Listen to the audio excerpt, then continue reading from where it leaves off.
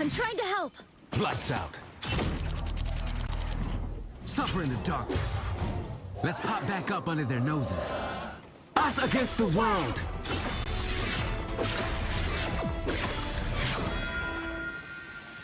My time to shine.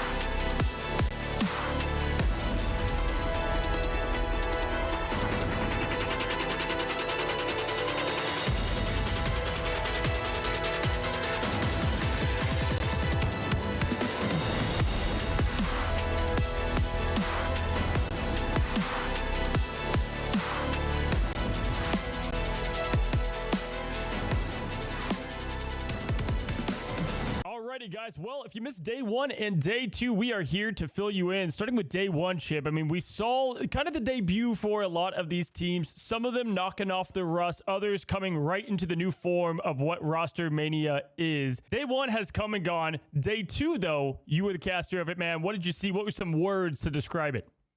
Sure, I'll keep it quick. I think teams started waking up. We saw them actually perform and step into their shoes a little bit and shake off some of those nerves. A lot of the series going to game three, and they were much more intense than I thought from day one.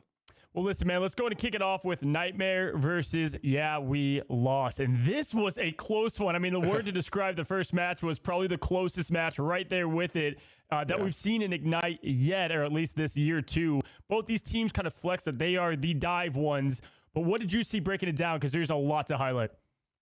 Yeah, I mean, there's a lot to discuss. I mean, like you said, very close, 99 to 99 on Dom on map 3, off the rip. And even then, there was ultimates coming in at the end that almost looked like it was going to sway it back in the favor of Yeah, We Lost. Nightmare did look super solid. A lot of these similar comps. Jeff was seeing a ton of play. We even saw Spider-Man, Venom, all the stuff you would expect. Psylocke was in there too. Daredevil went available. I mean, these teams are just very aggro, but they are incredibly fun to watch. Yeah, for me, I mean, it looked like Vision he did not miss a step from last year. Vision was just popping off. And I felt like Nightmare had a very good control of that going forward. And then, Yeah, We Lost. They just came back into form. And I have to give them credit because they didn't struggle in the MRC. And sometimes when that's your practice and then you go into something like this, like you're kind of not used to being down. Also, Jitward, we got to see the Deadpool, which is always fun. And, we'll see how long that kind of lasts as things have been patched and, approached a little bit. But do you think they have a good step moving forward? A lot of people had them high in their rankings.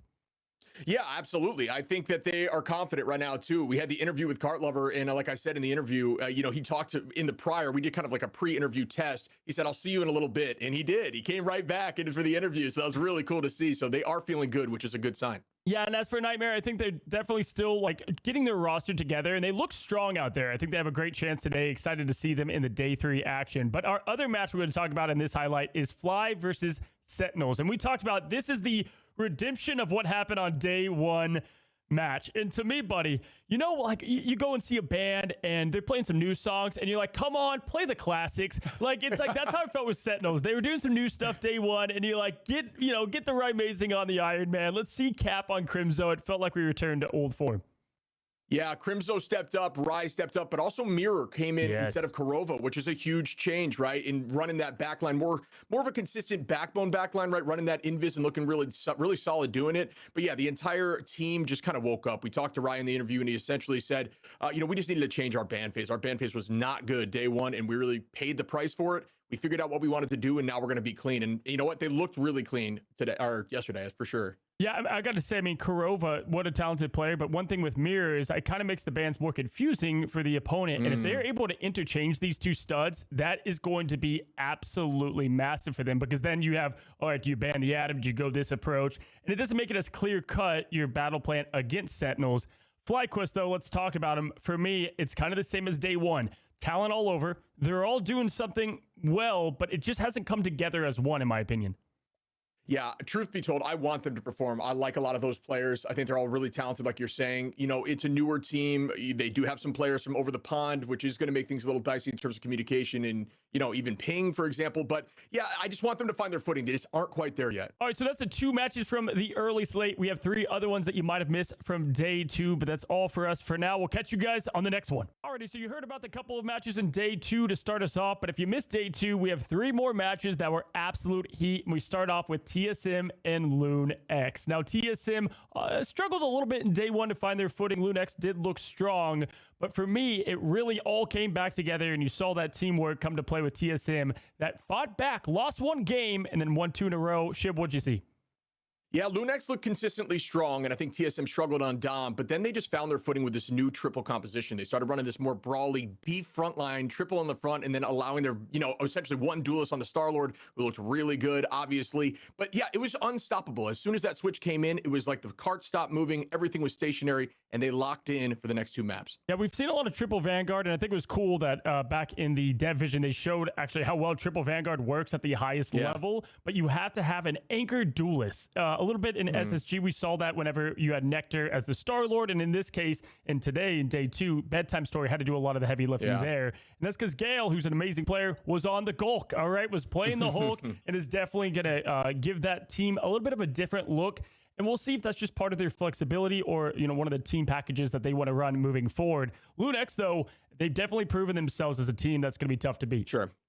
Yeah, I mean, shout out again. Regis looked really good in the back line, especially on map 3 there. Looked like he did not miss a single bullet on that Punisher, and that's always hype, right? So the team stayed consistent, but again, TSM, the compositional change that they made, I don't think that Lunex could find a solution, so they're definitely going to have to look into that in the future. Year 2, if there's anything we've learned, is that the MRC teams are not going to be easy beats. Lunex proved that, and we're going to continue to head into that with Swamp Gaming versus Cafe Rose, who obviously had the upset of the tournament, at least expectation-wise, to get FlyQuest a quick 2-0 in day 1, now playing what was now, I would deem some people's America's favorite, right? Swamp Gaming, what they've shown. And the number one thing I've seen from this team is that they have so many ways to beat you, right? It's not just from one role or player. I'm personally, if I had them circled on my calendar or schedule, this is a team you have to do a lot of prep for.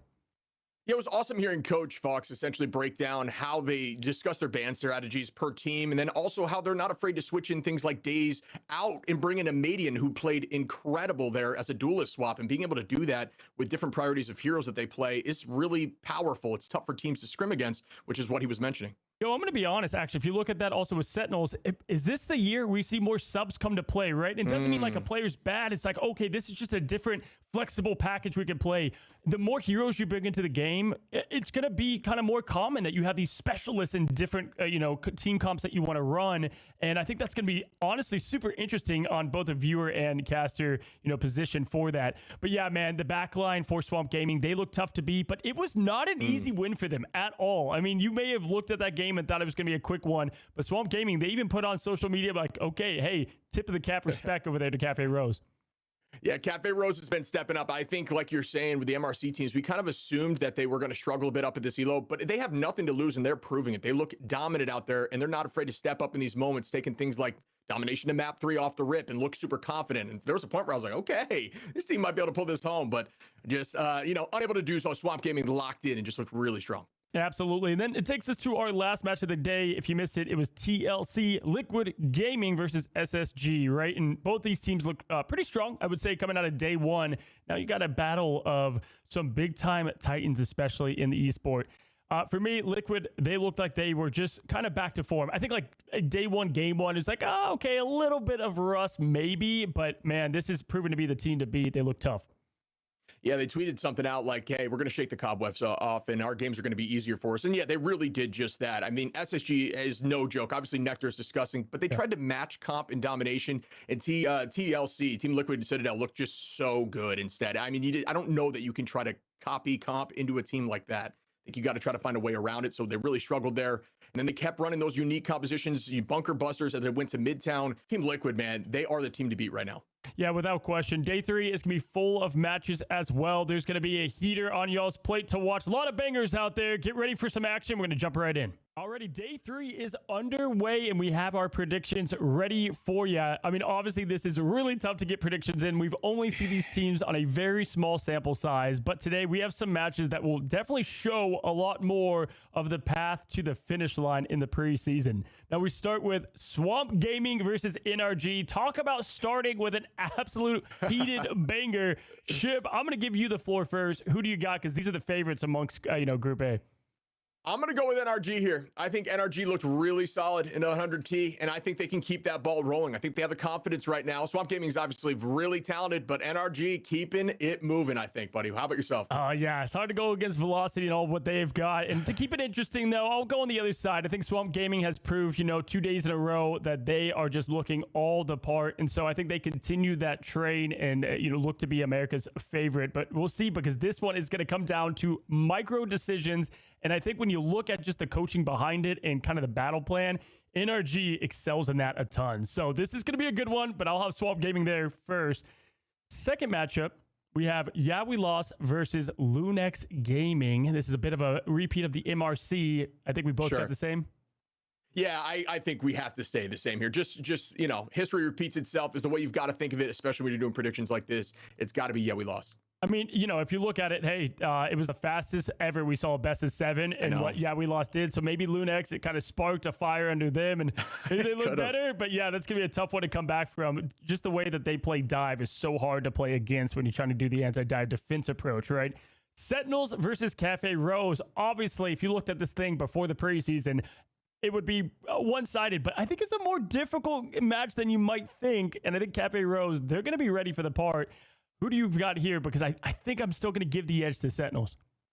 Yeah, I think I do the same. Sentinels have looked exponential in their growth, where Cafe Rose has looked consistently strong, but I think what we saw yesterday from Sentinels is a little better than what I've seen from Cafe Rose. Yeah, I'm going to give it I'm going to make it interesting. I'm going to go Cafe Rose wins the first one, Sentinels win the next 2. So it's going to be 2-1. Sentinels end up winning it, kind of what we saw from TSM yesterday.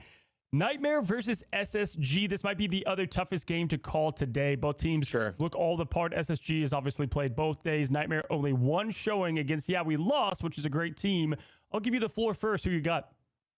Yeah, for this one, I'm curious what your take is too. I could go either way. Yeah. I'm going to stay with Nightmare because I loved what I saw from them on the first 2 maps against we lost. They struggled definitely on map 3, but I think they were just kind of on their heels at that point and fell apart. But I think they can lock back in. Yeah, for me, it's like I can't see either of these teams dropping 2 L's in a row, but one of them have to, right? And that's going to be the tough part. For me, I feel like SSG at the hands of Nectar should be able to get this done. I'm going to give them the slight edge. Again, I think this is go to 3. I think if you want a long day today, that's what you're going to get because this is going to go the distance. But Nightmare definitely has, I think, a bit more of a scary comp, if you were to say, compared to more traditional, better neutral maybe from SSG. So that's what we might see there to get close to in the day. And then we have Fly versus 100 Thieves, which, year 1, this is like a heater matchup. Year 2, I mean, come on, I know you have Fly, right? No, I got to go 100 Thieves on this one, bro. I have to. I think 100 Thieves looks, they looked really good. Obviously, day 1 didn't play yesterday, so we didn't have eyes on if anything were to crumble for them. Fly, personally, for me, I love the players on the team. I think they're all talented. We keep reiterating it, but I just want to see them perform once to get their confidence up, and I think everyone else's confidence in them. For sure. If 100 Thieves didn't lose day 1, I might have said, okay, there might be like this upset and you had the fire to spark FlyQuest, but 100 Thieves also have that fire. Like they can't go 0-2. There's just no way I can see that happening with that org, with Remix and all the players behind it. But FlyQuest going 0-3, there's also a lot of stake for them there. So even though you have 2 teams that are winless, I think there's so much mental to be played here. But overall, I think 100 Thieves ends up taking it. So what I can't wait for is for me and you to probably be wrong about most of these, but that's how it goes, yeah? That's always how it is, and that's why sometimes you and I got to split down the other side. One of us has got to be right, buddy. Exactly. Have to hedge our bets. We'll drop the predictions down below for the matches when they start. We want to know what you guys have to say, and we'll see you guys on the next one. What's up, guys? Welcome. We're going to talk about right now the current standings of all the teams in the America region. Now, there's plenty of days to have the preseason shake up, but as it stands, Group A, Group B, where did the teams land? And then, Shib, I want to talk about who you think might maybe get more wins under their belts and some of these shift a bit, especially those with the predictions out there. You want to know exactly how they're going to do. Well, Group A, the group of death. Let's start there. Swamp Gaming is going to be in first place as of now. NRG followed by that. Sentinels, then Cafe Rose, followed by 100 Thieves and FlyQuest. Now, to be fair, some of these teams have not played 2 matches, some have, and so that's going to affect someone like 100 Thieves who, they took a loss, and that's going to take them all the way down, even though FlyQuest played twice and they're at the bottom. But that's how it's working right now, yeah?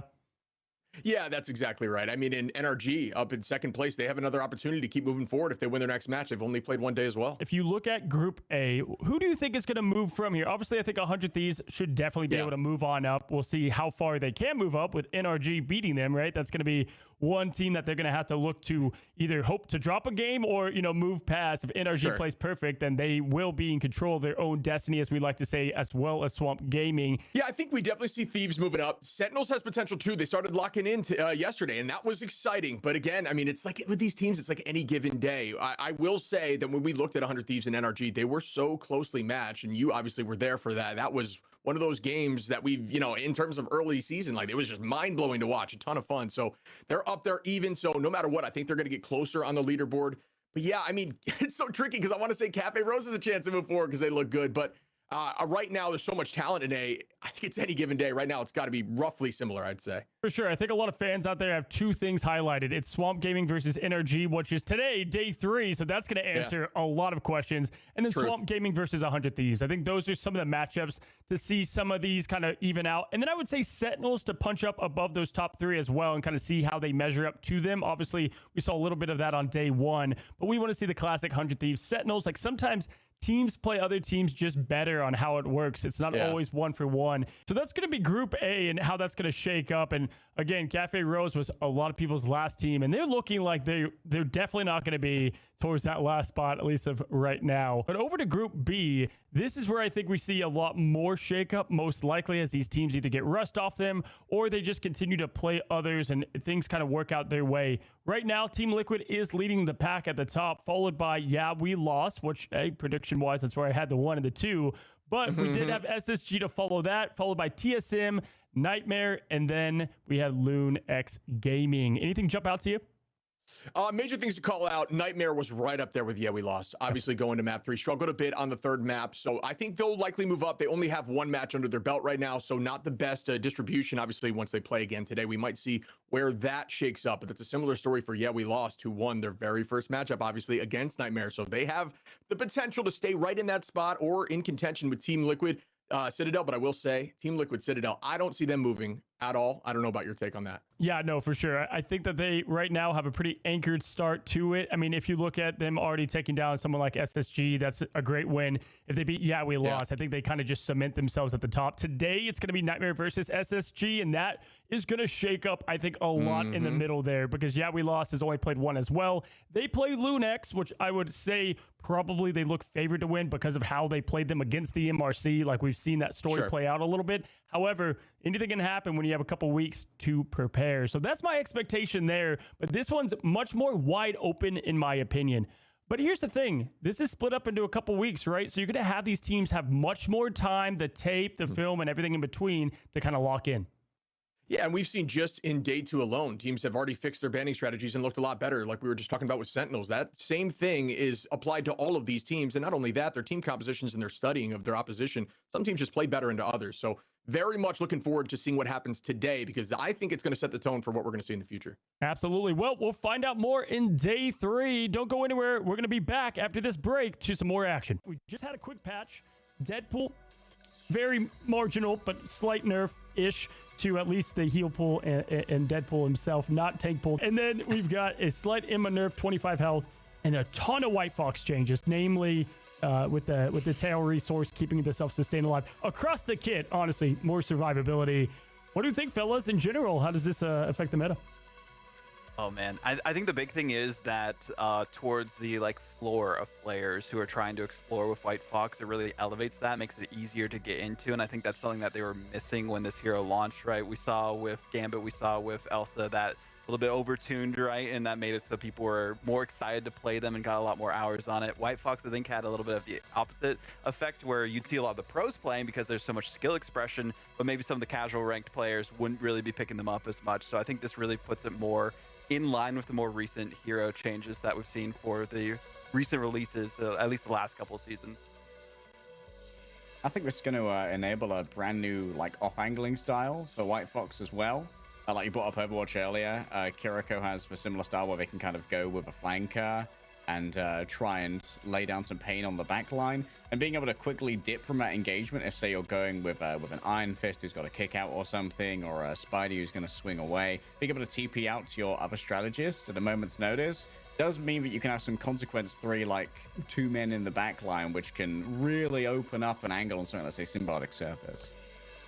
Yeah, I mean, I'm on board with both of you. I think the first thing that we should even address is Fox is already being played at the top. For those who maybe thought Fox wasn't good, she's been being played in scrims heavily and is very much a character that dives with dive and has an escape. And now you have plenty more avenues of escape. And you're too, now you have a lot of answers. So I think she's going to be absolutely meta after these changes to the point where She might be a bannable target coming up in these early preseason stuff. Yeah, I see a lot of stuff that's like, we asked for just the resource of the tails. Like, you did too much, and now she's going to get banned like across the board. Her ult's a little bit underwhelming in some ways, right? Like, even with Blade, I just like face tank it a lot of time. Like, you can just like go at it. But man, even crazier when the CC changes come in season 7.5, obviously a lot of tanks are going to rise up, but that Fox is going to get better too, depending on how she won't get chained as much. My gosh. Yeah. That's her one weakness in the ult form. Gets destroyed. Danger never travels alone, and if you're stepping into the Dark Force, just know it's not exactly a comfortable ride. Cloak and Dagger are doubling down with their daring duo costume, first introduced, by the way, in the Marvel Rivals Infinity comic number 31, and it's officially dropping March 26th at 7 p.m. Pacific time, so you guys can cop it right now. Definitely keep an eye out, because more reveals are coming through the Infinity comics. And honestly, this might be the most dangerous duo in the galaxy right now. Meanwhile, in New York, things are also spiraling fast. A powerful artifact, the Tablet of Life and Time, has surfaced, and now everyone wants a piece of it. We're talking crime lords, master thieves, and forces lurking in the shadows. From Fisk making desperate moves to Black Cat pulling off high-stake heists, every decision in Season 7 is pushing the city closer to total chaos. Time, power, freedom, it's all on the line. Season 7's Battle Pass brings 10 new costumes and exclusive cosmetics, and once you unlock it, you can complete it entirely at your own pace. Season 7 is already underway as of March 20th. Where have you been? Because time is shifting, power is calling, and the question is, which side are you on? Now, if your hero gallery is looking a little dusty, the Flight Mode World Tour has you covered with Merch Volume 2. You can earn Namor's Sea Samba as you check off those daily missions. And if you're a completionist, the premium upgrade is the play. It grants you all access to Star-Lord's Groovy Guardian and Magic's Infernal Idol. Don't let the tour pass you by. The Funk kicked off on March 26th, so lock in, get groovy, and take center stage. And speaking about kicking off, Zoe, kick off the new season with a captivating style. Make some noise for ESU's very own sports legend, Brett Hendrick. Whether he's scoring on the field or just walking the campus, he's always the center of attention. The game is on, and the score points are coming in hot for Captain America's Brett Hendrick. The star costume, first appearing back in Marvel Rivals Season 7. It's brand new, guys, so you can pick it up as of March 26th.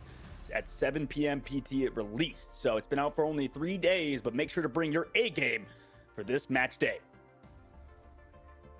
Rest assured, we will be bringing our A game as well. Welcome back, everyone. You're watching Day 3 of Week 1 of the Marvel Rivals Ignite Preseason here in the Americas.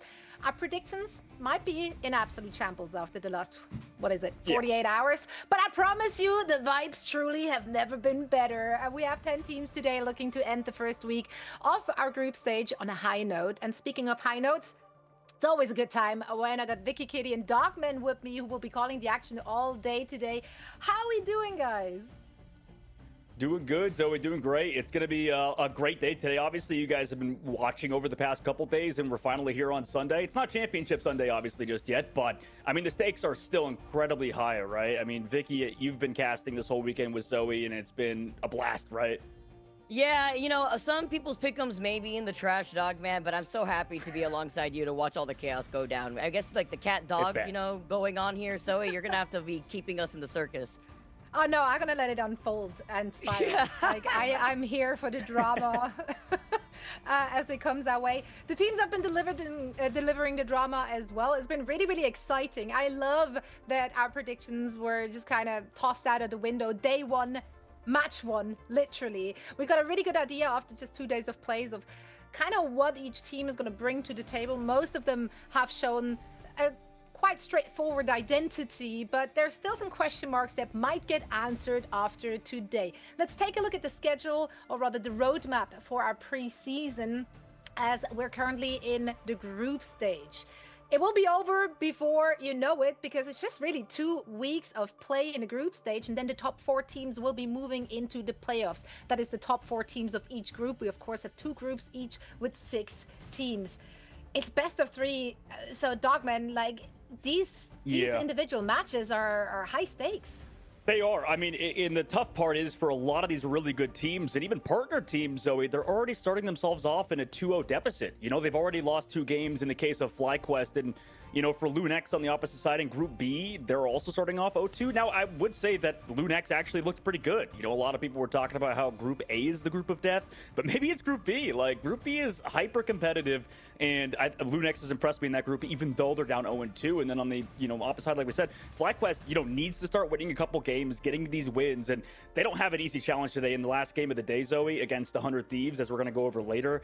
It's going to be a brutal potential start for them in this preseason, for sure. Yeah, the action will be covered not just by the fine people you're watching right now, but also by the even finer people on your screens. The Spanish watch party is live and has been live over the last 2 days. So head on over there and show some love to our global community.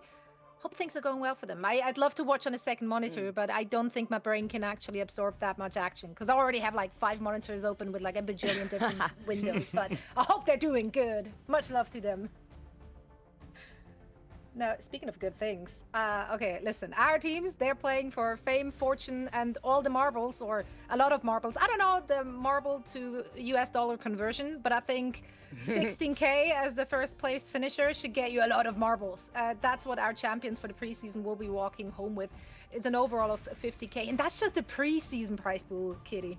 Kitty, yeah, I never called you Kitty, and it felt wrong. I did not like that. To the shadow realm with you. Maybe it's just because Dogman's here too, and I like, it starts know. with Dogman. But It's you know, a zoo then out here. you have to consider what else is a zoo, because not only are these teams like fighting for bragging rights, if you really consider that first place spot and second place spot, that's like an $8,000 money match, okay? And then it goes down to some new inclusions of the maps that we've seen, specifically Shibuya being included in our map pool, despite being, you know, one of those maps that have been within Marvel Rivals from the beginning. Yeah, we've seen some glimpses of it already. Dogman, is that a yay or nay for you? Are you a fan of the map? Yeah, I like it. I mean, it's always been a good map. I think it's you know, I seen people talking about it on Twitter yesterday. You know, it's like you know, you don't want to take teams like, yeah, we lost to that map and stuff, and you know, like, oh, why would we pick the one good dive map for this team on a convergence? But you know, teams make some interesting decisions, and a lot of people love that map, Shibuya. It's glad to be back, and I'm glad to be back in Ignite too, Zoe, where the ban system is back to where it's you know, been before. Yeah, speaking of decisions to be made, ban and lock, that phase is intense. Very different look, of course, in the MRC, where the bans are universal. Here, our system is asymmetrical. That means you can ban a hero for the opposition, but you yourself can still play it, unless, of course, it's being banned out by the other team as well. You can lock your heroes. You see the ban and lock order on your screens right now, so it's kind of a snake draft, but not really a snake draft. I shouldn't make sporting references because I really don't know anything about sports ball, Vicky. That's why we're here casting esports, Zoe. That's what we like to see. And also the pick and ban phase being so important in determining how a lot of these series go down. Because as Dogman already mentioned at the very beginning, we only have these 2 weeks, right? And it's already been decided with a lot of these teams struggling, FlyQuest, Lunex Gaming, where when you only have these 2 weeks to play through, it's only 2 top 4 teams that get to advance through those playoffs with these best of 3 matches. Yeah, I mean, I'm kind of just glad that, well, yeah, looking at the team rankings too. Yeah, SG at the top, Swamp Gaming. Did anybody expect that? Like, was that anybody's bingo card, Swamp Gaming, to be the top team in this group? Like, Zoe, did you expect we that? heard, right? We heard it. The word on the street was that they are like a scrim god team. But you don't know, right? Like how much stocks to put into those scrim rumors. Turns out they were all true, and we should have invested. Should have invested early into the scrim bucks, and then should have gotten in there. Yeah, you're right. This is the one season, but also like the patch change before messed everything up, and even like Team Liquid. I don't know about you guys, but like it does feel like after the games I've watched, Team Liquid's like slowly figuring themselves out, but even they don't feel like they're, you know, reigning at the top of Group B, right? Like it feels like this is anybody's group, despite, you know, the situation they're in. Because I mean, Lunex had a really good series with them, right, on day 1. Yeah, it's kind of tragic that they're currently at the bottom there of the standings, because they did look so competitive, as you already said, Dogman. Now this is today's match schedule. Vicky, Kitty, what's the match of the day and why? Give me a sales pitch. All right, because so we just saw what Swamp Gaming's been doing thus far within Group A, when everybody's pick'ems were, you know, put in the trash bin, but also some teams haven't been able to play as many games as to their counterparts. So to open up the day, guys, this is going to be a banger. Why? Because currently NRG in the first day of the preseason Americas took out 100 Thieves. With NRG also slotting in a bunch of new players, they're facing off against Swamp Gaming, the Scrimbugs team that Zoe was mentioning that you have to put all your stocks into, but we decided to hodl. And then game number 2 for the day, match 2, we got We Lost versus Lunex. That's the run-back opportunity for Lunex to really determine if these changes could benefit them going into the MRI after We Lost was dancing on their opponent's heads just yesterday. Jitward was having way too much fun, but it looked very entertaining, so that's going to be a banger. Then for match number 3, we got Sentinels versus Cafe Rose. That's going to be a determining factor to see how Sentinels is feeling, against, maybe not some of the strongest, but nonetheless, it's been very tight in terms of competition. Even if we've seen some 2-0s, it's gone the distance. And then match number 4, we got Nightmare versus Space Station. That's going to be another good one after Nightmare fell short in their series just yesterday. And then we go over to FlyQuest versus 100 Thieves to end the day. That's tough.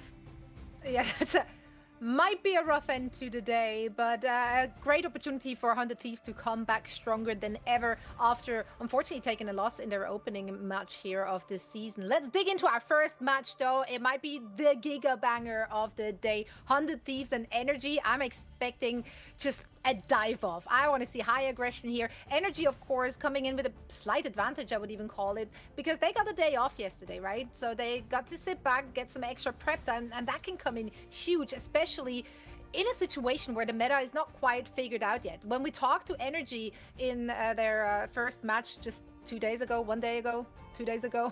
I know time, I know how that works. What year is it? Velocity shared some really great insight here, Dogman. I don't know if you watched that, but he basically did say that when we asked about the team identity in this meta, he did say that they used to be a Brawl team. Brawl is terrible now, so they had to swap things up, and they have just been spamming Dive for a month, and they feel like the Scrimbugs are in their favor now. What you saw, do they look competent enough to go up against Swamp Gaming, which we know is just such a phenomenal Dive team? Yeah, I mean, it's definitely going to be a dive off, like you mentioned. These two teams in Velocity too. We can talk about him in a second. He's always done well, I think, on dive squads. We didn't see it at the last Ignite at the champs, kind of, or at grand finals, because he was, they changed it up so often, right? With patch changes, it can make things confusing. Swamp Gaming, though, this squad always somehow remains on top. It's just like their old Nemesis squad, now from Swamp Gaming, which it's weird that my former teammate actually owns this roster, and Michael, that's a different story for sure. But for Swamp Gaming, this squad's been around, and they've kind of stuck together. Maybe that's the biggest reason they're so consistent, Zoe, is because they just continuously play together and are still a formidable squad, and only upgraded the strategist line with Forky Dog and Valentina, who are highly regarded by everybody in the scene.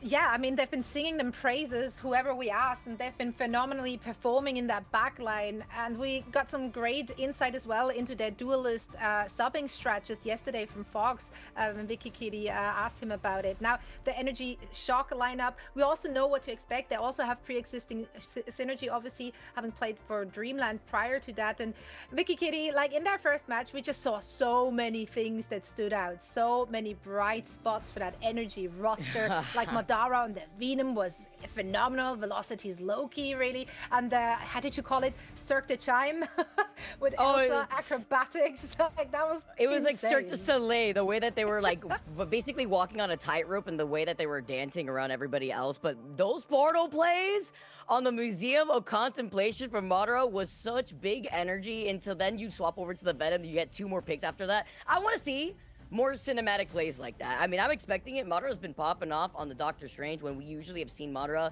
on the EMEA. Obviously, EMEA taking a much bigger step back depending on the compositions you should usually see other teams pull out with. But then it also depends on what game type you're playing on, right, Dogman? Because you have still the triple Vanguard lineup coming through to fruition. Yeah, I think you're right. I think Madara, on characters that he's comfortable on, like Doctor Strange, I'd love to see that, right? For sure. But, when we go to other characters, when he goes to the Venom and maybe even some other stuff, he's got to kind of slow it down. It's tough because a lot of these dive characters are the focus of these teams, right? So we'll kind of see how they play. I mean, I'm curious how this goes, and I would hope that Energy has taken Zoe's advice and, has taken that off day to recoup and rest up, Yeah, I mean, I'm pretty sure Swamp Gaming put in a lot of homework here as well. They had the footage from the first match from Energy against 100 Thieves, and I think if there's one thing that really stood out is that you don't want to let that Vanguard Deadpool get through the ban phase. I think they reminded 100 Thieves, while Vanpool should definitely be banned in the hands of Window. That caused so many issues. Is there another like priority ban you feel like is a must for either team, really? I mean, for me, I think, I don't know about you, Vicky, I feel like it's the it's like the three-headed Hydra. Headless Horseman. The headless Horseman, yeah. Well, they should be headless, honestly. They can't be, though, because you can't ban all of them, sadly, right? Like, you protect, Elsa if Gambit gets banned. So, for me, it's Gambit, Elsa, and, yeah, like you mentioned, Zoe, Vanpool. So, those three are always at the top. I don't know about you. What do you think? I think personally also like Daredevil's been like an asterisk to certain teams in the win conditions as well. It's been like, you only have so many bans though, guys. Like you could only work off of so much, and it depends on how we dig into everything. Guys, it's gonna be exciting. Zoe, I'm excited to see our first series to kick off the day. That's right. Energy Shock going up against Swamp Gaming. We expect high octane gameplay. Let's see what the teams deliver. All right, thank you, Zoe. And straight to the ban phase we go. So it's just off to the races, right? Immediately, I don't know, what do you think, Vicky? They go for the Elsa ban on the opposite side to get the one-sided matchup with Mello. And then for NRG, getting rid of the Gambit. Oh, they're so locked in. I love how we're always able to like kind of get more insight whenever we have an interview with a coach. And Swamp Gaming did something yesterday that we have to pinpoint, which was have Mellophobia actually into their lineup this time. It's going to be Daze on the startup, and they've preached about it already in interviews about how crazy Daze is on the Daredevil.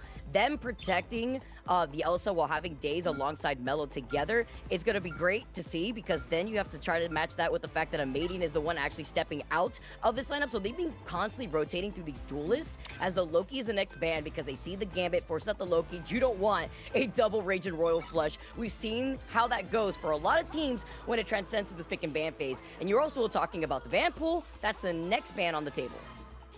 Yeah, there's a lot of sort of back and forth here based on that. It's like you mentioned, they're very blessed to have the duelist lineup that they have with Daze, Mello, and Amadian, because they can kind of play everything. And, Daze maybe go over to that Wolverine potentially is always an option.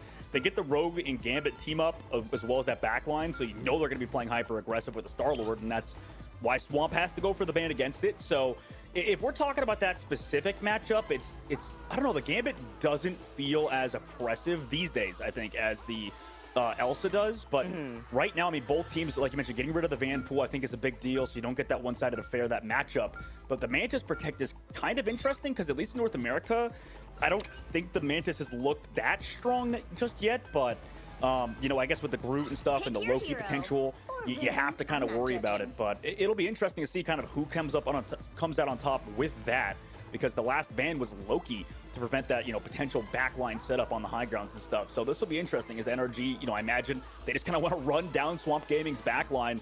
But we talked about it, Vicky, their backline's one of the best in the game at living, right? Yeah, it is, and I actually think the Protect on the Mantis was almost a bait too, because even if you do swap over to the Mantis, you could get the damage boost onto Mello, and then Mello could just go crazy. But it forces out that ban onto the Loki, so Swamp Gaming have a little bit more freedom to get comfortable with their backline that they've stated is probably the best backline right now than any other team. They feel very comfortable with Valentina and Forky, and together, even through our interviews, they know that this is a lineup that really has no issue in a very dive-heavy meta where they're likely to be oppressed, which also goes hand-in-hand with your point, too, with, like, the Gambit metas, too, because I feel like if your Gambit isn't getting enabled, that's your win con off the table. Oh, yeah, 100%. This is going to be also a matchup thing to determine the group, right? Like, if we look at the overall standings, the fact that NRG beat 100 Thieves, a team that everybody thought was just going to... Insane. It's crazy. Like, the fact that everybody thought they were going to be top of the group, already sent down to that potential elimination spot. And then between Swamp Gaming and NRG, these are the two undefeated squads so far. Portal play on the right side. Yeah, that's quick. Oh, and with the fastball special, wait, they came and they chose violence. They're looking around, where is everybody? And they go and they contest with a portal play of their own from NRG as Daze gets sent out like a Pokemon, finds Madara, isolates him, gets sent all the way up. Somebody call the Amber Alert. He tries to stay alive, puts up the shield, and that's a big first pick in favor for Swamp Gaming. Yeah, and this would be an interesting map to see if, like, Shock doesn't actually manage to get, you know, eliminations against that, right? Because this Wolverine with the Hulk just gets thrown in there all the time. You're getting one by one. The Daredevil gone, that's a ton of damage removed, and you're against Mello on the outside, just poking you down. Right now with this Wolverine, he's kind of been so free with the Invisible Woman matchup as well. Finally, they're able to take care of him. But this map is just so open that you kind of have to take advantage of that. The first point given to NRG, so great work out of them, and they need to keep this pressure up and make sure they could maybe build ults and not let Swamp Gaming get any KOs on the opposite side. Crazy to see how already that dominating factor here for NRG to still take over the point over Swamp Gaming, despite Swamp getting that first pick here. Daredevil now going over to the side. Amara gets stunned. The Rogue getting caught. Forky Dog following up to get that next pick, but it's still in favor for NRG Shock, who are nearing that 25% mark. Daze is looking for the next victim before finding the Venom. He isolates him. He already popped the armor, which means he has no help.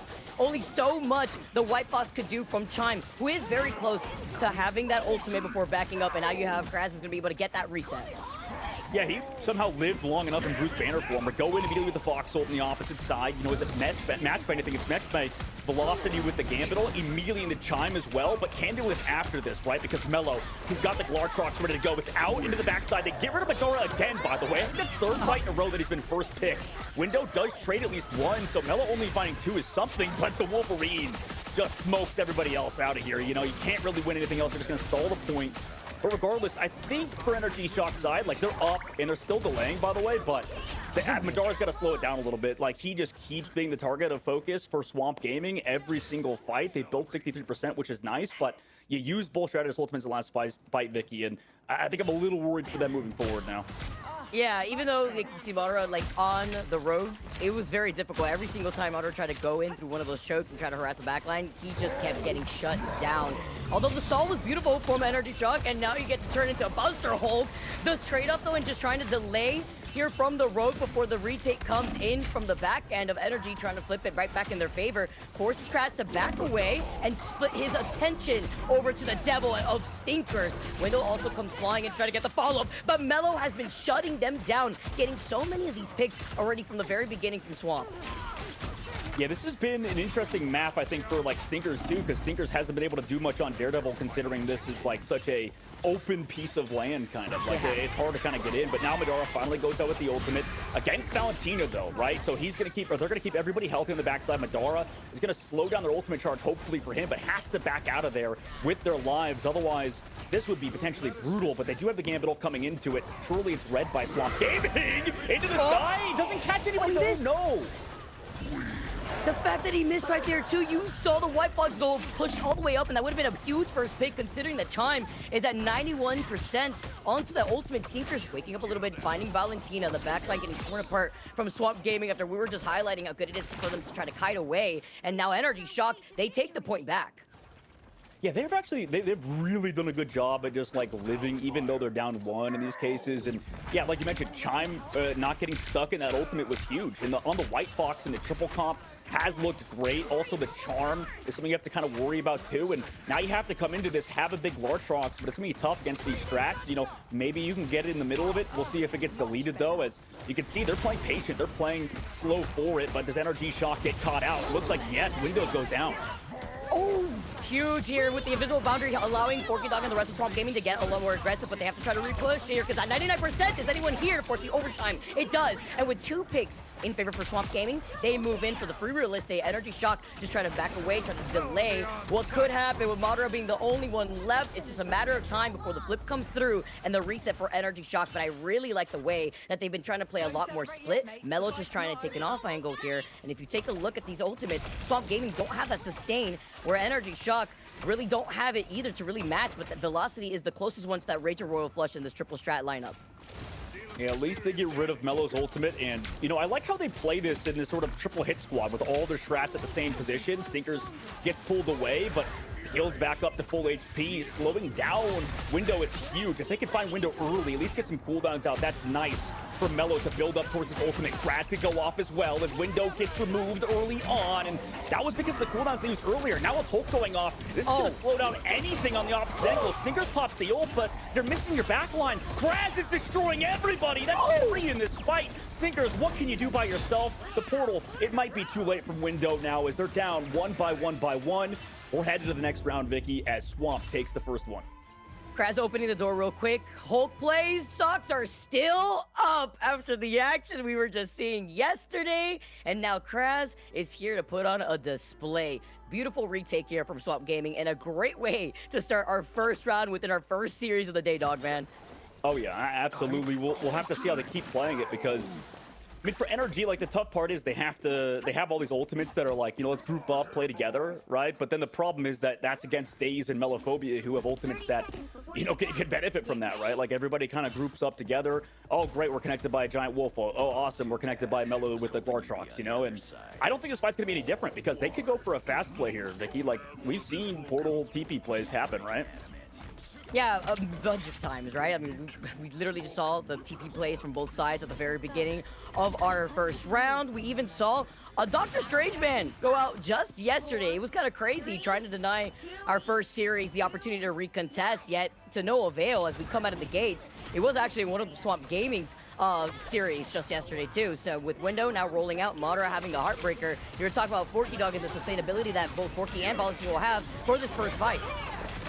We go in, I mean, early ultimate from Forky with Daze, but Daze actually got charmed out of it, I believe, so his ult gets set down. Oh, wow. Forky with the KO onto Velocity as well. They're not charmed, it was slowed down by Madara's ultimate because of it. It was sent down lower. Daze does get one on the trade, though, so they're actually coming out on top. Swamp is 1 by 1 by 1. Also going with the team up with the Hulk that get thrown in there. Valentina slowing down this push.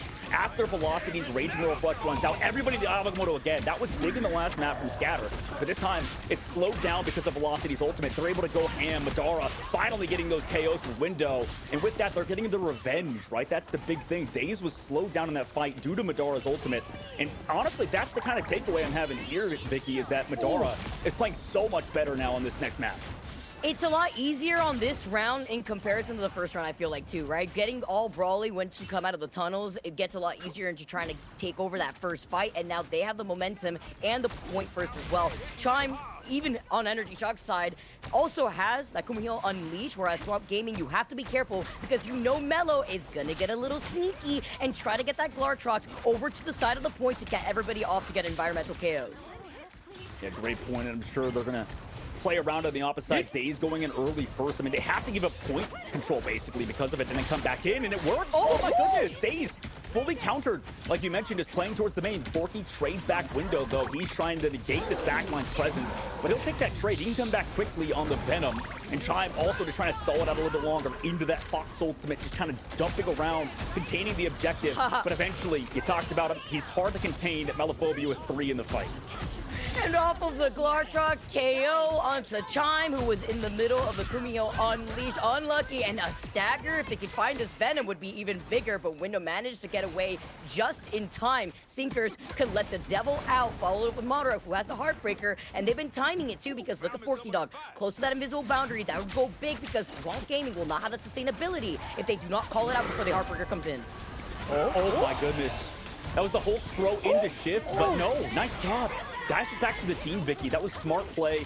Huge movement by the side of Chime, but eventually it's taken out. I mean, too many cooldowns used in that case. Unfortunately, 4 times. Tinker trying to trade it back, but just gets negated again. The peel too heavy for the side of Melophobia, and Swamp Gaming now up 2 in this fight.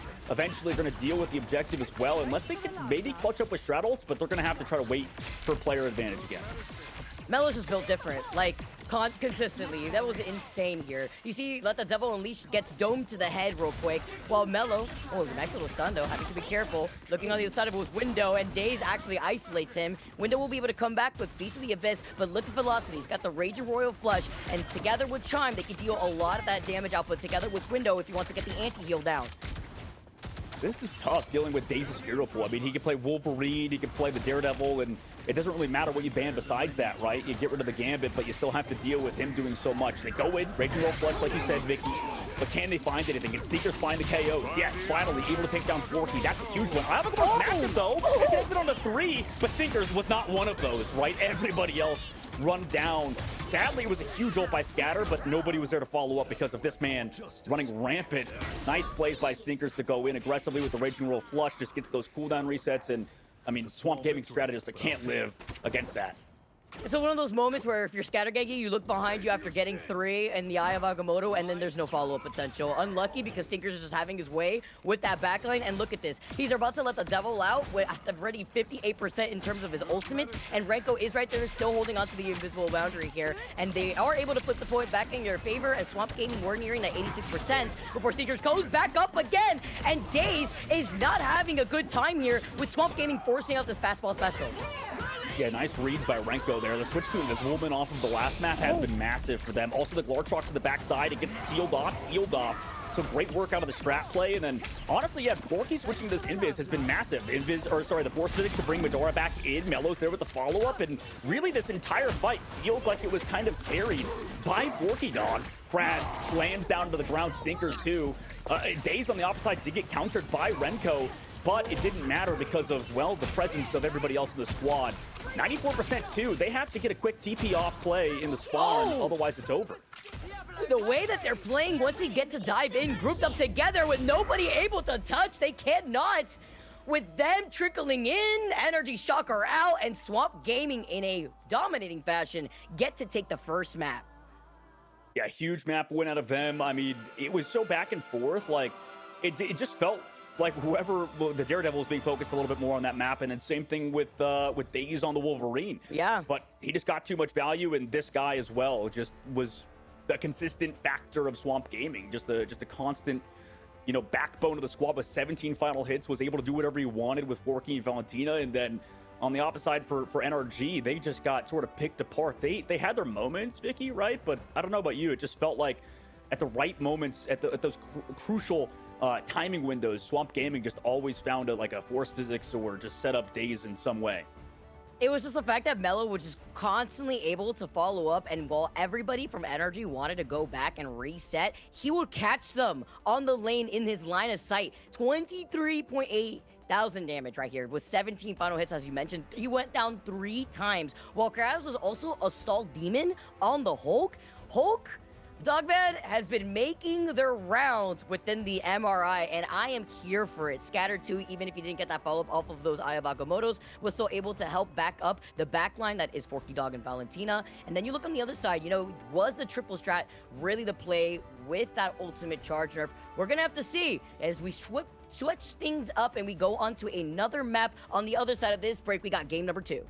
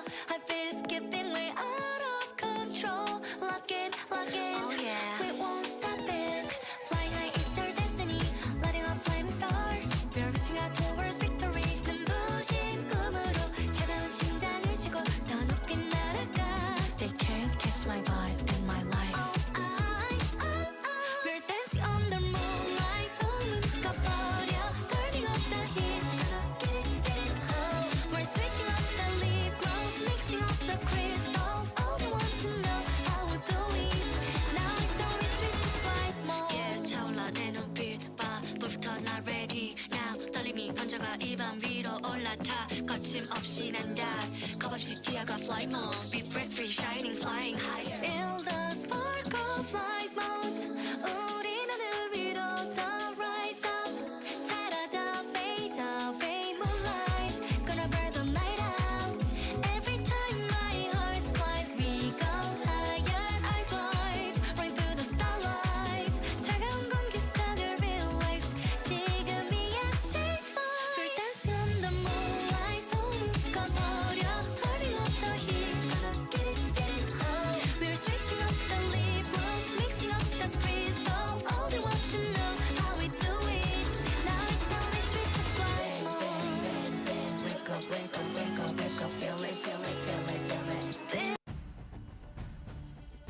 Hello and welcome back to Marvel Rivals Ignite Preseason Americas. This is day 3 of week 1. Zoe here, joined by Darkman and Vicky Kitty, and we're about to break down map 1 and set you up for map 2 and our expectations heading into it. First of all, of course, I'm happy to see the Hulk stonks continue to be on the rise, Vicky Kitty. We finally got to see Hulk in action, like quite a lot actually yesterday. It found a lot of success, and we see that continuing. Do you expect that to be just like very team specific, or is Hulk like definitely back in the meta now with the most recent patch? I think it's team specific too, because I don't think a lot of teams, at least in Americas, are as comfortable running the fastball special. Like when I talked to the Swamp Gaming coach, they said that they're pretty confident that they're one of the only teams that have been able to utilize it at the best of their ability. So I think, you know, maybe depending on the map that we go to is also another thing to try to deal with expecting a dive Vanguard to try to go into your backline. Right now we do see Shibuya is being picked by Energy Shock. Of course, the loser is picking the upcoming map. Dogman, how do you feel about this? Also, do you think like they will be running that triple strategist backline again? Energy Shock, it looked volatile for them in map 1. Yeah, I mean, I know they like this map, and it's just, yeah, I think it depends on like I guess the end of the ban phase, but yeah, it does feel like, at least in North America, I don't know, teams just don't really play the Mantis triple stuff very well. You know, whether that be like just the KO potential, whatever it is, it just doesn't feel like we've seen a good Mantis team in North America just yet. I don't know, but like the comp is sort of last patch. I feel like it was really good because of the ultimate charge rate and stuff. You know, now that we're reducing it by 20% in the last patch is a big deal. And I think that the strategists are actually like the ebb and flow of the strongest heroes in the game. It's going back kind of over towards those duelists and towards even Vanguards, like you said with you and Vicky said about the Hulks. Like Hulk players are just kind of running rampant right now, and we saw like Medora popping off on the Rogue too. Like I just feel like it's not that good in North America specifically. Another thing I want to highlight here as well, looking at Swamp Gaming, obviously like a very dominant performance here on map 1. Yes, Energy did fight back, but they did lose momentum in Swamp Gaming, then just kind of overwhelmed them.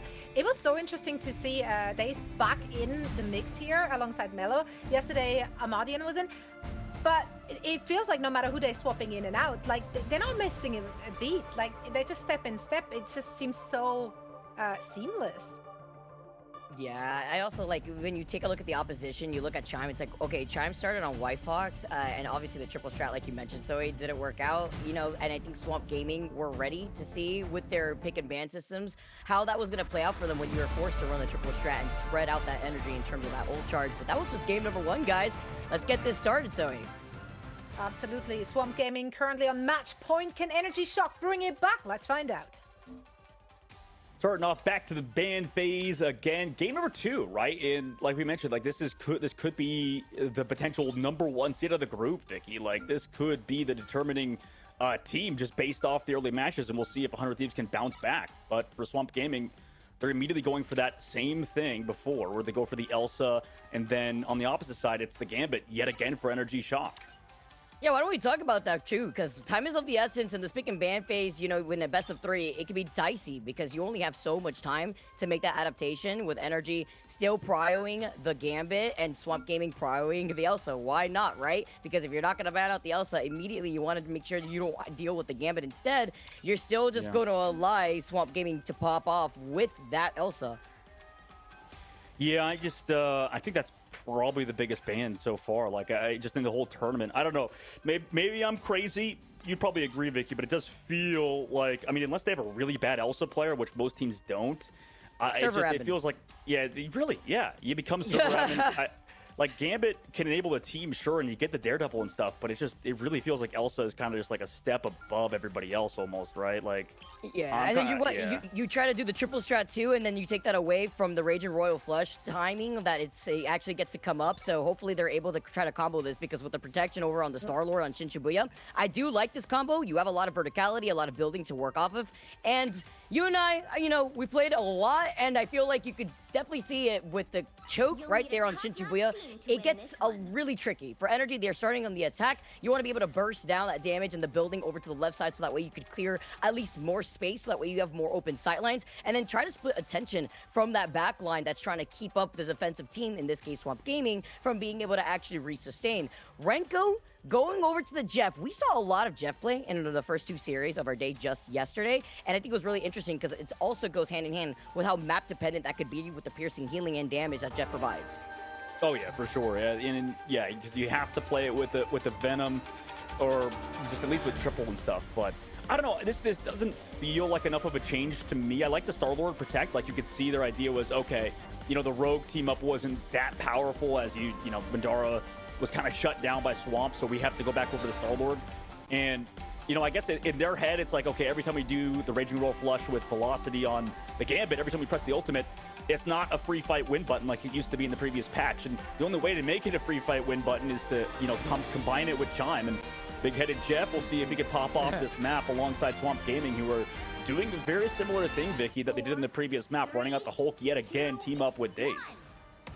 Oh, so hopping off here of the Jeff, so you won't have the Jeff and Venom team up real quick. Chime just making sure to check that nobody is dwelling around here from Swamp Gaming, and just changing things up before Renko swaps right back over to the Jeff. And it's funny too, because every time I look at Jeff with those big eyes, man, I can't help but think about my dog kind of replicating those eyes, but it's a little deadly too with the way that Jeff could get into these different off angles. You can already see Daze getting shut down with a great bubble coming out from Madara, who's on the Magneto. Stinkers on the Daredevil is already prowling around, and Kraz is ready to try to help heal and stop either of the diving Vanguards from trying to harass them. You know, ultra aggressive, but able to kind of get out with their lives. Cooldowns, though, used, and, you know, they're trying to counter this hard engage by the Vanguards as long as, like, Window can live, and he's actually done a really good job at that. I'm just kind of curious how Madara plays this, too, because they do have the invis to potentially counter that Wolf and stuff, but it doesn't matter. Sneakers just gets deleted on the inside angle. They go for their dive, and, well, it doesn't really happen because you just come back to peel the Wolf. You go for those team-up pulls and pushes again. We're just going to try to farm ultimate now at this point, right? Like, just get that Star-Lord, get that Gambit ultimate. But, you know, you already lost the first team fight and you're down a minute, Vicky. That's kind of rough. And now Chime is kind of in the back line too. They've noted where he's at, and Daze getting called out by Stinkers after they were able to isolate him over to that side, and Daze says, I am out of there. He dipped so quickly over the top of that roof, while Velocity still over to the side. Take a look at that Raging Royal Flush. Forky Dog is ready with the invisible boundary to try to match that, but it's so difficult too for Invisible Woman to survive when you're also at threat of these antis. By the way, Chime is not contested, and Window gets stuck in the room of death, it looks like, because everybody's forehead is touching the roof. Yeah, this just ain't it so far, man. Like, they just keep doing the same thing over and over again. That's 2 fights now, and Melo's just been doing whatever he wants on top of Forky getting those pulls. There's just not enough damage. Like, I don't even think we forced out Daze's passive once. He still has the overhealth if he goes to 1 HP, as you can see by that little shield icon next to his HP pool. And Daze is even just going more proactive, looking for time in the back line. I mean, this has been brutal. I really, looking back at it, don't like the ban phase and how it's gone so far, just because we're trying to play this Gambit stuff. It seems like, I mean, so far, you can kind of ignore playing Gambit comp. We'll see in this upcoming fight, though, as we do finally have that Star-Lord alongside the Raging Roll Flush. I agree. Some teams are better with it, as a slam down on the last stand finds the strats. Daze, it's hit its mark with the bullseye, and now it's another Stagger Fest coming out on the hands of Swamp Gaming onto NRG, and then Kraz, of course. The fact that Swamp Gaming have allowed this whole comp to work to help to deal with any sort of dive oppression has been chef's kiss. Yeah, it has. I mean, they have to make this fight too. They have to make it work, rather, Vicky, here. Either, you know, a big Meteor M at the end of this, but at least get that Gambit ultimate, at least get the Star-Lord ult in the sky. You know, maybe we can get KOs even through Straddle. Finally, no, Velocity, you can't get picked this early. You're the only ult. We've played, Vicky, they've played for just this combo. Just the Star-Lord, just the Gambit, the entire game. And they haven't even gotten it off once. We're at 50 seconds left to go, man. We gotta just not get picked. The stagger KOs have been brutal. It's so hard when Melo is looking down the lane, able to find some of these trickling in strats are trying to back away, and then you had that one really big statter between Daze and Chime. Stinkers is now going onto the Wolverine.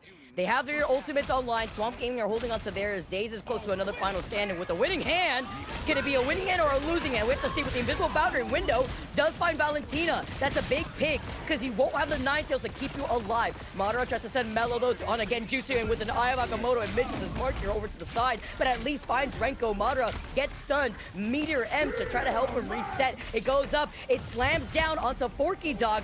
Big pick off, as Valentina does make their way back, though. The thing could come in for a delay. Energy, though, have now already planted their feet on this point, and it's back to the drawing board as Swamp Gaming may want to recontest here with Forky Dog having a portal. Yeah, they smart play. Scatter was the last one to die on the Doctor Strange, so Forky has to switch over to it off the support in the meantime. So that saves them this point recontest. And Daze, or rather Stinkers has the ultimate now back on Wolverine. Also, Valentina's ult runs out, so we have really nothing to sustain. But they got the retouch. I imagine they just want to build as much time, rather, or build ultimates for the next fight. It was a valiant effort. It was tough because I think Scatter going down, it's always rough to see your Doctor Strange as the point is camped by NRG. Go down last, just because you're like, damn, that's the one guy we need to die first if we want to lose anybody, right? Like, it's tough, but regardless, NRG's in the second point because of that combo, Vicky, and they didn't even get that much out of it. It was a little dicey at points, right? They had to commit a ton to that fight, but as long as they can keep that up, just don't get stagger KO'd and build your Gambit Star-Lord, right? Like, that's their only freaking composition purpose. As long as they can do that, they're probably fine, but we'll see if they can get to at least the end of the map, because that was a long hold for Swamp Gaming. Yeah, it's like the ready, set, go button, right? That's the win condition that you want as another kidnap comes in, this time from the hands of Energy, and the final stand tries to come out from Stinkers. At least Chime follows up to find Scatter in the process. Kraz, though, has that same stall potential that we keep seeing. Galactic Legend is online, and guess what? The Rage and Royal Flush is short to follow. With a stun onto Madara, and with them losing window, they can go back to the drawing board. Swamp Gaming trying to get into position, and here comes a Rage and Royal Flush. All that's on red, it looks like, as Chime is flying around. Melo's looking up. A great protection, but they need to shut down the Star-Lord in the sky. Yeah, it really is just press Q when you win the game button with those two, right? It's tough. But I like the switch for Stinkers over to the Wolverine as well. Like, how Scatter Genji's playing this Doctor Strange is hyper-aggressive, so as long as he can maybe pick him off and, you know, they can play to counter Scatter's aggressive playstyle as well, maybe get bubble to Stinkers, he could have the advantage. But Daze just comes from the sky with the Wolverine, or with the Hulk for now, but they have to give up space. Oh my god, what a yeet of a brutal. I don't think that connected. It hit the wall, and now he's brought back. What a brutal situation for Window, as that's a reset back to spawn. Yeah, that's the final stand right there that the last stand that we were used to seeing here from Daze, and now NRG have to reset. Great stall now coming out from Kraz after being able to go Omega Buster World Breaker Hulk, and I'm just, again, a beautiful display of the Hulk's plays that we've been able to see. Fastball special still in hand, and Swamp Gaming have these ultimates online. 4 exactly after you just saw them just use up 2. He yeets them out. The Groot is the victim on the other side. They try to pull him back, but he's slicing with 99 wood cutting. Window tries to run away. Seekers find Scatter, and Forky pulls him back, so it's a trade up from the Vanguards. Yeah, that Glortrox connecting on the 2 allowed them to get those KOs, but somehow they haven't lost too many people. They have only 5 seconds to touch, though, and somebody's got to get on. They're brought back by the Wolverine in the skies. The Meteor M! Madara! What a dunk! That could be saved. That could actually save them on this map, because they're going to get these stagger KOs on the point, too. Scatter is going to come back with that Doctor Strange ult, but it's a little awkward now. We want to probably reset, get back to 6, and then come back into the fight. But that dunk onto Melo has been massive. Upcoming fight, I think Daze could be huge with this Wolverine ultimate. That could stuff everything, but Stinkers as well has the very same opportunity. Has to shut down Scatter with this Eye of Agamotto. The fact that Melo saw that in slow motion, too. Here comes Chime, though, floating in from the high ground. Nobody to contest them. See Valentina up on the high ground, too. And with no final stand here in the hands of Daze, Stinkers has it instead and has found Scatter consistently, at least with the BRB and the rocket swap up from Forky Dog. They could come back and go in for a quick reset and a recontest. Overtime taking away. Energy cannot get off this point. Scatter brought back in, has the eye, but he can't do anything. Oh, wait a second. The Raging Wolf Flush alongside the Wolf ult, yes, but are the KOs here? The ante comes out, and they do. Cap out in overtime, it looks like. They tried to do something, but yeah, Scatter's going to switch off the Doctor Strange. He's being countered a little bit too hard, I think. You know, off the Daredevil and onto the Wolverine has been a unique swap, and it's kind of worked for them so far, Vicky, as Stinkers was able to close it out with NRG there, moving into third phase.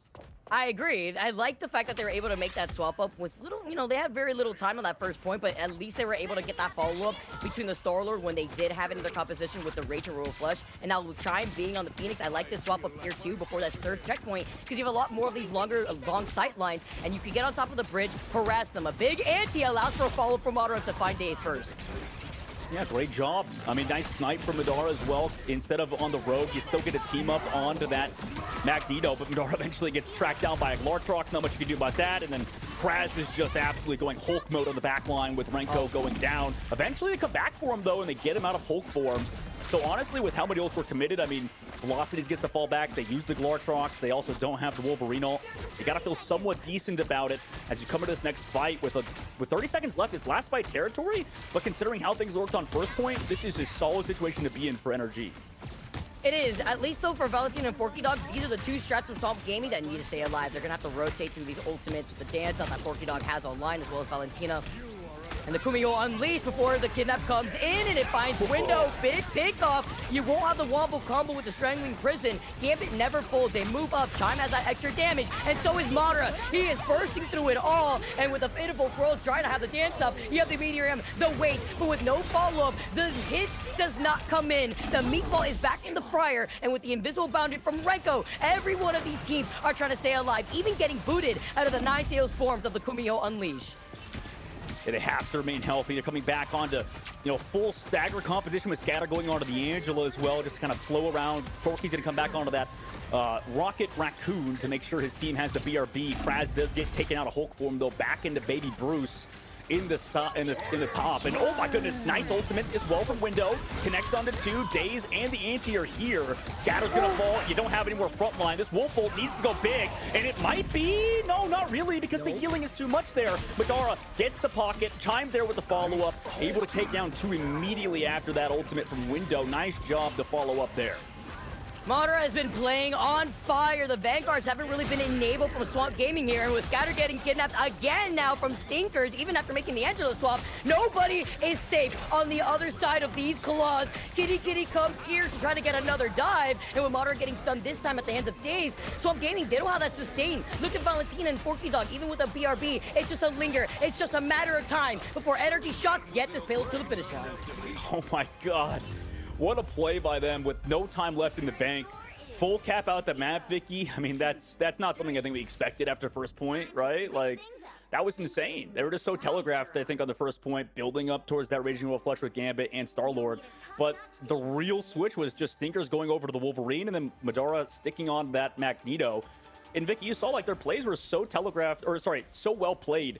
You know, Stinkers would fly into the sky, go aggressive, they'd bubble him, and he'd get a pick, right? On the opposite side for Swamp Gaming, they don't have that bubble advantage with the Magneto since they're running the Hulk, they're running the Doctor Strange, and Days, you know, he's relying on that team up with Kraz, but then he still has to go against the backline who is Invisible Woman, peeling him off well. Like, NRG strats, we haven't talked about them enough. I think Renko, even though they lost the first map, was playing great, and you know, we could talk about this backline maybe a little bit more moving forward because I feel like Renko was popping off alongside Velocities. Now, obviously, you have to take into account first point, Vicky, where, like, you know, Velocities got picked once or twice maybe, but, you know, they turned it back around and they stayed vigilant and also rebounded. That's the big thing, is not tilting in these moments, and NRG, you know, remained strong and looked to tie up the series. And you know what helped out with that, though? And even though Velocity did get picked up a few times, it was the swap up over to the Wolverine. The Wolverine was that day insurance policy that they needed to help cover that backline to make sure that these Vanguards aren't a problem, specifically Kraz, who has been getting shut down consistently. You get some of that extra health, too, with the shield packs before making a quick little swap up here, get the extra speed boost over to the Jeff Bubbles. Forky Dog swapped over to that Invisible Woman that you were mentioning. And it's that push and pull game that you have with a different look. Valentina going over to the Luna Snow. Chime already up on the high ground. It's going to be able to do a good amount of burst damage already from the high ground here on the building. Yeah, that's very interesting. He wants to play the Phoenix as well. You know, just wants to play it slow with the strats, just kind of play to counter the Vanguards a little bit more instead of play the Star-Lord combo. So it's a bit more neutral fight, I think they get. And also, boom, another cap by Stinkers. Nice pull, Force Physics negates it for now. But he still has the passive because the heals here from the backside angle. Cooldowns out used by both squads, but nobody's down. Valentina, knowing that he's not really dove upon by much, right, just goes for that Luna healing on the backside, right, just knows front to back style, has to play that versus the thing. early swap over to that. We'll see if it pans out for him, though, as this fight is just a brutal brawl on the point with the thing in the hole.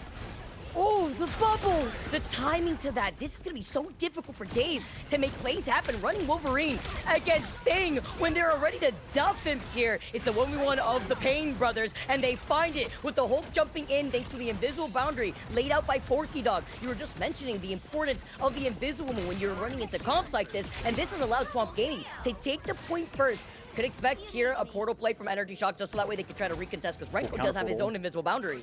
Counter portal. And the kidnap. Wait, did he get the portal off though? I think he did. So the portal is still there, but they're still in the spawn kind of because of this Wolverine. So it's getting messy. Velocities goes down and they take the first point because of that counter portal from Scatter Genki. So that was sick by Scatter. Good read, well timed as well. Like you have to just take the point, go for that portal play, and they do it well. I think that also, Vicky, like, they just had such a more well-practiced first point. Like, you could see NRG was a bit more, I don't know, awkward. You know, getting picked off, not playing for the win condition as hard as Swamp was. Like, they knew they played slow. They had first support ults, first strat ults, and NRG couldn't do anything against that. Now they get to play aggressive in the second phase. Right, because the one big thing that they really wanted to focus on was the invisible boundary played very aggressively, also cutting out their line of sight. A kidnap though, Kraz is in some trouble. Could get a reset here shortly with the World Breaker, but with Gambit never folding. Raging Royal Flush, you're gonna have the dance off and set. Into both worlds, the Meteor M comes up. Dinner time as the Apex Predator is hungry. Coming out to play. I have Akamoto, but with the stun! I have nothing! As the dive down comes in, it finds Scatter. Thankfully, at least for Kraz, he's got the World Breaker. If he didn't, he would have met himself back in the spawn room gates with Scatter. But that's 2 out for Swamp Gaming. Yeah, they're still kind of working themselves forward. That was a huge ult by Stinkers, but it didn't end up mattering because of, well, this guy getting through the ban phase, right? Like, Mello is still alive, wasn't the one impacted. The Glartrox as well was big, but, you know, because they didn't have the Star-Lord and stuff, they don't really get to, you know, continue on in their forward momentum. Like, the Phoenix just, I don't know, hasn't done that much compared to the server admin that you talked about, Vicky. Like, Mello's that guy. That's why Chime's forced to be on the Phoenix, right, too? Because they're the ones that can't play the Elsa. Elsa was banned against them. That was the prio here. As Window does have that strangling prison. He builds up the house. Daze gets the kidnap. Invisible boundary allows Swamp Gaming to keep running it down. Here comes a fastball special, and unfortunately, Madara is the next victim on the Amber Alert, and Swamp Gaming get the second checkpoint. Yeah, this is, we probably got to switch off the Phoenix now at this point. I don't know, like, maybe go back to the Star-Lord even, just because, I mean, the real reason you're playing this Gambit comp is to just build ults, get free fight wins. But if we can't even get, like, a free fight win with Raging World Rush, why are we prioritizing the Gambit so much, right? Like, because I agree. You see, yeah, like, Mello in the neutral is doing way more than Chime right now, and I think it's just maybe hero gap, like, straight up. Like, Stinkers on the backside angle has also been doing a ton on Wolverine, but this time gets red on his off angle. 4 minutes and 7 seconds left on third point is crazy time bank to work with, too, Vicky. It looked like a horror movie, too. Like, they came out of left field right there, and they were ready for it. You saw the bubble coming up from Kraz as the last damn comes crashing down onto nothing, but goes back to their team. Kraz yeets out Daze, looks for an opportunity. Nice movement to get in through to the backline into the safety of the rest of the Kraz Swamp Gaming's backline. Ayabakamoto only finds Stinker, and it was a solo ult that is the nail in the coffin. NRG, though, do have that Meteor M. If Valentina finds Chime, is it really worth it to go all the way up as it slams on the other side of that shield? I think this is the first time they were able to take down Mello. Nice job over to the EMEA, too, to walk forward from one. Madara, but still, Daze plays it patient, takes Window back into the fight. That's the first time they're actually able to do something about him. But his backline's been safe so far. We'll see if they can keep it up. Invisible boundary here, met by a better ultimate, I believe, from Swamp Gaming's dance floor. But the M ult slows everything down. On the back angle, here comes the Phoenix ultimate to try to find the KOs in it, but cannot. Now comes on the backside. They have nothing besides Stinker's ult in the back angle, but it doesn't matter because Valentina has found first or second pick multiple times in a row now. Oh no! Velocity's stuck. He has nowhere to go. No protection, and Window is going to be able to go back. No way. He's getting. Oh no! He got stunned. He got stunned. Nice. To the other side. They're getting ready for it. Yeah, that was a really good stun on a scatter to stop that because that could have ended it. Good call out there, Vicky. And now Daze coming into that Magneto trying to touch, but we don't really have a ton of time. And against Wolverine, Claws going ham. He needs Stinkers to go big. He comes from the skybox, but did he find anything? He did with Chime on the backside, who is on the Phoenix still. Does get the hit, the spark onto Valentina. Does he want to go for the ult necessarily, or rather the follow through? But they slowed it down at the very last second. Nice job to stun that portal block and come through with the KO.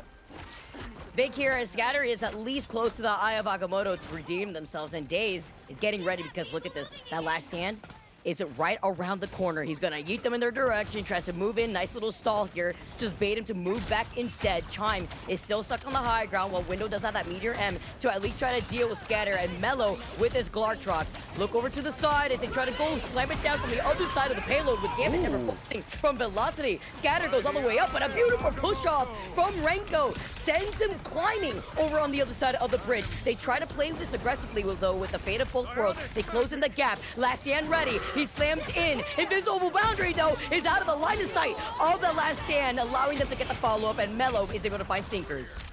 Yeah, they had to use so many cooldowns to save everybody from the Glartrox, their Vanguards. They come back into the fight. Windows ultimate not going to be here. Forky with another KO. Invisible Boundary in an aggressive position because they want to close it out, and they're going to do so, it looks like. They're staggered in. Windows ultimate for next round, sadly, because it's fully capped out for Swamp Gaming, and we're tied up now 1-1, 2 minutes and 15 on the clock, so energy gonna go back up to a minute because of time added. They're gonna start on to attack, which is a little scary, Vicky, considering how it went last time. We'll see if they can finally figure things out and maybe get a tick or two. With how long it took too, yeah, like I mean, now you have Swamp Gaming with that extra minute and 15 seconds to work off of. I like Valentina, seeing her back again on the Luna, popping off, getting a lot of these follow-ups, and to use the Fate of Both Worlds to actually play this aggressively, close in that gap, and capitalize it too, right? You saw the Invisible Boundary from the side of Renko was a slightly, like a pixel short, because that last stand was able to slam down outside of the Invisible Boundary, get that first pick, and then everything just started snowballing for Energy Shock after that. Yeah, this will be curious to see what the side of Energy want to do. Like, you could tell, I mean, Valentina's playing the White Fox for like the counter dive sort of style, right? Like, you're trying to come back, you're trying to help peel, but didn't need to because, I mean, there's no real divers besides like Stinkers onto the Wolverine. You know, if he was on Daredevil, maybe it'd be different, but because of that, I mean, Valentina, you talked about it, just so free, able to get so much damage and healing at the same time, and Energy's not able to do much. We'll see on their attack, though. It's as you said, Vicky, like, can they figure out this first point? Can Chime do something with the ultimate? And maybe Madara going over to that Emma France could be the game changer as well, with him just kind of taking all that damage coming in and able to walk up. But we'll see if they could do it, right? Also allowing at least Madara, because we've seen Madara so many times. The OG when it comes to Emma, I always think like Madara and TTK when it comes to just that hero. And Madara being able to get that choke slam onto Daze. It also has to be with just baiting out these bubbles from Kraz, who's very on top of trying to help out that backline and helping enable Mellow, who sees the Wolverine, tries to find more of these shots at the Window. They want to capitalize. There's only so much Window can do when he's stuck on the backline of Swamp Gaming. And it's almost like a replication of what we had seen before, even with some of these swaps, Dogman. Yeah, they both did it. Both Wolverines took the other Vanguards on a absolute ride. But Chime, nice shot onto Valentina. Another one on the Daze. Okay, Chime, in the neutral, that's what you want to see. That's the point of this Phoenix. So, you know, nice work to take out Valentina, who is over to the White Fox. And honestly, even on first point, I still would be okay with Valentina going over to the Luna instead, because you don't have ult for this upcoming fight. You've given up 2 ticks. NRG, they cap out the point, Vicky. No way. We're into the second phase of the map. Overtime takeaway means that they cannot get off this point. Chime just trying to already look ahead to make sure that nobody's going to try to recontest them. It's a good opportunity, though, for Swamp Gaming to build up those ultimates. Mellow is close to that Apex Predator. You look at Energy Shock, though, with Velocity being on the Cloak and Dagger. The internal bond will absolutely help out because Swamp Gaming do not have a Magneto. The slam down, though, it's the diamond form. Thanks to Madara, the Scatter one, but he gets to survive. Chime doesn't find the finishing mark, and with the Glartrox coming in, you're ready with the Invisible Boundary. It forces it out. Yeah, that was clean play from Energy so far to at least get that out, but you know, they do have straddles, double straddles coming up. Forky has to save Kraz, who got hooked, but same with Daze getting Chime. Nice work, who had the ultimate. He has to come back from the spawn. Velocity doesn't have ult yet, and they're getting absolutely rained down towards this cart, and unfortunately the tankiness of Emma Frost in that diamond form is not enough to stay on the cart, but they still made it 36 meters in the second phase, Vicky, as Energy with that cap has made this a very interesting next attack for Swamp Gaming. Yeah, is that minute and 15 seconds going to be enough to get through this very tight choke that we all have learned to love in Shibuya is the question mark. And I just seeing these Wolverines play out, even from the very beginning, it's cinematic, right? Like, get me off this ride, please. But Daze and Stinkers making these adjustments and dealing with these Vanguards, as well as Energy Shock being able to also change their Vanguard lineup, Window has been doing a good job with these bubbles. Is it going to be enough, though, to deal with the damage output that we're also seeing from Kraz and Scatter, as well as Madara being on the Emma Frost, being able to get the choke slam onto Days when they can? It's just hard, too, right? When you have to deal with the backline still from Swamp Gaming, just helping with so much sustainability onto both of these Vanguards. Yeah, I mean, this is a very well-coached team. I think you called it out with, it was the Glartrox for that invisible boundary. Like, that was the turning point in that second phase. Like, Swamp read that. They knew that, okay, we don't get anything with the Glartrox, but we get out their invisible boundary, and we just back up, we disengage. Then you get that pick on the Chime. So, like, Chime, give it thing, take it, right? Like first point, Chime found 2. And in second point, Chime was the one that got found, sadly. So we'll see. Both of these Wolverines have been impactful to these first points, right? Like, both of them flying in the sky. They both have characters that can throw them. Thing and Hulk, who has the stronger arm. I think it's probably, they're both probably about the same, actually, considering they can get those picks. But I think Kraz last time was the one to get traded out, who was the one that threw Days. We'll see as it goes. Like, both Vanguards, definitely the focus, as, you know, potentially the real downside is a Wolverine going to not get it picked this first point. That's really going to look at how does this strat play counter the aggressive Wolverine. The point of view of Vanguard, it's like looking up and it's the William Dafoe meme of the Wolverine flying right above your head to try to get the kidnap real quick, and Days is ready from the back, trying to get into the opportunity, maybe bait them out to make them think they're going over to the right side, to get more attention before going back to the shield. I like this positioning. A nice freeze, though, forces Sinkers to get exiled, but no follow potential. It's about trying to waste out more of those ability cooldowns. Kraz literally one-shot gets the hold over to the Bruce Banner. Big first pick, tries to delete the oppression that Swamp Gaming had on their advantage in terms of the time bank. Yeah, that was sick. I think, like, both Vanguards with CC immunity playing towards that front line. And you don't, there's no choice that Days can make that's correct, right? You do have at least one on the high ground. And this is where Swamp Gaming has the advantage to some degree, although a kidnap comes through on the back angle, they have to trade it. As NRG, you know, they have this thorn on their side, and his name is Melophobia. Into the sky, though, with the Hulk, into Days. Can find one. Chime goes down again. That's early pick off. No strat to save them in time, sadly. As we do use the invisible boundary at the very least on Swamp Gaming's side, maybe NRG will have a shot, because they have both straddles coming up, but this is going to be a very interesting play to see if Chime gets picked again. It depends on how much space you can build up really quickly. That's how you're seeing 3 members of Swamp Gaming push all the way up while they still have their other remaining members hold on to the point here. They're trying to create more of this space because they know that these ultimates are coming up online. If they could get one of those first initial picks, it goes even bigger, but instead, it's Stinkers who finds Valentina, delaying that straddle as the finish line is so close.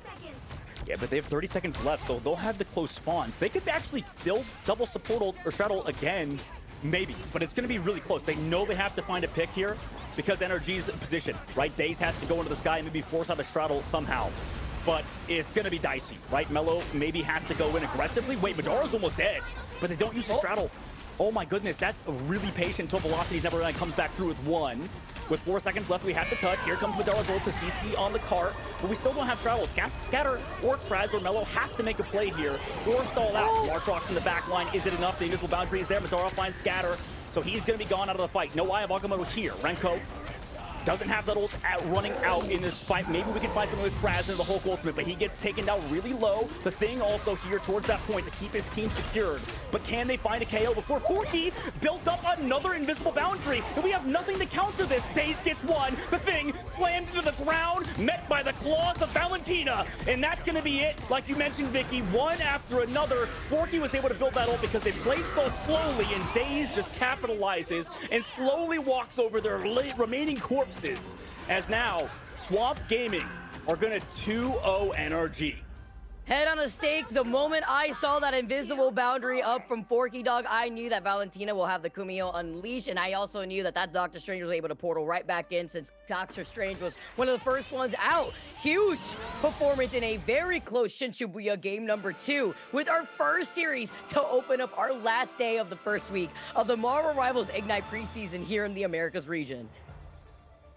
Yeah, that was an absolute banger, Vicky. Swamp Gaming, well-deserved win. Like, they're just such a well-coached team. Like, Fox does a great job with the squad. Yeah. And you could see, like, even though they had moments where Chime got picks and stuff, they didn't panic, right? They set up, they took the advantages they had. They didn't press them too far forward. And, you know, look at that. Just a phenomenal game across the board. And you could see, you know, you could talk about that Melo getting Elsa pick being a big boon. And it kind of was, right? But what a game out of Swamp Gaming.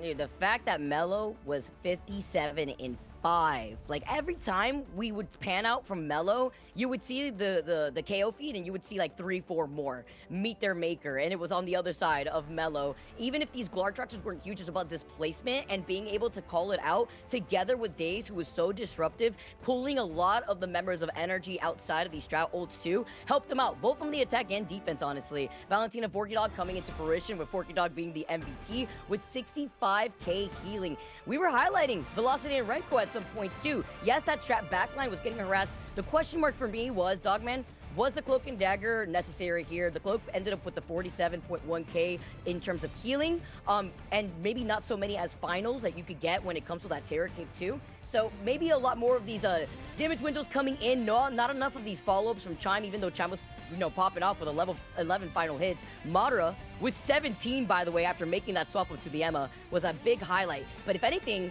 this series alone at least told me that these are two of probably the best teams that we've seen thus far, at least in terms of all the games that we've had in the last 2 days. Yeah, absolutely, Vicky. And I'm curious what Zoe's thoughts are on everything, because that was a banger matchup, right? It really was, and quite frankly, it did not look like it would be at the very beginning of this map. Energy Shock's game plan has just been completely dismantled, right? They had a very clear idea of wanting to focus on that Star-Lord and Gambit combo, and Swamp Gaming just like made them stagger. They just didn't let them actually ever gain that momentum. So the entire attack push from Energy Shock was a grueling grind. Like, it was not pretty, it was not smooth, it was so staggered. They really just had to like brawl it out there to even finish the map with absolutely no time. For them to be able to come back again and put up such a good defense, bringing it into OT, and then even in OT, like making it come down to the wire, yeah, that goes to show like what high caliber teams we're looking at here, which are definitely going to fight for those top spots in the group.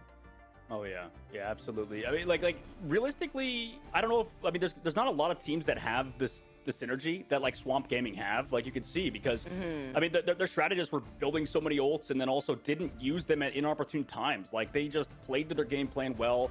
And I didn't think they would build Stratus ults in that last fight. They were so far away. I think Valentina was 40%, Forky was like 20% at like 20 seconds left. So Forky built up 80% ult charge in like 10 seconds. So that was crazy well played by them. Yeah, it really was. Yeah, the fact that... Vicky, like, what were your thoughts, like, generally looking at the ban phase seemed to just favor Swamp Gaming here? Like, how did Energy Shock, like, what did they actually do in order to keep themselves alive here? Like, can you pinpoint it? Stop letting this Elsa go through. We gotta stop having Mello get Elsa. Like, Swamp Gaming now have ended week 1, this first week of preseason, 3-0 currently, and they have been on fire. I mean, we heard it from the coach. They think that, not only have they cashed in their scrim bucks and proven a point for this first week, but they've even detailed where everyone says that they're the best ex-duelist in the region. They put it on display right now because they're the team currently sitting 3-0. Whereas, you know, Energy also had a great performance too, but they did lose out on that one map versus 100 Thieves when that did go to game 3. And when we go down to the wire and we count map differentials, that could matter at the very end depending on how that seeding process goes. Yeah, that's so true. I'm very, very excited to talk to our winners here today about just how they kept their calm at the very end of this series, because quite frankly, not many players are able to actually show that amount of patience. As you said, Dogman, like, the fact that they were able to actually build those ults back in, because the final fight, or what seemed to us like the final fight, the ult advantage was very clearly in Energy Shock's favor. Oh yeah, absolutely. I think they had all the cards to win for sure. Like you mentioned, Zoe, like, it's tough. It's tough. It's a really hard game to play strategist, and it's not because of the mechanics, right? Like, I think a lot of the strategists in this game aren't the highest mechanically skilled in terms of like actively making plays a lot of the time, but that's not necessarily where you make your money as a strategist, right? Like, you have to have well-timed ultimates, and you have to play well and smart and intelligent. I couldn't do that, so huge shout out to the backline for sure of that squad. That's why you're washed and not a pro player anymore, dear Dogman. You know who is a pro player, though? Krasman. And he will be joining us for a quick chat. The Hulk of the day, for sure. It's been an absolute pleasure to watch him in action. So let's bring Krasman in to the mix to chat about what we just got to see as they're getting yet another victory on the board. What a phenomenal, you know, first week for this team, right? It's a great start into the season. Krasmang, Hi, welcome guys. to the show. Congratulations on another victory. Thank you. I want to Thank you. chat about Shin Shibuya here. This one came down to the wire. You guys played so patient, so passive, and then you managed to edge out the victory. Can you walk me through the team comps? Like, who kept the team calm and steady and collected in order to get through those final moments? There was a lot of energy today, and I think actually it was surprising. Forky kind of got the comms more together today, which is different. But every time something got chaotic, Forky called it out to just calm down. Pretty good. Yeah, Forky seems like a great pickup for you guys, Kraz. Like, can you talk about, like, your backline I think was pretty damn good before when you guys were Nemesis, and now coming through on Swamp Gaming. Like, I feel like they've done a great job adapting with Valentina and Forky. Like, what's it like to have this backline where it feels like a lot of people are really hyping them up to be one of the best? You know, obviously you guys on Vanguards are doing a great job soaking a lot of the aggro without dying and stuff, but like, what does that mean with these two pickups compared to where you were in the past? Oh, I love playing with their new Vanguards. I love Forky and Val. They're both great. They both play great, and they're a blast to play with. I have no problems with them. All right, Kraz. So now we get to see that Swamp Gaming, they put their money where their mouth they put their money where their mouth was after your scrim bucks cashed in, and now you guys are currently sitting at 3-0 compared to all the other teams currently in your group. Now you got to look on ahead to next week. You're going to be dealing with 100 Thieves, and I've been hearing through the grapevine that you guys have been belt to the booty when it comes to how scrims have been going. Is there anything specifically you guys are afraid of being revealed after the first week of gameplay, and maybe showing a little bit of weaknesses here for the other teams that have been trying to figure things out? Or do you guys think that you have a lot of versatility and you're not really stressed out? Yeah, I mean, if we have a weakness, I don't know what it is yet. So hopefully, if we could find out what that is before the enemy team is, it'd be nice. But hopefully, we just don't have a weakness. But I'm super happy about that last match because I think Energy is the second best team in our bracket, so I'm very pleased. Ooh. Yeah, we were very excited to see how this one is going to unfold. You guys cashing in on another dub, which is fantastic to see. And we're very excited to see what you have in store for us next week. Going to let you go for now. Thank you so much for taking the time for a quick chat, and best of luck next week. All right, thanks for having me. Thanks, Chris. Thanks for coming. An absolute pleasure. Love the hats as well. Oh, Hat yeah, indoors are a choice, but I'm you know what, I'm here At for least it's not. At least it's not sunglasses, Zoe. You know, at least it could be worse. It could be worse. I feel like.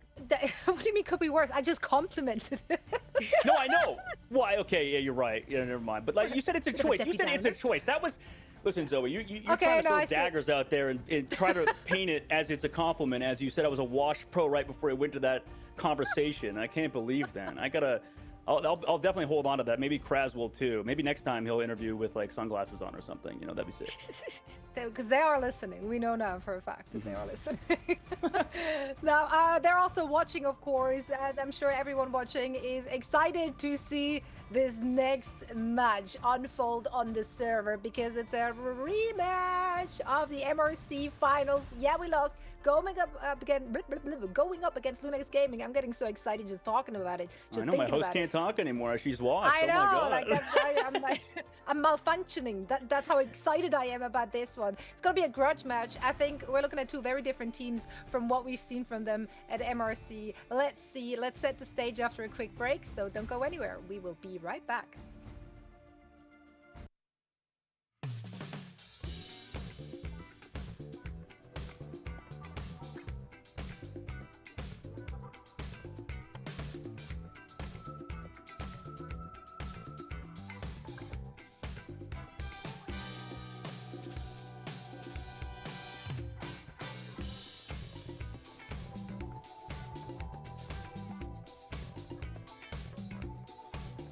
Already, day 3 is underway, and we have our predictions ready for you. I mean, obviously, this is really tough to get predictions in. We've only seen these teams on a very small sample size, but today we have some matches that will definitely show a lot more of the path to the finish line in the preseason. Now, we start with Swamp Gaming versus NRG. Talk about starting with an absolute heated banger. Shib, I'm going to give you the floor first. Who do you got? Because these are the favorites amongst, Group A. I'm going to go with NRG here. I think NRG looked really solid in 100T, and I think they can keep that ball rolling. I think they have the confidence right now. Swamp Gaming is obviously really talented, but NRG keeping it moving, I think, buddy. How about yourself? Yeah, it's hard to go against Velocity and all what they've got. And to keep it interesting, though, I'll go on the other side. I think Swamp Gaming has proved, 2 days in a row that they are just looking all the part. And so I think they continue that train and, look to be America's favorite. But we'll see, because this one is going to come down to micro decisions. And I think when you look at just the coaching behind it and kind of the battle plan, NRG excels in that a ton. So this is going to be a good one, but I'll have Swamp Gaming there first. Second matchup, we have Yeah We Lost versus Lunex Gaming. This is a bit of a repeat of the MRC. I think we both got the same. Yeah, I think we have to stay the same here. Just history repeats itself is the way you've got to think of it, especially when you're doing predictions like this. It's got to be Yeah We Lost. I mean, if you look at it, hey, it was the fastest ever we saw best of 7, and what Yeah We Lost did. So maybe Lunex, it kind of sparked a fire under them, and maybe they look better. But yeah, that's gonna be a tough one to come back from. Just the way that they play dive is so hard to play against when you're trying to do the anti-dive defense approach, right? Sentinels versus Cafe Rose. Obviously, if you looked at this thing before the preseason, it would be one-sided, but I think it's a more difficult match than you might think. And I think Cafe Rose, they're going to be ready for the part. Who do you got here? Because I think I'm still going to give the edge to Sentinels. Yeah, I think I do the same. Sentinels have looked exponential in their growth, where Cafe Rose has looked consistently strong, but I think what we saw yesterday from Sentinels is a little better than what I've seen from Cafe Rose. Yeah, I'm going to give it I'm going to make it interesting. I'm going to go Cafe Rose wins the first one, Sentinels win the next 2. So it's going to be 2-1. Sentinels end up winning it, kind of what we saw from TSM yesterday. Nightmare versus SSG. This might be the other toughest game to call today. Both teams look all the part. SSG has obviously played both days. Nightmare only one showing against Yeah We Lost, which is a great team. I'll give you the floor first. Who you got? Yeah, for this one, I'm curious what your take is too. I could go either way. Yeah. I'm going to stay with Nightmare because I loved what I saw from them on the first 2 maps against Yeah We Lost. They struggled definitely on map 3, but I think they were just kind of on their heels at that point and fell apart. But I think they can lock back in. Yeah, for me, it's like I can't see either of these teams dropping 2 L's in a row, but one of them have to, right? And that's going to be the tough part. For me, I feel like SSG at the hands of Nectar should be able to get this done. I'm going to give them the slight edge. Again, I think this is go to 3. I think if you want a long day today, that's what you're going to get, because this is going to go the distance. But Nightmare definitely has, I think, a bit more of a scary comp, if you were to say, compared to more traditional, better neutral maybe from SSG. So that's what we might see there to get close to end the day. And then we have Fly versus 100 Thieves, which, year 1, this is like a heater matchup. Year 2, I mean, come on, I know you have Fly, right? No, I got to go 100 Thieves on this one, bro. I have to. I think 100 Thieves looks, they looked really good. Obviously, day 1 didn't play yesterday, so we didn't have eyes on if anything were to crumble for them. Fly, personally, for me, I love the players on the team. I think they're all talented. We keep reiterating it, but I just want to see them perform once to get their confidence up, and I think everyone else's confidence in them. For sure. If 100 Thieves didn't lose day 1, I might have said, okay, there might be like this upset and you had the fire to spark FlyQuest, but 100 Thieves also have that fire. Like, they can't go 0-2. There's just no way I can see that happening with that org, with Remix and all the players behind it. But FlyQuest going 0-3, there's also a lot at stake for them there. So even though you have 2 teams that are winless, I think there's so much mental to be played here. But overall, I think 100 Thieves ends up taking it. So what I can't wait for is for me and you to probably be wrong about most of these, but that's how it goes, yeah? That's always how it is, and that's why sometimes you and I got to split down the other side. One of us has got to be right, buddy. Exactly. Have to hedge our bets. We'll drop the predictions down below for the matches when they start. We want to know what you guys have to say, and we'll see you guys on the next one.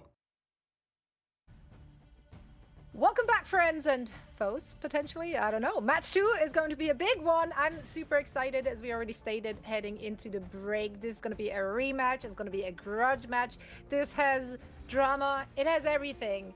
Now, let's hope the quality of the match will also mirror all of that, because the last time those 2 teams faced off against each other was a one-sided affair. Yeah, we lost. Took that one convincingly in the MRC finals against Lunex. It was a 4-0. It was a quick affair as well. It was. Like, when we watched that match back, like, it was a fun game, which it's, by the way, it's crazy that the 1 and 2 seed of MRC are just in the same group. Like, that's poor Lunex, like, Jesus, man. But, like, for Lunex, It is tough because, yeah, we lost, like you mentioned, Zoe, we've had the better hand of every single game, and it's not really been close. Like, it really wasn't. And that's not due to any fault of Lunex's side. Like, they put up as good of a fight as anybody would, but, like, yeah, we lost are them. There's a reason why, you know, it's an MRC team that is undefeated so far. Like, that's crazy, no? Like, that shouldn't be possible. How is, yeah, we lost beating Nightmare, who was seen as a top-tier team? It's insane. So, Lunex, they looked good versus Team Liquid, even though they did lose in a 2-0 fashion. I don't think it's going to be as one-sided. I don't want to call a prediction too early, but I don't think it's going to be as one-sided as their MRC game, Zoe. Yeah, I think it's a different kind of Lunex this time around as well. But it's also a different meta, right? There were changes ever since then, and that can change everything in the way these two teams are approaching the game. Now, speaking of how a team approaches a game, yeah, we lost are on the more unorthodox side of the spectrum.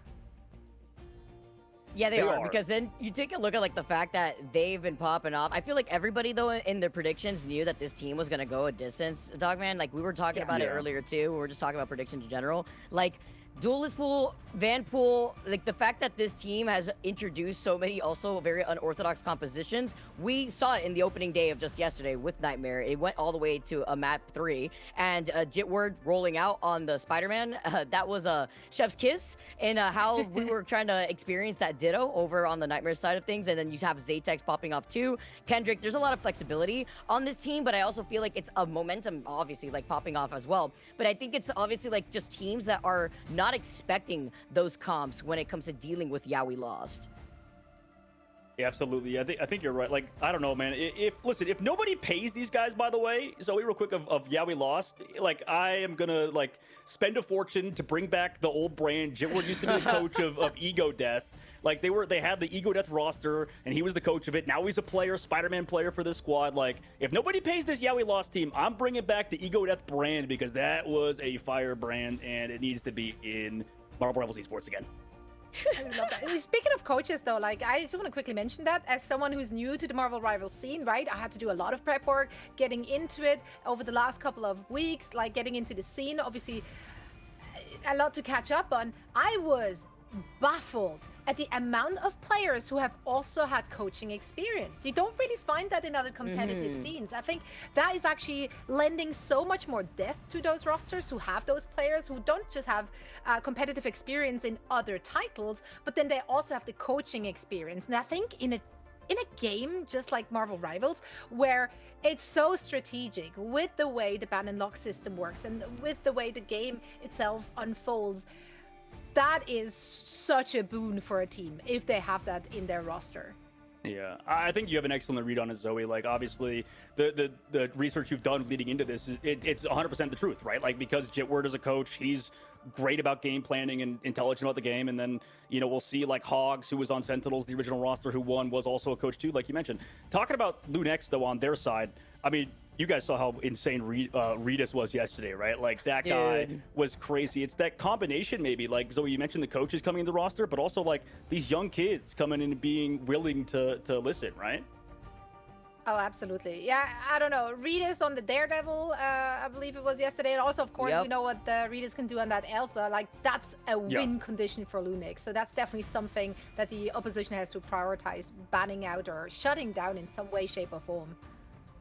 It's crazy too because it's also a lot of flexibility. I feel like I've seen Redis like on the Mr. Fantastic. At one point, we're never gonna see that. But Tico like popping off as well, like with the Namor and Elsa. So Elsa still remains server admin if Elsa gets through. We have to really look back at the pick and ban phase because also, as Zoe already mentioned, compared to that 24-minute grand finals in the MRC between Lunex and Yeah, we lost, there is a different meta in place, right? So now we have had different changes coming into a lot of different heroes, and it's about how the backline survives in this very diving dominated meta currently. But are they ready for the different type of compositions that Yeah, we lost could run? I think this is a team that is very flexible, and I think they really kind of surprised a lot of the other teams that knew that they were really good, because again, people could only take so much to heart when it comes to scrimbugs, but it's about where you could put your money where your mouth is when it comes to a lot of these MRI events.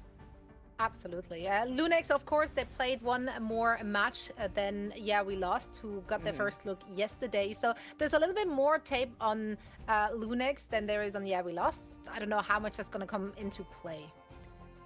It could. I mean, we'll see. Like, it's tough because, I mean, a slight dig from Vicky there saying it was a 24-minute match. Like, it was a speed run. It was a little bit of an MRC speed run out of, yeah, we lost to get another MRC championship that they missed out on in the previous patch. But this team... It was a different team.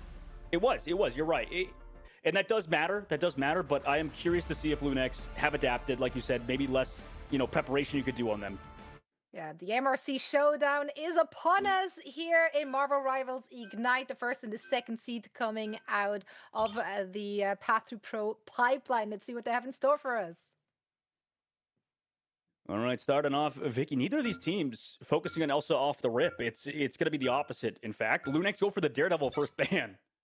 Okay, all right. Well, they've already written it down, considering that Lunex do not want to deal with the Daredevil from Yeah, We Lost. We've been seeing, again, so many different compositions. They ban out the Mantis once they see that the Elsa's been protected from Lunex Gaming's side. And that's no surprise because we just highlighted how strong of a player Tico is, as he is over on that Captain America. Talk about, by the way, Dogman, the different levels of compositions that we've seen roll out over the course of the last 3 days. I feel like with the ultimate nerfs that we've had in the game, it's applied so many different comps that you otherwise would not have seen beforehand. Yeah, absolutely. You're right. It's allowed diversity into the hero pool, and then also the teams from MRC that we're very grateful to have with, like, Yeah, We Lost are willing to run the weird stuff, and then because they're actually an official team, everybody's learning from that. So it's sort of like opened up the playbooks, right? Like, you can kind of do whatever you want. And then, like, Sentinels, I know we're playing, like, Iron Man stuff potentially that we could see in the future. Although, I mean, I kind of like what Lunex are doing so far without the Elsa ban. I don't know, like, it would be curious because I think it's smart to kind of ban based on what teams are good at. But not only that, also, I don't know if it's necessarily worthwhile to, like, ban the strongest hero, like, just because it's the strongest hero. Because if Yeah, We Lost aren't practicing the Elsa stuff, it's like, I would be curious to see how good they are at that composition. That would be a sort of unique take on it. But Lunex, obviously the Gambit stuff going through so far, do they want to ban out that Star-Lord that we saw earlier? And that wasn't honestly as impactful as we thought, Vicky, right? Yeah, or are you going to be able to at least ban out maybe Vanpool, because Vanpool was a huge problem, or rather Duelist Pool, because I feel like Jitward is able to just slot in so flexibly. As the Jeff comes out as the final ban, we're going to see how this goes, because this is also Celestial Husk, right, Dogman? So you have a lot more of those open sight lines. You can play vertically too, up on the high ground over to the side of the point. And depending on what this final Protect is going to look like, they want to try to enable the Elsa if Lunex could play this strongly like we have seen them do in the past.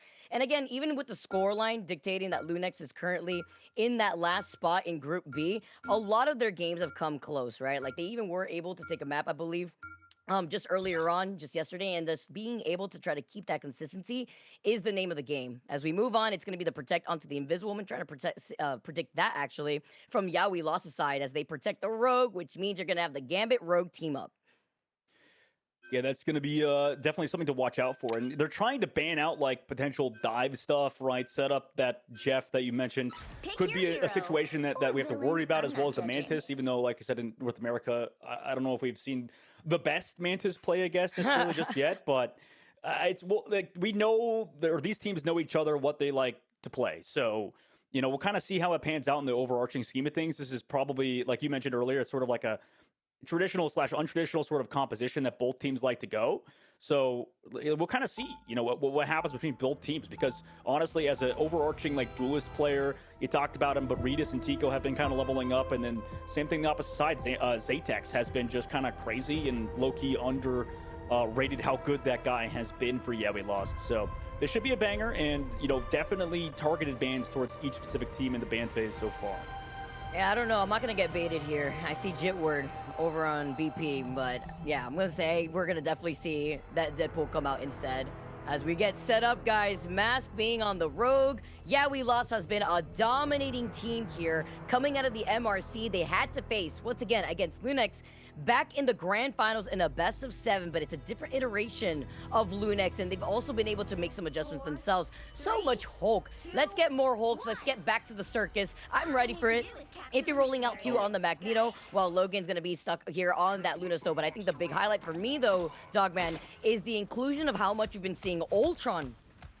Yeah, no, Ultron's crazy. I mean, like, people even in rank, just have crazy win rate on the hero just because, you know, you can play in the sky. If you know that, yeah, we lost, or running more of that brawl dive comp, and with the snowflake in the sky alongside drone next to him, he just doesn't die with the shields. Like, look at this, Regis getting hard pocketed. Eventually they're able to trade him though. Hart goes down, Regis did fall, so that was actually a decent dive from them. Zaytec's also able to kind of run free. They're having to play back, but actually not a lot of space gained by Lunex at the current moment. And down Regis, that's so much damage. Cart can come back more quick, and Xanthos removed 2 already. Ooh, with a quick little 2K off of now all the strats that are off the table for Lunex. So yeah, we lost not only get the point first, but they also forced out a stagger onto Iffy. Great fight here, already won out by Yeah We Lost, and Jitward already has that Vanpool ready to go with the ultimate on the Banhammer. That was quick, and like you mentioned, Deadpool, absolutely disgusting with it. He's looking for backline or the Elsa. See who he got on the backside. It looks like it's one of the strats, but Regis falls. Cart, again, they trade it 1 for 1. Can we find the trade on Tico's side? They're going for raw damage, and it's enough. Mask gonna go down. They actually did a decent job living through it, though. Mask's brought back by the BRB. At least the cooldown is removed. But that's still an early ultimate and picked by Yeah We Lost, and Lunex still has to play slow. Little different look when you have Kendrick and sniped by Tico on the high ground. You talk about verticality in the Jeff. I mean, we have to also mention the Phoenix, who could go in for a lot of these quick repositioning opportunities. Same thing with the Elsa. Talk about damage between the duelist lineup of Lunex. Logan is out for blood, has had enough, and finds another one with Zaytec's beating his maker, going down tier 2 into the spawn room gates. Finally, Lunex do manage to put this point, and Yeah We Lost at least are still stalling, though, nearing 65%. That was an excellent read by Tico to go aggressive, and that's what you want to see out of your Phoenix players, just going forward, looking for one-shots with that E combo in the left click, or just getting a 2-tap like Tico did. So excellent play out of them. We'll see if they can keep it up. They have duelist ultimates that can play aggressive, but incoming Gambit, Raging Will Rush alongside the Star Little in a moment is surely going to come for Yeah We Lost. Gambit never folds, though, with the Rage and Royal Flush here. Silent Blaze does have the It's Jet, but it's going to be Logan to keep everybody sustained. They're just waiting it out here. Kendrick also has that CO for the extra damage output once this Rage and Royal Flush is done. They dive down to get the follow-up. Now we're currently a piece of the Abyss, and the anti-Tico tries to dive down to get the follow-up together as well. And Cart falls low. He's still up. Beautiful work from the strat lineup of Yeah We Lost, and now Matt takes everything with the Heartbreaker. It moves up, tries to drain away a little bit of that ultimate, and they isolated Logan. Tones and Cart go trade for trade, though, on the strat, and Tones comes out on top because that's 2 strats off the table after getting that snipe. This is just so smart. Like, I feel like Yeah We Lost played that pretty well, and it wasn't good enough because Lunex just looked good, right? They still have the point. They come through with that disengage. They understand, okay, we dance floor because they use Raging Royal Flush, and they know that they don't want to commit the Starlord ultimate because they'll just out heal with that bubble and stuff, so they're just going to play it slow. But Lunex just out big brained them, right? Like, they have the Phoenix ultimate for that Rocket Raccoon ult. It gets countered, and then the Meteor M to help sort of peel / get a KO onto that Starlord in the sky. So it shuts that down. Nice play out of them. Great changes, too, that they made immediately after they had lost out on those 2 first initial fights, which were rather quick, too. Now they're already nearing 85%. Yeah, we lost. Cart being on the Hulk, trying to find a diving opportunity as it's Happy Holidays, maybe a little too early, but not early enough for Regis, as he's gonna have to accelerate back to the spawn room gates. Zaytec now clearing the space, nowhere to go. Tones is unfortunately stunned up on the other side, as well as Logan, and now Yeah We Lost get to flip the point right back in their favor. Excellent plays overall from the squad. You know, just pop the Star Little to go aggressive, and Lunex have no shred ults against it because they used them in the previous fight. Now, upcoming, I'm curious to see how Regis hits this ultimate. It's tough, I think, for Elsa players to connect onto like a big target because Yeah We Lost are playing such mobile characters that there's not really an easy person to connect onto. Everybody's like flying on Star-Lord, for example. They go for the portal play. They try to make Yeah We Lost think. What does Yeah We Lost want to do? They want to play aggressive with the Banhammer on towards this Phoenix, remove Tico. Wow, and Regis at least has a Glartrox. Time is of the essence. They go right through the portal. Regis still jumping around, though, with overtime at least forced out. Oh, the portal closed in his face. He won't have the Glartrox just for a few more seconds, and Logan needs help. Somebody, as they back away, and Logan gets isolated in the caves. Tones tries to go in and help, and instead, he's getting slammed down like he's in the WWE. Regis at least is back here together to find Kendrick, and that's big. But is it enough to deal with the Rage of Royal Flush as the Itch Jeff comes in right afterwards to try to isolate the Gambit? Yeah, well, they try to get too cute with it. It looked like Lunex. I mean, they tried to portal play to touch, and then Yeah We Lost. They thought they had a play on him, but Yeah We Lost just read it. They have the first point. Celestia Volt's theirs, and I mean, I don't think Regis had a single Elsa ult that entire time. Right? Like that was I don't know. Like, you can't really blame your Elsa necessarily because, like who's he supposed to connect onto? The map is so open. There's not really as many angles to connect onto it. That was well played by We Lost to never give him an opportunity because that ult, I think he just held on to it the entire map, Vicky. Yeah. That's crazy. Yeah, that's what I was wondering. Like, if he was going to be able to jump right back into the portal and maybe find an opportunity right there. But then your opportunity, you have to look around. And everyone is, like, floating around. Jitward is jumping on heads. Kendrick is up on the high ground. Santos is trying to play through the back so that way the Rager Royal Flush comes through. Cart, by the way, is also ready. And that's why we're seeing the Hulk v Hulk matchup originally, as it looks like We Lost do want to open things up with a portal play on their own. Yeah, that'll be interesting. That's the worst feeling, dude. Like, you're like, oh, I can go back and forth between the portal. You know, I can play cute here, but then the cooldown runs out, and you're like, oh crap. You know, now I gotta take a long walk of shame and watch my team disappear in front of me. So, brutal situation. But here's that early portal play they talked about, Vicky. Oh, they haven't gone through it yet. They're waiting. They kind of sensed that something was a danger before finding them. I love the kite away from Lunex. They were ready before they were able to get out to the point first, and now that portal does block out at least that middle entrance to the right side, as now Lunex managed to navigate right there to the low ground. You talked about the floor cut, but it's slammed, no, against the other side of the wall, and the bridge closed down too. The slam down here from Matt. Eye of Agamotto at least found him in the process here, but with the CF from Kendrick, a great reset here. Santos does not have the Rager Royal Flush, but Lunex have also already used up these strategist ultimates. Happy Holiday means that they don't have anything to defend themselves with, and Tico will be able to at least try to reset that too. Yeah, but the sad part for Zatex is everybody's just on the inside. That's the tough part with this map, too, is, yeah, you mentioned Tico gets to come out with his in this fight. I mean, they're able to res back in it, but Lunex take the point back, and this is a way better map, I think, for the Elsa. You know, it's tough in that first fight because, like you said, it got stuck on that top angle. Jitward's, by the way, over to GPS Deadpool, by the way, dual pool coming out instead of Vanpool.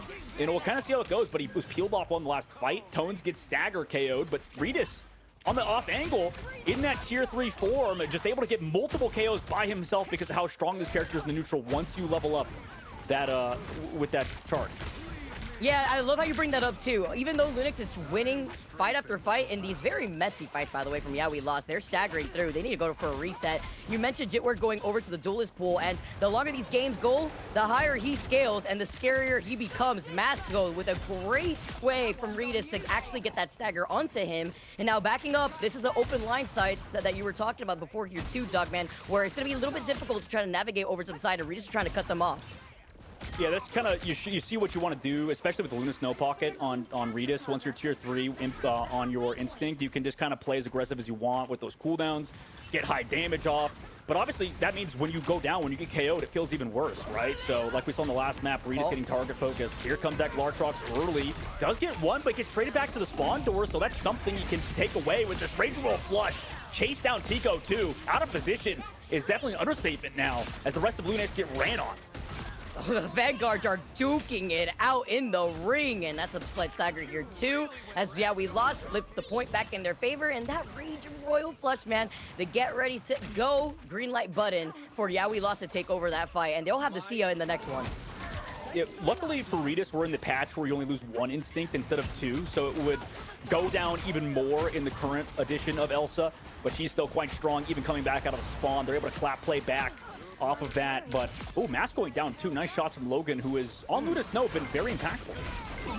Oh, here we go. Let's go, everyone. Look at Jitward real quick as he tried to land the jackpot. The It's Jeff forces everyone to back away, try to help out the rest of Lunex Gaming team because they don't have that Doctor Strange. No Agamotto. Beautiful shield forces Jitward to move back, and no highlight reel, unfortunately, but at least with that one pick, it delays the inevitable, as now Lunex are looking to try to claw their way right outside of this choke, and they have a lot of answers while they're at it, too. Yeah, dual pool in comparison to Vanpool has a lot more, you know, value out of the swords, right? With those levels up and stuff, he just gets a lot more out of that. But Tico comes back, removes Cart after that form, and nice shots out of him. Cart does get brought back with the BRB, but nice job to remove 2 incredibly valuable characters, as Tico has not missed a shot so far. Although this dance floor is not going to get a ton of value, they can sort of play towards main, find these staggers potentially, as Lunex also flipped that point. And a nice little stun here, too. Tico does have that reset. They're nearing 85%. This is looking incredibly close, and what? Silent places in the back. He just harassed, and took out the Rocket Raccoon. Some friendly fire, if you may, when it comes to the Animal Crossing backline. And then Tones is having his way with Xanthos. These one pigs going off and these trade-offs are benefiting Lunex, and it's forcing Yaoi Lost to portal and recontest. Yeah, I mean, the portal has to come right now. Overtime ticks down. They're going to be down 2 members also with the overtime spawns. I don't even know if Mask makes it through that portal.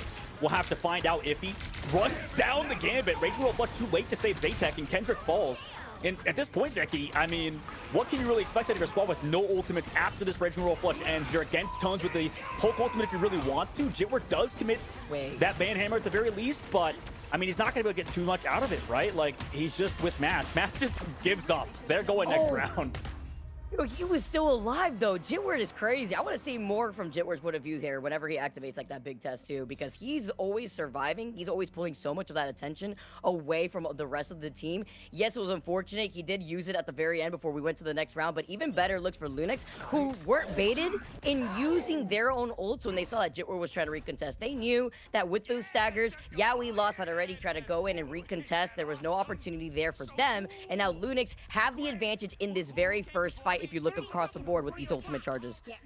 Oh yeah, absolutely. You know, low-key, I actually kind of would, I hate to say it, but like, the only downside with dual pool is like the damage is a little bit lacking. Like, he lives for sure, and he does have good damage, but it's like, I don't know, I actually would prefer if Jitward was on Spider-Man, oddly enough, and then like maybe we put Zaytex onto Vanpool or something. Like, that would be sick to have a triple Vanguard lineup with Jitward on the Spidey. Like, I get it. I guess Zaytek maybe he's thinking he's the problem a little bit, you know, because he couldn't do much on Star-Lord.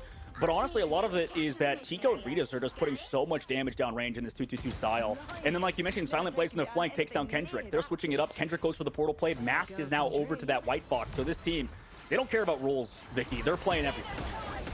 They all have flexibility. Oh my, not the Glartrops. Iffy and Tones then become the nail in the coffin. They finish off with the Glartrops left behind for some leftovers. And now Lunex, after taking over with just that one ultimate, not expensive at all for them to have advantage on the point first. Yeah, this is a new Lunex. Like, they looked solid yesterday, even in the loss versus TSM, and then same thing today versus Yaoi Lost. Both these teams, I would say, and specifically Lunex, I think are always pretty solid on domination type maps and stuff. So most of the MRC teams, I think, are like that. But we'll see as this continues, as they have ultimate charge advantage. And Yaoi Lost, for the first time in a while, look like they're on the back foot. Now with Kendrick, too, making that swap up to the Doctor Strange and falling incredibly low to 1, Kendrick is out of here, and the Eye of Agamotto fights both strategists! Even with Mask being on the Ultron, he gets stunned! The Hulk is hungry, and Ritas is cleaning up the rest from the Lunex here as they keep their control over this point. Jitward with another ultimate, though. It's going to be the big test here if he can actually make things happen. I don't know. He's going to have to swap, I think, is what's going to happen. Because he can't get the KOs yet. Like, he's so close. You can see... Like, dual pool, I think maybe with a few buffs is going to be crazy. But right now, like, it's tough. Like, he can't get those KOs by himself. He used it late. I mean, I understand you have to use it anyway because it gets reset regardless. And he's not. Wow, he's going to stick with it. This is going to be very interesting, Vicky. Like, solo duelist Deadpool, I don't think I've seen work necessarily. And I know that it's Jitward for sure, but like I think he just needs a little bit extra help or something. In this fight, they do have ultimates. They didn't have any last fight besides Jitward, so maybe that was the difference maker as Lunex finally are down at least a few in this upcoming fight. It didn't even help that he didn't have the damage boost too, right? Because both Zaytex and Xanthos were focused too before that fight even started. Eye of Agamotto as Toes jumps in and puts the bubble on and shuts down Eye of No Momokoko today. And that's 2 down again from Yaoi Lost. Tones is at the circus. Who's the next victim? The Hulk 1v1. Unfortunately for Cart, he's left all alone and he's back to Bruce Banner, and Toads has something else to say. Before that happens though, Zaytex with the save is actually able to bring him back to health. A freeze though as he looks down the gun rear with the Phoenix trying to have the 1v1, and with a beautiful sleep, Zaytex puts him to rest. Lunex are looking to try to recontest, but Yaoi Lost were able to also portal to get right back. Zaytex got hands for sure. And, I mean, in that last fight, you would assume Lunex had, like, a pretty big edge, but then Iffy was a little bit too far forward, grounded by Xantho and stuff, so, I mean, excellent play to work themselves back into it, and in the meanwhile, Lunex just kind of collapsed, right, after losing a few of their members on the front line. So, and they allowed time for the strats to build ultimates, and Yaoi Lost could build up even more yet again. I mean, they're close to that Ultron's Rage yet again. And for Lunex, we'll see what happens, as that immediate ult from Jitward could force something out, but they fully disengage it. slow play out that test, and Lunex also have somebody touching that point, so they're trying to at least make Yeah We Lost think about the backline. He says it's time to go back to school, book, because you failed the test, and now he's still dancing on them. Jitward jumping on their foreheads, tries to get the jackpot. Ayabakamoto blocked out, not finding it smart from Iffy. Currently, Yeah We Lost are winning in this neutral. They're currently still on this point. They're nearing 55%, and this was necessary. Although you look on the other side, aside from Logan, who used that Luna Snow ultimate, even though Yeah We Lost did have to also burn up Xanthos in that invisible boundary, at least Silent Blaze still has that strat ult, but Yeah We Lost have kind of more of that sustainability, having Mask and that extermination, as well as Zaytas close to that Soul Resurgence. You're right. I mean, they took full advantage of the Mantis. You talked about it earlier. You know, that Mantis damage boost is really what's making the Deadpool so violent. Silent Blaze has to fall back so he doesn't get countered by the Ultron. When the Ultron's literally rage, so he's like, he knows that's going to happen. You have to send somebody to the point to contest at the very least. Into the Hulk 4. Cart definitely gets slowed down for now, but can they live it? Kendrick does have the eye ready to go. Tries to not get bounced around. Does he even get anybody, though? No. Well, yes, actually. Silent did get hit and then taken out. Into the sky, Tico lands. Down on the Jitward. Sends him back up to spawn at least, but Cart with the ult could go huge. He could end it for Yeah We Lost, and Tico gets removed. Oh no, 99%. Is anyone here to contest? Yes, they do. They forced it into overtime in the Clark trucks. Sorry, as Cart is forced back, but then he gets a stun onto Redis. He's had enough. He's got 3 people of Lunex focused in the backline as Cart fights Silent Blaze next. Silent Blaze cannot even exit the spawn room gates, and Yeah We Lost. They come back, and they never gave up the point once they grabbed it on Celestial Husk. Oh my god, that was huge. What a reverse sweep there at the end to figure out the Mantis comps was the way to go. And you know what? This is the first time I think that I've seen the team play it to such a high level, right? Like you mentioned with Jitward, just able to kind of annoy the backline, play forward. And you can see Lunex are trying to do the same thing, Vicky. Like they're also sending people, you know, towards Kendrick and stuff, or rather towards the other backline. But now that Kendrick is on Vanguard, instead of playing that Rocket Raccoon and stuff, I feel like he's a lot more free to make plays. And then on the opposite side, like you just have Mask doing a great job on Ultron, just playing the role, and then Zaytex has hands on the Mantis. 12 final hits that round by himself. But I think Kendrick just looked a lot more comfortable playing that Doctor Strange, and you could say like the 9 KOs onto him is brutal. They also had more deaths than the other team in a win. Vicky, if that is not the most Yeah We Lost stat line, I don't know what is, dude. Like that is crazy. Oh man, again, this was like the cherry on top when we had both these teams in the grand finals of the MRC, and this is for a reason, because not only with some adjustments, seeing Yeah We Lost roll out with Jitward on the duelist pool, getting enabled, sure, there weren't some prime moments, but Zaytex being on the Mantis was able to pop off the damage boost was more than enough, and that was just game number 1 for our second series, guys. We'll take a look at what our next map is on the other side of this break for game number 2.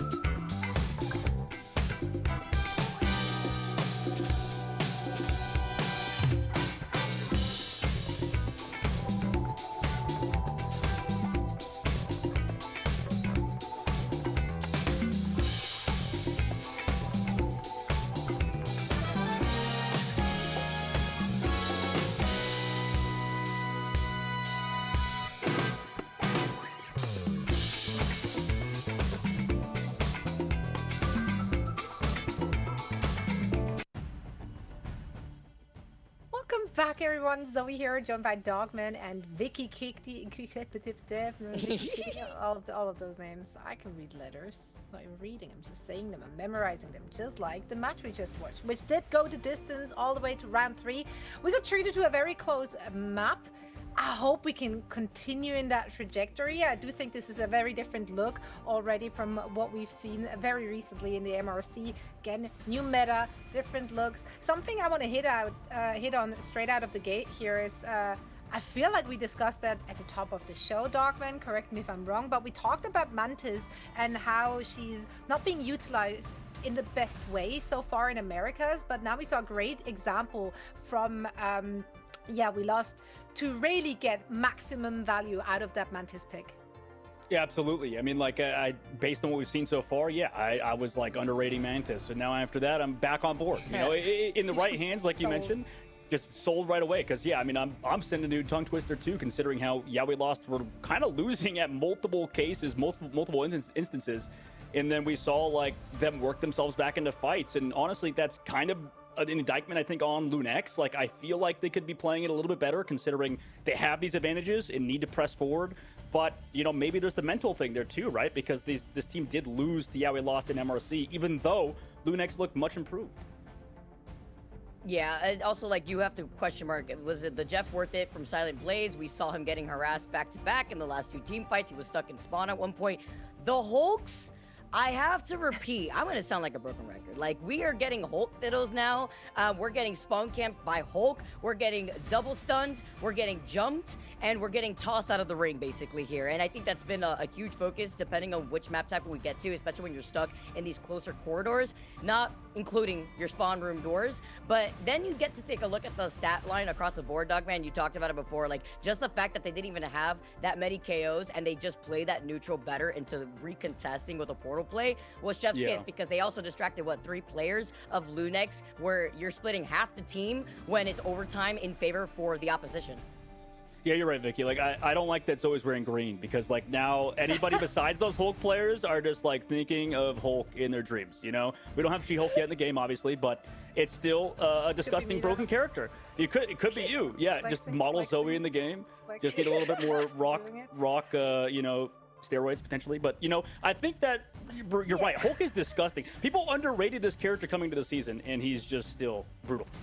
I think if you looked at the hero tier list, right, after the patch, a lot of people said, like, there is a lot of value now in Hulk. It's going to fit so well into those dive compositions. Like, it's probably going to make a bigger resurgence. And I feel like day 2 and day 3, at least here in Americas, have been a clear indicator that that is exactly the case. A question regarding the bans here. We did see the Jeff being banned out for we lost. This is something that they prioritized yesterday, so clearly homework has been done. Kendrick has been playing that Jeff to great success yesterday. I believe they even locked Jeff for themselves 2 maps in a row. Yeah, this whole team is like just ultra flexible based on, well, literally everything we've seen in MRC and MRI. So you're right, so like this team just can play it all. Like, I don't even know how they do it. Like, Vicky and I's brains would explode, and your brain would explode, everybody's brain would explode trying to master as many heroes as these guys have.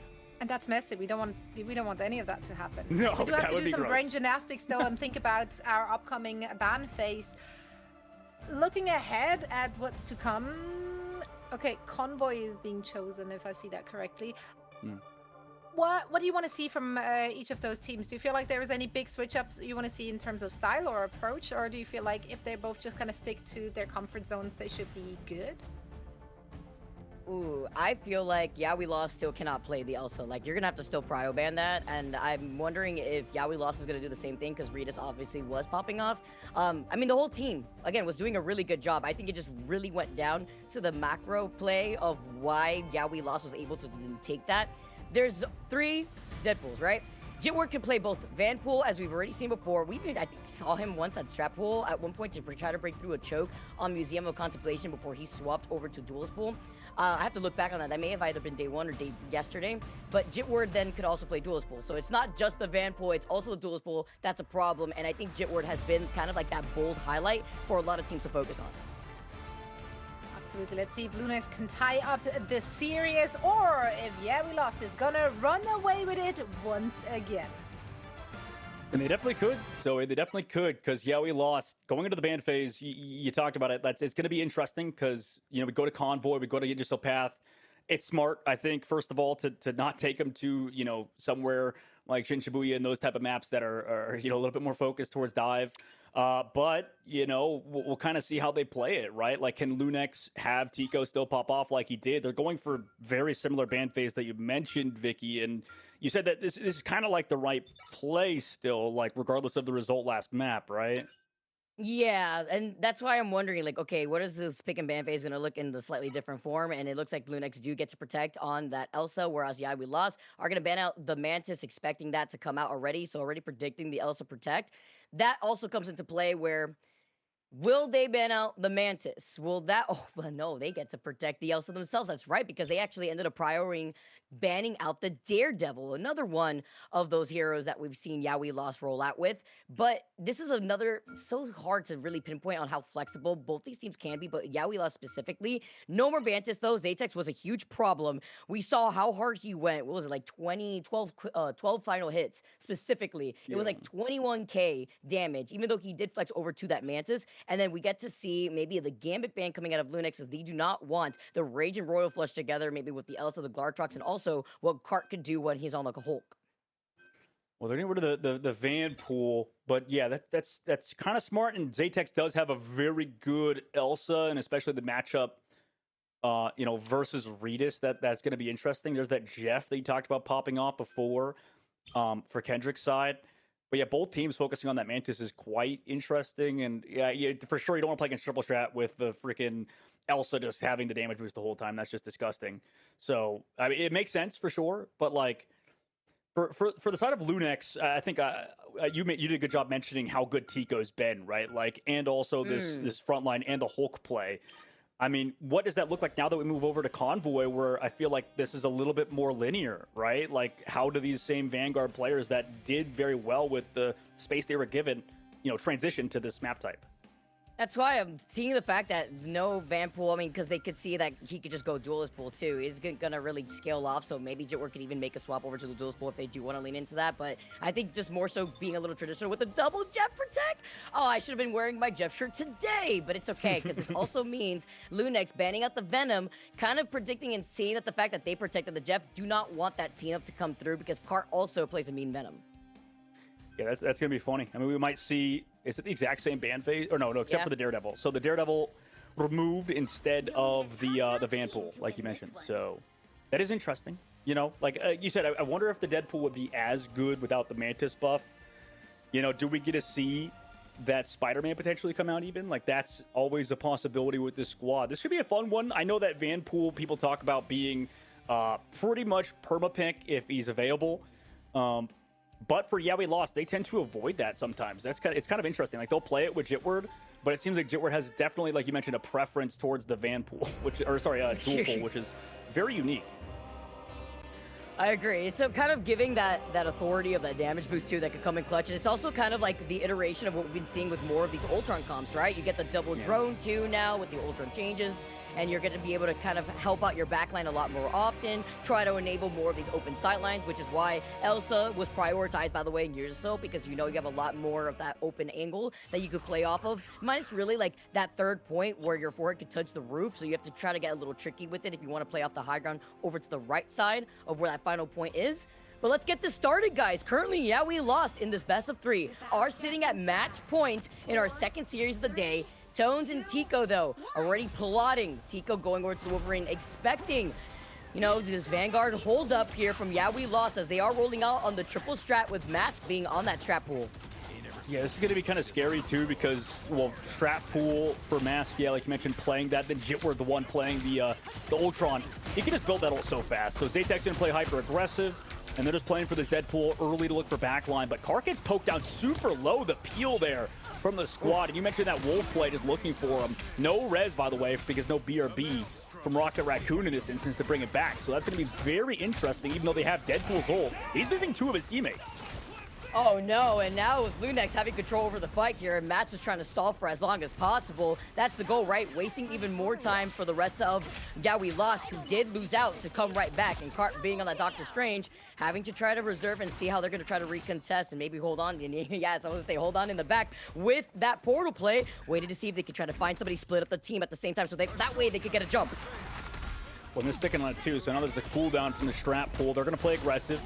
You know, look for something, maybe built ults, but this Jeff is still sitting there, and also Tico has just been running freely, like free-form Wolverine play this whole time. Just takes down Card again, and he's looking for the kidnap now into Zatex, who has been a focal point. Now here comes that Jeff, controller player, by the way, takes 2 in his mouth. Maybe he's gonna jump off the map because there's a flyer in it too, and there they go. Back to the spawn, no portal for this fight. Kendrick again grabbed by Tico.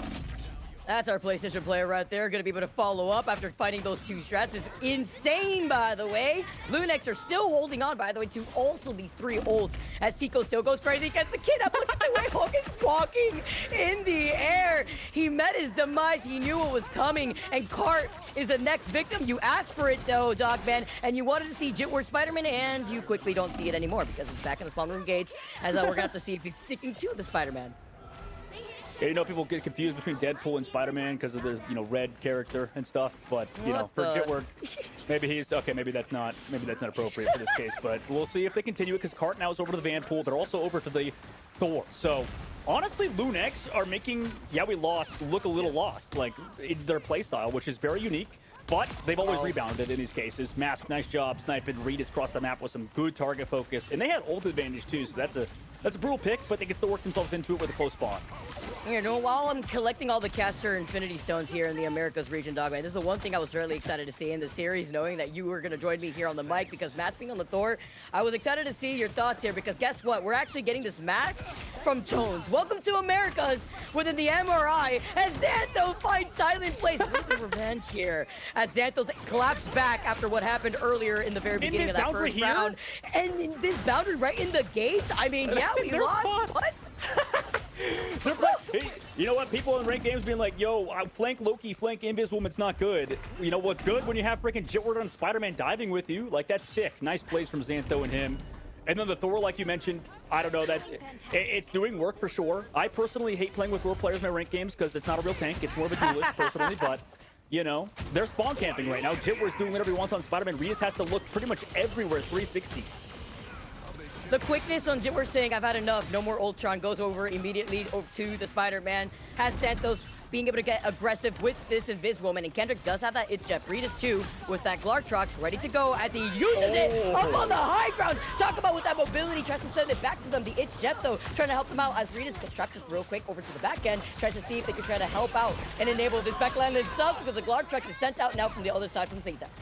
Well, he didn't bring it back, but it's tough because of the wall there. It's hard to bring it back, yeah. But they're still up in this fight, and I'm surprised they didn't get the KO. Mainly it's because the support there. Xantho tried to go for a play, by the way, in the spawn.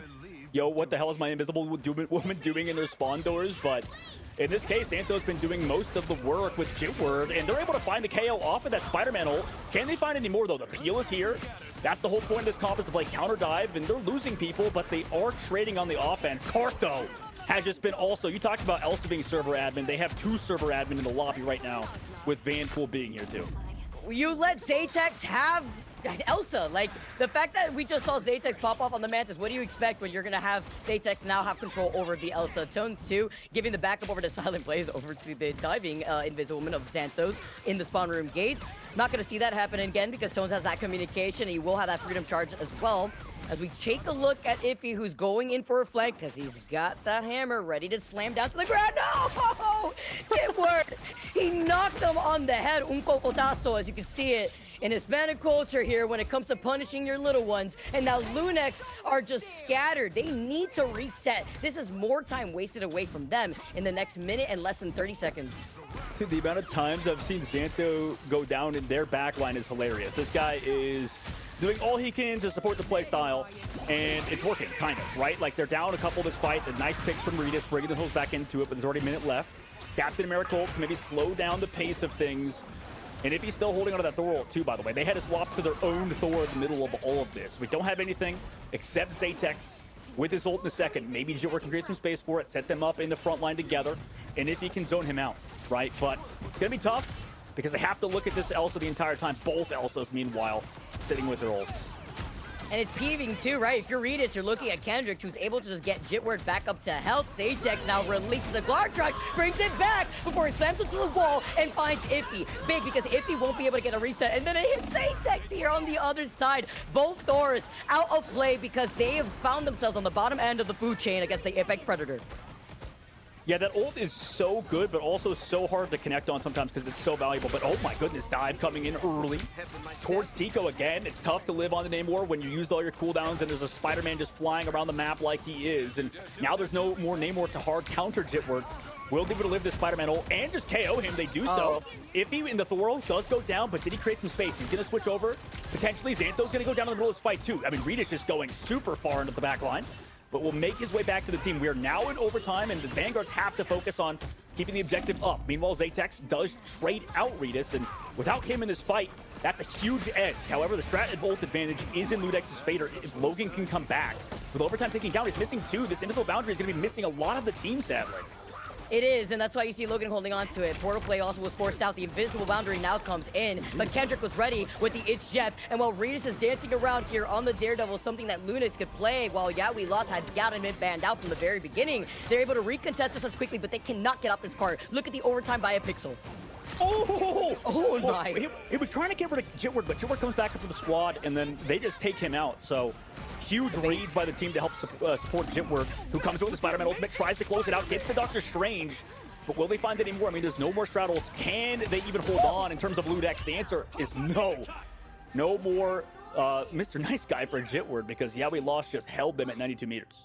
And the Deadpool too, man. Like, you've just been able to also try to give him some support here from the other side. I mean, Cart was able to split 3 members of Lunex's attention when they were stuck in the hallway where that health pack was. Meanwhile, Jitward had their way with the Vanguards of Lunex. That was a great way of taking control, fight after fight. You still can get a little tricky on that second checkpoint if you're able to get set up very early. But obviously, Dogman, the #1 change up there was Jitward going onto the Pride and True Spider-Man. Yeah, he flew on to it. They could do it. I mean, you can run the BP alongside the Hulk for the Gamma Shields. I mean, those are crazy, right? Like, it's possible to run the full dive as well, but you can maybe only do it for like a fight. Look for the backline if they play triple. But like you mentioned, yeah, like that was some nice plays out of the side of Yeah We Lost, and the reads towards the height to help Jitwards in that place. I mean, getting held in second phase, that's also not very common, I think, for a lot of teams, Vicky. Yeah. Man, I'm just thinking about this crazy compositions that we've been seeing throughout the course of the weekend, wild. man. This is insane. Like, this is Yeah We Lost, man. This is also like crazy because we get to see our MRC teams like not only compete with some of the best teams in the region, but get creative with it. Are we really rolling out with this? It looks like this is what we're sticking to. Jitward is gonna put on a show for us and see how long it lasts here on the BP. Your eyes do not deceive you. We have this here. Santos is on the Jet, while Kendrick is on the Magic. Yeah, this is something out of a few seasons ago. I kind of want to just like give this comp like room to breathe, just see how it plays. Okay, Tico's gotten card already. Never mind. It doesn't matter. It's completely negated because Tico is playing the Elsa now. More proactive hero than I think the name were earlier. Goes for the resets. Okay, there's 1. There's 2. Goodbye, Jeff. Goodbye, Logan. See you later. No more heals now. That was so worth it, though, as Lunex now are forced to back away. Regis fell a little low here, does get healed back up, but it's the fact that Jitward now gets to roll out on the Spider-Man to then go in to recontest to join up with Yeah We Lost, who are on the attack. Kendrick's still sticking to this Magic, too. Yeah, I mean, Kendrick is one of the OGs alongside, like, Bly Amazing of being a really fantastic Magic player. Mask getting picked, though, on the right side. Nice job to read that. I mean, this is like watching Deathmatch. It really is at this point, Vicky. Like, it's just, if you've never seen these two teams before, you're like, are they playing Mystery Heroes? What's going on? But, like, this is sort of typical for these two teams, right? Tech able to find Tones, trades him. Tico now on to that Elsa. Also has been doing quite well compared to the Namor. I think it's been tough for him on that hero. And to put Regis over to that Daredevil, like you mentioned earlier, that's finally going to be some stabilization for Lunex. And Logan clapping back here, too. Giving a round of applause after a nice little freeze and follow from Silent Blaze. That's going to be another clear up from Lunex on this defense. And Tones had rolled out on the Angela. Look what's on your screen. It's always the Mask trying to match that with Lunex. Instead of Iffy this time, it's going to be against Tones. You know, it's the classic strategy, you know, Sun Tzu. If we don't know what we're doing, they don't know what they're doing, you know, or they don't know what you're doing, right? It's intelligent. Logan, you talk about how he's clapping back so far. We're sent back to the spawn due to some excellent aim. Oh, Logan has had enough as he gets focused once again. He backs away, survives for now, but Regis unfortunately has to pay for it. The car trucks, though, looks huge as they go into their line of sight. They find the 3K. Beautiful follow from Kendrick, too. And with the It's Chef from Silent Place, it's back to reset because they have to. It's not like there's a lot of time or space that Yaoi Lost need to push this cart to. Yeah, that's tough. I mean, they're all set up in that alley like a bowling alley, honestly. Like, they're just rolling over. Right. Yep, strike onto the entire team, send it back to the spawn. 4 minutes now, Vicky, in the second phase, and ultimates are still coming up for Yeah We Lost. They can play even more aggressive again. We saw Xanto do it before with Invisible Boundary. Do you think it happens again? What the? He was trying to body block them from the hallway. Look how many are stacked from Lunex on this back, and then Zatex is hungry too. Took some notes and was able to try to get the follow, but it was Tico who falls right afterwards. Zatex instead says, release the nothing, and Cart is going to be able to go Omega Hulk to be able to also stall out and beat up the other Hulk here from the side, and that leaves the strat alone. Zatex capitalizes, wraps up in a Yeah We Lost sandwich, and Lunex are trying to brute force their way out because guess what? The Cart is still getting pushed by 2. I mean, Zatex just kind of farming at this point, man. Like, Tico, I think he's just been tilted ever since going back over to Namor. Here comes everybody, the Angelo into the gem. From Kendrick, that's 4. No way. You can't touch him. And you have one person to touch. It's just the Daredevil. And everybody's sent to third phase where they can't touch the cart. And yeah, we lost them 2-0'd. No way. That's crazy, dude. That was insane. Yeah, we lost. They're looking like one of the best teams in the entire tournament. And that is not a joke. They play everything and anything under the sun except the meta, and they make the meta at this point because Zatex is the MVP for a good reason. Again, yeah. Dude, Zatex had Elsa after what you just saw, what he did with the Mantis earlier on. Now, yeah, we lost. They rolled out. Remember we talked about unorthodox compositions? Well, take a look at this stat line. Word out here with 8 finals, but it is the Zatex show with 13 final hits. And with the way that they were trying to roll out originally, Kendrick going over to the Magic first and before swapping over to the Jeff, so that way there wasn't a solo supports for them to work with, they were able to take control over the point. I also feel like just raw mechanic-wise, Doug, man, they didn't get to exit out of the spawn room gates, right? Both of those entrances were being blocked out by Yeah We Lost. If it was Zatex on one side, then you had to deal with Cart on the other. You would get whiplash, having to force your way to at least recontest. But I have to also give credit where it's due.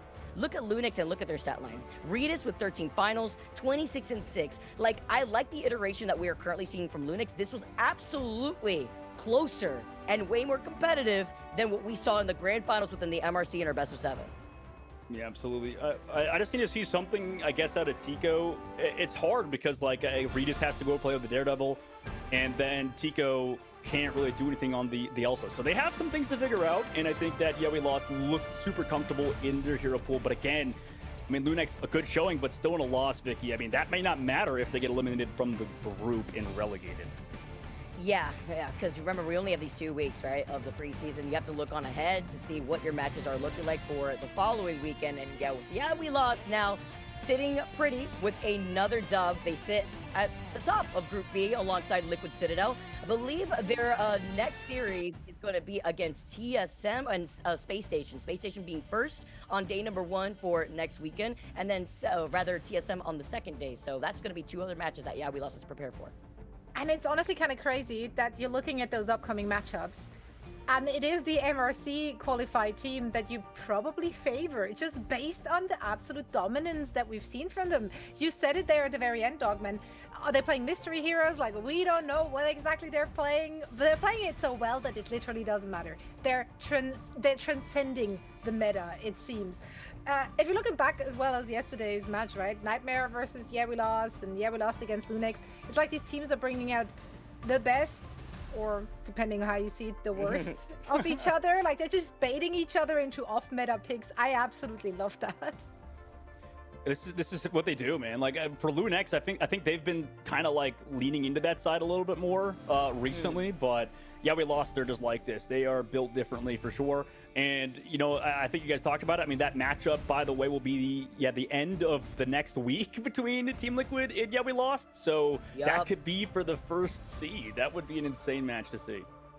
That is so crazy. We all knew that Yeah We Lost is going to thrive in this meta. Like just based on what we've seen from them in MRC, they were so very dominant on the dive, and now the dive is so strong. Like we did place them pretty high, but yeah, fighting for the first slot, that's kind of crazy. That's honestly wild. I think it's a statement when you see that like Light wasn't gonna try to ditto the Spider-Man matchup against Jitward. Meanwhile, like Jitward is rolling out on the Spider-Man and he's still trying to make it work on certain maps. I mean, yeah, we lost, yeah, we won. We know it's a playoff of words, but they're never go like with the meta. They create their own meta in every single series you've seen. Yeah, and they're honestly, as we said, they're making it work, right? Jitward rolling out on Spider-Man, but then also they played the Duelist, Deadpool. I don't think we've really seen any other team utilizing that. I think they even had the Strategist pool. Was that yesterday or the day before yesterday? No, so, that was like, just now. Yeah, they did it. Oh, they did it again just now. Okay, I was sleeping. There was so much going on. I missed that one. Yeah, but there are so many swaps. I do want to give credit to both of these teams because they are not afraid to make those changes. Lunex as well, right? On like the timer on OT, and they're still making swaps just to try to get the compositional advantage. Like to have the guts to do that, that says a lot about the faith you have in your teammates. Yeah, they go all in, right? Like you can see, like they had a Strap player spawn camping. Like they are, and that's how you're gonna play it. You know, it's not about making. I mean, for a lot of teams, they don't realize it. In Marvel Rivals, I think it's especially in this dive meta where like every melee character can be viable. It does feel like, you know, any strategy is a good strategy as long as we do it together, right? Like as long as you're going in as a cohesive unit, it's a good strat, right? Like it's not a dumb play if everybody does it. That's right. If you're wrong, you just gotta be wrong together. And then is anyone really wrong? Let's all fail the SAT together. I mean, you just have to be on the same page, or at least read the same book. Like some teams are literally like so in you're different saying, wait, parts of the library. So you're saying I could collude with my teammates and my IRL classmates if I'm in college if they're like doing a level graded system, you know? Imagine we all get a 0. Does that mean we all ace the test? Yes, because then as a collective you can gaslight your teachers into thinking that they got it wrong. This is not good. There's a whole group of people who believe the Earth is flat, so clearly it's working out for some groups. Yeah, no. I think, strength to the people. It's together we are strong. Kyrie Irving. You gotta team up, as we would say, right? As long as you're teamed up, it's all good. That's right, we really did. We're, of course, waiting for our post-match interview right now to pick the brains of our winners after this really, really entertaining match. Just like back to back to back, they're keeping the masses entertained. I'm really excited to see more of them, not just in the preseason, but then also heading into the regular season. There's always like one team, man, like every year. Like I feel like we can, I don't know, we're not biased, obviously, none of us are biased, but like, I mean, yeah, we lost. Are definitely a team that we can all agree is just so much fun to watch every time they play. You don't even know what to expect. Like, hello, we did see like the Black Panther for 2 seconds, but that Black Panther took out 2 strats. So you know what? You go through those Z-axis, you go crazy, and then you also run out with a very unorthodox composition and make it work. And then you also throw a lot of people studying out the window when they look back at these VODs to prepare for next week, and they're like, okay, like what? They had Jeff on solo heals for like 2 minutes, and they still won. Yeah, I mean, it's literally impossible to prepare against a team that has like every ace and then some different card games in their sleeves. So like, what you gonna do about that? We do have Card joining us now for a quick chat, so let's bring Card in. Card, hello and welcome, and congratulations, another dub on the board for you guys. And man, are we entertained by what we're seeing. Walk me through this though. What was your approach to this match? Preparation-wise, but also mindset-wise, given that you just recently won against them in a very convincing fashion, granted on a different patch. We beat them in MRC 4-0, so we were just looking at the ban lines we used and just talking about that for like our entire warm-up time, because the game is on the old patch and the live server, the team that was warming us up doesn't have access to the old patch, so we just spend all the time focusing on the ban line. Well, I mean, in that regard, you guys just made it like unscathed this week, which is a little crazy, right? Like for you guys, I know that you know you're a great team, and I know that you guys have been practicing a lot with these comps forever, basically. But did you expect, I think, this week to go as well as it did? I mean, for you guys to like make it through week 1, undefeated so far. Now you get to practice against teams on the next patch. I mean, that's got to obviously feel good, first of all. But like, how are you preparing going into next week, maybe for that patch change that you just mentioned? It feels really good, obviously. I wish we didn't drop a map to Nightmare. I think we just played terribly, and then I C9'd on the last point overtime. But I think your name's cart lover, man. You didn't love the cart there. What the hell? Yeah, it is. Yeah, it is. It's kind of in the name, so kind of unfortunate that happened. But to prepare, I think we're just gonna like experiment with letting Elsa through a lot because she lost 25 health. And then playing a lot more White Fox because she is really good. Makes a lot of sense because now with those buffs, I feel like it really benefits some teams versus like other teams that may not feel very comfortable rocking that White Fox. I mean, with you guys, you create your own meta, you create your own compositions. I feel like it gives everybody like whiplash. They're not really sure what to expect. Like, can you explain a little bit how about your approach specifically against Team Liquid Citadel as that final match within the preseason to determine like who is actually going to take that first seed? Because obviously you guys are the crowd's favorites. They are very entertained watching you guys without revealing, you know, all the plans up your sleeve. How are you specifically feeling about that specific matchup versus Liquid Citadel? Do you guys think that you would be #1 coming out of Group B? I think it's very possible. It'll be hard. If we play well, we should be able to beat them. We lost to the core of Liquid in the Mega Monthly under the name Race Car, and at the time we didn't have a gun, so they were playing Ultron, and we were on all melee heroes. But now we have Zatex who plays guns, so it'd be really nice to have another shot with somebody to shoot the Ultron that's in the air.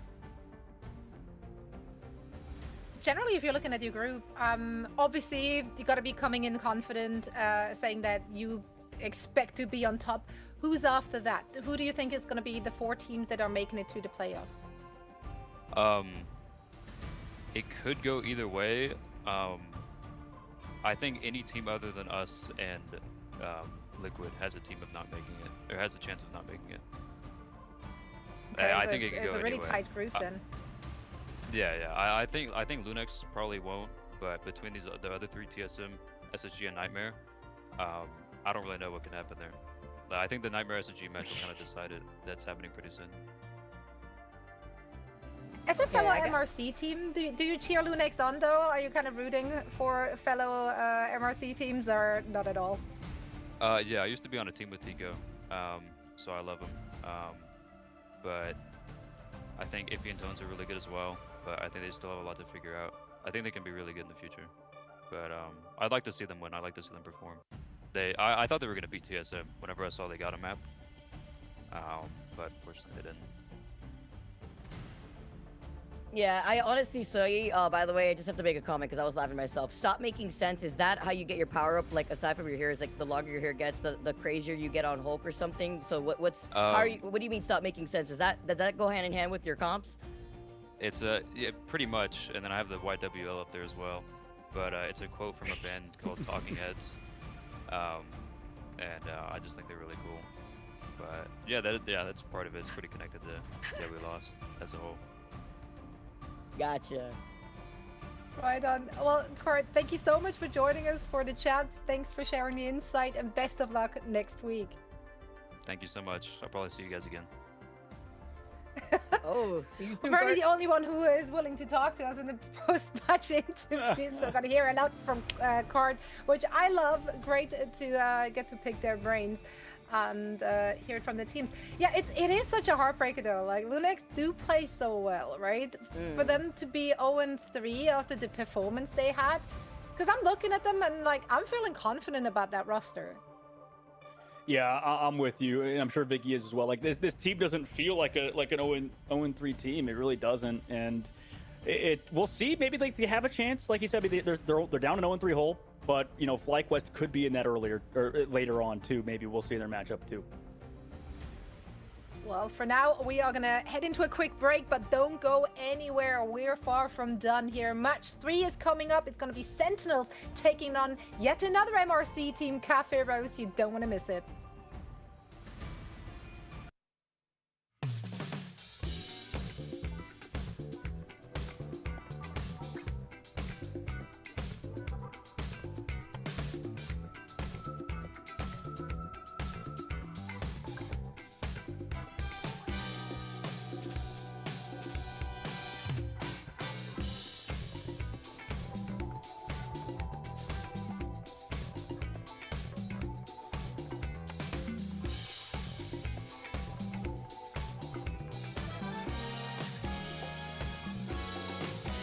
What's up, guys? Welcome. We're going to talk about right now the current standings of all the teams in the America region. Now, there's plenty of days to have the preseason shake up, but as it stands, Group A, Group B, where do the teams land? And then, Shib, I want to talk about who you think might maybe get more wins under their belts, and some of these shift a bit, especially those with the predictions out there. You want to know exactly how they're going to do.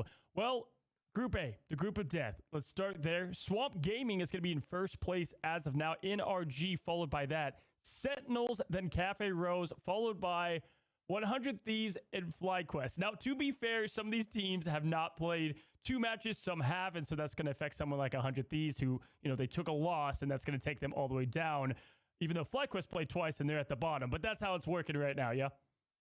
Yeah, that's exactly right. I mean, in NRG up in second place, they have another opportunity to keep moving forward if they win their next match. They've only played 1 day as well. If you look at Group A, who do you think is going to move from here? Obviously, I think 100 Thieves should definitely be able to move on up. We'll see how far they can move up with NRG beating them, right? That's going to be one team that they're going to have to look to either hope to drop a game or, you know, move past. If NRG plays perfect, then they will be in control of their own destiny, as we like to say, as well as Swamp Gaming. Yeah, I think we definitely see Thieves moving up. Sentinels has potential too. They started locking in yesterday, and that was exciting. But again, I mean, it's like with these teams, it's like any given day. I will say that when we looked at 100 Thieves and NRG, they were so closely matched, and you obviously were there for that. That was one of those games that we've, you know, in terms of early season, like it was just mind-blowing to watch, a ton of fun. So they're up there even. So no matter what, I think they're going to get closer on the leaderboard.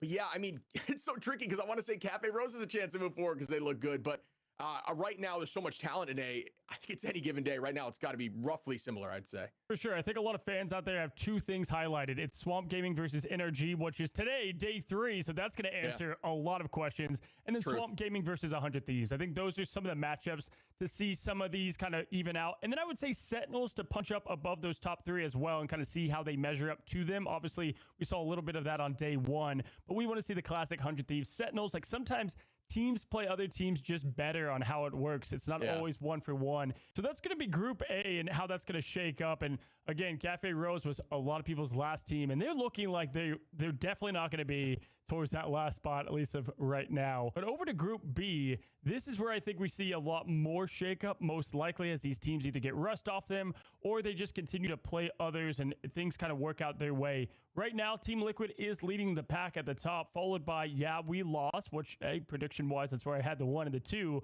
But we did have SSG to follow that, followed by TSM, Nightmare, and then we had Lunex Gaming. Anything jump out to you?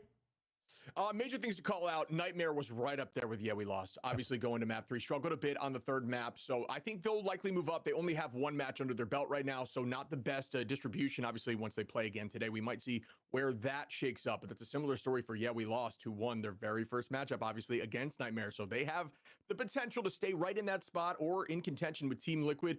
Citadel, but I will say Team Liquid Citadel, I don't see them moving at all. I don't know about your take on that. Yeah, no, for sure. I think that they right now have a pretty anchored start to it. I mean, if you look at them already taking down someone like SSG, that's a great win. If they beat Yeah We Lost, I think they kind of just cement themselves at the top. Today, it's going to be Nightmare versus SSG, and that is going to shake up, I think, a lot in the middle there because Yeah We Lost has only played 1 as well.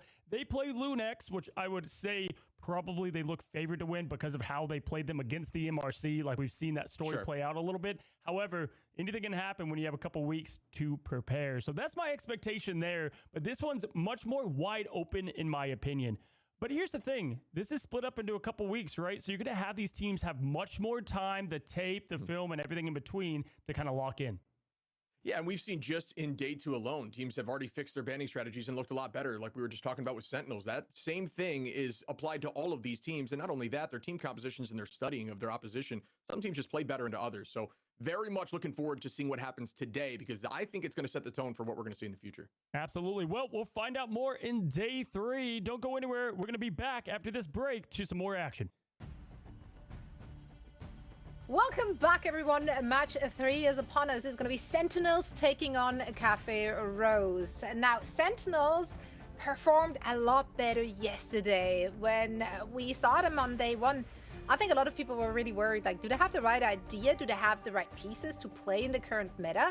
And they did make the necessary switches, so their match yesterday looked a lot better. However, there is a bit of a caveat there, because they did go up against a very much struggling FlyQuest. So the real question is, have they been tested? Now, on the other side, they will be going up against Cafe Rose, a team that no one really had on their radar until they popped off in their first match of the season, which was also against FlyQuest, who is struggling. So, transitive properties. Who beat FlyQuest harder? Is that the better team? Maybe. I mean, like, at this point, both teams have gone through a side quest, sadly, in FlyQuest. We'll see if they can so rebound.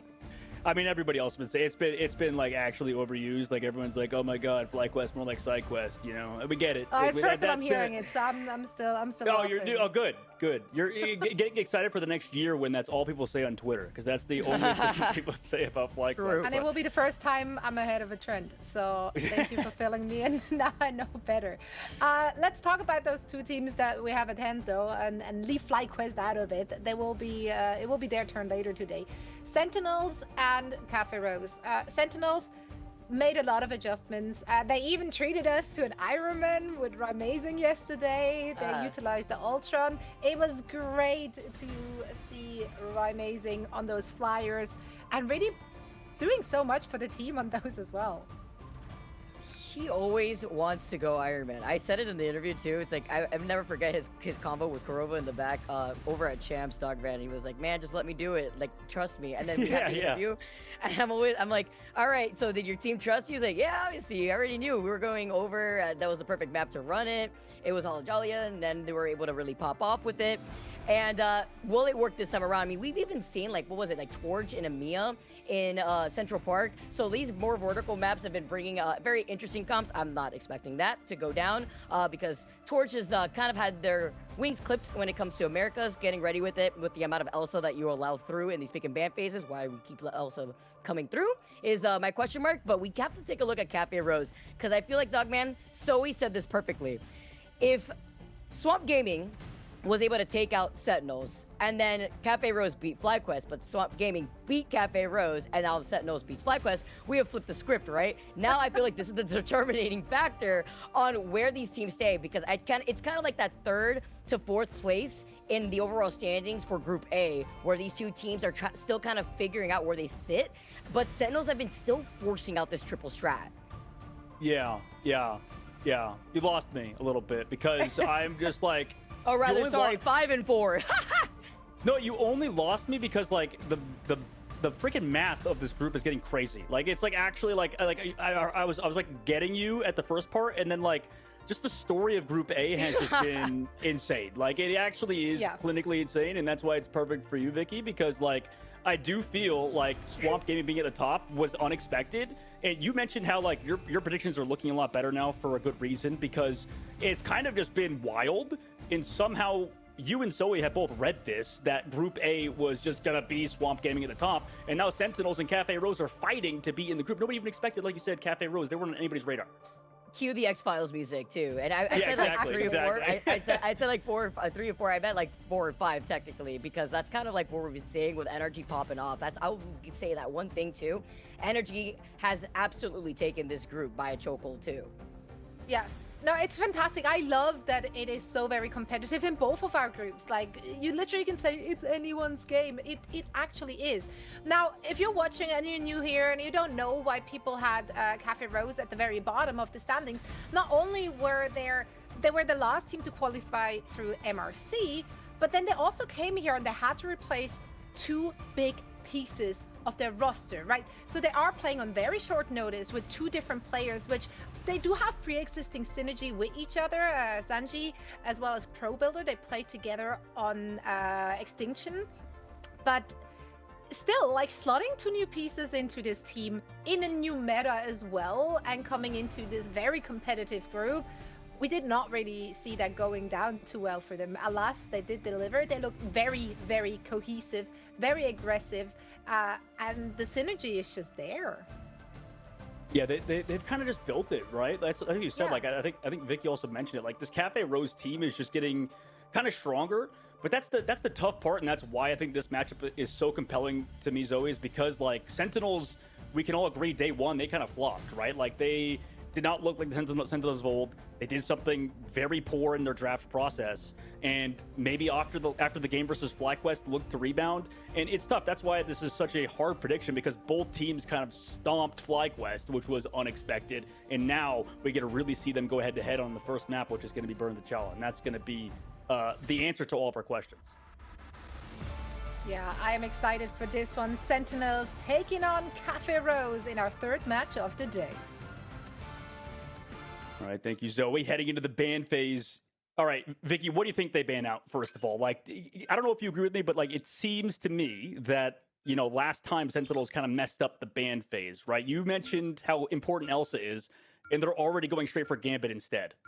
Yeah, and with Cafe Rose immediately taking out the Elsa, we've seen Yushir like pop off. We know that Raimazing is like a professional Ditto, but I think another important thing to note was that Korova wasn't like in the starting lineup that we saw from Sentinels before. Like, they've been slotting in a different look for Sentinels in general, and I think that's important to highlight, because when we have Pro Builder and you have Korova in the same lobby, and Mirror is now being slotted out for Sentinels, and now Korova's back. Are we going to see the Adam Warlocks? Like, what year is it? I don't think so. I'm not too sure. It depends on what this pick and ban phase is looking like. But with the Gambit being protected, you see the Elsa on the other side. That means you don't want the damage boost from the Mantis. So it kind of forces out that ban away from Sentinels. And they've also have had to review which different compositions that Sentinels likes to ring out. Because we talked about, yeah, we lost being a very unorthodox. Sentinels are kind of still sticking to, like, the old true strategy, despite the ultimate nerfs that we've had.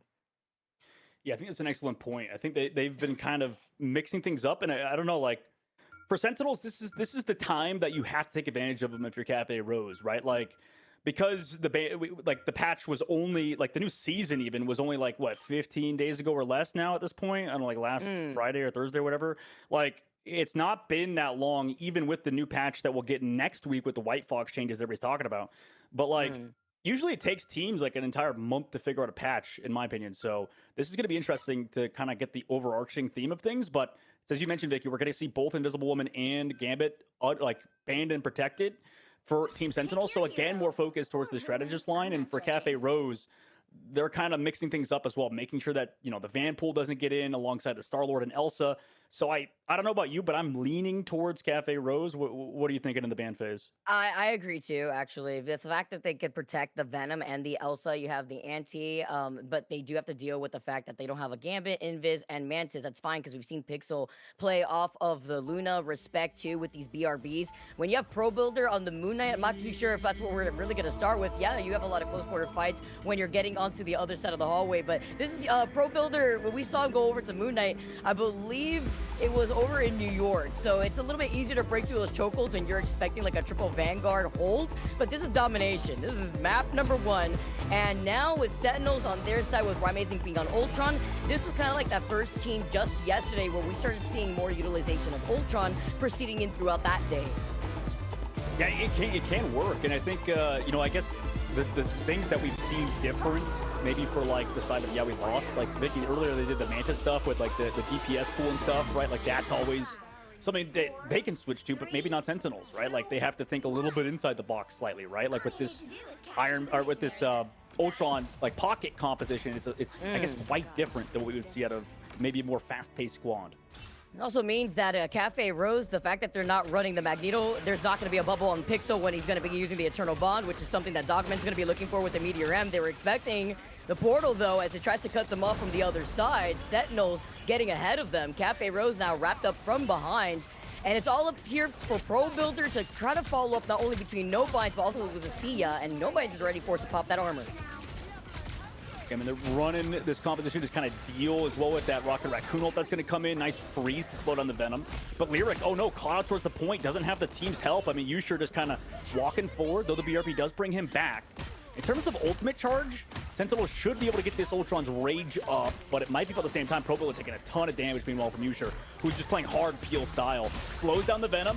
In the meantime, with the stun, able to fly back to the team, though. Nice shield from Lyric, too. So Sentinels, with this first point, though, are kind of just able to play towards the back until they have ultimates. They're sitting at the edge. Crimzo was literally a pixel of health, and look at the extermination, both respect and Ramazing getting that fast, but Shanji from the skies clips Ramazing's wing, which invalidates the extermination and allows Cafe Rose to walk up and also reclaim the point because there was no stall from Sentinels. I mean, we literally heard in the interview, Cart Lover's like, we didn't have the gun character player on our team to deal with Ultron in the sky. And, you know, when the gun character is in the lobby with Zenji, he's just able to take down Ultron.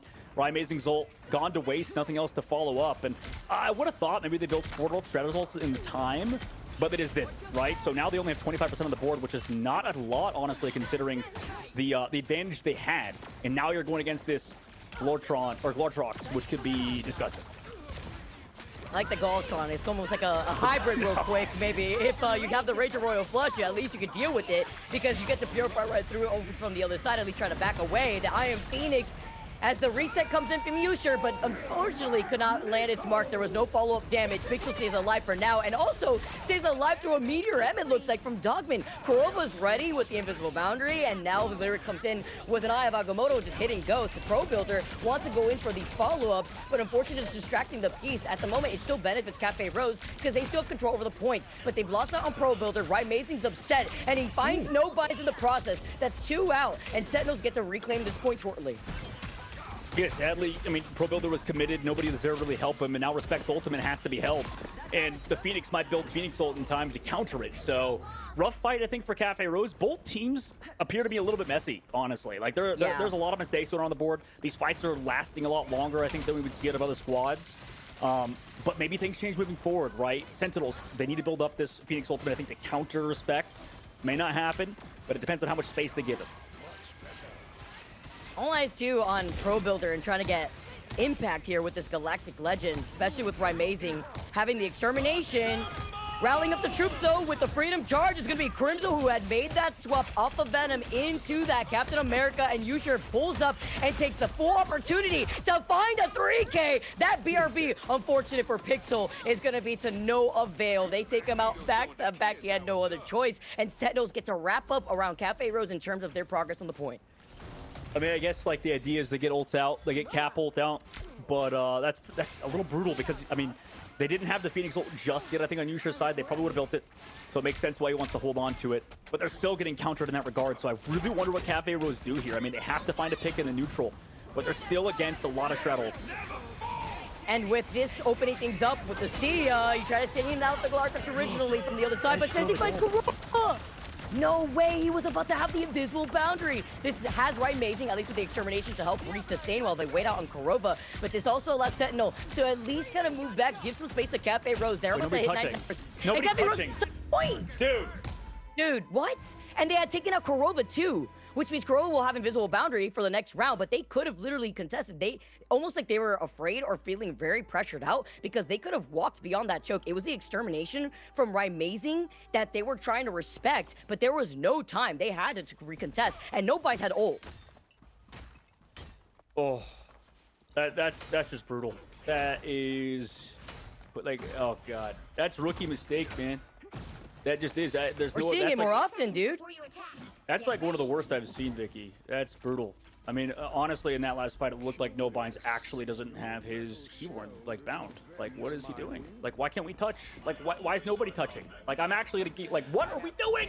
Ah! They're too scared, Vicky. Shit. They're just like, they're playing too scared in it with the advantage. Like you said, like, Kurova overextended, got picked, he fed. Cafe Rose needs to take advantage of it. No Binds setting up his play, I get that. But someone's got to touch the damn point, man. That's embarrassing.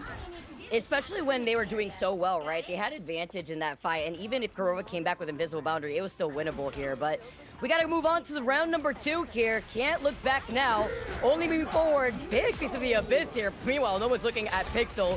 Fear Magneto, Meteor M trying to crash down though, and Kurova was ready with that Invisible Boundary. Now it's gonna be matched with Lyric, having the Meteor M, looking for one of those strats. Nice protection though over to the other side, shooting blind too, with Kurova being on the other back end of that Invisible Boundary, and still getting dove by this Venom. Pixel's gonna be able to move everybody from Cafe Rose and keep harassing Sentinels because they have the number advantage and the point advantage. Yeah, but Sentinels keep presenting opportunities for Cafe Rose to take advantage. They're still touching. Yes, they're down a member of their squad, so they have to still play it slow, using every cooldown to touch. No ultimates just yet either for Sentinels. So this is going to be actually very hard to hold on to. But Cafe Rose have been so slow to take advantage of their ultimate advantage. Like, they're going in with this, like, spin to win with the ultimates before anything from Sentinels has been built. They're letting Sentinels get back into this fight. Now we're committing Star-Lord and the See Ya Later in the middle of the fight. Maybe we can get advantage. Finally, they do so, and they take people out. But they're a little bit too slow to react sometimes over Sentinels when Sentinels is giving them an edge. But Sentinels trying to find some picks. They actually do so across the map from Dongman's team up with the Gambit. So they're kind of still in it, oddly enough, Sentinels are. Oh yeah, they have way more damage output too. I mean, just the fact that you have the Sia, it's going to be the discount Raging Royal Flush, and it doesn't get the same impact that the Raging Royal Flush does afterwards. And Sentinels with Crimzo, who had stalled from the very beginning, finally, now, Sentinels flipped the point for the first time of the series. That was a very long initial fight. Yeah, this is wild. But that's what I'm saying. Like, this is Cafe Rose's opportunity to take down Sentinels, and they just floundered every single time. Like, Sentinels in these cases, you know, whether it be Amazing overextending or Kurova or Yusher, you know, this team is obviously still working on their coordination a little bit. We'll see if they can finally put things together. There will be against Sanji and a ton of ults, but with this Ultron's Rage, they're going on the aggression. This is what you would want to see out of the opposite side of Cafe Rose. Oh my god, was that block from Dongman? No way! I mean, even, and did you see the also turnaround from Amazing, who also started shooting the end part of the extermination towards it just in case, but it looked like it was blocked out from the other side as now Pro Builder move up, find Amazing. I mean, there's only so many directions Amazing could look at as they try to dive onto the strats. Fear Magneto, Meteor M. Shanji, though, has found both of the strategists from Sentinels, leaving that Meteor M, hitting nothing but blanks. His Dogman is the next one to go out, and only leaving Crimzo as Amazing comes out of the spawn room gates. Yeah, I like it so far. Honestly, the switch up, the Daredevil play has been nice out of Zanji. Nice ultimate as well. Towards the height, you know, couldn't save him, couldn't keep him alive. Now this upcoming fight, we also did use Phoenix ultimate, so we know Cafe Rose's Respect has that free Rocket Raccoon ultimate to fight in this upcoming fight. Depends on how he places it, depends on how safe it is, right? Like, Cafe Rose, we know they've been a little bit slow to react. Zanji now caught out by the Captain America, who's keeping these flanks in check. But we'll see if Yusha can find the pick in the neutral before they use the rocket ult. But no, Respect pops it intelligently, I think, even though they're not going to find KOs. It's probably worthwhile just to make sure you can at least get a fight win. It does, but now Sentinels, by the way, are trying to back cap, and the Cafe Rose realize it. They go right back to the point while Sentinels try to walk up for free up on the high ground. They just give space to them. It was all thanks to Crimzo on the cap. You're wondering, too, we've been seeing a lot more cap bans, unfortunate for Poly, but it's also been targeted towards Crimzo, too, here, and this is the reason why. The stall potential is on another level. You want to get the Mosquito Swatter and slap that cap away from the points, and he's got the Freedom Charge to help out with the stall, as well as Pro Builder looking to get into an angle to utilize the Apex Predator. And they're all over the point. Everybody trying to play her inside these drones. Pro Builder going down the Yusha. Nice job. Respect. Obviously dodging around, making sure they maintain height. Sentinels trying to get that flip, and they'll do so. Like you said, just able to walk into point, Invisible Boundary, and cap ults enough to deal with Cafe Rose. And I'm back to spawn. Now for Cafe Rose. They give up that point. You have Meteor M to counter that Ultron's Rage, but will it be peeled for yet again on the side of Sentinels like they did in the last fight from Dongman? Find out with Yusher having the follow-up potential and the reset. Here you go with the extermination is ready. Raging Royal Flush is going to be the ready, set, go. Crimzo does get frozen. Meteor M tries to focus down on the Gambit, and Yusher finds Respect. No Sia available for this next upcoming fight. No binds is incredibly low. Pixel's having the dance up, trying to back away too. But Sentinel's nearing already 85%. With the extermination, they're down these two members, and Crimzo is harassing Shanji. He manages to get away in time thanks to Pixel being in an off angle to help them out. And Cafe Rose, they still haven't flipped the point just yet, but with the information they've called out on Amazing in the air. I mean, Zanji's able to run free roam into the back line, close to that ultimate as well. I mean, Sentinels do have the point at the very least. Respect still sitting with ultimate. They know there's no Phoenix ultimate too, so he could pop this whenever, but don't know if they need to because they have that Daredevil going ham. The Pocket, nice job with the clap to keep everybody alive as long as possible around the patty cake. But it's not enough, sadly, considering you don't have any ultimates. Now they go back to spawn, Vicky. 66% of the board. They'll flip it.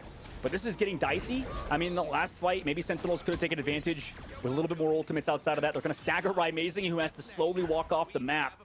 The Cafe Rose are in an interesting spot now, Vicky. They have to still play a little reactive, but Sentinels don't have ultimates at all. They have to build Kurova's ultimate.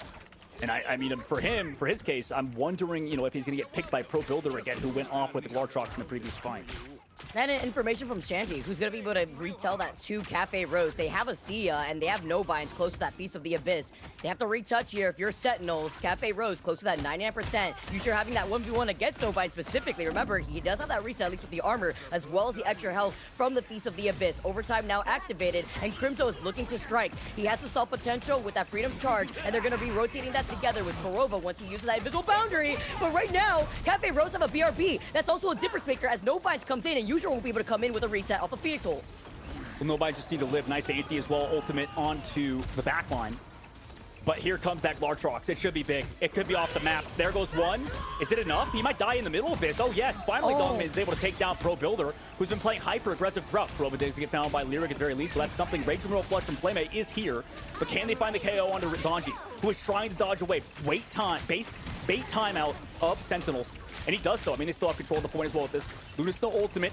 I mean, you don't have anything. You have the White Fox ultimate coming back to the point and the Meteor M, but they have to find some KOs here with this Meteor M. User has to connect on something. He's got every ult in the book. Can he get rid of this Rocket Raccoon or the backline? Lyric finds one, trades out Playmate, so it's a 1-for-1 of strats. Do we find the KOs after this? We have strat ultimates. Surely we hit the shots, User. Come on, man. There it is. Another one down. Sentinels do get the point flip, but the portal is surely going to come. And is it going to be enough time? It's by a Pixel, and now Sentinels, they do flip it in their favor. Looking back at Cafe Rose, it's going to be Pixel who's going to try to put down that portal. It's ticking down for them, and they currently a Pro Builder on the Spider Bend. There's not enough time to set it down, and Sentinels, they take map number 1. Holy crap. I'm just in awe, Vicky. Like, Stellar Spaceport could have been their map, and then that one too. I mean, at the end, too many ultimates for sure. The Glartrox wasn't the big. I think that like their Elsa play is playing a little bit too aggressive. Like Dongmin's had multiple opportunities where they could have gotten the KO on the Elsa. But regardless, I mean, Cafe Rose are in these fights, but just keep losing grasp because of Sentinels. I guess higher caliber play. I think that they've overall played better. Yusher had most final hits in the lobby, was kind of free. But still kind of a tough round from Cafe Rose to lose, considering, man, they were just seconds away from winning. And was also consistently contesting Pro Builder. Every single time you saw Pro Builder up on the high ground, who was waiting to blast them off is going to be Yusher. So I think Yusher having that target priority, sure. No Elsa, no problem. Don't worry. We'll be able to roll out Yusher just fine on the Phoenix. And it was dealing a good amount of impact, too, on the backline that was trying to hide side by side together. No Binds wasn't able to get the follow-up. You saw Respect getting targeted, too. Crimzo, despite what you see right there with him getting 8 KOs, going down 3 times, it was the stall potential that also allowed Sentinels in the first place to get that point in their favor. Yeah, I think you're absolutely right, Vicky. I think you hit the nail on the head right there. I mean, just the call out of Crimzo, you got a great read on it because, I mean, he was just doing everything in the lobby in terms of just impacting the game. And yeah, you're right. He's a big reason they won, even though MVP does go to Yusher. Now, for Sentinels, Vicky, can they maintain that going forward, right? Because we go to the next maps, and honestly, Cafe Rose should be best on domination. So this is going to be scary, I think, for Cafe Rose as we go either to Convoy or Convergence. But we're going to go to a short break. We'll see you guys after it for map number 2.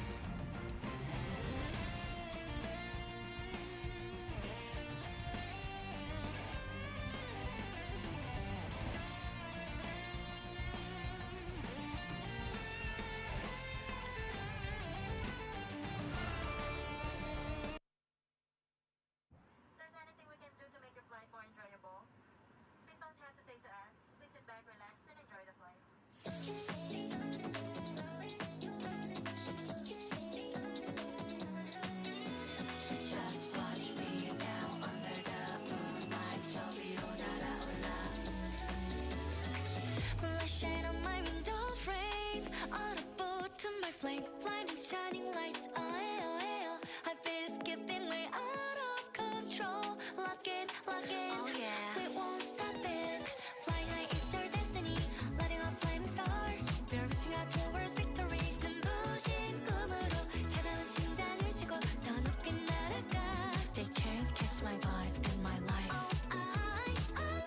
We're dancing under moonlight. 소문 꺼버려. Turning up the heat. Get it, oh. We're switching up the lip gloss. Mixing up the crystals. All they want to know how we do it. Now it's time we switch to flight mode. Yeah, 차올라 내 눈빛 봐. 불부터 나 ready now. 떨림이 번져가 입안 위로 올라타. 거침없이 난 dive. 겁없이 뛰어가 flight mode. Be breath-free, shining, flying high. Feel the spark of flight mode. 우리 하늘 위로 더 rise up. 사라져 fade away moonlight. Gonna burn the night out. Every time my heart's flight, we go higher, eyes wide. Right through the starlights. 차가운 공기속을 realize. 지금이야, take flight. We're dancing on the moonlight. 소문 꺼버려. Turning up the heat. Gonna get it, oh. We're switching up the lip gloss. Mixing up the crystals. All they want to know how we do it. Now it's time we switch to flight mode. Wake up, wake up, wake up, wake up. Feel it, feel it, feel it, feel it. This I'm so Welcome back, everyone. Sentinels are claiming that first map against Cafe Rose, who I gotta be that person. Not the cleanest start from them. They really had to kind of lock in, right? A little bit disappointed at seeing them so, I guess, scattered at the very beginning of it. However, I do want to give some praise out of the gate here. Crimzo, Vicky Kitty, you mentioned him right before we went to a break. Crimzo also has been massive yesterday. Seeing Crimzo back on that Captain America, because day one Crimzo was struggling. The Angela was not a great look for them, but what he got to do yesterday and also today on that cap and how much impact that had on his team, how much space he made for that team, how much distraction he made for that team, like that's a valuable player right there. Yeah, it is, because then you get to stall out for as long as possible. Even if you lose out on that one player from the beginning of the fight, which we saw actually from Sentinels in that second round, you're able to recontest because Crimzo is just like, you know, there and just basically a dungeon boss because he's not getting taken down because there's so much split attention to what the fight is going on in a hallway like that. I really like this look here from Sentinels, but I don't like how messy it looks and how I don't like how messy the beginning fights have looked, at least is the way I'm trying to transcend this into, because they're still sticking to the triple strat, and I wanted to get your thoughts on that too, Dogman, because a lot of eyes on Sentinels and how maybe this comp may not work for them against other higher ranking teams. Yeah, I think we've seen like really solid teams play it, and they've been good at the past on these compositions, but it's, as you mentioned, I mean, Crimzo's still here on this roster. They split up for a little bit to go to like multiple different teams, but with Korova, Crimzo, and Ramazing back alongside Dongmin, who has also been all over the place, right, playing for a ton of teams after Intergalactic. I think he's been a big linchpin to this team, also improving. And then Yusher has been playing, he was like in the APAC region, I believe, for a little bit, and then back. Yeah, it's a lot of, it's, as you mentioned, they're all really good mechanically skilled players. I'm just wondering if they can keep up, like, improving their team cohesion, I guess, is the thing. And to back to your original point about triple strategist, I think they can run it. It just has to be maybe a little bit, like, more effective and efficient, more aggressive. Like, we can all agree, like, when we saw, yeah, we lost play triple strategist, that wasn't just them playing back, right? They were always making plays and going forward. It's a little bit different, I think, when you run the Ultron instead of the Mantis. Yeah, I think we're still just waiting to see how much dimension there is, how much depth there is to what Sentinels are playing, because they just made those switches yesterday, right? And even in those switches, they initially came out on that triple strategist again, this time having Ramazing on that Ultron. And in the next map, when Ultron was banned, Ramazing did share that with us in the post-match interview. He said, like, what are we going to do when they ban out the Ultron? And that's where Ramazing came in and was like, I can play Iron Man, you know, like if you let me, if Ultron is out of the mix. So that was kind of their go-to in case Ultron is taken out of the mix. But will that work every time, or is it too one-dimensional? It might be. I mean, it's like, it's tough because in the past when we did see Iron Man, completely different meta though, obviously, but like it did feel like it was good against these dives. Like, you can play counter dive with Ultron, or with Iron Man rather, and it can work. So he's right. But as Vicky said, this guy's like a freaking ravenous dog trying to play Iron Man at all instances. So you never know, I guess. Well, we're about to find out what they have in store for us as we're heading into map 2. It's match point for Sentinels. All right, Vicky, what do you think of the change about this ban phase? I saw right now the Gambit getting banned out, so it's looking very similar, Dogman, because we did see like the Elsa ban out too from Sentinels first, as well from the other side rather, with Cafe Rose making sure that you cannot get popped off on that role, considering that he was just going crazy off of the Phoenix alone. So maybe seeing a similar source to that. You have more open sight lines here too, but it's about getting through that initial choke for Sentinels when they come out of the attack. Do they get away with their Daredevil? I'm wondering here, because we know that this team, they may like the triple strat, but it's also very flexible if they do need to make some of these shifts. Are we going to see the Ultron again, because you still have that verticality? Is something else that I could expect here too? Yeah, I think there's a lot that you could think. I think maybe we're overthinking even, maybe like the fact that we've protected Vanpool, and I like Vanpool, don't get me wrong, I think he's really strong. But I think going over from domination onto convergence, this Elsa should be even stronger. It should be even easier to get large Hoxes, I believe, in these like super, linear pathways. So that's a kind of like an overreaction maybe, but they go for the protection for the Adam Warlock, which is interesting. So we might have ourselves a potential triple composition, but it's matched by that Mantis ban. So Sentinel's kind of reacting slowly to what Cafe Rose are doing, and they're able to still get this full Gambit team-up stuff that they've been playing. Wait, strap in, Dogman, because this is what I want to look forward to. If we get the what we saw from Kurova versus No Binds, or rather Pro Builder Adam, it could be a Ditto matchup. We got to see. It may happen. It may roll out with it, but is Kurova stuck and not being able to play Adam Warlock jail? We're going to have to find out here, because Flamme at least has that Gambit. Dongman will be able to follow up with the Rage and Royal Flush together with Yusher, and Kurova is indeed not going over to the Adam Warlock. I got excited sometimes, but with no Loki, that means you won't have those infinite res comps. Whereas Cafe Rose, though, do have Loki available for them, which is where respect is going to be, so you're going to be hearing the Born Agains ring through your ears over and over. Oh, yeah. Yeah, for sure. And you have with the Loki, too, you're right. This has always been a phenomenal Loki point in map, so it's good to have it back. Like, it's good to be back on Shibuya after a year of not seeing it, basically, in the hero pool. Like, it feels like even before Ignite started, we just haven't had it in the hero pool, which is a little crazy. Maybe pray that we see World Palace again, maybe. Who knows? But, I like it for Cafe Rose. It's still odd. I don't even know if, like, these are the most proactive triple strategist teams we've seen so far. Like, I know they both play it, Vicky, but I mean, surely we've seen a little bit more like proactivity out of like these Mantis stuff. Like Sentinels, it seems like they've given up on Mantis, by the way, considering it's not banned for them, but they don't even want to play it most of the time.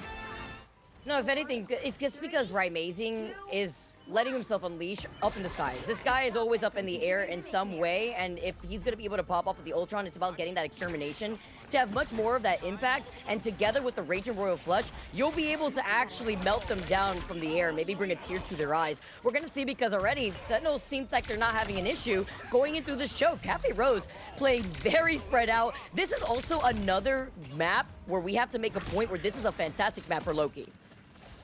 Yeah, you talk about being in the sky. Everybody's trying to play in height, but oh my goodness, No Binds just gets stuffed by Dungman. Nice shot from him, able to walk towards that point, and this is kind of a linchpin, I think, for Sentinels of succeeding, is Dongman taking advantage of the space he's provided, and that's 2 in the fight for him.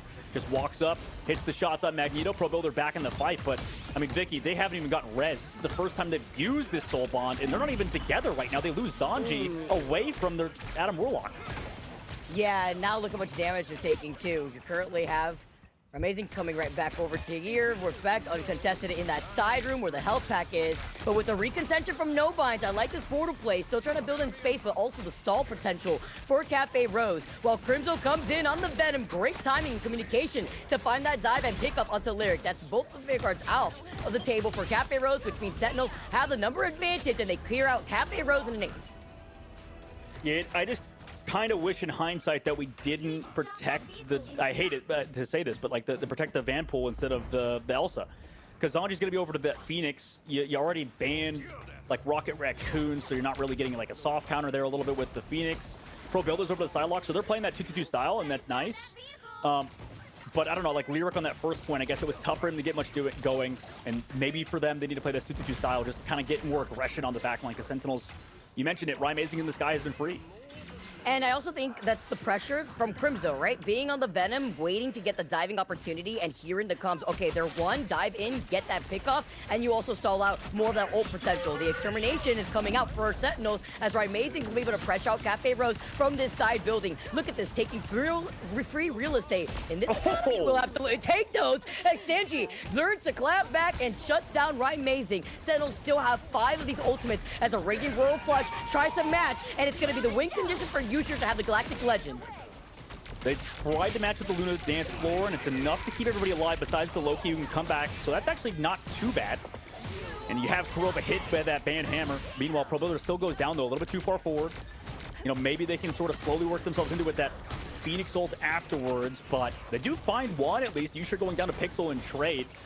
This is not that bad for the offense still, though, because these are KOs after KOs, and they're using ults to not even win the entire team fight, so it's kind of still awkward, like we saw in previous maps for the side of Cafe Rose. It's all about having those ultimates between the Galactic Legend and the Raging Royal Flush to help with these follow-ups, right? You get the copy, though, and now Respect gets the copy off of the Raging Royal Flush. It looks like a nice anti onto Kurova. Meteor M comes up from Dogman, and at the very end of the slice and dice, yes, Pro Builder fights Kurova, but Dogman gets a little bit of revenge. They just won't have Kurova here to help with that sustainability. Flamay and Amazing still up and healthy. Yeah, Zanji's a little caught out now. Dash back to the team, though. Nice job to hold on to those movement abilities. And also, against Triple, he is a little bit more free, so he kind of understands that. He has to play a little more aggressive. Nice job with the force physics on the Crimzo. But it's as you talked about. I mean, he's the way that he win these team fights is getting Crimzo, removing him. Like, that's we saw a lot of good teams, too, right? Like you mentioned, taking out these really hyper-aggressive Cap and Venom players is the way forward. Maybe they can, you know, slowly work themselves back into the series by doing, as you said, taking out Crimzo, although he's going on a Groot, so they've maybe thought of that. They also ended up getting off of that Atom really early, too, with Pro Builder being on that side lock and making some swaps. Lyric gets the caught, though, with the Deadpool ultimate onto Kurova with a beautiful Magneto bubble, protecting him in the meantime, thanks to also the Ultron bot to bring him back up to health. So they just look at that, they walk away. Lyric kind of seeing that they didn't get the impact that they needed. Sanji does have a reset, but Usher finds no binds as he tries to fly away. Yeah, I'm wondering if this is like we need another person there with us on that dive, because they do the Bane Hammer, Pro Builder goes in, but then after that, they have no other follow-up. Maybe like we saw with we lost, they were like went hyper-aggressive with the strategist. They have to use an invisible boundary in such a weird place. This is an interesting location to get the fight, but it's kind of working, because Usher in the sky doesn't have any support. He goes down. They have to come back to the core without him now. That's a lot of damage removed. Dogman still has the Meteor M as everybody touches, so that might help them. He could connect onto somebody. Unless it's just a tank, but the Phoenix comes in to help stall. No bind still gone. And one after another losing the Vanguards. And this is brutal now when we look back at the ban phase, because both of the very important duelists are gone. And both of their duelists have struggled so far. Zanji goes down to that Groot ultimate. Everybody else just kind of ran on in the middle of this invisible boundary. Do we have any damage after this? Maybe no binds could get a big ultimate. Could we lose Pro Builder again? And these group walls are being a problem too. The anti onto 3, at least in the backline, but there's no follow potential, just like you were talking about, Dogman. So they're not really afraid. If you're Sentinels, they block out the line of sight once again. They've isolated no binds. It's a matter of time before he's literally one-shot, and Amazing is a nail in the coffin. Lyric is going to be the next victim, and I feel like even with Lyric moving back and Usher finding that pick, he hasn't been able to have that same amount of impact because there is no follow potential. Yeah. I mean, it's like something needs to change about Cafe Rose, because they realize the best comp is like the dive comps and stuff, but nobody's really following up on any of these dives from Pro Builder and Lyric. Like, where's no binds in these fights? I'm wondering, kind of, they're just like a little off sync, and you know, dive is always difficult to get a hold of. Zanji going to the Wolverine. We saw that pop off before, right, Vicky, on this map. So this could be a good change. I actually like this because they can catch Amazing up in the sky, and Usher actually. The Extermination is the first thing to go out to try to combat that of the Dance of the Butterfly, bring everybody up to health and negating what the Dance of the Butterfly was supposed to get for Cafe Rose. And once again, getting shut down, Usher in the 1v2 against the duelists of Cafe Rose. They try to get the kidnap, they get the anti, and no binds is going to be the next one to fall. Sentinels are literally just steamrolling through this third point right now from Cafe Rose. Yeah, honestly, it feels almost like this shouldn't be dominating as much as it is, but the forward block comes out now from Dongman. 10 seconds now, stuck in baby jail. We'll see you later as that cart moves forward. Everybody's just chilling here. Getting 3 on it to make it as fast as possible, too. Vicky, this is brutal. Yeah, it's just a matter of time before that portal goes down, but there's nothing they can do because of the portal block. You hate to see it because it's also waste time to build into these ultimates for Cafe Rose. Look at Changi just staring there. They're waiting. They have to meet a group wall from the other side as they're finally let out of Baby Jail. The Ranger Royal Flush is ready to be met on the other side. It's going to be the locking key to keep them trapped. Oh my god, Kurova gets no binds too, and the Nagamoto. I mean, that should be the nail in the coffin off of that one. Brutal play from that eye. And everybody else just running towards it. 50 seconds left. They capped it out, Vicky. Full cap.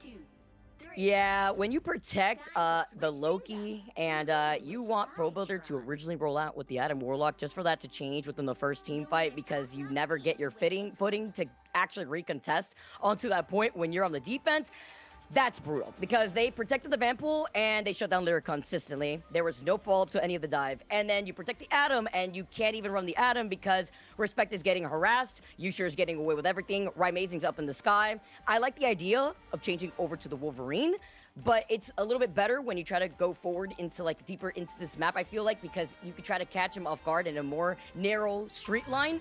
The thing is, Rymazing's obviously a problem, and nobody's really contesting up in the sky aside from like the Star-Lord.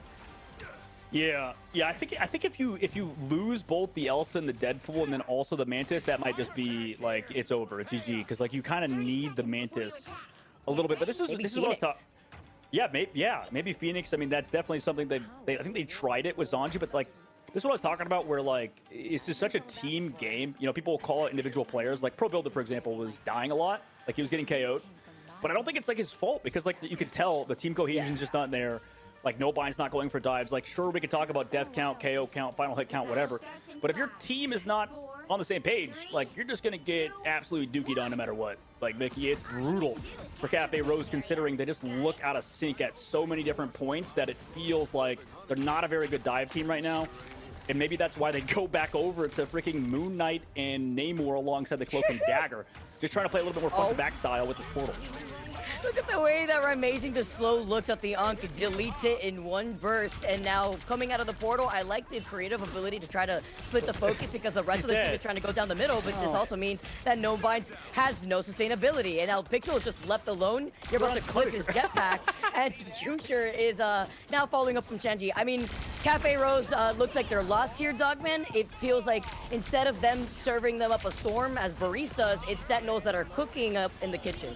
Why would, yeah, like what exactly? This is brutal. I mean, foaming at the mouth right now is my barista, apparently. I don't know if that's a good thing though, because there's a Wolverine in the lobby. But like, I think that the Sky Portal is also like not too common these days, unless they're gonna get kidnapped. Because like, No Binds had nowhere to go after that. He was trying to go back through it.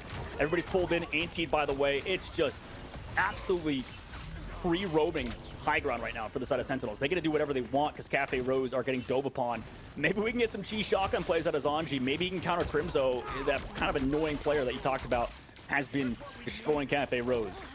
But while they're fixated on Crimzo, guess who's harassing them from the sky? Rymazing and Yusher, who's spinning to win, and then Dogman's out here bubbling him too at the same time. Lyric is trying to give him the backup. That was the opportunity. They miss out on that final shot, and now the Galactic Legend comes in. The Sia is going to be the next thing to keep Cafe Rose up together and healthy because they're still going to be able to navigate through the back entrance, and No Bind gets that snipe onto Flamme. Big pickup, but at least Kurova and Rymazing will have those sustainability with the strat ult. Yeah, nice shot from No Binds. A nice grab, though, onto Crimzo. Brings him back. Pro Builder switching over to that Wolverine and getting immediate value. Nice job from him. Rymazing trying to turn it still with that Ultron's Rage, but Lyric is, you know, still Vanpool on the point. Kurova gets removed. It gets the selfie as well, so we're getting more team up, or rather more upgrades built up. Rymazing's going to have to slowly walk away after using cooldowns, but can't escape Vanpool. This guy is just sticky over Rymazing. Shout out to Really Sticky, by the way. Unfortunately, not in the tournament. But Invis Boundary committed by Cafe Rose. They think they can still close out, considering Sentinels are down 1. Oh, Shanji 2 activates the final judgment. Well, currently see the Vanpool just seeing that it's double XP weekend. The Raging Royal Flush from Flamme tries to sneak in through the cracks, seeing if it landed here from the other side. A Meteor goes up. Flamme is like, I'm not here. You won't be able to find me. Unfortunately for Yusher, though, he's not as lucky. He gets domed in the head by the Meteor M, and now you get the follow-up with Rymazing, who made the swap over to the White Fox. Unfortunately, it falls short after Crypto had tried to portal in to allow everybody from Sentinel to recontest. And Cafe Rose, with some time to spare and making these swaps to the Wolverine, allowing himself to get the benefit. Yep, full swap, full delay. And nice. You know, Yeah, huge pull there at the very end. But I mean, it is smart. I think that the Wolverine we've seen so far be incredibly useful. And then it also helps shut down Crimzo, like you mentioned. And then Dongman maybe has to use more bubbles in like a safer position. No binds, by the way. Besides finding these picks, like every fight onto Kurova, onto another, he's there to bubble his Wolverine too, to counter potential Invisible Woman counters. So this is great. I mean, it's a little bit less like hyperactive, but with what Cafe Rose are doing and what we've seen out of Wolverine so far today, it makes sense for them. So excellent swap up for them. We'll see if they can continue moving forward. Also get the benefit off the Primal Flame, right? You have Shanji on the Phoenix Pro Builder on the Wolverine. Respect! Not having an opportunity to breathe, but it's okay. He'll come right back. He's got the BRB from Pixel as well as that Sia that Pixel put down. They're looking onto the other side of Sentinels, and it's not like they really have a combat towards that, so they're just kind of forced to back away, waste more time, just so that way Cafe Rose could get more clearance before Sentinels try to re-engage. Oh, Crimson going to the cart, and that's what he said about this Phoenix as well being in the lobby. It's kind of been great. Oh, nice shots from Zanji. We've seen it out of him in the previous days as well. I mean, Zanji is definitely somebody who can aim at a very high level. Also, Crimson goes down to Lyric. So one by one, they're falling. This is actually looking like Cafe Rose did on defense. And, you know, I had a lot of people like ask me, they're like, why are so many teams so much better in attack than defense? Just kind of how the meta works, I guess, right now. You just kind of keep pushing forward. Every pick you find is so bad for these defensive spawns. And until third phase, it just feels like Cafe Rose are able to take every aggressive angle. Also, the way that they try to play front to back here, the Gambit never folds with the Raging Royal Flush to try to get the next follow-up, the Invisible Boundary, and it's going to be Sanji with the End Song Inferno, Meteor M to try to allow Dogman to reset because Crimson had gone down and he had that Freedom Charge coming up, so he won't be there to help with the sustainability as well as the stall, but at least through the Invisible Boundary of Kurova, it blocks the sight, Nobind slams it down, and this time misses out on trying to find the Invisible Woman. I feel like I need to play like the MLG, like sound horns whenever I see Rocket Raccoon gameplay. This guy just holding break, looking back to map, just doing nothing. That's so funny. But like, regardless, Cafe Rose gets walked on because of Amazing Soul. They used one. Nice. No binds trace it though. Yep, nice job from him. BRB was used earlier, I believe, on Zanji though, so they're not going to have that. But no binds. Let's go. 2 in this fight.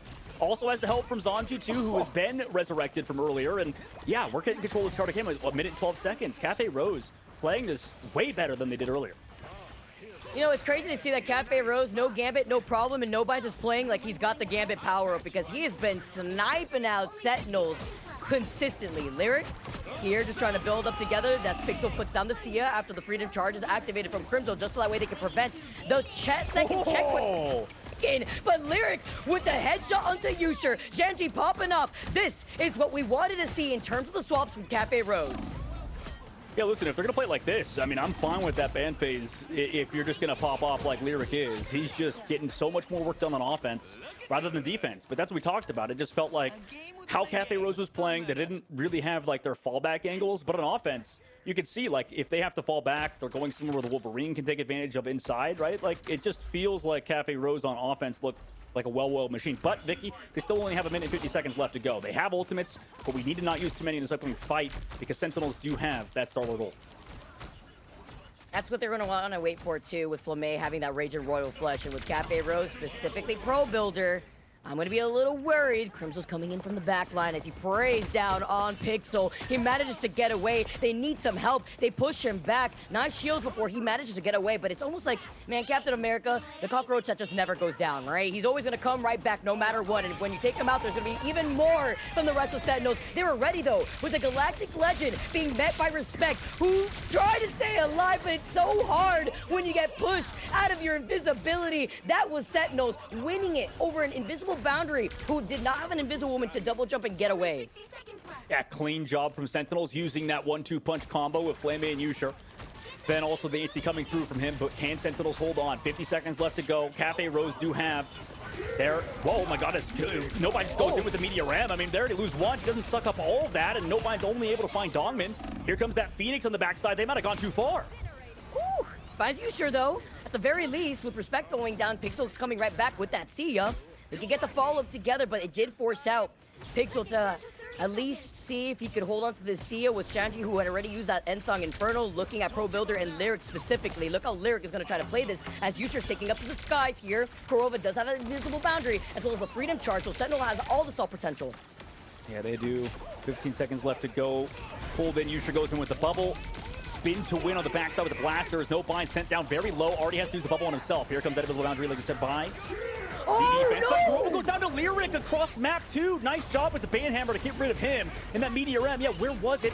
Where did it go for Dongman? Nice job from Lyric in that fight. You're able to track down Dongman too. Remove that bubble. He does have some support because of those healers in the sky also.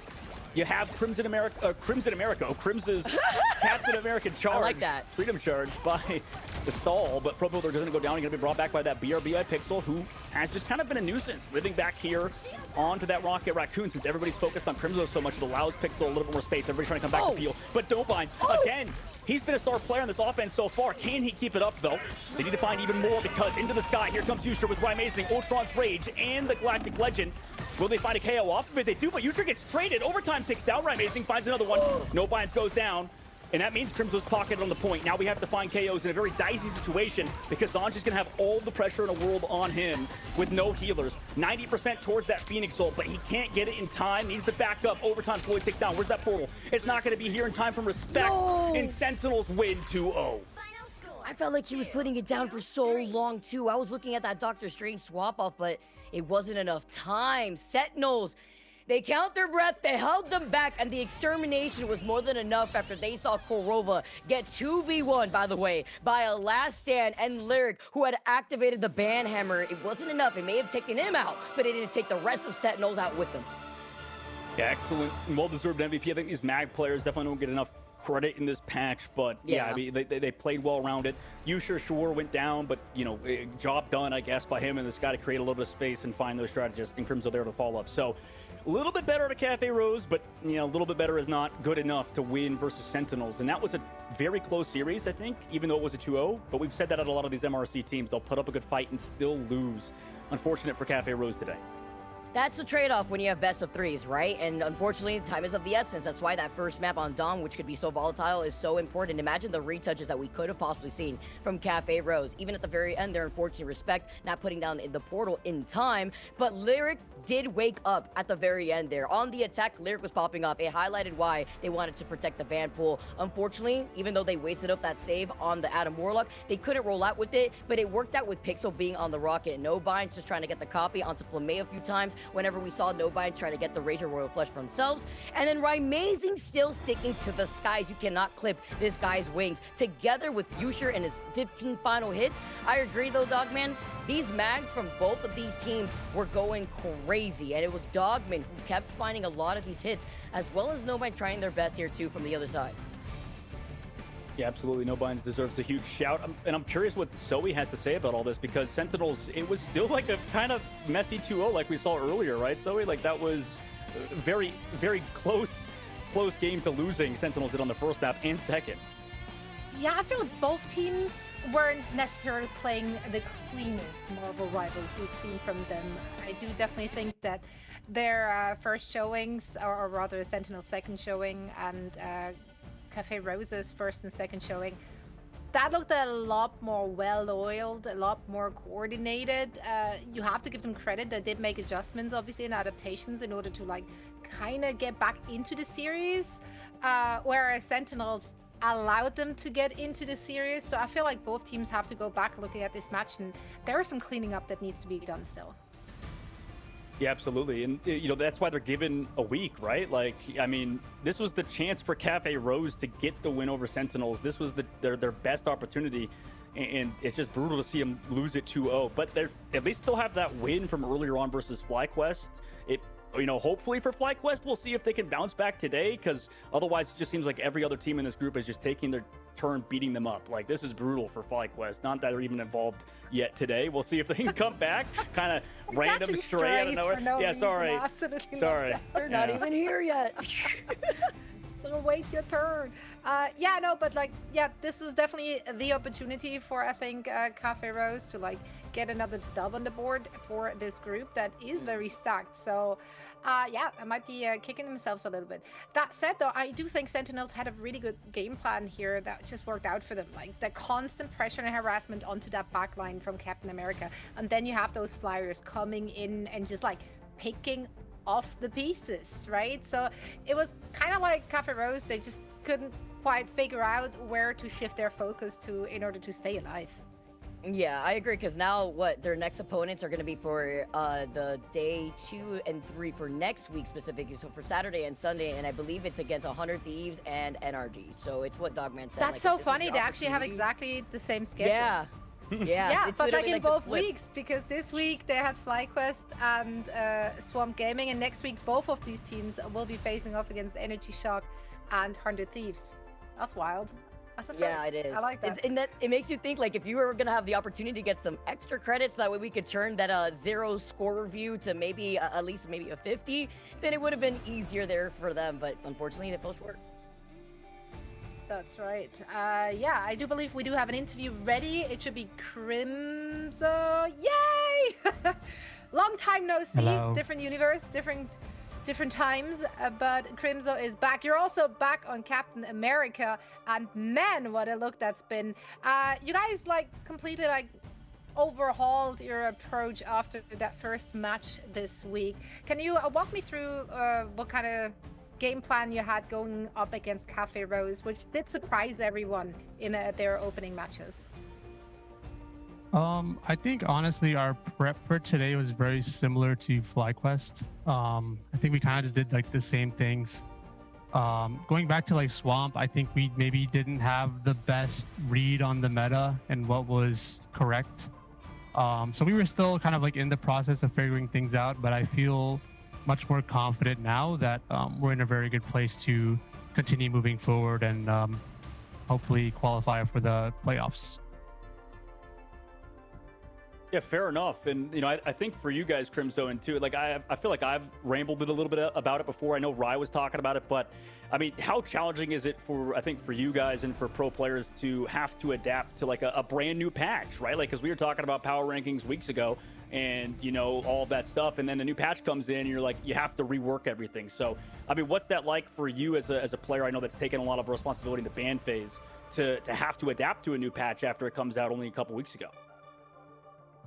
Yeah, it's really hard. It's very, I feel like honestly a lot of teams are kind of scrambling in my opinion. I feel like some teams definitely have kind of like their style that they've kind of decided is like what they're going to do, but I think some teams as well are still kind of scrambling to find that kind of like identity.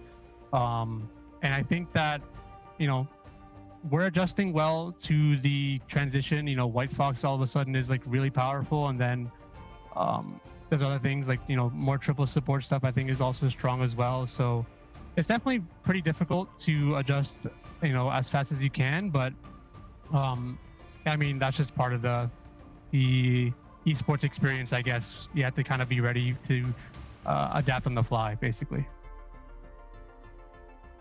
Okay, well, so with Sen City on top, I need to ask you, Crimzo, with all the haters and us calling you guys a triple support one trick, you know, I want you to explain a little bit, looking at the ultimate nerfs and how that's affected you guys. Are you practicing other compositions and maybe making sure that you guys could be flexible when other teams may not expect it because they keep thinking that you guys are this one title? Yeah, I mean, the triple support narrative is, I mean, there's definitely something to it. We do have a little bit of magic on triple support for whatever reason. I do think that our team does very well in triple support generally. But obviously, yes, we are trying to work on our, like, you know, 2-2-2 type of comps and not rely too much on the triple support. However, sometimes you just have to do what your team is good at and kind of work towards that and focus on that. So yeah, we're going to probably be playing a lot more triple support, but we will be flexible enough to swap over to 2-2 if we think that's the best situation for us. And I have a follow-up too from that, actually. Sorry, so just seeing that, like, Mirror was there yesterday, and now we see Korova back. I think that's interesting that you say that because you guys also have that other player who's incredibly flexible to slot in, so you have that in mind as well, right? Yeah, JMac, our coach, does a good job of kind of figuring out what we need to do in the moments, and we're still obviously figuring out, you know, sometimes we're going to put in Mirror, sometimes we're going to put in Korova, and, like, you know, each player has their own strengths and we have the flexibility to basically decide what to do and move forward from there. But I'm very confident in all the players on my team to be able to perform when the time is needed, so it's very nice to have an extra bit of flexibility there. Now Now, you do have a little bit of downtime before your next matches. Next week is looking difficult, though. You will be going up against 100 Thieves as well as Energy Shock. How do you feel in your current state you will be stacking up against both of those teams? I think based on kind of where the meta is going and where like we kind of predict it to go, I think we're looking to be pretty good in my opinion. I think it'll be close games. I'm excited to play against 100 Thieves. I always like playing against them and giving people a reason to buy the Send bundle and not the 100 Thieves bundle. So I'm excited for that. Energy is also a very, very good team. Lots of really nice people on that team. I'm so excited to play against them all. Ayo, every performance is a sales pitch, Crimzo. Thank you so much for the quick chat. I'll hope you have some good rest time and prep time leading into next week. It's been a pleasure seeing you again and chatting to you. Best of luck in your upcoming matches. Thank you. Good to hear from Crimzo. I definitely agree, you know, like, and we see that with other teams. Even if something is not necessarily considered like the best meta strat or meta comp, if it is you playing to your strength, that sometimes beats out playing the meta, because what's the point if the players are not comfortable in it? Yeah, absolutely. You're right. It's tough because it's always like you have to beat yourselves almost. Like it's like, you know, esports, sports, a lot of it is, well, esports specifically is not like physical at all, I guess, unless you're including, you know, I guess arm stuff. I mean, carpal tunnel's a real thing. That's a real problem. But yeah, I don't know. Like there's a lot of mental aspect of it, and it is overcoming the potential, you know, oh no, we didn't play the meta. Is that what we lost? That sort of mental side of things for sure, Zoe. Absolutely. And in a turnaround that quick, and with only 2 weeks of play until we're heading to the playoffs, sometimes you just have to kind of rely on the team's strength rather than picking up something new and hoping that it works. Well, this was a fairly quick series, and that means that we get to move on to the next one. 3 matches done, 2 more to go, so make sure to drink some water, everyone, as we're headed into a quick break before we set the stage for Nightmare and SSG.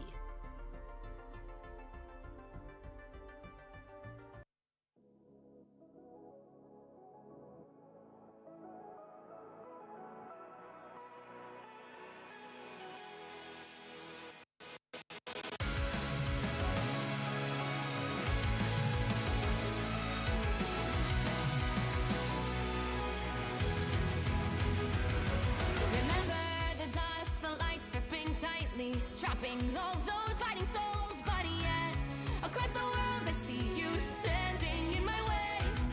And remember the time, the place we used to fight, like the sun and moon. And I wonder if ever there was a time that we were friends. The night has fallen, shadows looming, and yes, that time has come for me to seek you out. We are set now for our last reunion. Break the chains, find your way, come find me. Do you remember who you really are? Show me that you are still the only one for me. I'll be waiting for you. Alrighty, guys. Well, if you missed day 1 and day 2, we are here to fill you in. Starting with day 1, Chip. I mean, we saw kind of the debut for a lot of these teams. Some of them knocking off the rust, others coming right into the new form of what roster mania is. Day 1 has come and gone. Day 2, though, you were the caster of it, man. What did you see? What were some words to describe it? Sure, I'll keep it quick. I think teams started waking up. We saw them actually perform and step into their shoes a little bit and shake off some of those nerves. A lot of the series going to game 3, and they were much more intense than I thought from day 1. Well, listen, man, let's go ahead and kick it off with Nightmare versus Yeah, We Lost. And this was a close one. I mean, the word to describe the first match was probably the closest match right there with it that we've seen in Ignite yet, or at least this year too. Both these teams kind of flex that they are the dive ones. But what did you see breaking it down? Because there's a lot to highlight. Yeah, I mean, there's a lot to discuss. I mean, like you said, very close, 99 to 99 on Dom on map 3, off the rip. And even then, there was ultimates coming in at the end that almost looked like it was going to sway it back in the favor of Yeah, We Lost. Nightmare did look super solid. A lot of these similar comps. Jeff was seeing a ton of play. We even saw Spider-Man, Venom, all the stuff you would expect. Psylocke was in there too. Daredevil went available. I mean, these teams are just very aggro, but they are incredibly fun to watch. Yeah, for me, I mean, it looked like Vision he did not miss a step from last year. Vision was just popping off. And I felt like Nightmare had a very good control of that going forward. And then, Yeah, We Lost. They just came back into form. And I have to give them credit because they didn't struggle in the MRC. And sometimes when that's your practice and then you go into something like this, like you're kind of not used to being down. Also, Jitward, we got to see the Deadpool, which is always fun. And, we'll see how long that kind of lasts as things have been patched and, approached a little bit. But do you think they have a good step moving forward? A lot of people had them high in their rankings. Yeah, absolutely. I think that they are confident right now, too. We had the interview with Cartlover, and like I said in the interview, he talked in the prior, we did kind of like a pre-interview test. He said, I'll see you in a little bit. And he did. He came right back in for the interview. So that was really cool to see. So they are feeling good, which is a good sign. Yeah, and as for Nightmare, I think they're definitely still getting their roster together, and they look strong out there. I think they have a great chance today. Excited to see them in the day 3 action. But our other match we're going to talk about in this highlight is Fly versus Sentinels. And we talked about this is the redemption of what happened on day 1 match. And to me, buddy, you go and see a band and they're playing some new songs and you're like, come on, play the classics. It's like that's how I felt with Sentinels. They were doing some new stuff day 1 and you're like, get the right amazing on the Iron Man. Let's see Cap on Crimzo. It felt like we returned to old form. Yeah, Crimzo stepped up, Rise stepped up, but also Mirror came in instead of Kurova, which is a huge change, right? In running that backline, more of a consistent backbone backline, right? Running that invis and looking really solid doing it. But yeah, the entire team just kind of woke up. We talked to Ryan in the interview, and he essentially said, we just needed to change our ban phase. Our ban phase was not good day 1, and we really paid the price for it. We figured out what we wanted to do, and now we're going to be clean. And you know what? They looked really clean today or yesterday, for sure. Yeah, I got to say, Kurova, what a talented player. But one thing with Mirror is it kind of makes the bans more confusing for the opponent. And if they're able to interchange these two studs, that is going to be absolutely massive for them. Because then you have, all right, do you ban the Atom? Do you go this approach? And it doesn't make it as clear-cut, your battle plan against Sentinels. FlyQuest, though, let's talk about him. For me, it's kind of the same as day 1. Talent all over. They're all doing something well, but it just hasn't come together as one, in my opinion. Yeah, truth be told, I want them to perform. I like a lot of those players. I think they're all really talented, like you're saying. It's a newer team. They do have some players from over the pond, which is going to make things a little dicey in terms of communication and, even ping, for example. But yeah, I just want them to find their footing. They just aren't quite there yet. All right, so that's the 2 matches from the early slate. We have 3 other ones that you might have missed from day 2, but that's all for us for now. We'll catch you guys on the next one. Welcome back, everyone. Match 4 is about to go down between Nightmare and Space Station Gaming. I think this one in particular will answer some questions regarding the standings in Group B. Yeah, absolutely. It seems like Group B is definitely, we talked about it at the beginning at the top of the show, it's turning out to be an incredibly competitive group. So is Group A, don't get me wrong. But I don't know, Vicky, this group just seems like nuts. And you're right, Zoe, this is going to determine a ton moving forward, Nightmare and SSG. Yeah, I agree, because what was it? They had to play against Yeah We Lost, where we just heard in the interview with Yeah We Lost just earlier after our second series, where they shouldn't have dropped the map versus Nightmare. And when it comes down to the wire after the end of next week, it could come down to maybe draws where the map diff will make that difference. And although Nightmare has Yeah We Lost and now versus Space Station Gaming, next week they can't really be lax. The one really big team that they have to worry about is Team Liquid Citadel, but then they will have to deal with Lunex, then they have to deal with TSM, which we've already kind of seen play out, and their lack of maybe flexibility. Nightmare, though, is a team where they have a lot of tricks up their sleeve, and after talking to Mace himself has said, yeah, don't question our pick and ban phase. There's a lot of thought into it. I promise it doesn't look as troll as it may seem, but honestly, when we saw them yesterday, Zoe, it didn't look troll like that for me, at least, as we take a look at the Nightmare lineup. Yeah, they definitely had some more conservative picks in the mix as well, right? But overall, it's just one of those teams that is hard to prepare against or for, because they just do weird stuff, off-meta stuff, which is definitely very difficult for your opponents to what do you take away from a match like that? Especially yesterday against Yeah We Lost. That's 2 teams who do weird things. So really scrap that. Yeah, they got to go back to the drawing board at least a little bit, because, or at least go back to maybe the basics. You're right, because Yeah We Lost is such a different team from everybody else. But Nightmare are also like that a little bit, right? This entire group kind of has that sort of situation. But for Space Station Gaming, I feel like we've seen a pretty solid team. This feels like a team that relies heavily on Nectar, like I think we expected. But they've had a lot of help, I think, across the board. The fact that they even have SJW on the bench is crazy, considering this guy is one of the best raw aimers I've ever seen, just straight up. But when you have somebody like Nectar who's willing to flex, and when you have everybody kind of synergizing, this team has a really good chance, I believe, to be next level. So it's going to be a really fun matchup, and I'm excited to see it, because Space Station Gaming have maybe all their players are kind of coming into their own finally, after coming from all different sorts of different varieties in this space. Yeah, Vicky, I would love to hear your thoughts and a little bit of a follow-up there on Nectar, because initially they were playing the Duelist in their first match. It looked extremely competent, extremely oppressive. Like, it was just lights out performance from Nectar. Then yesterday we saw them initially in like a triple strategist composition when they went up against Liquid Citadel. It looked like SSG didn't really want to match what we saw from Liquid Citadel, right? So like they kind of pivoted. Which look did you prefer? Did you like Nectar on that Ultron more, or just like give them Elsa back and all as well?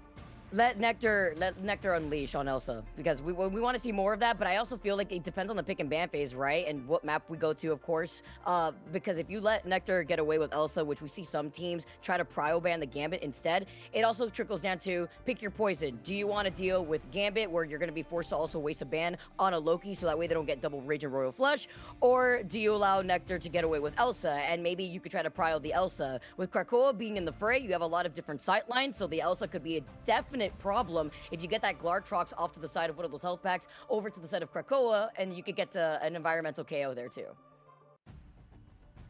Yeah, I think also Nightmare, there were just so many individuals. I think for both rosters, it's like, what do you really want to prioritize in this ban phase, right? Because you can only take out so much. So are you like targeting the front line, the back line? Like, where are we headed here? If you're looking at Nightmare, because again, like a lot of really competent pieces. I'm looking at their Vanguards specifically. I think they were really standing out. Monsters Captain America was an absolute carry. So was his Groot. So was his Hulk. Like, homie can play anything apparently. That's what I'm saying. Vanguards are OP in this game, Zoe. You know, nobody says it, but it's true. Okay, listen, they say Guang Guang doesn't play tank. This way, they say Guang Guang's not playing Vanguard. They're wrong, because the only time I've seen a Vanguard play bad is when he doesn't do anything. Like, that's the worst. The worst thing you can do on Vanguard is nothing, right? And none of these, I swear, we've not seen a single bad Vanguard play. Have you been watching my games? Like, is that what I have not seen your games yet, Zoe. I'll need a VOD review after this stream, probably. Yeah. Perfect. Sounds like you're I'm in danger. We could do a coaching session. It won't go well, but you might cry a little bit. It'll be okay though. We'll make it. We'll make it I think together. you'll be the one crying when you see my gameplay. Rest assured, though, I've seen we'll bad. feel I've good seen about bad what things. we see it though. SSG and Nightmare will definitely perform for us. That. Do you expect a close match here, or do you think this is just going to snowball out of control? Because that's kind of what happened to Space Station Gaming yesterday, right? Like, while they did push back, it kind of slipped through their fingers. They lost momentum, and they really struggled to regain it. This is what we talk about when we talk about these like sort of teams that are just coming together now. Like, I feel like with so many players like across the board, they've kind of just needed to get a little bit more time together, I think, really. You know, and I think this is a really big, you know, sort of talking point for SSG as they move forward. I mean, I feel like we've seen Doomed, Fidel, and Month be around the block, right? And for Doom specifically, I don't know if it's been as much criticism, but I think for Fidel and Month a little bit, like their backline is really good, but some people, like I know that they've mentioned other teams like just getting better in terms of their backline. You know, they'll say like, oh, these teams have better backline, and then they conveniently just moved off the backline that's on SSG, right? So I feel like there's like subtle digs towards these guys, towards these backline, and I feel like they don't entirely deserve it, but they still have to prove that, right? They still have to prove in the live matches that they are top strategist players in North America, and I think if they win this game today, like you guys said, it's a very close game. They could be the difference maker and really put their team over the top. Yeah, we also have to talk about like the fact that Space Station, like I believe it was like Midtown. We saw them, Zoe, and they didn't like recontest onto the point. It was actually a lot closer than like it seemed, and Space Station was starting to find their footing. And then you could take a look at Nightmare, and it was almost kind of like a similar case, and that was with Nightmare not having Doctor Strange. I think that was banned against them, yet they still won a domination on Hell's Heaven. Yeah, like I think generally a lot of score lines have been misleading. If you're just looking at the match scores after this week, I think there were a lot of moments that they just barely lost out on a point on a map. So definitely have to go back into the VOD dungeon and look at all those matches again. Let's see if they're gonna play a close one today. Nightmare going up against Space Station Gaming. It should be a fun one, Vicky, as the first map will be on Krakoa, right? So a common map that I think we've seen a lot of the times between both squads. That it's been a lot of fun too. I think Space Station, you know, kind of more so like a newer partnered team along the scene, and then Nightmare as an inviter squad. You know, they've been around for such a long time, such a storied org as well. So immediately off the rip, they're showing a ton of respect towards Nectar, it's as you said, Vicky. We're getting rid of, or we're sorry, they're trying to keep the Elsa. Never mind, no respect. Rather, we're trying to keep it on our side instead. All right, just keep it for us as Nectar hovers over the Iron Man. That's definitely not going to see that roll out. Sorry, that's not going to be amazing. But the Mantis ban comes out right afterwards because they actually get away with protecting the Elsa. So with that back and forth, both teams prioing that they don't want to deal with the Gambit, which means we will have the Elsa duel off, the 1v1 between both of these teams. And I did see like the passion from Light. You know, he went onto Twitter. He's like, sorry, you know, I could do better. And now this is a second chance opportunity. You've had only a limited amount of games here. If you're Nightmare and you played against, yeah, we lost, like one of the most unorthodox teams right now within that group. And with double Ultron Protect, now it's like, okay, well, we have the opportunity to have the Elsa and the Ultron that Zoe was mentioning. Huh, yeah, that is interesting. We're getting rid of Invisible Woman on the opposite side because we know that's going to be a big target, you know, to maybe mess up these dives. But that might actually change a ton, right? In that individual matchup. They talked about, Crimson talked about like the White Fox and stuff getting stronger and stronger through the patches. And, you know, maybe like these teams are trying to scrape by in the last day before next week, before we change and see even more strength in White Fox. The fact that she gets heals now off of the portal. Oh, that character's crazy. Why would they buff it even more? But people on Reddit are like, oh, this character's so balanced. It's such a balanced character. No! That crap, it's broken. It's broken, Vicky, I'm telling you. But anyway, Nightmare. You know, like you said, they do run very unorthodox stuff as well sometimes. Speak to them. Say it out loud, Dogman. This is what we like. This is what we like to hear. Guang doesn't like me. Guang doesn't like me after at the LAN. I was don't like, believe that. Guang, can we get screen shake, like the ability to turn it off? And he said, no, that's like a balance thing. So no, shut the hell up, Dogman. And then I've been blacklisted from Guang dialogue, so that's never happened again. The dialogue is crazy. All right, Dogman, don't worry. We'll let you out of the cage real quick because we're about to go into an Omega banger. I actually do think that this is going to go on to a game number 3, but I don't want to cast a curse. I just knocked on wood real quick. Before we get out, though, Monster, the Hulk plays have been crazy. And like Zoe said, too, Monster was on fire. So we have to see how this works with the triple strat lineup. Mace going into the Pride and True usual Magneto, as well as Light rolling out on the Ultron. It is interesting, too, that they get the mirror match on that Luna Snow, by the way. So, I mean, it makes sense to give the Snowflake, but it is interesting. They would go for that ban instead of the Luna, knowing that this is the matchup that you're trying to get regardless. You don't really get, like, an edge directly in that ban phase, I suppose. But nice pull on the right side with the Angela. Brings Mace into his own demise from Nectar. Follow-up. Actually jumped on his head. Like he was coming out of a book. Nectar does get trapped real quick, but with Mace no longer in the fray, maybe a little portal play we're going to have to see because now Monster gets de-hulked and now there's not going to be a recontention. Space Station play that's so slow and so disruptive because you have Necrise coming in with the one-winged Angel just so that way they could get the follow-ups together with Blur.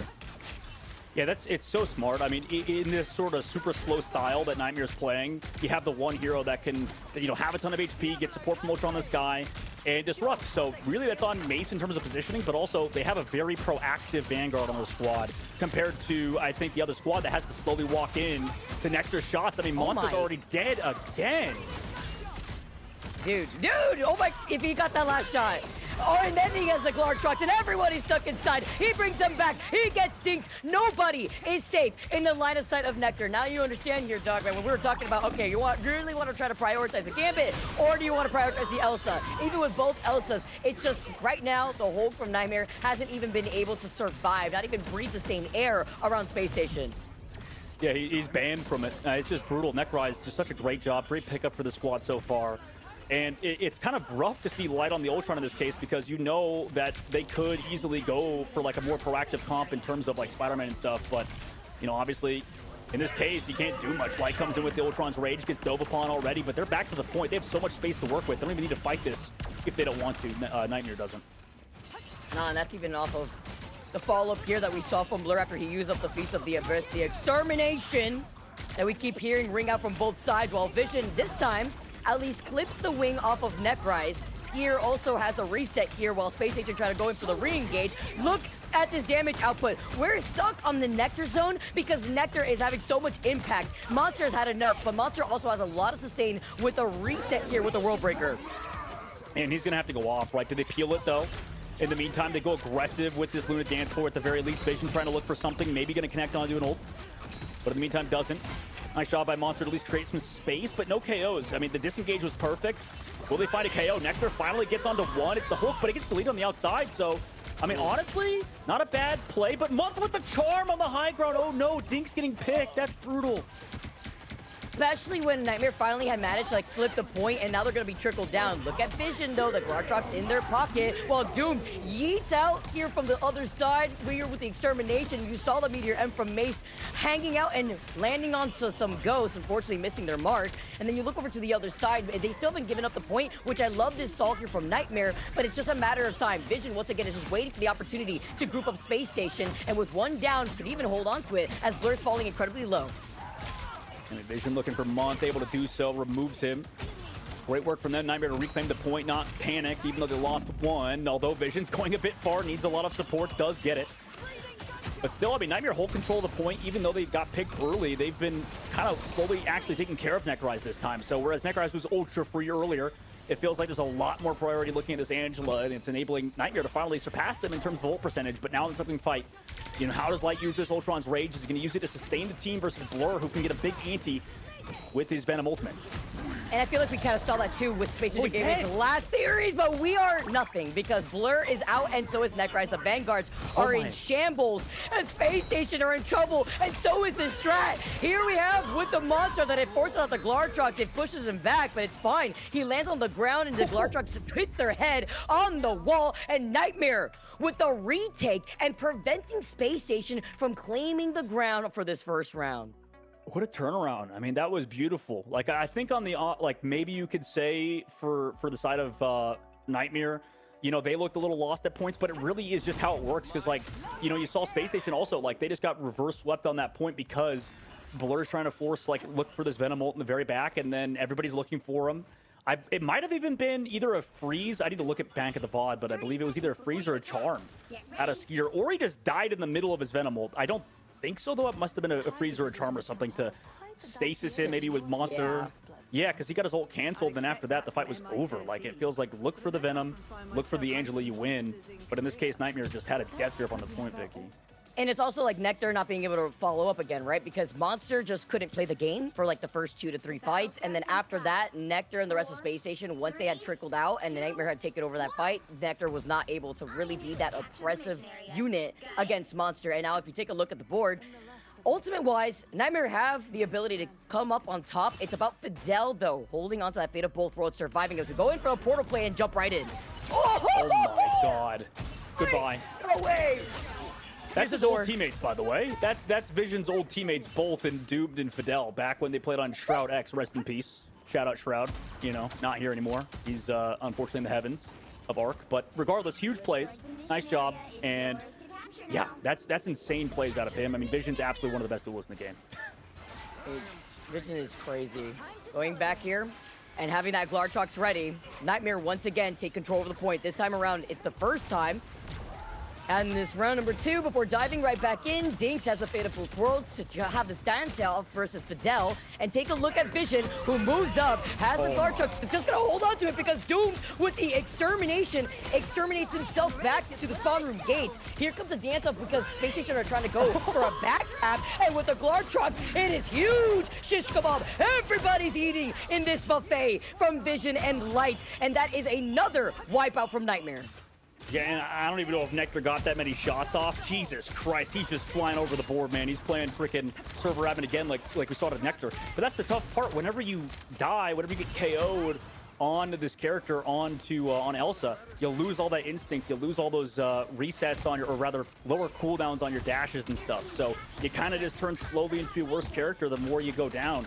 Tough fight for Nectar in that case because he has to work back into it. Yeah, he's all the way at no instinct, man. Like, so they need KOs, and because it's way faster. You get one entire bar of instinct every time you get a KO. So the damage doesn't actually build up that quickly. So this entire fight, unless they get a KO out of somewhere, like, he's just not a real character, basically. But on the opposite side, Vision is just an absolute god. It doesn't have enough cooldowns to get the KO. But still, that's a tough situation for him. Eye about the moto, but it's not going to land its mark as Nectar tries to answer back, and so is Month. Blur just get frozen in the meantime, and Doom finds light up in the sky. Fate of both worlds is going to be activated as now we see them moving all the way up towards the choke. Mace is going to hold it back, but look at the back drip cap at Space Station, trying to get sneaky with it because Monster is holding up, and Blur has isolated Diggs. He has the reset vision. We are, once again, nothing, except they didn't get canceled. Instead, he gets shut down. That was he hit that mid transition into the ground too. That was sick. Nice It was shot from Vision. disgusting. Yeah, he's gross, but man, Doomed on the point though with the point. Maybe you can shut everything down regardless of that from them because, you know, space created, I guess. You did your job. Mace came back on Doctor Strange, is going to go down. 99% of the board. And finally, they've reclaimed it. And Nectar is back to 3 instincts. So this could be the turnaround, but it has to be full 99, or rather to 100%, which has happened before almost to them, considering the last round, Vicky. Yeah, and I did see light on Spider-Man just real quick before he said, all right, never mind, goes back over to the Ultron. Always have to like hint it, right? Yeah, this is like when you see a movie and you're like a star actor is in it and you're like, oh my god, he's in the movie, and he's like for like one scene with like one dialogue, you know. Poor Light just shows up for a second on Spider-Man.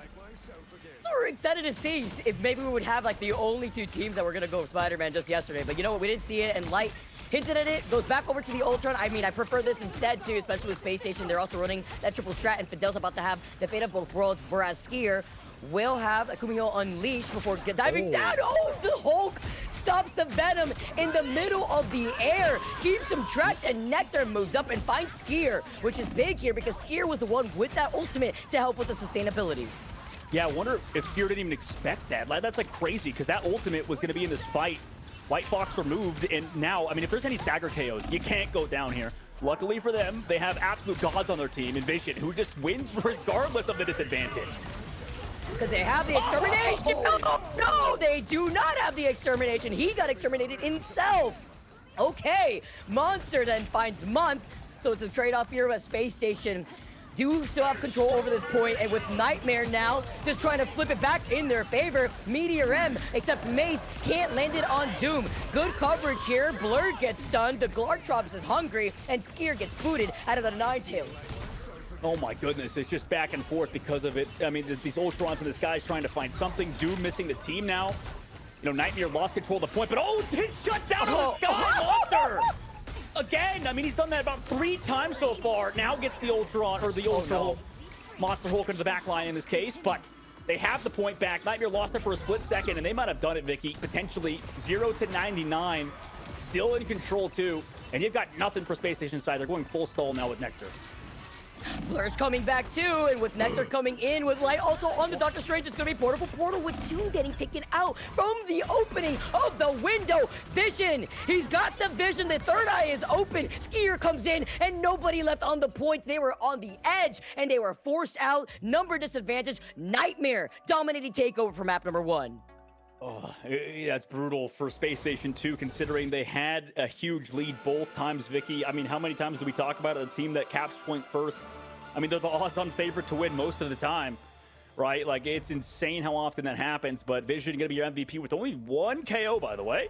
And we talked about how good, Nectar was playing that hero as well, playing Elsa to such a high level. But Vision is just reclaiming that crown. Like, it's just 22-1, 12 KOs, nearly 30k damage. And it's always a team situation, don't get me wrong. Like, there's more to it than just the Elsa. But, yeah, Vision's always one of the best hit scan players in the game. And I would be maybe wetting myself a little bit if I had to play against him because he's just gross. Get the Elsa out of here! We're prioing Gambit, but the Elsa's a problem. I mean, in the hands of either of these players, but it's Vision specifically, like the survivability, like you already mentioned, Dogman, and the 12 final hits, it's looking brutal and even better as Nightmare. They take match points in their best of 3. We'll find out what map number 2 is going to look like on the other side of this break.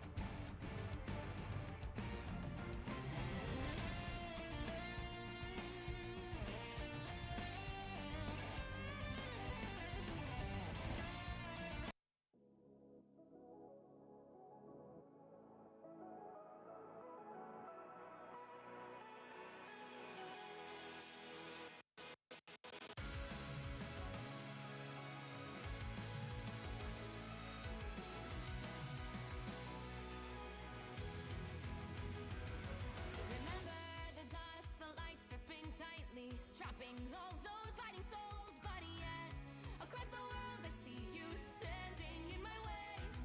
And remember the time, the place we used to fight like the sun and moon, and I wonder if ever there was a time that we were friends. The night has fallen, shadows looming, and yes, that time has come for me to seek you out. We are set now for our last reunion. Break the chains, find your way, come fight me. Do you remember who you really are? Show me that you are still the only one for me. I'll be waiting for you. Playing out, hoping your rise, raising up your fists and smashing through time walls. Before the rift splinters again, we are rebels till the end. Rise up, hoping your minds hold on to your powers. No one can stop us. We are rivals till the end of time. We will clash, no matter where. We will fight, reaching across time and space. 'Cause you are my destiny to the end.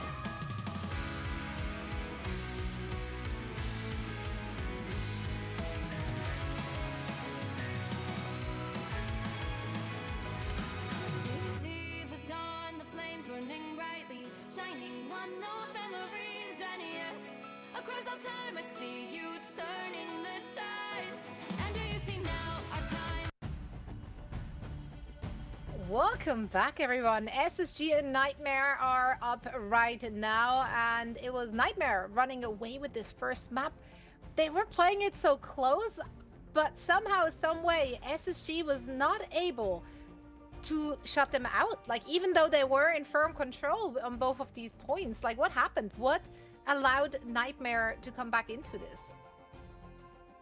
They had the vision. They had the vision. Vision. The vision. But that's the thing, like, neither team is willing to, like, ban Elsa because both teams want to play them. It's for both of the team, it's a win condition, right? Because Nectar's Elsa is filthy as well. So when they get to play Elsa, like, it immediately puts the team in a good spot. Now, of course, Vision's Elsa also, like, just crispy and clean. Yeah. That's the thing, right? And the duelists just, they have to, every Elsa player has to think that they are him or they are them. Like, you have to come in with so much confidence, so either of them is happy to take the duel. Yeah, I just, this is what I mean, like, when I don't, like, we're going to Midtown next, a very team-oriented map type. You know, we're going over to Convoy again. Like, I feel like it's very front-to-back style. And yes, like, 100%, Vision's crazy. Like, but Vision's like a one-of-one aimer. You know, like I said, maybe actually, it's interesting, on the bench of SSG, they have SJW, which is another, like, hit scan kind of god. You know, they showed up on Phoenix before, but I wouldn't be surprised if they play well in this meta. I would like to see SJW play alongside Nectar, maybe. You know, not that I have anything wrong with Doom, but still, that could be fun. Maybe that's always something to tease, because Nectar always plays a little bit Daredevil and stuff. Regardless, Nectar's a top 5, I believe, Elsa player right now in North America. It's just that Vision has a very coordinated team, and I think it wasn't just about the Elsa play. However, maybe it is just about the Elsa player. You know, it's like I'm a hypocrite on both sides. Yeah, I feel like the teams just kind of got into their heads at some point, like looking at SSG there. So maybe they were starting to overthink it a little bit and somehow allowing Nightmare to get back into this. It was also like initially Monster wasn't really able to get value out of that Hulk, right? But then suddenly, somehow, once they were in control, Hulk seemed untouchable. Like, what an issue Monster caused. I know that's that's Dogman's favorite, actually. We're just talking about it. No, God dang it, Vicky. God dang it. Every time. You're trying to bait something out of me now. Now I understand. You know, Shib plays the straight man. Vicky plays the agent of chaos. You know, Scarlet Witch really is you. I don't know what to say about that. Like, that character's disgusting. And when it's in the hands of Monster, there's a reason why this guy's a ladder demon.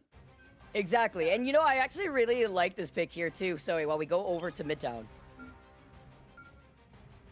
All right, so he's taking a step back here while we get into the action, because Midtown is where Space Station also took Team Liquid Citadel, Dogman, and it was actually close. It was close despite the stat line. It went 2-1, so Space Station, you know, were able to at least get it to the finish line. And now we're taking a look at the pick and bans, and the Elsa is still the server admin in the lobby. And you're the server admin of the caster group right now, because you just, like, you actually Scarlet Witch ulted her out of the Zoom call. She's no longer in the call. Zoe is. I can't feel anything. We're gonna have Zoe's kid on the line, I think, to talk about the ban phase, because Vanguard pool banned both times. And, you know, it makes sense, I think, because what we've seen, but both these teams love that Elsa duel like you talked about, Vicky, and it's for a good reason. I mean, they both have really good Elsa players, but this time, Invisible Woman is protected on the side of Nightmare. You know, maybe I'm seeing now from Nightmare's point of view, specifically the combo I had with Mace on their pick and ban phase and why they get down to it. Apparently, there's a lot of layers to the onion. So seeing the Invisible Woman protect after seeing the Mantis and Gambit ban out means that they also won't be able to have the Ultron. So trying to force something out here from Nightmare before they linger over to that last ban, specifically Space Station, who also go in and protect the Invisible Woman, trying to copy some homework. Yeah, both sides don't want to have to deal with that dive as much, so they want to, like, Invisible Woman push away or pull in, I guess, a lot of players. So they want to give a little bit more agency to their strat players besides just doing straight-up damage. But honestly, how they played last map, I think that both strat lines played very well. Maybe you could probably give the edge, too, to Skier, I think, and Dinks, and how they played that sort of peel job onto Blur. But this is going to be fun because we're going to a completely different map type, to Convoy instead. So, you know, maybe we get to see what you talked about, how Mace was alluding to in those ban phases, Vicky, because it's like the same ban phase, but it almost feels like we're going to see different comps because we're going to not domination. Yeah, exactly. It's Midtown, right? And so you get to scale a little bit differently here as a light is on the Daredevil. The Daredevil is no longer in jail. Maybe seeing a little swap up if he doesn't opt to stick to it because they are on the defense, which is something else to note. We usually see like the triple Vanguard lineup here, and Space Station could be expecting that, and Nightmare are just sticking to just having Monster and Mace take the front lines. Vision is going to be going over to the Elsa, while Dinks and Skier do stick to this White Fox and Luna. I mean, even with the pre-patch White Fox buffs, Dogman, this means that with so many teams rocking the White Fox and playing it to its full potential to try to break through a lot of these chokes, I can't even imagine what next weekend's going to look like.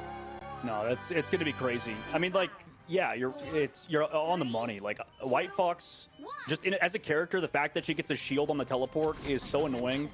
It's like it's Invisible Woman shield, but like instantaneous in a giant circle, so you have to shoot and break it. It's annoying for sure. But you know, off the rip, Space Station going to go for that Wolverine stuff that we've seen on previous maps, and for Light to go Daredevil has to back away with the Captain America. It's always like the slow pan out. It's a bird is playing no. It's the Wolverine trying to get me and kidnap me. Nice little awareness there, and as well as the bubble that was used up. Mace lingering over to the back before the Wolverine comes right back up on the high ground. Doomed. I mentioned SCW before. It's still Doomed here in the lineup, and I like this with Doomed having a pretty nice Wolverine. He does get frozen. They wake him up, and with the Emma still trying to take the front lines from Netfries, they can get the fastball special, get it out in their direction. Nice little charm onto Blur, and Monthas Claus has had enough as the cap falls low, and he manages to stay alive for Monster.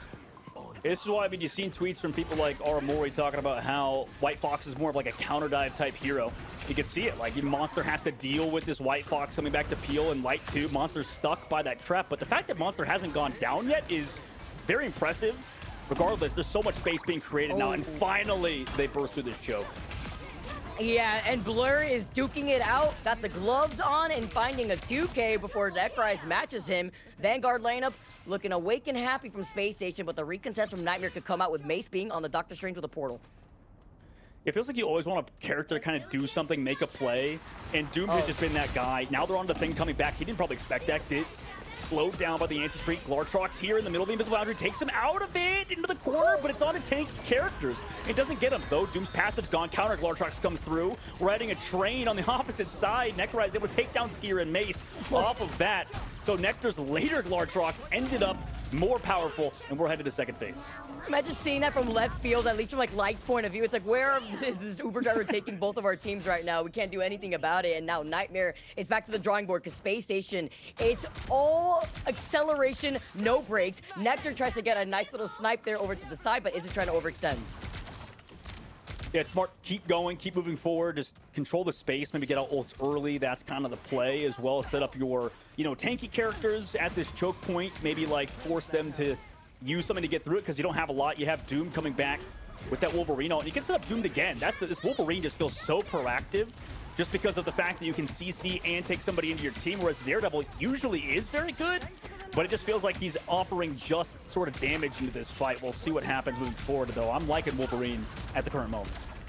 Same, and he's got that final stand here, as well as Blur with the clobbering time. Nectar lingers back, as you can currently see. Can we all unleash? It's clobbering time and what? What? Gets the stun off of it up to the side, and then you have Blur here over into the back line because they're going to be able to harass the split-up strat line of Nightmare. Yeah, this is crazy. It's like every time they try to make a play, they even go with Skier's ultimate, just negate it. And then, like you mentioned, that CC onto Monster, whether that be through Month or, you know, Blur on his side, that was excellent to shut that down. Now they have to walk in, and it just feels like Space Station, you called, they're just walking slowly forward at them. And, you know, Vision was a problem last map. Now it feels like it's on the shoes on the other foot. You know, Nectar's able to do whatever he wants, or they want, because of this overall team's snowball and deathball potential. And you yeet out the Wolverine again, and with the double invisible boundary, it's a Venn diagram, and you call in the Glartrox. It's time for the buffet. They're hungry. You get another kidnap. You get a last in, and you find Monster in the process. That's going to be the thing out to play, and Nectar's going to be the next one to follow. Month has a sustainability, though, for Space Station, because Nightmare don't have any of the Vanguards out. Unfortunate for Vision, too, isolated from the back of his team, and now Space Station have literally not lost a fight since they got this payload moving. Yeah, this is, I feel like the way Nightmare won on the last map is through, like, pocket vision, you know, let him do work. Monster goes in, creates space. He's not been able to do that. Like, now Light is going over to Adam Warlock to help with the pocket. But I'm curious, if this is, like, how they're going to play the game moving forward, I'm a little worried if we go over to Convergence. Because I don't know if we can just play, like, this hard pocket one-player type of style. Maybe you can, like Sentinels, if you had the Ultron, but because they don't, I'm a little worried for them. What was that clobbering time? What? Maybe he wants to switch.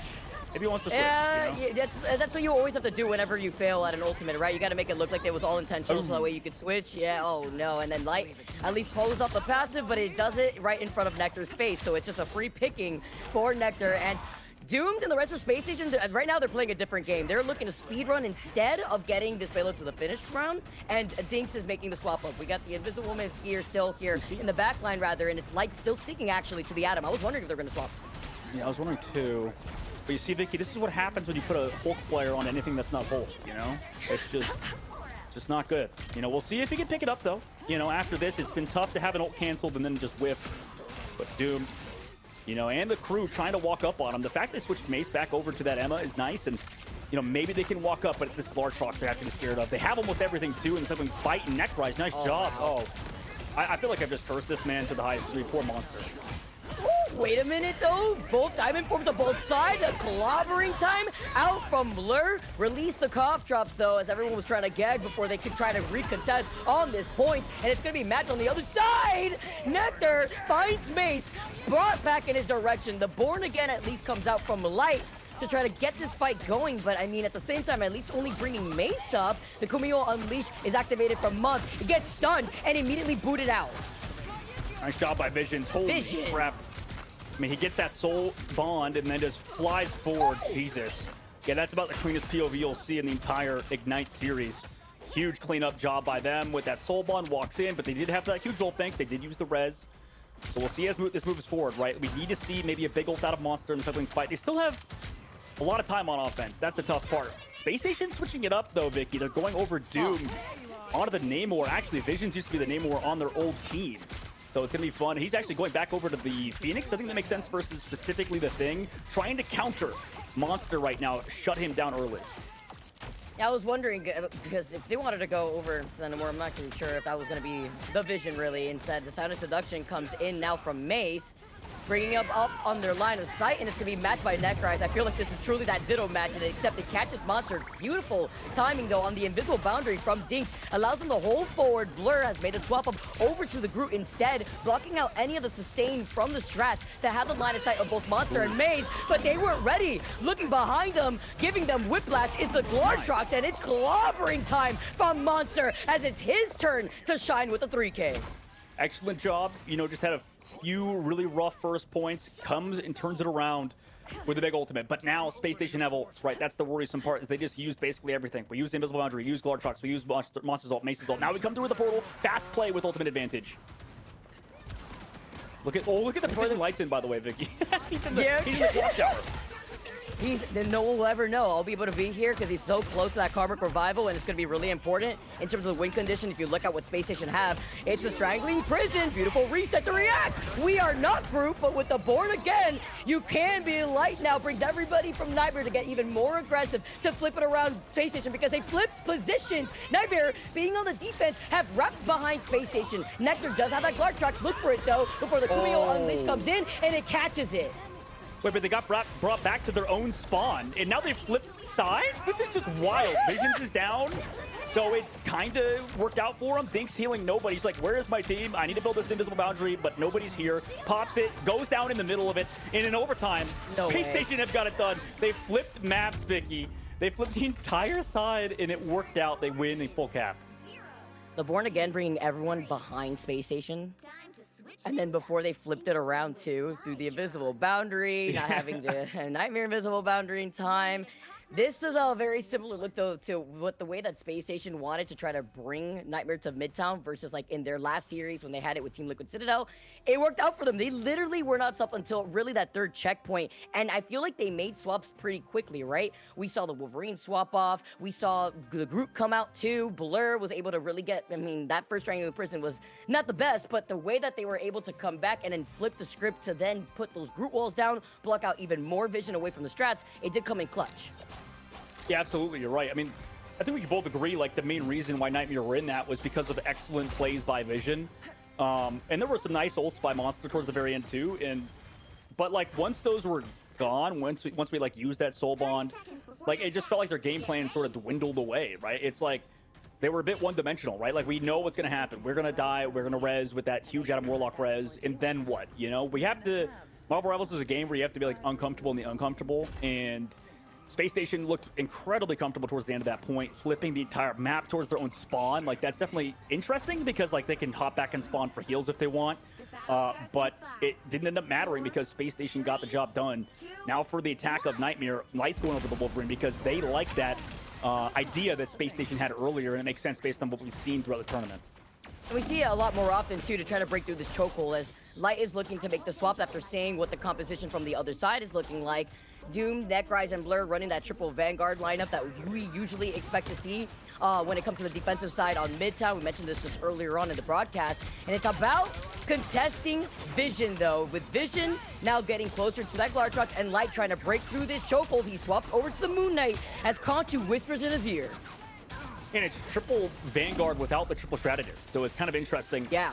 They want to play this style, but I mean, they want to build up those Elsa charges. They want to get that instinct very high, so he has cooldowns, or they have cooldowns like crazy. Light pushing him off away from now, so they're actually giving up a ton of space, trying to build up towards those ultimates that they'll have maybe first, but oh, Monster goes down early. That's the one tough thing, too, when it comes to dealing with the Emeralds on the other side, right? They'll be able to get that damage on the beam so much faster by just using it on the group walls, but then you have to also worry about getting the choke slam and use it for your own advantage. The Moon haunts nobody, though. It clears at least some space, but the way that Space Station gets to just hide away, wait for it, the invisible boundary in Fidel's pocket. Yeah, and they used everything to keep Light alive there, too, so they have to get those cooldowns back up. Once they do the Glartrox from Vision, is it big? It got onto Blur, but he's got the hard pocket, eventually goes down, gets the Groot off before he dies, but is anybody there to follow up? The Glartrox comes through a bit late, but it's caught Visions, and another, but they get rid of it. They delete it. Nice job with the counter CC with that diamond form from Nace to make sure that the Glartrox does not eat him. However, the defensive ults are late by month, so they're still in this fight. However, they're missing their Groot, and Monster has a Strangling Prison. Both Dinks and Month looking at each other with another double invisible boundary in the form of the God of Mischief, too. Dinks uncontested in the back, brings Skier back to health. Sign of Seduction now from Mace, trying to aim down at Doom. Has the bubble, had the Emma shield as well. Necrise falls incredibly low. Meteor M comes up from Doomed. Can he find its mark? And the Strangling Prison now comes in, and they shoot down the group from Nightmare. Hand of Conchu comes in right afterwards, and at least Light is right there to try to cover the basics. But is it going to be enough with Doom finding another victim? Oh no, the pushing! Yeah, no, the tough part is that they're like, Vanguard's going so deep to get these plays off, and well, everybody is. It's just like a crazy amount of damage that the side of Nightmare are taking to get these ultimates off. They lose Necrise at the very least to come through with the portal play. Nice job, but the invisible boundary is here. Counter portal play happens, and this fight should extend for another few minutes, but it's still not capped out for the side of Nightmare, so a minute left on the clock. holds happening so far. A portal sandwich here too, as Light's just trying to break through this choke, trying to utilize the damage output from the Loki clones too, and Nectar recognizes this is a problem. They're trying to take care of Light here from the left side before another hand of Conchu comes in, and we get another rotation of invisible boundaries between the God of Mischief, but except it's Skier. Dinks then gets the copy slightly earlier, just so that way they can be ready, and through this invisible boundary, that was a good call out because they knew the invisible boundary was about to come down, but with the cop drops coming in, can they take care of the Glartrox? Yes, they do, and that's 2 outs at Space Station. They hold on to this defense because the Vanguard lineup is just doing too much with Necrise having that 100% beam damage. Yeah. I kind of just feel bad for Nightmare strats because, like, I just feel like I'm seeing Nightmare just, like, overextend to make the play they want to work, and it's just causing them costing them their lives. The only reason they're in a lot of these fights is because they're hard-pocketed by their strats. Like, their strats are doing so much, but it's not enough. 20 seconds left to go, Vicky. Last fight territory. They're against the Doctor Strange ult, too. See how he's going to be floating up in the air, hanging up behind him if he can pull off this Eye of Agamotto, but it's the Moon that comes in, and it's not with a wombo combo of a Strangling Prison. Unfortunately, it doesn't land its mark, but with Vision being on the left field, it does find Necrise. Doomed has a Meteor and goes up. Blur gets stunned. Just the Eye of Agamotto. Necrise swaps over to the Angela, and with Doomed, and the follow-up, and the Eye of Agamotto, it's found 2, and it's clearing out Nightmare. Nothing Nightmare can do when they have no sustainability or none of those sustain ults here at Space Station. They win on the defense. Oh my god, we're tied up 1-1. We gotta, I don't know, VOD review that because we had people hit by the Eye and the Meteor M, and it just feels bad because you look at that end shot with the corpse on the ground of the Groot and the Moon Knight, and the greens are right there. The crystals are right next to you. You know, it's like you're right next to the water. You've been dehydrated in this barren desert for years, and you were right there and you couldn't make it. So that's brutal. But Nightmare, I think on Convoy, this is brutal because I think once we move over to Convergence, Vicky, this looks like a way better team. I think that they do a better job at not taking damage. You can just see, like, look at the freaking death count. Look at the damage block, dude. Like, Mace and Monster are just taking absurd amounts of damage, you know? Like, Light, I guess you could maybe also agree a little bit there, too. But, like, damage block stats a good way to, like, kind of take that. Same thing with damage taken. I mean, I love what Monster and Mace were doing when they slowed it down.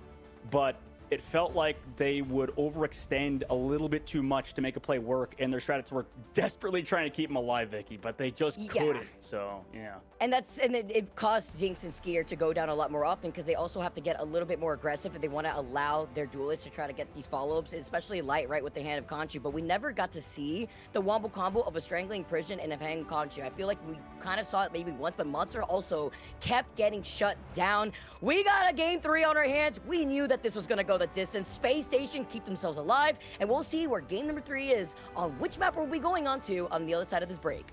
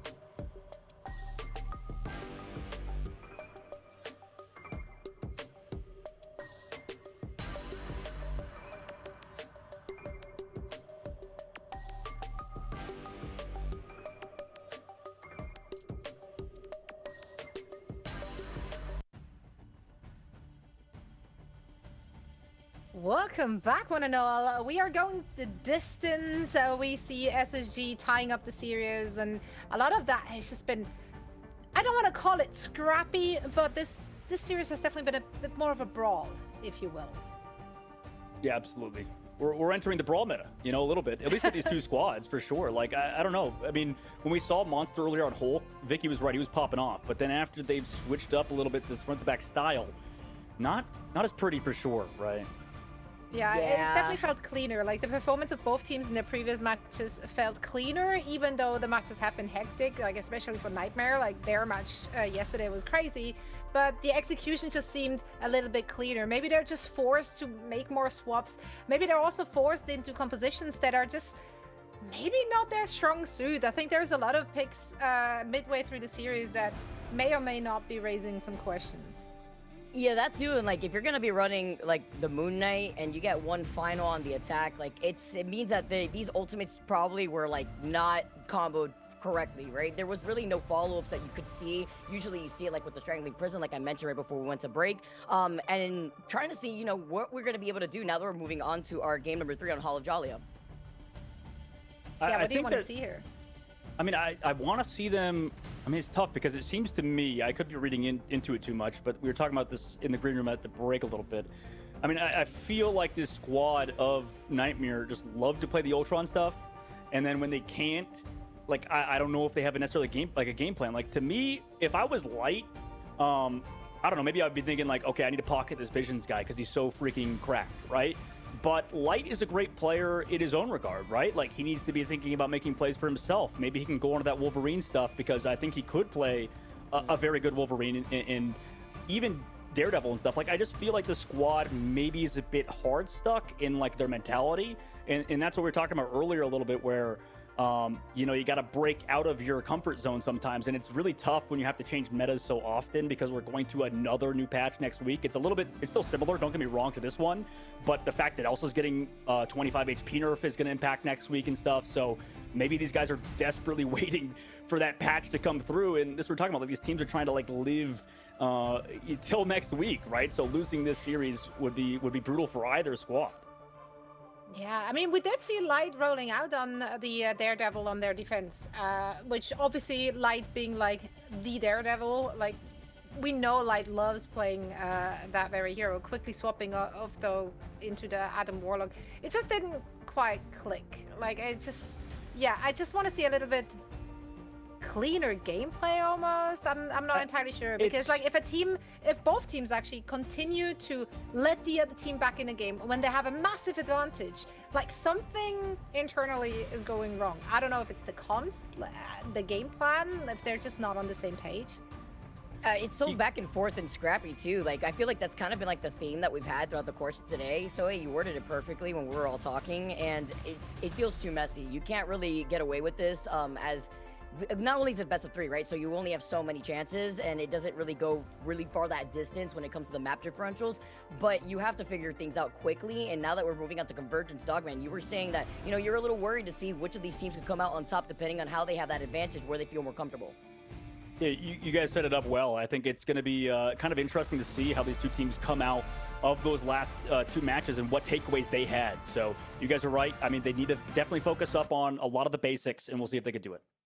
Yeah, we're about to find out. The series is tied up 1-1. Which team will come out on top? Let's dig in. I think we will, because Nightmare versus SSG has probably been the closest matchup of the day. I mean, like, the last map maybe didn't prove that, but it does seem, or maybe did prove yes, with how it went. What do you think, Vicky? Like, I think on this upcoming map, for Nightmare, I mean, you're right. They have to figure out a couple things, right? It does seem like they're a dive squad, but after we left Domination, it just their fundamentals have kind of slowed down to a halt. Yeah, definitely agree. While we also get our feedback up here too, and seeing how these teams are going to be going in through the pick and ban phase. A little pixelated from my end here, but if the Elsa gets through, which is what I'm seeing some of these teams linger on to, that means that the Elsa could still be that server M. And okay, we are back. And so being able to see how that pick and ban phase is looking, it looks like the Elsa does get saved. And you were mentioning the Ultron. I like how you brought this up, except it's going to be in the hands of Space Station this time. Okay. Yeah, I mean, I think both teams like to play it. I don't know. Maybe I'm crazy, but it does feel like the Ultron play to me is like a comfort pick because we saw that out of the same thing from Sentinels.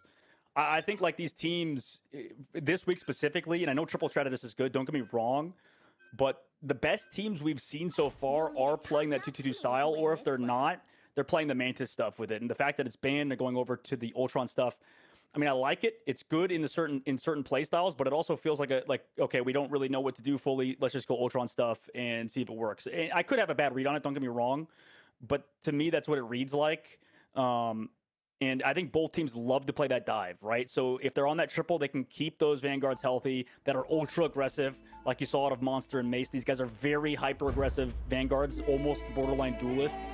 So we'll see if they can keep them healthy now that they're on the Ultron stuff. And feeling more comfortable in that element, right? Because we even saw like Light swap over to the Adam Warlock. There was like no Loki on that side, whereas like Month, who had free reign over that Loki, that was really able to pop off. You know, it comes down to if they can keep that going as we get started on Hologram. This is a common map to see the Penny Parker cheese a little bit, but nobody's going for it this time around in this game. Understanding maybe you give up some ult charge to a Vanguard and stuff, but you know, I would be happy to see, I think, Monster back on his Hulk, considering they do have that Ultron potentially in the back pockets. And, you know, the fact that we still have, yeah, it is interesting, actually. The Jeff and the Venom still not through, but they're going for the speed boost out of Spawn originally. But we're starting out here, Vicky. This is for the entire series, because we're just in the best out of threes in this group stages. So, Counter portal. Wait a minute. Where are they going? Where are they going? Off the map. Sorry, Dinks. At least one of them gets to be saved. I think it was actually from the Doctor Strange from Mace. He actually comes right back together because he gets a float up. But that's a big pickup and a good statement maker for Space Station on this defense. Fidel falls incredibly low, and Nectar is right there to back them up before finding themselves here up on this choke. But okay, that's how you add a little cherry on top to our last game of this series. Well, over there, too, they, like, stagger themselves, and now Monster gets frozen, and Bruce banner for him. No! Baby Bruce, poor guy. Oh, no. Goodbye, Monster. See you later. Lights all the way back onto Ultron, too, so they give a little bit of ult charge. They try to do, like, a Mr. Fantastic play, I guess, outside of it. Latch onto somebody, maybe get a KO quickly. Did not work out. Unfortunately, Light is not Kendrick in this case, and now we're already 50% towards that Ultron's rate. A little different though if you compare that to Doomed, who's already close to that 50%. Nectar is just gonna have free reign on the high ground, uncontested, and it's gonna continuously harass Light, by the way, before Monster starts swinging around. Fidel helping and keeping everybody else stabilized, with Doomed also kind of lingering back, expecting to die from Monster, and Mace gets shut down. Nectar is on a terror. I mean, they traded at least. Blur goes down. This is kind of the win condition for both teams, is taking out the Vanguards. Nectar. But yeah, Nectar did it earlier, and goodbye. Doom's like, where did my team go? They just got eviscerated, and they're back to the spawn. So 2 minutes left to go. Like it's staggered too. And honestly, like in this Ultron matchup, I feel decent about Nightmare. But you can tell like their tank line, their Vanguard line is hyper aggressive and rely on so many heals. Even in the diamond form, even with the damage reduction, it's not enough to keep Mace alive. That's a brutal sight to see, I think, for Nightmare, as they don't have ult advantage. And with the Feast of the Abyss just to open things up, the Extermination's met on the other side, but it's not met from Nightmare because Light is still trying to build up that Extermination. It forces them at least to waste it out because they get to kite away inside that building out of the line of sight. Oh. It's not easy to play the Vanguard in this case. Here comes the Glartrox, gets deleted, but it's into the trap. Oh my goodness. Nectar perfectly placed trap into that. Oh, okay. One more. Maybe get a highlight reel. Oh, poor Doom stole the K. Oh, rude. But beautiful play out of Nectar, and yep, that's a 4-piece. Yeah, that would have been the 4-piece, you know, if he didn't steal that real quick, but that was insane. Nectar, the back-to-back, keeping heads on a stake. Light at least will have the Extermination, but look at the time bank right now, Dogman. Nightmare are at a minute, less than 20 seconds on the clock. Blur still has a Feast of the Abyss for a reset, and Nectar is close to that Eye of Agamotto. Sitting on it. We'll see if Blur can get charmed. Does not in this case. Nice job to avoid it at least. Almost got it in mid-animation. Here comes Ultron's right to the high ground. Fidel counters it with the Luna's dance floor. Is Vision going to have a big Glartrox though? Connects onto one, but it gets deleted in the middle of it. Nice. And can you find anything after it? The answer is no. Nice job with Fidel to keep everybody healthy in the middle of it. Eye of Agamotto comes from the high ground though. It finds 3. And for Dinks, he cannot survive, and Vision meets their maker. That is another wipe. This time, it's Necrise who wanted the spotlight. Yeah, at least he keeps No way. Skier's ultimate. But, oh, God, the staggers. Brutal. 35 seconds left to go. You'll have Portal, but maybe do they even want to do it? 30 seconds. They do have those ults. Mace now going over to the Angela. Wants to stop playing frontline. So that's going to be interesting. You know, can they take advantage of this Fox ult now? Nectar does have Lartrox available too and can stiff everything. See, now with the dive down, at the very least, split some more of that attention. Be disruptive on this back line. Monsters doing their best. Already popped that armor. Close to the Feast of the Abyss. With overtime away in 5 seconds, the extermination comes in first from Doom. Skier comes in too in the form of the Ninetale. And Nectar has not been stopped, has not been contested. And with the Glartrox, they are hungry to find the 2K. Make it a 3K. 4 in the pocket of Nectar as they're creating their highlight reel. I mean, that's brutal. That was a crushing of Nightmare. Like, that was... I mean, at this point, Space Station Gaming is going to be... Yeah, that was a Nightmare. Nightmare! That was insane because, well, realistically, Nightmare was really good on domination. Like, we can both agree on that. And then Convoy and Convergence, man, they just fell off a cliff. Like, I don't know, man. Like, they got to figure something out on domination, on Convoy Convergence. And this was the worry, like we saw in the last map, is that I feel like their Vanguards always want to make plays, and then they're trying to force things. Like, you don't need to force things. You need to let plays develop. And I understand it's kind of hard to play Vanguard this patch, and in general in Marvel Rivals because of the CC, right? Like, you go in on Venom, for example, you get charmed, you get frozen. You know, you're kind of like... You look in the mirror and you're like, God, what is my purpose? What am I doing on this planet? And you're like, and God's like, your purpose is to take CC. Your purpose is to get frozen and charmed, okay? But you still have to slow it down a little bit. It's a hard ask, and Nightmare have to go to the drawing board, I believe, in this next week, because if they lose the space station here and don't even get a draw, that puts them in that 2-1 deficit moving forward. That's so funny because you have so much time to ponder and all these thoughts when you're just stuck in a chain CC just event. But I think this is a big reason as to why it's important to look like Dom and look how volatile it is. Because Nightmare, they won on their Dom map. It's very obvious to see that they're struggling a lot though moving forward in these other game types. And Nightmare with Vision still on the Elsa and then having to deal with Nectar on the other side. I do not want to be a flyer here dealing with the output damage of Nectar. Yeah. I mean, if I'm Visions, I'm like, man, what am I supposed to do on Elsa? Like, people talk about Elsa gap, but like, what do you want me to do when I'm 5v6, right? Like, that's probably what he's thinking a little bit. And I know Mace and Monster are great players.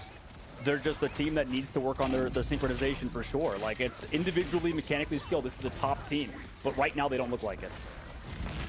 No, and with so many talented individuals making up this team, Blur gonna be able to continuously hold back Nightmare. Tried to actually wrapping up on the other side of this choke right now, and with Space Station trying to oppress them, Fidel up on the high ground, Blur already popping the armor, and Vision waking up a bit, getting that first pick. We're talking about it, the Elsa v Ultron matchup, but look at the way that Space Station are playing this in this side corridor. It's all easy pickings once that Glartrox is up, but they're going to be forced to back away if they can even get away. Netrise is the next one, Monster gets frozen, and Nightmare are still holding up because this is a great spot for Elsa to hold.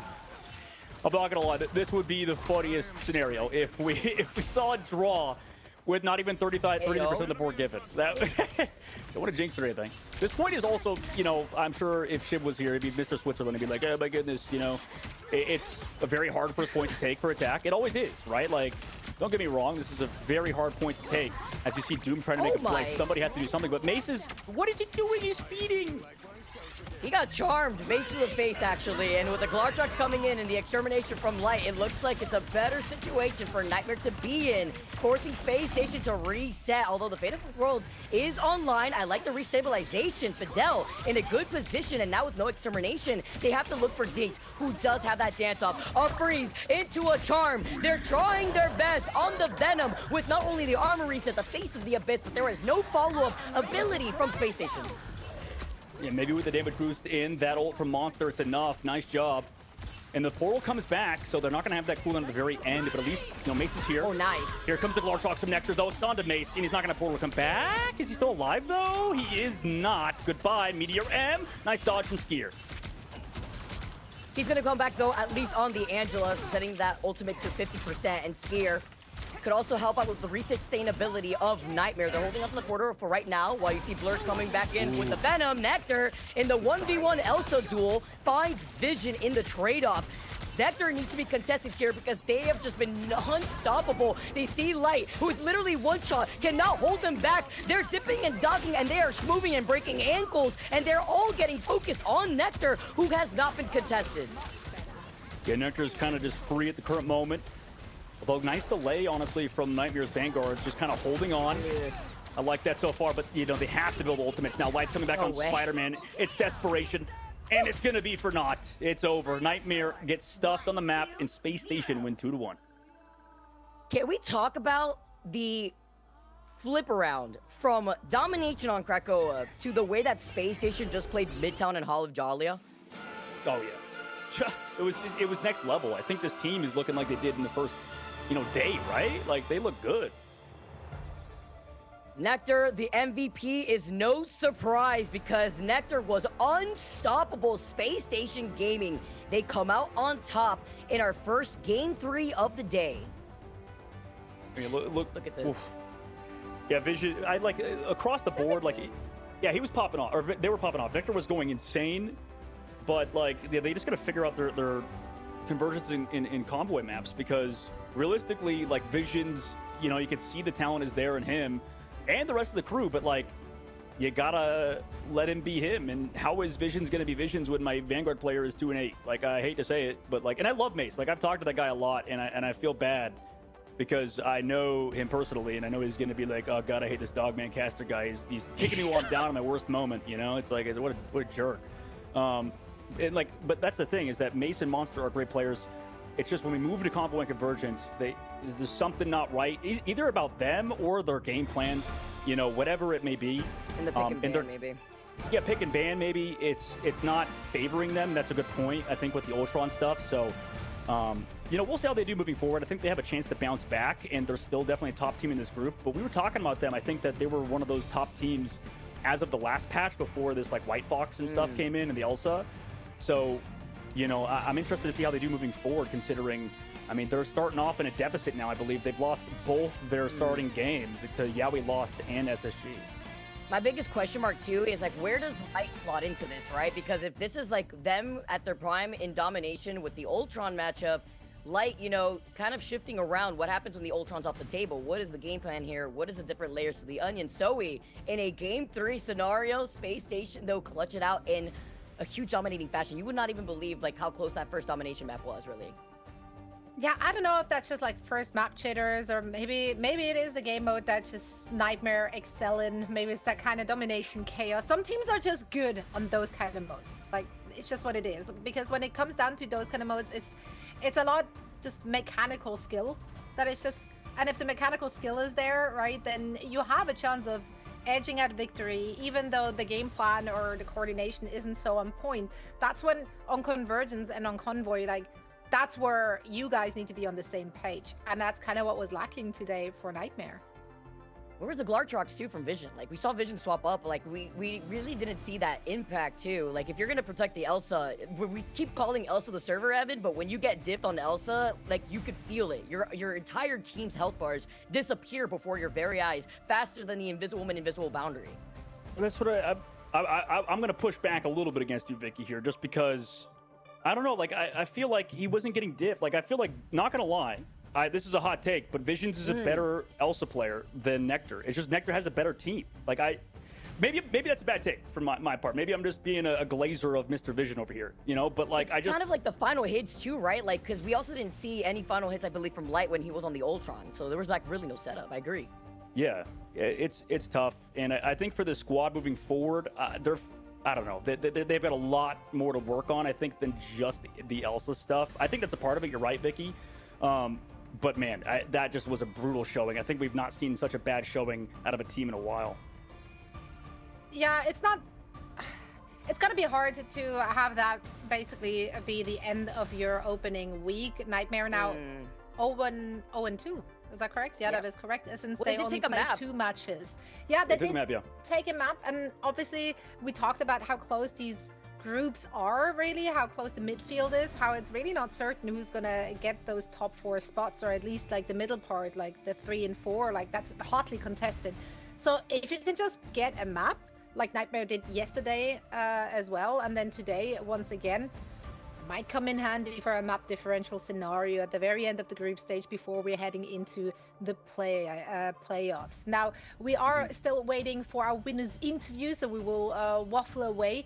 Let's talk a little bit about the compositions we saw in general thus far, because we do see a lot of White Fox. Obviously, that rate is just going to increase once we're playing on the most recent patch.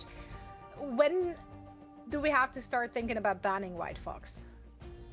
Ooh, that's interesting actually. So because I feel like, do you like leap the gun and you go ahead and use up a ban on White Fox, or do you still want to prio? Like what did Dogman say at the very beginning? Like the 3 headless horsemen, you know, like what you see usually like from Daredevils for teams that like to rock the Daredevil, the Gambit, the Elsa. It all comes down to like what those first bans look like, because then the following save kind of determines everything else. You see the Protect on the Elsa, you then have to forcibly ban Mantis. Then you see the Protect on the Gambit, you have to forcibly ban out Loki. So I think those are going to be the priorities depending on which of these teams have that to their best strength, because we've also had teams protect the Gambit and get immediately demolished. Like it doesn't work out for them too. Yeah, I'm kind of with you on that. I think it's you have to kind of you take into account a lot of these teams that are sort of unbannable, right? Like, I think in that series we saw it towards the end, there were no swaps. Like, we were just playing the same thing the entire map and didn't go to anything else. Whereas if we were watching, like, yeah, we lost, we would have seen them switch to like 3 or 4 different comps by now, right? Like, this is like just unacceptable to not be able to flex this a super high level. Now, it's easy to say, obviously, from the outside looking in, like, this game is not easy. And the fact that there's a ban phase and the fact that there's so many different heroes that play so differently from each other, it's not easy to do that at all. But there's like teams with just hit scan players on their roster. Like, you gotta flex the melee characters, and then you gotta flex to the gun character, like Heartlover said earlier, for a player like Zatex who can play that. So you have to, teams are in North America, I think across the board, not realizing that you could be more flexible than you are, because we have a lot of these squads that do flex at when it's needed. Yeah, I mean, that's the thing with these kind of games where, I mean, strategy is just a massive part, right? You can't really afford to be a one-trick pony. You can't be a one composition team. Like, that will be taken out so very quickly. So there needs to be so much hero pool depth for each individual player, and then you also need to have enough time, scrim time on those different compositions. Now, of course, with the new patch coming in so shortly, or so short before the season started, I think a lot of teams were just kind of scrambling to figure out like what the best look is for them. And then also you kind of get into your head, right? With the first 2 days of play, you're looking at what other teams are doing, so then maybe you start questioning your own picks, right? Even though you came in with a plan, now suddenly you're like, oh, the other people are doing a different thing, maybe we need to do that too. So it's really easy to get into your head with those kind of things. I do believe we have our interview ready. Exclamation mark or question mark? Nope, it's the exclamation. Let's go for it. Necra is joining us for a quick chat. Hello and welcome, and most of all, congratulations to this victory to close out your first week. I want to ask straight out of the bat, you guys lost the first map. It was a back and forth, and not the cleanest showing we've seen from SSG. Cleaned it up moving into map 2 and 3. What do you think went wrong on your first map here, and what exactly did you switch up for map 2 and 3? I mean, to be honest, the first match was on me. Like, we haven't really been playing too much with the triple, with like Ultron, but recently we started playing the last few days, and we've been like doing pretty decent on it. Because like one of the characters I play is like Angela, and just having like a drone is like really nice. But like after the first fight, we had like 80%, and we were like 90 to both our support ults. I like overreached and died to the hole, and like every fight after that, I kind of like kept, I guess like I'm like antsy or whatever, and like just kept overreaching and dying too early. So that first map was just on me, because as soon as I like went mag after, the game was easier, but the second round was like we were already at like an ult deficit, so it was like harder to come back from, so I just had to like make it up in the other games. No, we love accountability here, by the way, Necrise. I really appreciate that. A hella respect here, but you know, you guys got the dub, right? It may have gone to a game number 3, but let me tell you, the combo and convergence, chef's kiss. You guys obviously had it in the bag and felt a lot more comfortable, especially starting off on the defense in that last map. And yeah, I mean, your Elsa going crazy. I just need to ask you though, your next opponents right now are going to be, yeah, we lost. You've already had a few days to look back at their game plan and see how they've been able to play things out, and it's very interesting, to say the least, and the way that they've rolled out with certain compositions. It's all out there for you guys to vol review. How do you feel about preparing for Yeah We Lost, a team that really is playing kind of their own meta? I mean, they're like a really good team because they play to their comfort, which is like really good to do. But I think like the best thing is not to overthink it, and like there's metas for a reason, and if we're practicing like what's quote unquote meta and like what we're comfortable on, I don't think there's like too much of a reason to be too scared of like what they're playing, as long as we're like playing our game. But they are like really good and you have to respect them for like what they play. But I think it's just like not overthinking it and just playing our game. Do you think that was the issue, by the way, for Nightmare? Because they're kind of forcing a composition that they're not comfortable with, and you kind of mentioning like the teams who could play into their comfort get to really shine more? Yeah, I do. I think a big player like on their team is like light on DD, and like going into it, I was kind of saying like even though we haven't been playing too much like Ultron, but like recently we kind of feel like it's something we'll be good at if we prod Ultron, because I think the meta is going to shift more into like a triple support meta, especially with Fox being really good right now. DD is really hard to play into like the triple support with like Ultron, so I feel like having light on Ultron really like weakens their team. It's fair enough. And Necrise, I think for you too, man, like how does it feel like finally moving up from like Alani Wind and that sort of stuff, like moving over to SSG, a full-on, you know, partnered organization too, to get them, you know, a win today? Like obviously you guys got the bundle and stuff in the shop, but you know, is there, I know there's a lot of pressure on you and stuff. It didn't seem like it besides map number 1, considering on those other ones, like we didn't see you in the KO feed at all. On the other side, it was like all Mace and them, right? Yeah. I mean, I don't know. It's like, I love competing. So it's like, I knew I was already like good enough to play at like this level. I just wanted like a chance. And I just want to like prove that I can, because I'm playing with such good players like Nectar, like Doom, Month. I just want to like show that like I can stand out just like them, you know? It's the fun part of competing. Well, we've been chatting about you a lot here on our broadcast, so you definitely are standing out, and so is the rest of the team. What a fantastic opening week for SSG. Necra is going to let you rest up. Thank you so much for taking the time for a quick chat, and best of luck next week. Thank you. Good night. Thanks. And a good night to you. That was Necrise from SSG. They're getting their their second victory on the board, so that puts them at 2-1. Which puts them in a really, really, really good position, because again, we just have 2 weeks of group stage play. It's a round robin format, so you just play against each team once. Yeah, this is not the best start for Nightmare on the other side, and the best start, like you said, for SSG. I mean, they've had really tough challenges so far in Team Liquid, in Nightmare, but really it's on the other teams to just fall, right? Like all they have to do is just play their match like normally, how they normally would, right? And let the sort of, you know, pieces lie where they lie, because it seems like TSM are on the way out at this point. It seems like potentially Lunex are. Like TSM had a good match versus Lunex, but it was a 2-1 game, and Lunex is improving, sure, but that's the only team to take a map to get a map win rather is Lunex. So, you know, we'll see how this goes, but Space Station, like you said, Zoe, they look like they're going to be a top 4 team in this group. It's pretty much been the consensus in our post-match interviews today. Like, playing to your strength, there's a lot to be said for that kind of approach here, especially with the format being what it is. Now we have one more match to close out an exciting first week of play here in the Americas preseason. It's going to be FlyQuest going up against 100 Thieves, and that's going to happen after a short break, so don't go anywhere.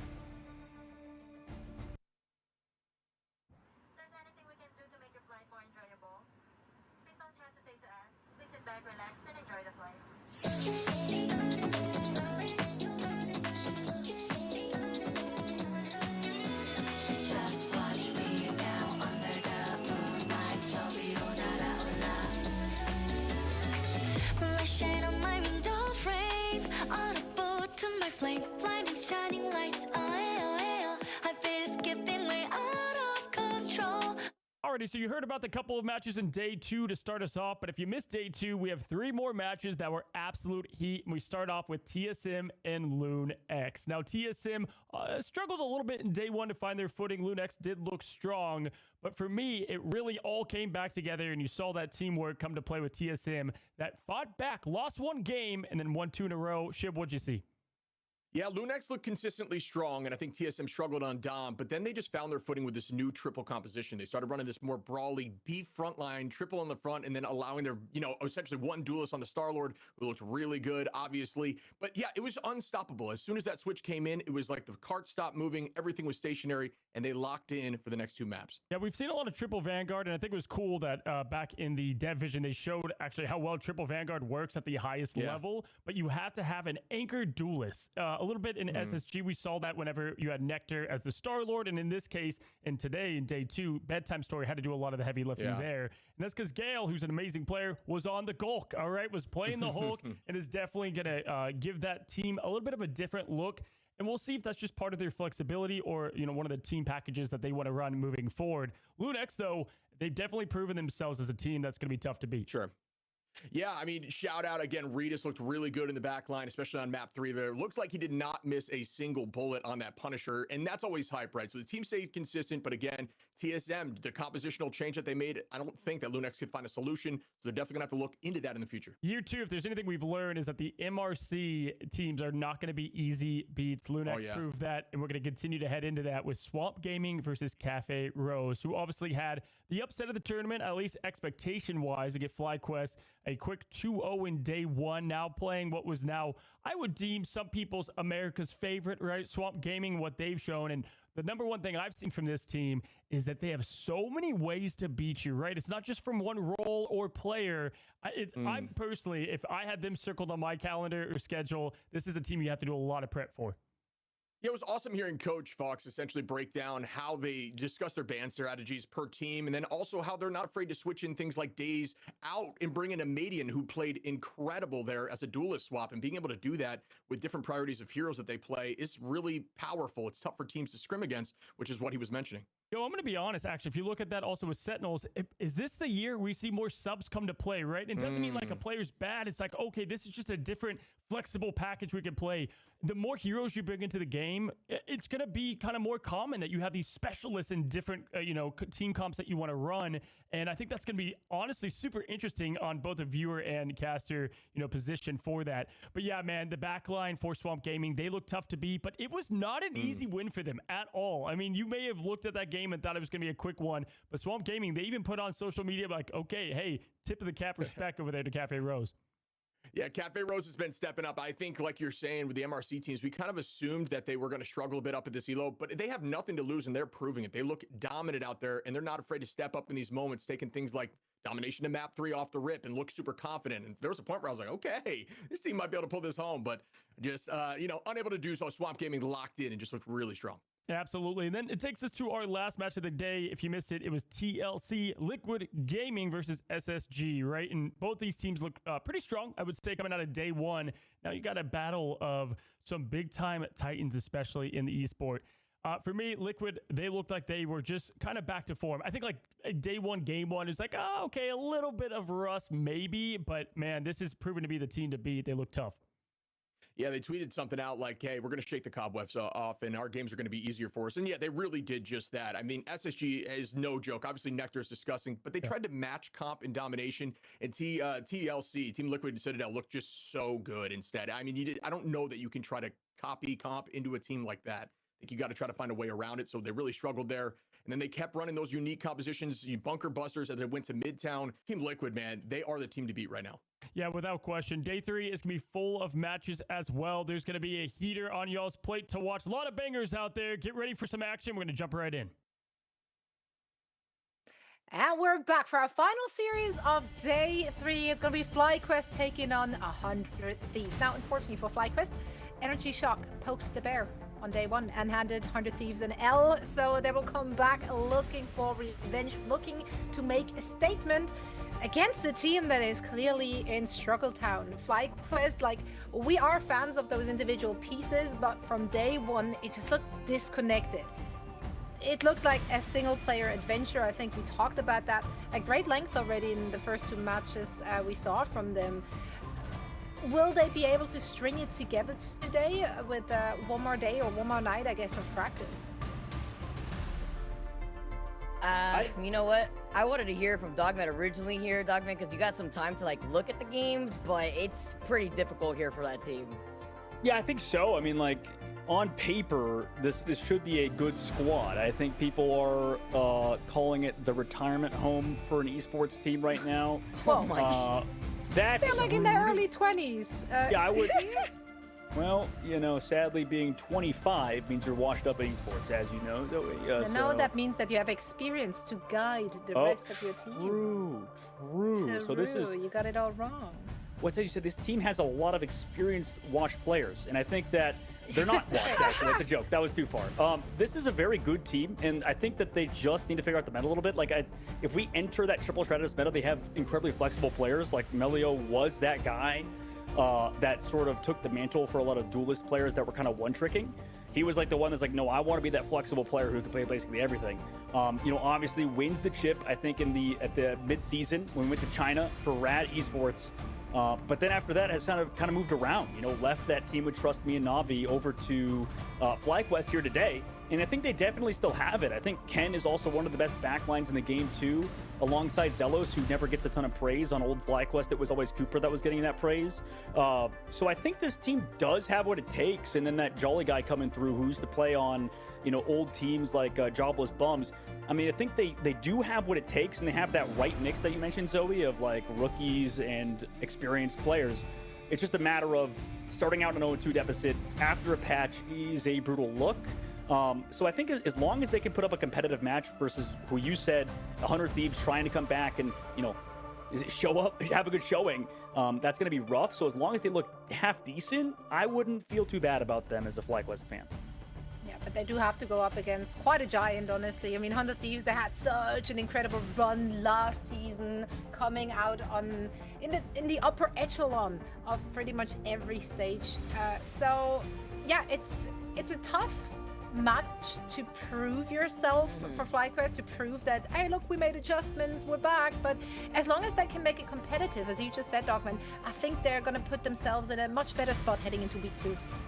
Yeah, but also 100 Thieves have only got to play once, right? It was at one time that they end up losing out against Energy. And imagine if you're FlyQuest right now and you got to look at the gauntlet of teams that you have to go through to at least put a point on the board. If it isn't 100 Thieves that are the Titans waiting for this series, next week it's got to be Energy, the team that literally beat 100 Thieves. Then it's got to be Swamp Gaming, the team that is currently leading the pack in Group A. It's kind of like hey, can we get some time to breathe? Because Lunex is then the last team that they would have to be in that last series for the last day of next week. So, I mean, actually, they already played them out. So, not actually having to play through Lunex, rather, that's on the Group B side of things. But it's still that gauntlet run, right? You still have to deal with 100 Thieves. You still got to deal with Energy. And then you have to deal with Swamp Gaming. The 3 big Titans that are leading Group A is going to be really difficult. Like, there's only so much you could do to ping. I think that's something else that we have to mention, because a lot of these talented individuals from FlyQuest are unfortunately at that slight deficit. So Bez doing their best, somebody say Bez, like, you know, try to be the foundation for FlyQuest, because if you're Bez right now, you're looking on at the rest of the team and you're trying to keep the morale right for FlyQuest, you have to also remind them, okay, well, now after this series against 100 Thieves, we then have to beat the team that also took out 100 Thieves. So it's going to be a mountain to climb. Yeah, absolutely. And 100 Thieves, they're coming into this season with very little changes, right? The only replacement is Terra. Now, you could argue Terra was their star player, so that's obviously a massive change for them. But Self, I think, held their own, right? Like, as the replacement. What's the first impression here from you, Dogman? Does the glass slipper fit? I think it fits, yes, absolutely. I mean, Self is a self-made player who has been able to grind out on Black Panther, I know, I'm sorry, cheesy, and Human Torch and stuff. But he's, you know, if he can flex and build up that hit scan pool, I'm very much looking forward to this guy's future. I mean, he is kind of like a mini Terra to a degree. Like, you know, Terra is not a player that you can come across very often, only because we talk about those star players. A lot of the times they're not the most flexible, right? Like there's, you know, I hate to throw Rymazing under the bus a little bit, but he's like playing a ton of that Mantis Ultron, you know, playing a lot of the hit scan stuff. Nectar came in on old Sentinels and was like the flex player kind of. And that's been really good for Nectar because now they're a star player elsewhere and stuff. But a lot of times, if you have to come in and kind of fill the other characters that the experienced player doesn't play, that can sometimes be a detriment to your individual stats. But if you can step up and level up like Tira has, like we've seen other squads, I think that they have a very bright future ahead of them. Now, they still lost their first match, right? Which versus NRG. And I think Remix, I don't know if he wants me to talk about it, but I was like, man, you know, how good, how are you guys doing right now in scrims and stuff? And he's like, man, we should have 2-0'd NRG, man. Like, he's like, we've been 15-0ing them in scrims. How do we lose to them on day one? So, you know, I'm sure, like you said, Zoe, they have a point to prove today. Yeah, day one jitters are that's a real thing. Even though you're an accomplished player, even though you know have all those accolades from last year, it's still a thing because in the end you don't know what to expect from the opposition, and those are high stakes games. Like we can't stress that enough. So it happens. Just one game. Remix, calm down. Everything's okay. You're gonna come back stronger than ever. It's just. For them, very lucky, of course, that they only had to play one match this week, and then they also got to sit back and just kind of take a look at what the opposition is doing. Literally, they had to go back to the drawing board and see, like, all right, there's only so much Delena could do, right? We have to talk about, like, the star player that really stood out to me within that last series. I did go to a game 3, of course, with NRG shocking literally everybody for that first day. It was a banger of a way to end the first day, but they've had time. They didn't play too much right there yesterday. They only had that one series. There wasn't a lot to really base off of minus that one series. So you go into today, you see FlyQuest. If you want to test out anything, if you're 100 Thieves, you could go ahead and try to do that now if you want to talk about the individual differences that each of these players could provide on this roster. I feel like, you know what, like you mentioned, like with Delena being an absolute god so far in Elsa and stuff, I think it's him and Visions that are like the two best Elsas right now. But like everybody else is still pretty close. Like I feel like Nectar still had a really good performance. Like it's still like a top 5 Elsa. You know, it's kind of like the famous Brian Scalabrine quote from the NBA. You know, he's closer to LeBron than you are to him. Okay, it's a basketball reference. So it's basically the average plat player. James. Thank you. He exists in the world. Well, I think I know him. But the point is, your average player is super far away from any of these pros. You know, for example, I saw on Twitter, I was like perusing things, I was like browsing, and I think I saw people were critiquing Flats' tier list, right, on Heroes. And people were like, man, Flats, you're stupid. And then he comes back and he's like, well, you know, most of these pros have the personality of a wet rock or whatever. He said something stupid. And he was basically saying that he's closer to the top 1% and they're closer to the everyman, so he understands them, and I get that point. But like, honestly, like somebody like Flats, who's in the top 1% of the game, is still very far away from the 0.1%, from the pro players of our scene, and I respect that guy as a content creator. But if I have to respect somebody as a content creator, then I think I have to respect the pro players as well that put all this time into the game and put as much effort as these guys do. And I think, like we were talking about earlier, Vicky, you know, Nectar had a phenomenal game, was really close, I think, to Delena and Visions. We're just going to see. I agree. This is a struggle all this time, right? Yeah, I mean, like, so you have that in like every kind of sports where it's easy to judge when you're on the outside looking in. So like it's so easy if you have the bird's eye view of what is happening, and then you have all the sources at hand as well. That doesn't mean you can replicate it. No, it's hard. It's true, and it's especially when you have only like a limited amount of like information to base that off of, right? So you go back on it, and you also like take a look at 100 Thieves, and you look at TTK, who's always been a very star standout player himself, and wonder, okay, were some of the vanguards that he rolled out with the decision that should have been leaned on? Because I believe we even saw them go to the Museum of Contemplation, and you know, a map that people are still trying to get a handle of, because being on the attack could be so detrimental. So figuring out, okay, well, if this is not what worked out for us, it did work out at least in their favor. That's where they won the dub, but it was incredibly close. That whole series was close. Like the first Dom was 2-1 in favor for NRG. They came back, if you're 100 Thieves, 5-4. And that was with Madara making a crazy portal play before they ended God, I up forgot closing about up. that. Yeah, like that, I lost my mind. It happened like back to back because it then proceeded to happen on the last map on Shin Shibuya. So if you're struggling on maybe these two maps, you go back to the drawing board.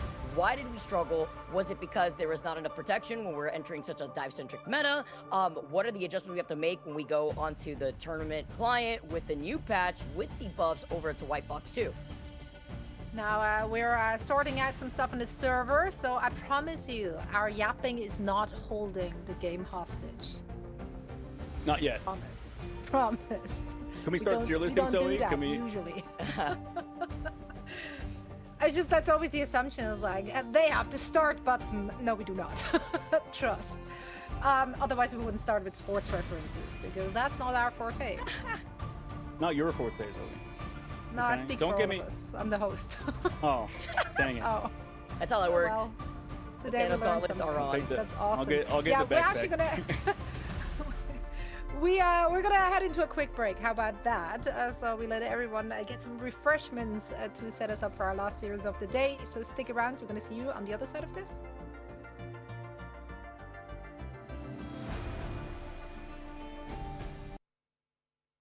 If there's anything we can do to make your flight more enjoyable, please don't hesitate to ask. Please sit back, relax, and enjoy the flight.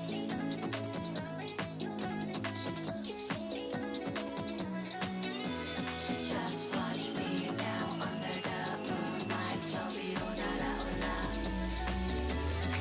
Flashing on my window frame, on a boat to my flame, blinding shining lights. Oh, yeah. I feel skipping way out of control. Lock it, oh yeah. We won't stop it. Flying high is our destiny, lighting up flaming stars. We're reaching out towards victory. 눈부신 꿈으로 차가운 심장을 쥐고 더 높게 날아가. They can't catch my vibe and my life.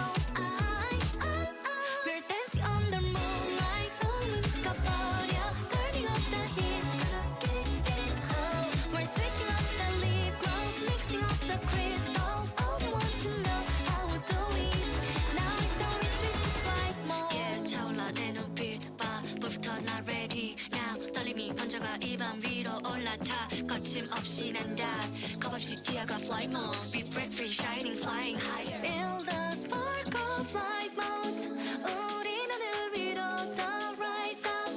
사라져 fade away moonlight. Gonna burn the night out.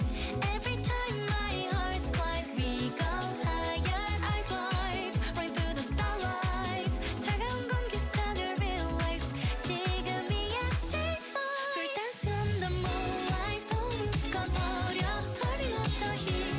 Get it, oh. We're switching up the lip gloss, mixing up the crystals. All they want to know how we do it. Now it's time we switch to flight mode. Wake up, wake up, wake up, wake up. Feel it, feel it, feel it, feel it. This time switching to flight mode. Fly. Burn up, burn up, burn up, burn up. 올라가. This time switching to flight mode. 올라가. 계속 높이 fly away. 어둠 깨트려 이 무대는 우리의 게임. 자꾸만 넘어져도 울지마 괜찮아 일어나. 그 끝을 몰아서 run even 위로 flight mode. We're dancing under moonlight. 손을 꺼버려. Turning up the heat. Get it, oh. We're switching up the lip gloss, mixing up the crystals. All they want to know how we do it. Now it's time we switch to flight mode. This time switching to flight mode. Burn up, burn up, burn up, burn up. This time switching to flight mode.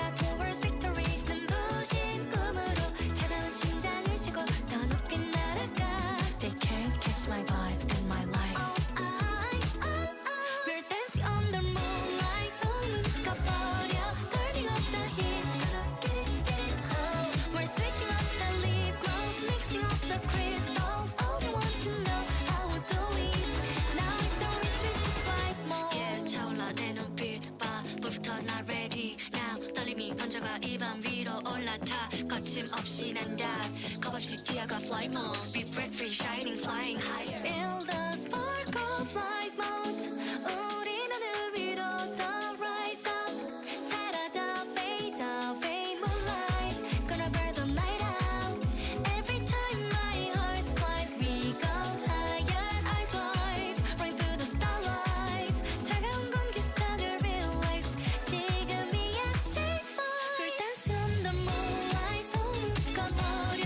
Turning up the heat Get it, oh We're switching up the lip gloss Mixing up the crystals All they want to know how we do it Now it's time to switch to flight mode Wake up, wake up, wake up, wake up Feel it, feel it, feel it, feel it This time switching to flight Fly, burn up, burn Welcome back, friends. So we are getting ready for our last series of the day. 100 Thieves will be taking on FlyQuest. We already talked at great length about how this might play out. 100 Thieves obviously being the heavy favorites coming into not just this match, but also in general into this season, into this preseason. I think a lot of people had them at the very top of the standings in their group, which is a very stacked group. Currently, they are not where we expected them to be, as Energy Shock did hand them their first loss in our opening day. Yeah, I think week one has been very surprising. And that's why, like, if we're comparing the series, like the last one we saw with Nightmare and SSG, FlyQuest doesn't have a lot of expectations, right? Like, based on the first couple days, I think people maybe, well, I put them pretty high because I was, you know, not thinking about the long term of it before when we were talking about, like, the predictions in game to get units. But, like, nowadays, I think people, like, kind of realize where FlyQuest is, and maybe that's why it's easier to be, like, to go softer on them a little bit because they've just not shown up to performance, whereas like 100 Thieves, you know, they've had a good series with NRG, whereas FlyQuest has had a tough showing every single time they've played. And that's kind of the like for Nightmare and SSG, the reason why I, like, for example, I was so hard on Nightmare is because they have expectations, because this team, you know, a lot of people think are going to get top 4. So you kind of set different expectations, I guess, and FlyQuest need to up our expectations after the series today. Yeah, I mean, they're coming in as a partner team, right? They're also coming in as an org that has done well last year, but they are coming in with just 2 returning members with Ves and Celos. So there is a lot of new pieces that need to be worked in. There is a new meta that needs to be figured out and new opponents that need to be figured out too, because I think a lot of the teams have changed their identity and their approaches. So you have to take that into consideration in each and every single match. So perhaps they turn things around. We did see Sen being able to do just that as well here in our opening week. So now is an opportunity for FlyQuest to really push back and fight back and see what they got. Now the teams look to be ready very soon. So rest assured, we're diving into our last series of the day in just a little bit. Yeah, guys, thank you so much for your patience. We just want to make sure all the players are locked and loaded, ready to go, especially when FlyQuest have their backs against the walls. I like how Dogman brings up, like, how each individual player is so talented on their own. We know what they can perform. We've seen it in the back end, but it's about performing against one of the best teams in the region. That's right. That is 100 Thieves, and they will be taking on FlyQuest in their last match of opening week. Thank you, Zoe. Heading into it, FlyQuest, you know, like you mentioned, like, I think actually Zoe put it pretty well. Like, it was, they don't need to be, you know, the best team in the world here. They just need to be like, you know, Sentinels, like, scrape by this week, try to get to next week. But you don't want to go in that 0-3 deficit like the side of Lunex is in Group B, you know, because that just makes it such a hard next week and difficult opportunity for you. But, you know, it's not an easy test against the 100 Thieves for sure, but you have to start it out in the ban phase, and we're going to immediately ban out the DD and Mantis for the side of FlyQuest, which is, I think, a unique start, Vicky? Yeah, when you just saw, like, 100 Thieves just go crazy with Delena on Elsa, so now Delena gets to get the server admin unlocked, so we have to see how that's going to play out for FlyQuest, but They have a game plan. They take out the Gambit. They wanted to prio protect the Mantis. You were talking about the Mantis earlier today and the Psylocke. And that's interesting because that's probably going to force out the Gambit ban from the other side for 100 Thieves onto FlyQuest. See how that's going to work out hand in hand. But I know a lot of players are also excited to see more of 100 Thieves with this iteration of, like, Self being slotted in. You talked a lot about Self prior. Talk about the flexibility too between the duelists of Delena and Self and what they could bring too, because honestly 100 Thieves also have no issue if they have to run the triple strat. Yeah, this is pretty crazy, and I think this will determine at least my perspective on this triple strat of this composition with the Mantis and stuff. Like, it feels like FlyQuest are almost preparing for next week when the Elsa nerfs come through and she's minus 50 HP. Maybe that's the reason why they're doing this, because for 100 Thieves, I mean, they've just gotten everything. Like, they've gotten actually everything. Like, this isn't except the Gambit, but the fact that you get Vanpool, the fact that you get Elsa, I mean, maybe that's just like a this week type of situation going on, but that's brutal to see those two in the lobby on the opposite side. I'm really curious how FlyQuest play against it. It's going to be hard, and TTK is already hovering over that. Angela, let's get this going, everybody. Our last series of the day to close out the first week of the preseason here in the Ignite Americas region. Diving right into the action with FlyQuest trying to prioritize the Mantis.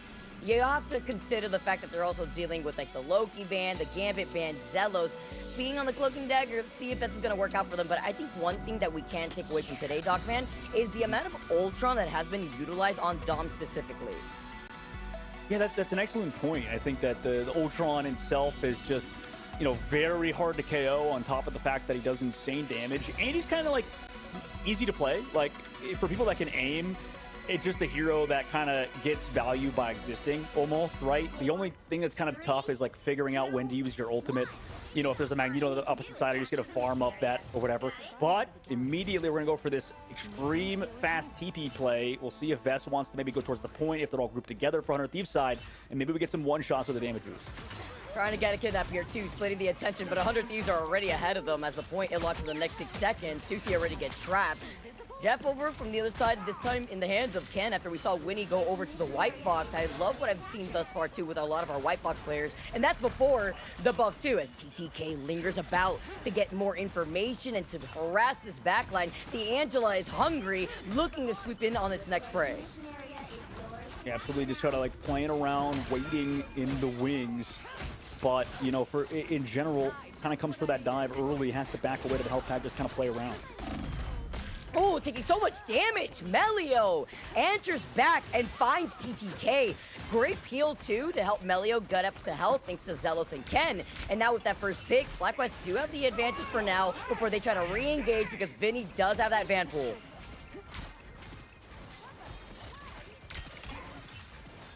Going in now, too, with her going back here, Dogman, while you get your setup here situated. Delena's still now on this Elsa and close to that Glartrox. Yeah, I mean, he's kind of close to it. Building up on the inside. Sorry, Vicky, it's just a very little pixely online for me right now. No worries, though, because then we can kind of clean off our glasses just to see that Melio finally does get taken out, and the extermination comes in from Self. Delena is close to that Glartrox, too, but it's going to be Zelos first with the invisible boundary. FlyQuest looking a little bit more straightened up, but with Zelos getting caught with the Glartrox, they deleted it quickly, but it's not fast enough before Delena gets a finishing blow onto Zelos. Now the Dance of the Cutterfly comes in. Jolly finds 2 off of 100 Thieves, and Tusi goes crazy, at least with the Psylocke, with them getting the control over the point first.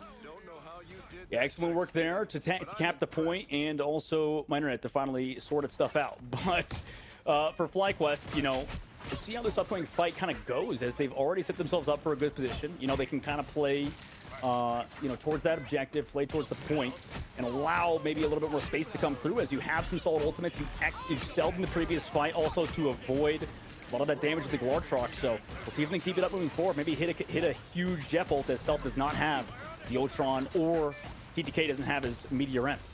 I think when you have that environmental KO potential, if he gets protected, Looking onto 100 Thieves now with Winnie and Millennia getting to cycle through these strat ults and look for self and that extermination that rings through your ears. They're trying to boot FlyQuest off this point, and Jolly has a lot of sustainability too with the Freedom Charge. Melio wraps everybody up together though, and it's going to be the Mantis ult to bring them into this point because they have not gotten off just yet. 100 Thieves trying to force them off, and with the It's Jeff from Ken, Meteor F just to slam down, but a good protection to help enable Ken. Yeah, nice job by Vess to block that Meteor M coming down to save the Jeff. In the meanwhile, they're trying to go to the back line, force out that Luna ultimate. Millennia wants to go forward, right? Take advantage, but that Eye's coming through. Maybe debate it out to Lena with the Glartrox off the map. No, it hits the wall. Actually, no, it doesn't. He brings it back, but it still gets deleted, so everybody's still healthy. And guess what? FlyQuest at the point. No ultimates for support ults on the 100 Thieves side. They're hit by Jolly and Tuzi with the Dance of the Butterflies, and they're cleaned up. FlyQuest, they're at 90%.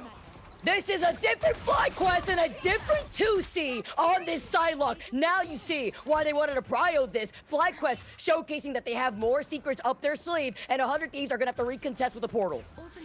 Oh my goodness, and can they get there in time? The answer is yes. At the very least, they get that overtime tick down, but you know, they have no ultimates. They have to play slow, and Ken is coming up on another Jeffel. You maybe can get a pick off on Delena or something. Maybe somebody has to go off, but you have to play on the inside angle.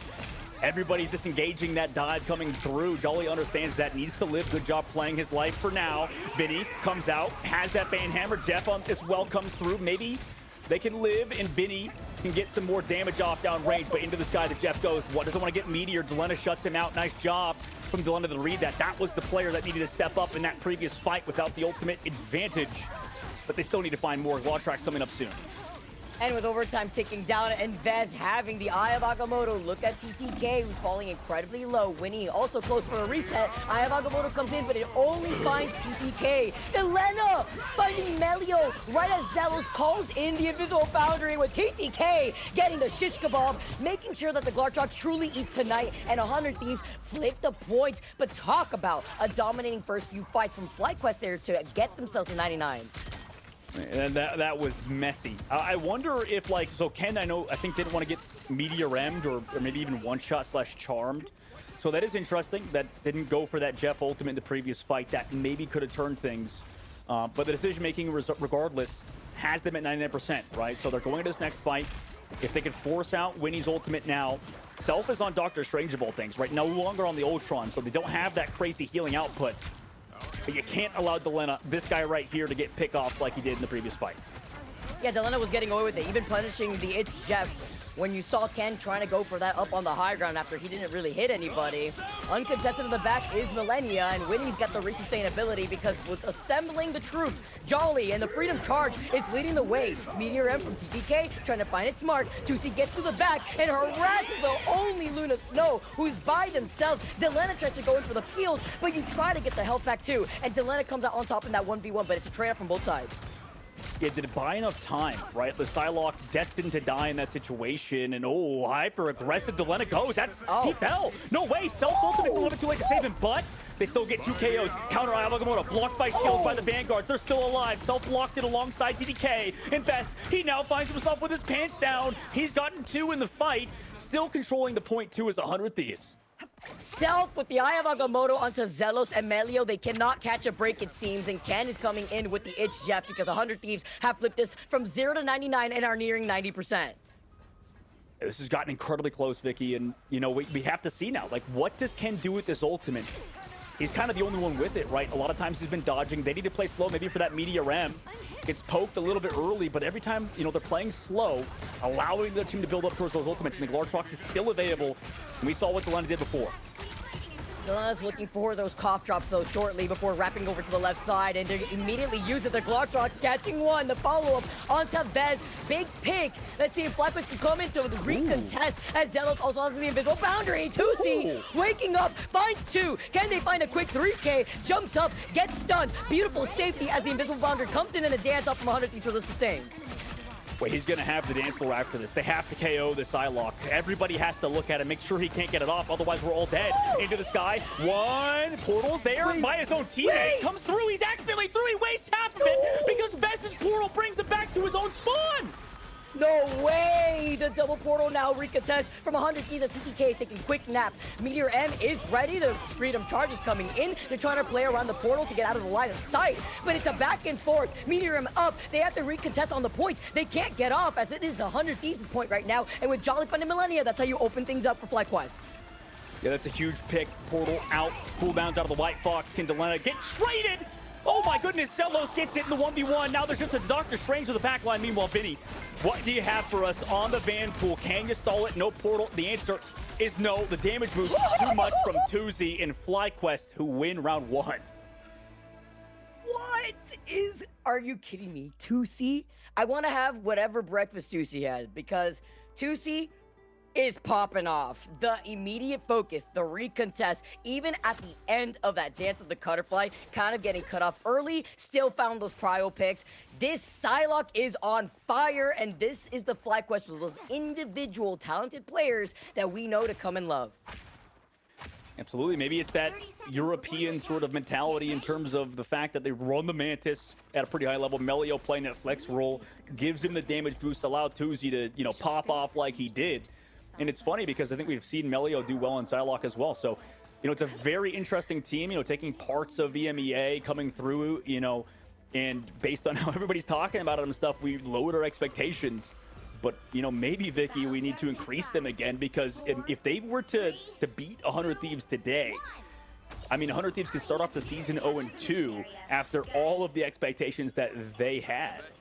Can you imagine being like from the EMEA region and like watching this right now? America's is quite literally a masterclass of interesting outcomes, it seems like. FlyQuest have Vez at least with the Eye of Agamotto, but keep your eyes on Vinny, who's waiting to take into an off angle, and specifically Delena, who can have that Glartrox to take everybody off the map.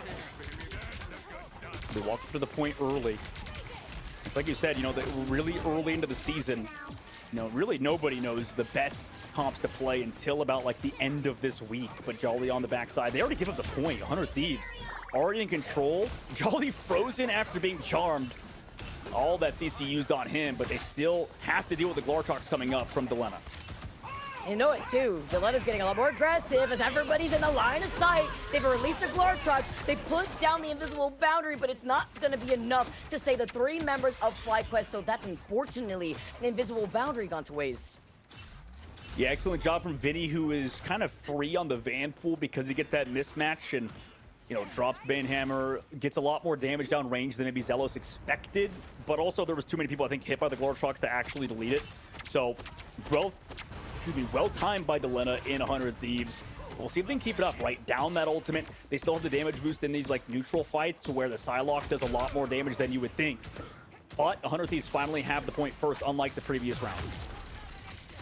Even playing off of that slight lag here, having that difference can make a huge difference for FlyQuest and make the comeback. Winnie taking the fight over to Ken, who unfortunately gets dove on. That's one strat out from FlyQuest, really leaving Zelos and Melio, and they do not want to stagger like this with Melio having that ultimate to try to recontest. Yeah, this actually reminds me of earlier when we watched, you know, Nightmare kind of falter. Like, they're just losing in these weird neutrals where they probably shouldn't. Ken, in that case, on the off angle, got chased down by Delena. 100 Thieves, well-practiced, read it. And, you know, it's tough because you don't want to lose fights without ultimates if you're FlyQuest. So, you know, got caught out in that situation. We'll see if it happens again, because now they finally have their straddles, right? If you had the Dance of Butterflies in the last fight, that could have been big. Look at Tusi, damage boosted Tusi, and he does have that Dance of Butterflies, as you mentioned, Dogman. Self playing around the pillar, getting out of the line of sight, does have the extermination to keep everybody up, as Vinny jumps up from behind, and Delena is finding the demon that was Tusi before, shutting this down. Nobody left from FlyQuest to recontest 99% as it's forced into overtime, and they delete the cap. Yeah, this is the 100 Thieves we know, right? I mean, just gets the map collapsed at the very end. Didn't even need to break it at the beginning. 100-0 for 100 Thieves. And we go to the next round where, you know, I'm curious if the Psylocke works out, because we're going to Imperial Institute of Science, which is a little bit more of an open map. And, you know, I wouldn't necessarily favor the Ultron there, like, at a big deal, like, sorry, at a large effect. But I would favor Delena on this Elsa, who will just kind of be able to run free. And, I mean, like, FlyQuest didn't put up a fight in the last round, Vicky. Yeah, they lost domination. every fight. 30 seconds. Domination, literally. Like when it comes to this game mode here, dog man, like domination, that first fight could determine so much in terms of like ult economy, and like 100 Thieves in that first round couldn't really find that footing. Meanwhile, on the second round, look at the way that they were able to recontest FlyQuest. They were staggering them. They even jumped Ken, turned him into sushi, and we're going on here to the round 3 where you have more of that verticality that you were talking about. Excellent reads by 100 Thieves and very poor placement of, you know, just like this, like what they did in the previous fight for FlyQuest. They kind of went down one after another, but we'll see if that changes around, right? The first round went their way. They had somewhere, I think, for the strategists to really bunker up and play off of that, but it's going to be a lot harder in this round as it does get a little bit more open in terms of space. So, you know, how does 100 Thieves play this? And more importantly, where is FlyQuest going to put their invisible boundary coming up? And does Ken also try to play for his own life as TTK is off that mag that he was playing earlier, and on the Emma has looked flawless. And as we go the distance too, you have to imagine what this does for the Vanpool, right? He's got those upgrades already ready to go, as he's one of those characters that like to build up, as Delena has released a glove top, and you have Bez on the receiving end of that weapon. TTK, Psionic Seduction, bringing them all into their line of sight, and FlyQuest are still holding on to these ultimates. Melio looked like had called in that Soul Resurgence, and Zelios comes in with that invisible boundary. A little bit better this time around, but Vinny tries to isolate them with the bubble. I mean, they're trying to sustain, they're trying to live, but they're still down a member of their team. So the Capel, don't touch the point again. This happened before in the previous round, and now Tuzi's going to get picked off. Charcoal, a little bit too late from Ken. Is anything there to counter it? The Ultron's rage is there, so they get nothing. And at this point, they gotta change things up, Vicky. This is not looking good. Delena is having their way right now, literally sending them back to the spawn room gates, and is still holding up before backing away, because not only do they have the point first, but Delena is just being able to take so much of this momentum and run with it. Yeah, he's been doing whatever he wants here, right? And I think off of that, TTK swap to the Emma Frost is just sort of stuffed FlyQuest's game plan. Like, it's just given so much space to Delena to pop off and do whatever he wants. So they've had to mix things up, maybe change something. But they don't have Treadles, so maybe you can set up Tuzi. However, it's quite the distance. Look how far back they're playing. You have to use every cooldown to even get close. And with Tuzi using the Dance of the Cutterflies, look at the protection from 100 Thieves. Unfazed and getting no value if you're Tuzi. Melio's also getting focused, by the way, as Vinny now comes over to the side. Meteor M goes up as Best goes down onto Delena. The biggest target priority, following up with TTK. That's making big moves as FlyQuest were able to put the point back in their favor. Yeah, you talked about Vest being that star player that he has to be for this team, or that I guess he always is, but the team still somehow loses. Nice job from Vest, because that was kind of hopeless, right? Like, they were sent all the way far back. That's the problem with, you know, not earning the space that you are given, right? Like, he had to use every cooldown to get in, and 100 Thieves obviously expected it, patty caked it, lived it. Now this upcoming fight, though, right, you go on the ultimate advantage. Yes, Vest got those KOs, but it cost them the Meteor and it cost them the Dance of the Butterflies. Let's see if they can live with the Shadows now. That's the crucial factor, as Delena's been brutal every single time with the Glartrox. And the disruption, too, onto the backline from Jolly, who's trying their best to try to split that up from 100 Thieves. Delena has that Glartrox, and they see that Zealous has already called in that invisible boundary. It's up to Melio to see how they're going to be able to try to utilize the Soul Resurgence on the other receiving end, as Vest falls so incredibly low, brings him back up to health, finds another snipe, this time out to Vinny, as Self had the extermination, but held on to it. So the other teams are going to hold on to these folks in general to go in for a reset, because FlyQuest are nearing 70%. Yeah, and they're going to stagger. They need this. They absolutely need this stagger. And 100 Thieves, their game plan was immediately, okay, they used Invis, they used Mantis. Okay, we have the ultimate advantage next fight. But we've seen out of teams, Vicky, earlier, you know, you can throw that advantage away slowly but surely, like Nightmare earlier. You know, for FlyQuest's side, sure, they don't have a lot of ultimates, but they're going to build it into the Butterflies. If 100 Thieves overcommit or don't find anything with the Glartrox, I might get worried if I'm a 100 Thieves fan. It's looking grim, but at 95%, they're looking to recontest, and FlyQuest really only have Ken to make a big It's Jeff move, as 2C also looking to try to utilize the Dance of the Cutterflies. Melio trying to go for a flank, and it's by Delena. 2C gets revenge for himself, gets the Dance of the Butterfly, but is answered by the Fate of Bolt Force from Millennia, who was holding on to it. Yeah, they get the dance floor out. Self's not going to be here, and with that Ultron's Rage, so that's big. Ken's ultimate, he's just going to use it to live. Maybe trying to avoid all that damage. Delena's still here on the objective, though, but they are missing Self. Oh my goodness, Tuzi gets deleted by that right click from Delena, who hunts him down. with the Deadpool team up. Jolly just trying to stall things out, and oh my goodness, it's a reset. 100 Thieves have control. Now, everybody seeing this understands what we mean when it comes to making sure that the server admin Elsa currently doesn't have free reign, because Delena's having so much impact and getting these raw picks. It's even scarier in comparison to some teams that want to force out the Gambit, which was the first that we saw banned out. Daredevil 2 from the other side, actually. That was a prio pick, as 100 Thieves are working with what they have. Winnie does have that ultimate ready to go on the White Fox. Nice little bubble as Vet tries to push up and has that Meteor M. And slowly walk out, brings a lot of pressure on him. Has to anchor the point. Has to find a big ultimate. He has to also counter the Ultron's rage coming up in a second. Jolly trying to force it out. He does, but does he live? No. Oh, no. He had to live. Meteor M a little bit late and doesn't connect either. Oh wait, traded though. They get rid of Delena. Sure, you don't find anything with the Meteor M, but that ultimate's too late from that Fox. The White Fox ultimate gonna get taken out. Invis boundary's perfect. Millennia gets stolen upon, but does have the drone. Eventually goes down. Didn't even have damage boost and got it done. Melio's there with the follow-up, and no way. Slowly but surely they're getting it done. Here comes the Deadpool. Trying to bounce, trying to get those upgrades, and the portal is here. Looking at Mario's character, the way he's trying to jump around and try to prolong with an Emerald, but 2C is going crazy. The Doctor Strange portal comes in next. They're finding all these pile picks. Overtime taken away. Is FlyQuest about to take a map off of 100 Thieves? TTK, Silent Seduction, they flip the point back in their favor, and 2C still has a dance of the butterfly. Are you kidding me? Overtime's ticking down. They lose Jolly. No way. Delena, who came back on the Doctor Strange, close to that ultimate, has now tried to take the Zard of the Joe, but he's got eaten by Ken. He got eaten by Ken. He's pulled away. Can they find him? He's swimming away. Run, Ken. He takes out 3. He takes out 3, and 2C's there with the dance of the butterflies in celebration because FlyQuest. Oh my goodness. There's just one left. This Invisible Woman, and she's gone back into the pit of hell. FlyQuest wins map 1. FlyQuest, more like main quest. They heard us. They heard everybody at home and said 100 Thieves, they're the ones stealing the win here. FlyQuest take map number 1. Are you kidding me? Well, last game of the day, you know, who needs a Red Bull? Also on top of that, let's give you some 5-hour energy. Let's give you all of the caffeine in the world. Give you a heart attack, because that's what we just got. In essence, 2Z's your MVP, and wow, FlyQuest, what a performance there. Strong mentals, iron mentals. Now, Vicky, does that shatter the mentals of 100 Thieves? Because what an unexpected map 1.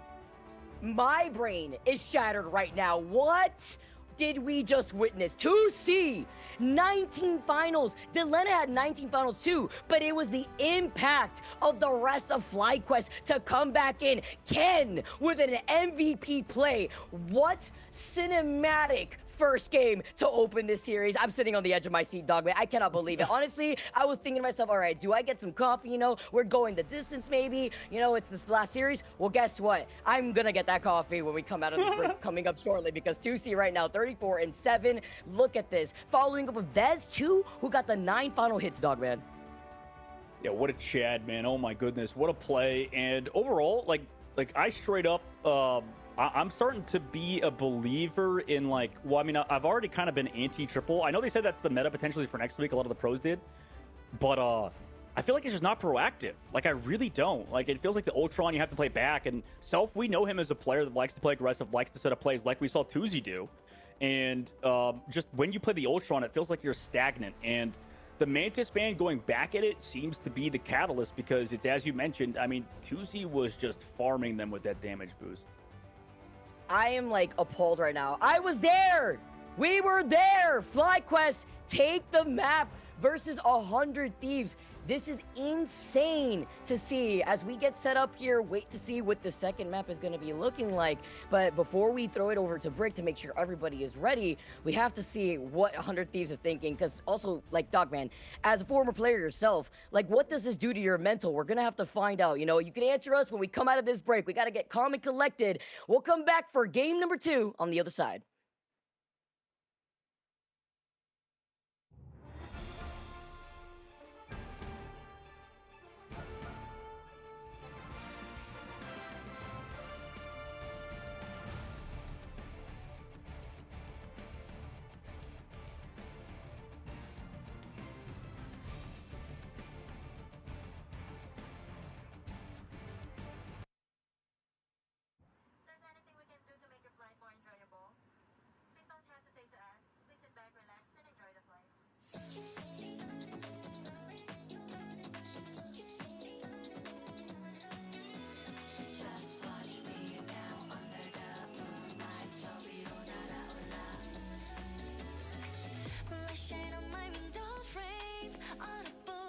flame, blinding shining lights. Heart beat is skipping way out of control. Lock in, oh yeah. We won't stop it. Flying high is our destiny, lighting up flaming stars. We're reaching out towards victory. 눈부신 꿈으로 차가운 심장을 쉬고 더 높게 날아가. They can't catch my vibe and my life. We're dancing under moonlight. 소문 꺼버려. Turning up the heat. Get it, oh. We're switching up the lip gloss, mixing up the crystals. All they want to know how we do it. Now it's no mystery to flight mode. Yeah, 차올라 내 눈빛 봐. 불부터 나 ready now. 떨림이 번져가 입안 위로 올라타. 거침없이 난다. 겁없이 뛰어가 flight mode. Be breath-free, shining, flying higher. Feel the spark of flight mode. 우리 하늘 위로 더 rise up. 사라져 fade away moonlight. Gonna burn the night out. Every time my heart's flight, we go higher. Eyes wide, right through the starlights. 차가운 공기속을 relax. 지금이야, take flight. We're dancing on the moonlight. 소문 꺼버려. Turning up the heat. Get it, oh. We're switching up the lip gloss, mixing up the crystals. All they want to know how we do it. Now it's no mystery to flight mode. Wake up, wake up, wake up, wake up. Feel it, feel it, feel it, feel it. This I'm forcing to Welcome back, everyone. I really hope Tuzi has a good physical therapist on speed dial because he's going to need it after that carry. Man, that damage boost to Psylocke was clinical. FlyQuest taking this first map. Yes, you heard me. I'm not mixing up the team names. It is, in fact, FlyQuest taking that first map off of 100 Thieves. And I think a lot of that just came down to, like, insane individual performances. Like, those were heroic moments. I mean, honestly, sorry to interrupt you, Vicky. I know you wanted to say something. No, but no, like, no. It's like, I feel like, you know that meme where we're seeing like the coffin dance, you know? Like we were like bringing it out for FlyQuest already. We were like, okay, we'll do the coffin dance ready for FlyQuest's demise. But it was the Uno Reverso other meme, you know, call an ambulance, but not for me. Because 100 Thieves look like they're the washed up team right now.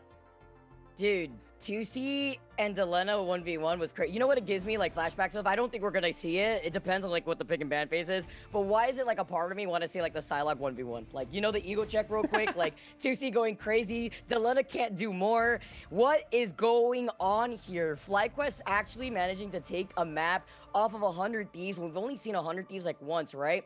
And then you take a look at, like, FlyQuest. I don't think they've won a map, like, a single time. Like, a single time in the last two series that we've seen them. Not against the MRC team, Cafe Rose. They didn't take a map against Sentinels yesterday. And now we see them take the first map, their first map win against 100 Thieves. What is going on? And it's crazy because round 2 was so one-sided in 100 Thieves' favor. So after round 2, I was like, oh, okay, never mind. Like, round 1 was a fluke. It's okay. Like, 100 Thieves are in control. But even in round 3, for a lot of it, 100 Thieves looked really, really strong there. Obviously, with like Delena doing like the Lord's work on that Elsa, getting away with like literally everything, getting so many great pickups in the neutral, just like constantly pushing the opposition back there. But man, FlyQuest, they're stringing things together. I also just really feel like this composition worked really well for them. It did. It really did. And I think that's like what Vicky said. I mean, it's because they have Tuzi and you can play around them, right? It's excellent play out of the whole team. And, you know, we'll see how it goes moving forward. Like, I feel like this kind of is like an overarching macro situation. Like, it feels like nobody knows the meta, right? And that's why this weekend was crazy, right? Nobody understands it. And then everybody thinks they understand it. So then they're all having like massive egos on Twitter talking about how, oh, I know the meta. You're crazy for not knowing the meta. But nobody knows the meta. Everybody is stupid, okay? You don't have to be... Everyone's a liar. Everyone's a liar, okay? We're all dumb. You can join us in the dumb pool of people because... I mean, listen, everything's going to change up next week. Like, we'll probably see a completely different comp next week with the White Fox changes. That's true. I agree. Because then you're like, okay, then where do you go into when it comes to our second map, right? Like, you did this on Dom. We always mentioned how volatile Dom is. Obviously, we're on the pre-patch of the White Fox changes and the Elsa nerfs, but we're moving ahead here with 100 Thieves, like, really only having that one series to, like, look back on, which went to a Game 5. Can FlyQuest even replicate this domination onto a different game mode is the biggest question mark, right? Or will this be another Nightmare 2.0 situation? Okay, they're taking us to Midtown here. That is, of course, 100 Thieves map choice, and FlyQuest did win this first one. How do you feel about Midtown? I think this is a very good 100 Thieves map. You know, I think in the past we've seen them excel on it. But that's also old 100 Thieves. The interesting part, I think, of Ignite now is that this is the perfect time, I think, for our viewers to be tuning in because, you know, we've had a lot of roster shakeups, you know, a lot of storylines, I think, going into the year. But everything is flipped on their heads when, like you mentioned earlier, Zoe, with freaking Vest being the last one on FlyQuest after that mid-season and then everything shaking up. This is the perfect time to get invested, I think, for our viewers. And Midtown was a known map for 100 Thieves, but it's new 100 Thieves, and they just lost map number 1, so do we really even understand this team right now? I don't know. Vicky's like, I don't. Like, Vicky's like, you lost me. Like, you lost me earlier. But no, 100 Thieves also played things a little different than what we saw against Energy Shock. So they definitely like tried some different stuff. I don't think they had Ultron in the mix. That seems to be the flavor of the day today. Do you expect them to kind of run it back? Like, what compositions do you want to see them on? I kind of want to see, if you're FlyQuest at least in this case, I want to see like 2C continuously being enabled, right? Because it could get a little difficult. Once again, like we saw, I mean, we could see like what ping they're playing on, maybe being able to find like a better server for them to find that middle ground. But if you could try to enable 2C in that 1v1 that we're going to keep seeing between 2C versus Delena, where's this impact? How is the backline going to survive? Ken, by the way, did get that really crazy It's Jeff. But how far can you get away with this, right? If we're moving on to Midtown, you usually see that triple Vanguard hold up on the defensive side. We've been seeing a different iteration where sometimes it's that triple strat instead. How comfortable do you feel playing on that triple strat if we do see that coming out, depending if it's going to be 100 Thieves versus FlyQuest? Where is that flexibility, right? Kind of goes back to the topic that we keep highlighting throughout the course of today, which is playing Hero Mania, being able to pull basically a hero out of these bag of tricks to make sure that you can showcase that flexibility.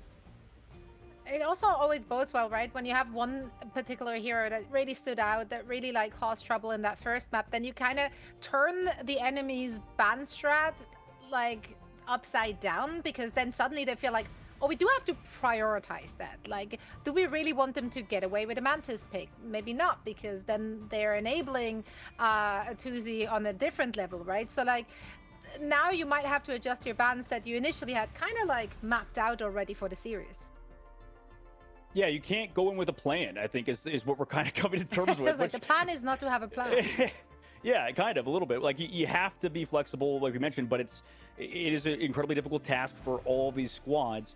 But a lot of them are sort of gravitating, I feel like, towards that triple composition like we've seen, whether it be triple with Mantis, whether it be triple with Ultron, sometimes with the Adam Warlock like we saw. But, you know, maybe the shoe doesn't fit sometimes, Zoe. Like, sometimes you can't play triple strategist all the time because, oh, well, we fell off from Mantis with the damage boost, like Vicky was mentioning, giving that to 2Z, but we don't have that anymore once we lose the Mantis. I don't think we can just transition that same playstyle over to the Ultron. Yeah, I agree. It's going to be a lot harder, right? Because even though you have that extra damage impact, you're going to have to rely on the extermination, too, and seeing how quickly you can get that. And let's go back to the pick and ban phase. A change-up, even though FlyQuest did win that first map, of course, again, domination. It went down to the wire in that round 3. But the change-up would be, are we going to keep prio banning the Daredevil / Gambit? Can we look at what Delena's impact is and maybe take care of the Elsa instead? You know, maybe they feel like it's still a threat with the Raging Royal Flush. But obviously, with Delena getting so much impact, what was it, like, slightly, so like 19 final hits that we saw, did almost like 38k damage on the Elsa alone, was obviously a problem in comparison to like everybody else. Vinny was doing a good job on the Vamp pool, but comparatively to everybody else on 100 Thieves, that was the #1 problem because it also forced a lot of staggers. Yeah, that was pretty much the case already in their match against Energy Shock, right? Like, Delena on the Elsa was like the bright spot. It was like the issue on the table. So I'd be surprised to see an Elsa slipping through it, especially because FlyQuest, we've not really seen them utilizing the Elsa, so there's no reason for them to, like, you know, ignore it. So they could have that in a ban priority pretty high up, probably.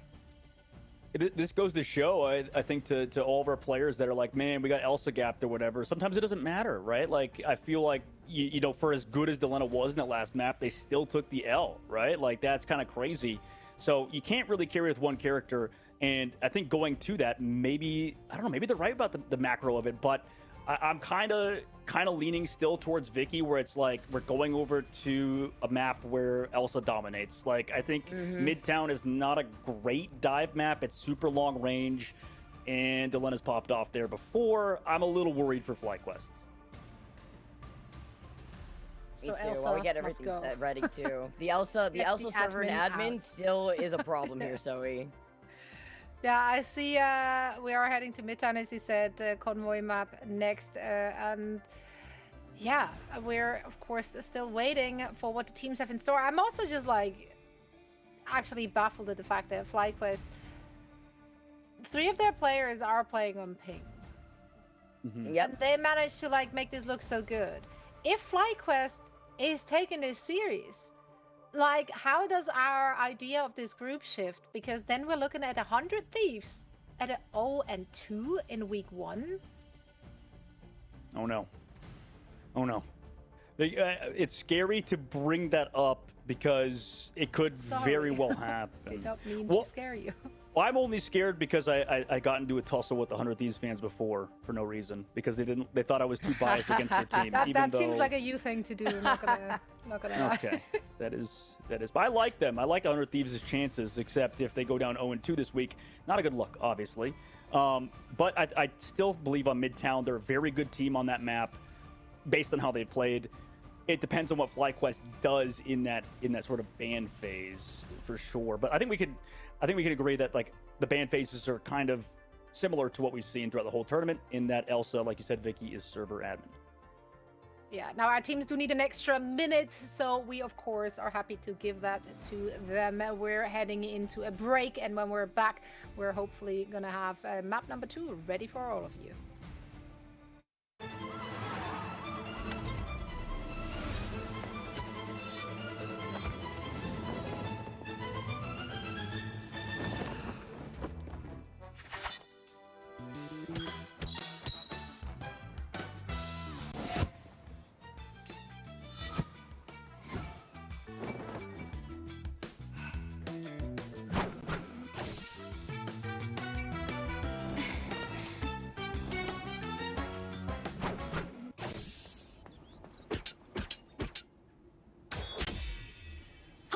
I'm trying to help.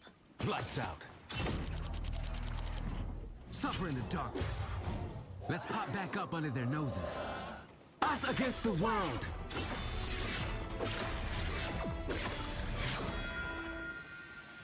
My time to shine.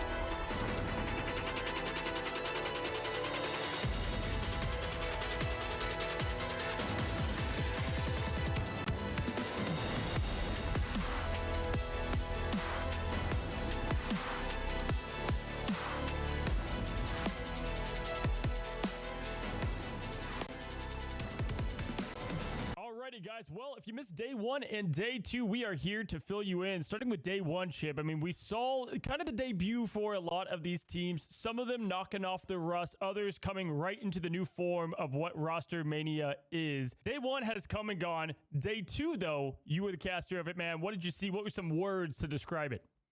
Sure, I'll keep it quick. I think teams started waking up. We saw them actually perform and step into their shoes a little bit and shake off some of those nerves. A lot of the series going to game 3, and they were much more intense than I thought from day 1. Well, listen, man, let's go and kick it off with Nightmare versus Yeah, We Lost. And this was a close one. I mean, the word to describe the first match was probably the closest match right there with it that we've seen in Ignite yet, or at least this year, too. Both these teams kind of flex that they are the dive ones.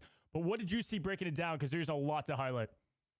Yeah, I mean, there's a lot to discuss. I mean, like you said, very close, 99 to 99 on Dom on map 3, off the rip. And even then, there was ultimates coming in at the end that almost looked like it was going to sway it back in the favor of Yeah, We Lost. Nightmare did look super solid. A lot of these similar comps. Jeff was seeing a ton of play. We even saw Spider-Man, Venom, all the stuff you would expect. Psylocke was in there too. Daredevil went available. I mean, these teams are just very aggro, but they are incredibly fun to watch. Yeah, for me, I mean, it looked like Vision he did not miss a step from last year. Vision was just popping off. And I felt like Nightmare had a very good control of that going forward. And then, Yeah, We Lost. They just came back into form. And I have to give them credit because they didn't struggle in the MRC. And sometimes when that's your practice and then you go into something like this, like you're kind of not used to being down. Also, Jitward, we got to see the Deadpool, which is always fun. And, we'll see how long that kind of lasts as things have been patched and, approached a little bit. But do you think they have a good step moving forward? A lot of people had them high in their rankings. Yeah, absolutely. I think that they are confident right now, too. Welcome back, one and all. We are still awaiting the beginnings of Map 2 after FlyQuest took that first one away from 100 Thieves. A phenomenal performance across the board from that team with lots of individual heroics and highlight reels. I am very, very excited to see what both of these teams are going to adjust to on that second map. We already talked a little bit about our expectations for the ban phase here. Generally, obviously, like having a longer break here as a player, is that an opportunity to overcook here, Dogman? It might be for sure. Like, I mean, like, that you could potentially be tilted about a potential server selection. Like, there's all that situation going into your heads.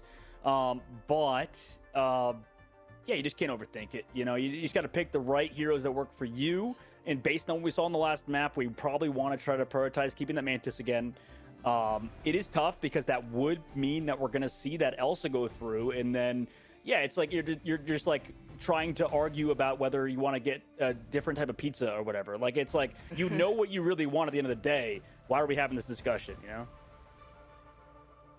Yeah, it's definitely super deep strategic plays here we get to witness in each of those matches as the teams are figuring out their own game style or play style rather, as well as, of course, their opponents. So things have to be very fluid, very open. Yeah, you think about, too, like getting iced out, right? Because momentum is everything. I like to call it out as it is because it's a long delay and you want to be able to get fired up and get right back into the action. But to be completely transparent to everybody wondering what's taking so long, it's just about selecting the server that they're going to be playing on. We keep mentioning it with 3 players on FlyQuest playing on ping. It's about finding that middle ground between these 2 teams to make that decision to come to an ending point here to figure out what this next map is going to look like, because currently FlyQuest in this best of 3 are sitting at match point, Dogman. Yeah, match point and FlyQuest, they've looked good in the past on these map types, but they have to really come to terms with the fact that, like you mentioned, there's 3 people on ping, and it's always going to be a discussion over what server you have to play. Because playing on ping in Marvel Rivals is not easy. Like you'll have, especially for the projectile characters, your aim is going to be even more delayed, and it can really throw off a lot of your synchronization in terms of like your aim and all that sort of stuff. And of course, we do hope that none of these delays are impacting the momentum of the team here. Both teams are still looking to get their first victory on the board here in our opening week. FlyQuest currently leading the charge 1-0. Can 100 Thieves tie it up, or will FlyQuest run away with it? Vicky, what do you think? I'm thinking this is going to be an extended series, and we're actually going to have to stay past 12 o'clock. It's going to be past midnight, and the series is finally going to end 9 to 8. That's what I'm gonna say. Well, it's a good thing that I'm on complete degen schedule because it goes hand in hand with the way that I be gaming too late. You already know how it is, dog man. We banned out the Elsa. We've learned her lesson, and we also obviously come to an agreement in the what server we're going into because I actually heard through the grapevine that I believe 100 Thieves wanted the Dallas server over the Virginia server that we just played on in that last game, and we're gonna have to see how that is influenced into FlyQuest and the way that they approach this because it does make it easier for 2C to pop off. And as he's hovering over that Venom, we do get to protect over that Van pool. So no Elsa, no Gambit for 100 Thieves. Whereas 100 Thieves wanted a prio, the Loki protect, and because they prowled that first, that means that they won't have the Gambit because it had allowed FlyQuest to get that second ban next. Yeah, I think we've seen a lot of teams take us to like Shibuya and stuff where, you know, you see that type of hero, but the Mantis getting removed based on what we saw in the last series, I think adds up. But for FlyQuest, what do they want to do, right? Because they've already gone for that Elsa ban and the Gambit, you know, does that change up their playstyle now? You know, what do they want to go next? Do we want to go towards that Van pool? Nope, going to be towards that Mantis, so they don't want to necessarily get that one-sided matchup. More than likely, we'll see 100 Thieves go for that Protect towards the very end unless they want to change it up. But this is more in line, I think, what we saw today out of our previous matches based on how they've performed.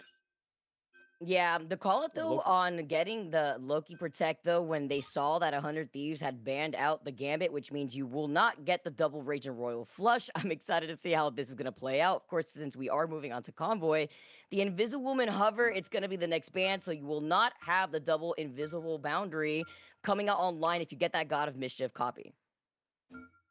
Yeah, I guess this is what we've seen at the end too. Invis into Wolverine Protect, so we can play the Wolverine, and we don't want that Invis on the opposite side.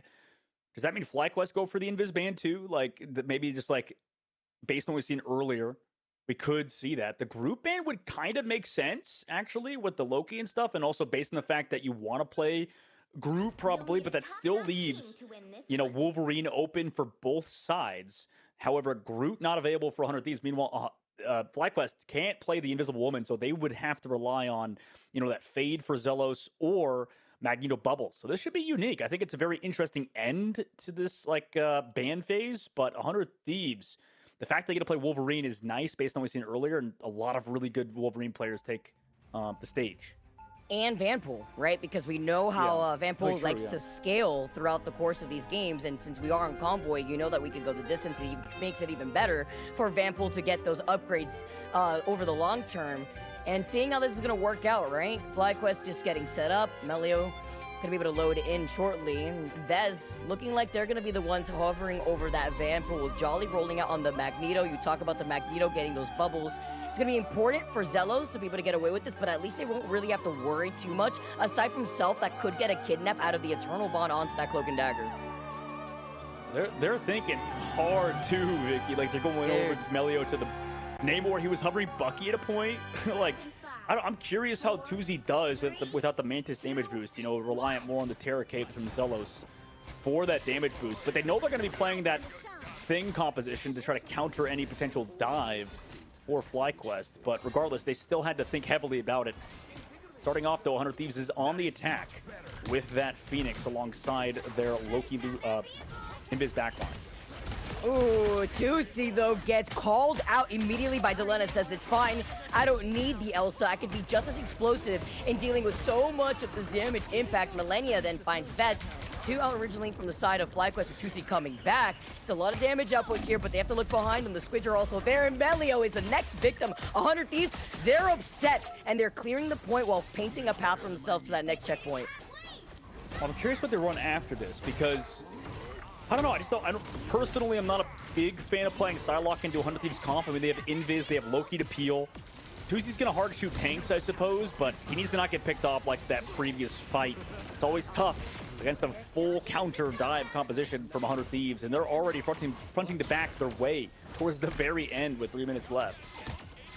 Melio making that swap up too to the Punisher with Jolly taking so much damage. The kidnap, somebody save him, but nobody could out heal that damage. In fact, Vinny booting him out too. and finding that next pick here as the nice from ultimate comes in, and Tusi isolates Winnie. Tusi getting a really big pick off here, could flip the script, and Tusi unfortunately gets called out by TTK because the TTK EMEA is out. And with the Silent Seduction and Millennia with the invisible boundary, it's too much sustain. They're looking to try to recontest, but with right now 100 Thieves just being able to get to the point, there was no stall. Yeah, and can also use the Loki copy too. Oh god. Oh, that's pretty bad. He's going over the Jeff at the very least. They're going to switch to full dive, and I think that makes sense. Like, first point, it's tough. I don't know, man. Like, just playing Psylocke, I don't even know how he got Winnie. Like, Winnie's movement must have been terrible there. Like, he had all cooldowns up, and Winnie just doesn't teleport away or use shift or right-click. Like, he's got everything and just gets two-tapped by Tuzi without damage boost. That's pretty embarrassing. But for 100 Thieves, they at least don't have ultimates used in the previous fight like Ken did, and they're also still pushing forward at such a blistering pace that I guess I would autopilot too in that situation.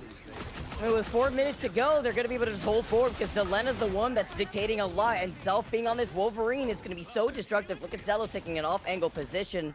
Already used up that BRB, it looked like here too. Gonna have to boost up into that Sia shortly to follow up with Tusi and the Dance of the Butterflies. Melio is on that Daredevil though. That's another pinpoint as the God of Mischief comes out in the form of the Invisible Woman. You have the Invisible Boundary ready to go. Just waiting it out shortly because right now FlyQuest need to contest on this point. They're so close to that second checkpoint, but he brings him back, kind of forces out the recontest, and Winnie finds Jolly. That's 3 out for FlyQuest. 100 Thieves, they're mad. They're looking to speedrun, and look at this time bank. You still have 5 minutes on the clock. Yeah, this is when we talk about, you know, teams being dive-focused, dive-centric. That's what FlyQuest is, right? At the moment, they're trying to play dive, and there's nobody touch the payload, right? There's nobody touch the objective moving forward. And, you know, if you go there, you're dead. Just like we've seen Jolly feed multiple times over and over again. It's not necessarily his fault. Playing dive on Convoy or Convergence is always going to be a struggle, unless you're on, like, that first point where things are very, very centralized. It's not been easy, because Self just gets that chuck from Vinny and then can just kind of grab anybody he wants. Also, they just sort of secure the payload the whole time. So, look at this. It's just been moving non-stop. Barely anybody's touched. Finally, we use ults. Yeah, this is one of those really tricky chokes too, where once you get held here, it can be difficult to make a comeback. And I like the way that FlyQuest were at least able to recontest the first time they hold back 100 Thieves, because with this 4-minute time bank, it is dwindling down. But look at Delena, does have a reset as well as TTK with a Sonic Seduction. As Self is waiting from the side, looking to see if they could try to get the kidnap. But with the Dance of the Butterflies, Tusi's trying to isolate them, and it still fights Millennia. Yeah, that was well timed. I mean, perfectly timed that in terms of the ultimate. The follow-up was there. Used the See You Later earlier. They didn't use anything, right? Self just wanted to get some positioning, maybe try to get the kidnap or something. But you use that ultimate, you send him back to spawn, and you just got to keep setting up these dives without getting picked off, right? Melio, who is now on the Phoenix, can try to match on the opposite side of the map, Delena. But regardless, you're still trying to play dive. Oh my goodness, Delena just got 3-tapped by Melio. What the hell was that? Oh my, okay, well, Delena back to the drawing board. Delena, every time they go around that left side corner, it's just been absolute execution. Putting them in the microwave, quite literally, and with 100 Thieves at least coming right back around to follow up, Jolly has a survivability with the Freedom Charge.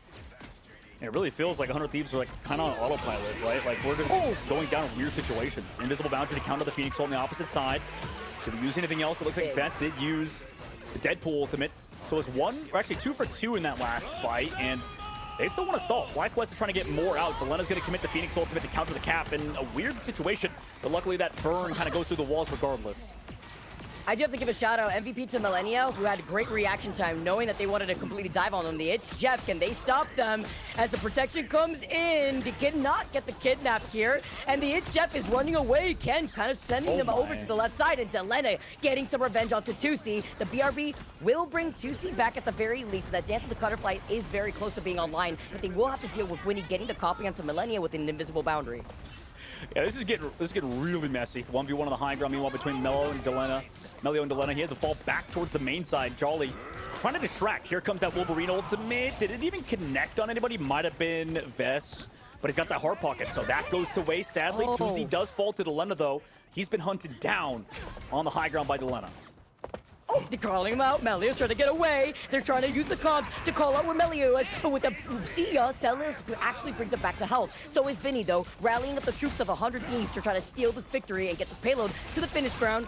With the Freedom Charge, though, leading everybody forward. Self finds Fez. The BRB is getting so much impact. And the Dance of the Cutterfly, can it find its mark? No, Zealous is getting harassed and nobody's looking at Delena.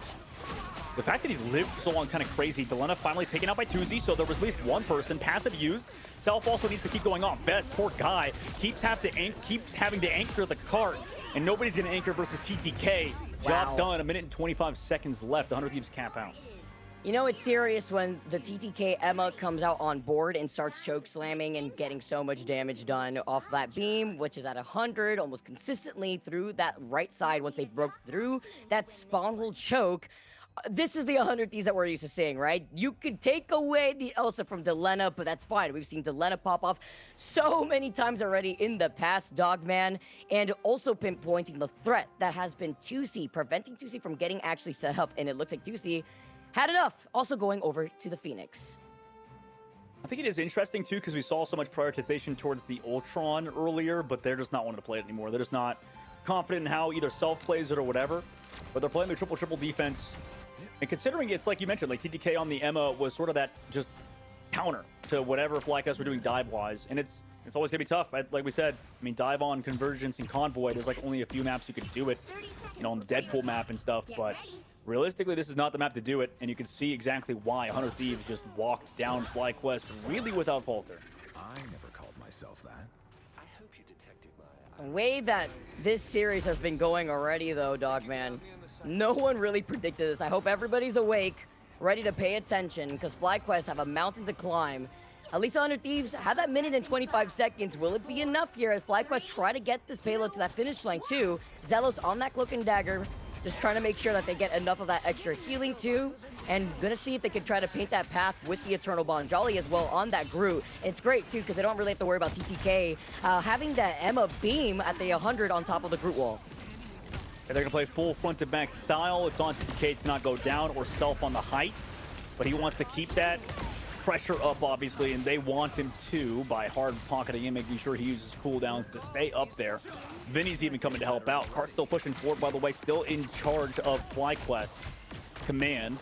But they still kind of have to press on forward. These strats are building ultimates in the meanwhile. Vinny gets pressured but has to back up, and Self still control the height. Going to do a ton of damage here. Ultimate's going to be built up maybe shortly for the defensive side or offensive, because Ken's 80% towards that copy. So maybe they play slow, try to build it and then go in, but maybe it's red because, oh, 2Z goes down. Oh, that's unfortunate. And Tuzi was trying to take an off angle. Huge on Vinny, though, to be able to get into the position right there. Winnie, too, being able to have so many off angles with the clones. Delena finding Ken before he could get into the safety of the spawn room gates. And 100 Thieves are holding back FlyQuest all the way in the doors. Yeah, good for Delena, man, considering how, you know, in the past, for 100 Thieves, I think it's always been the dialogue around Terra. But now, you know, after Terra left, it's definitely been more focused about Delena. In this case, they're still down 0-1 so far through the tournament. We'll see if they can turn that around. Copy still available for the offense. Will they make a play? Everybody's stunned temporarily by 100 Thieves on the high ground due to TTK. Karmic Revival was also almost online for Delena. TTK has been a menace, but they swat the Mosquito with Melio and those claws, and they bring him right back. Karmic Revival gonna be able to have Delena move into a different off angle. You see the Lantern forced out. Melio, though, gets the kidnap, finds Delena, has to prevent this passive from coming off. It's a very slow team on offense versus this triple composition, interestingly enough. The res does come out. Invis boundary, they walk right into it. Best goes low and falls. This is what we saw in the defense as well. Jesus. The way that he was able to break his ankles too and get the self-revive before getting the head after head, this time on Zelos. No Cloak and Dagger, no Eternal Bond, and with the copy, Winnie also gets the get ready, set, go button, because rise again, my friends. 100 Thieves get to play extra aggressive. Now you're down to a minute and less than 35 seconds on the clock. Although FlyQuest, they do have some ultimates online, Dogman, but I feel like they just haven't really been able to capitalize off of these strat ults that they also were using. Yeah, they have to. I mean, I understand the cooldowns are incredibly strong for 100 Thieves side, but if, I don't know, I'm just wondering how FlyQuest choked this, right? Like, it just seems like they have the entire, you know, all the advantages, and they need to not lose it. Here comes that Emma Frost ultimate by Vess. Can we keep Vess alive for more than 2 seconds? No. This is looking a lot like Mace from earlier on Nightmare. Like, how are we up this many people, ultimates and everything, and we're going down? Melio slam dunks everybody to the background, though. Finally, they've gotten something going. Ken goes down, no res here either, so finally, this might be the end, but we're committing also Tuzi's ultimate, so now it's turning from an under-investment ultimate to potentially over-investment. And that was with Self still getting the Meteor M onto the Eternal Bond too, it looked like. So being able to try to slam it down, FlyQuest get to excel, and they painted the path here. Even after losing out, I gotta miss it, but the TTK stall comes in, and they finally brute force their way at least through this lane, but there is gonna be a recontention from 100 Thieves. Yeah, with ultimates too, I mean, we have to do something about Vinny. No Invisible Woman banned for FlyQuest, so he should be able to get this off for free, especially with no Magneto for FlyQuest's side. Meanwhile, Jolly with Melio, this has to be big. Jolly as well with the ultimate could go huge. Suit tries to follow up his Wolverine in the sky. Connects onto Vinny, who has the ultimate. They get saved by the Invisible Boundary, and Delena's found Vess already. Clobbering time is huge, but they're in the Invisible Boundary and heal up. He got melted down after the clobbering time, and with the Eye of Agamotto, 100 Thieves, they are clearing the point. They are telling FlyQuest, don't worry, you could have this Dom, but we're coming with the comeback. No portal play, no recontention from Vez, and 100 Thieves. They stop FlyQuest from even getting one checkpoint on Midtown. Yeah, sounds about right. I think based on what we saw from FlyQuest on the defense, I mean, you're trying to play dive, you're trying to do something, and then they go to that front-to-back style, not even with the Moon Knight, not even with the Storm. You know, can't find anything onto the high ground because they're hard-pocketed. Sure, there was some slight mistakes out of 100 Thieves. I think there was some autopiloting going on, obviously. Like, Delena got 3-tap, third point. Winnie got comboed by a Psylocke with that damage boost. Like, that did happen. But, I mean, that's maybe the fault of 100 Thieves, right? Maybe that's their main weakness is themselves, right? Like, it feels like every time 100 Thieves were to lose a team fight, it was primarily because of themselves. They did something stupid. Meanwhile, for FlyQuest, they just kept losing Vest after every single fight. And if we're going to dish out the same amount of dialogue we had over Mace, it's kind of the same thing here, right? Like, Vest is without the team, it feels like a lot of the time. And whether that's on Vest or the squad, that's kind of on them to figure out. That's why I dwelled back on like that Nightmare topic point, because it's kind of repeating itself just in a different form, where this is the 100 Thieves instead of like the Space Station games that we saw earlier on today. 2C, unfortunately, you know, cannot do more, even making that swap over to the Bucky, making you also wonder, like, is this going to be the duelist lineup that you want to rely on in comparison to what we saw from TTK and Vinny when they also had self-swap up real quick to Lena? 17 final hits. The consistency is there, even if Delena had lost out with the rest of 100 Thieves in that first map, Dogman. But then you have to consider that the next map will be up to FlyQuest. Where will we be going? What server will we be playing on? We're gonna have to find out on the other side of this break.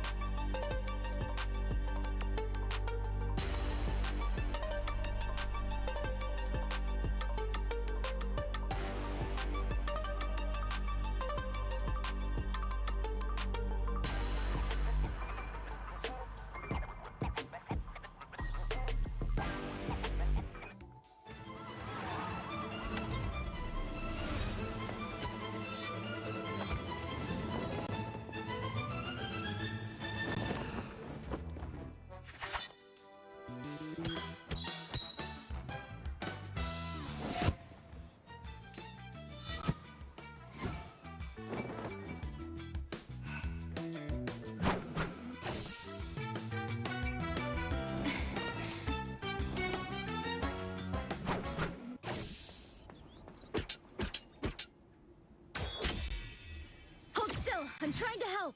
Lights out. Suffer in the darkness. Let's pop back up under their noses. Us against the world.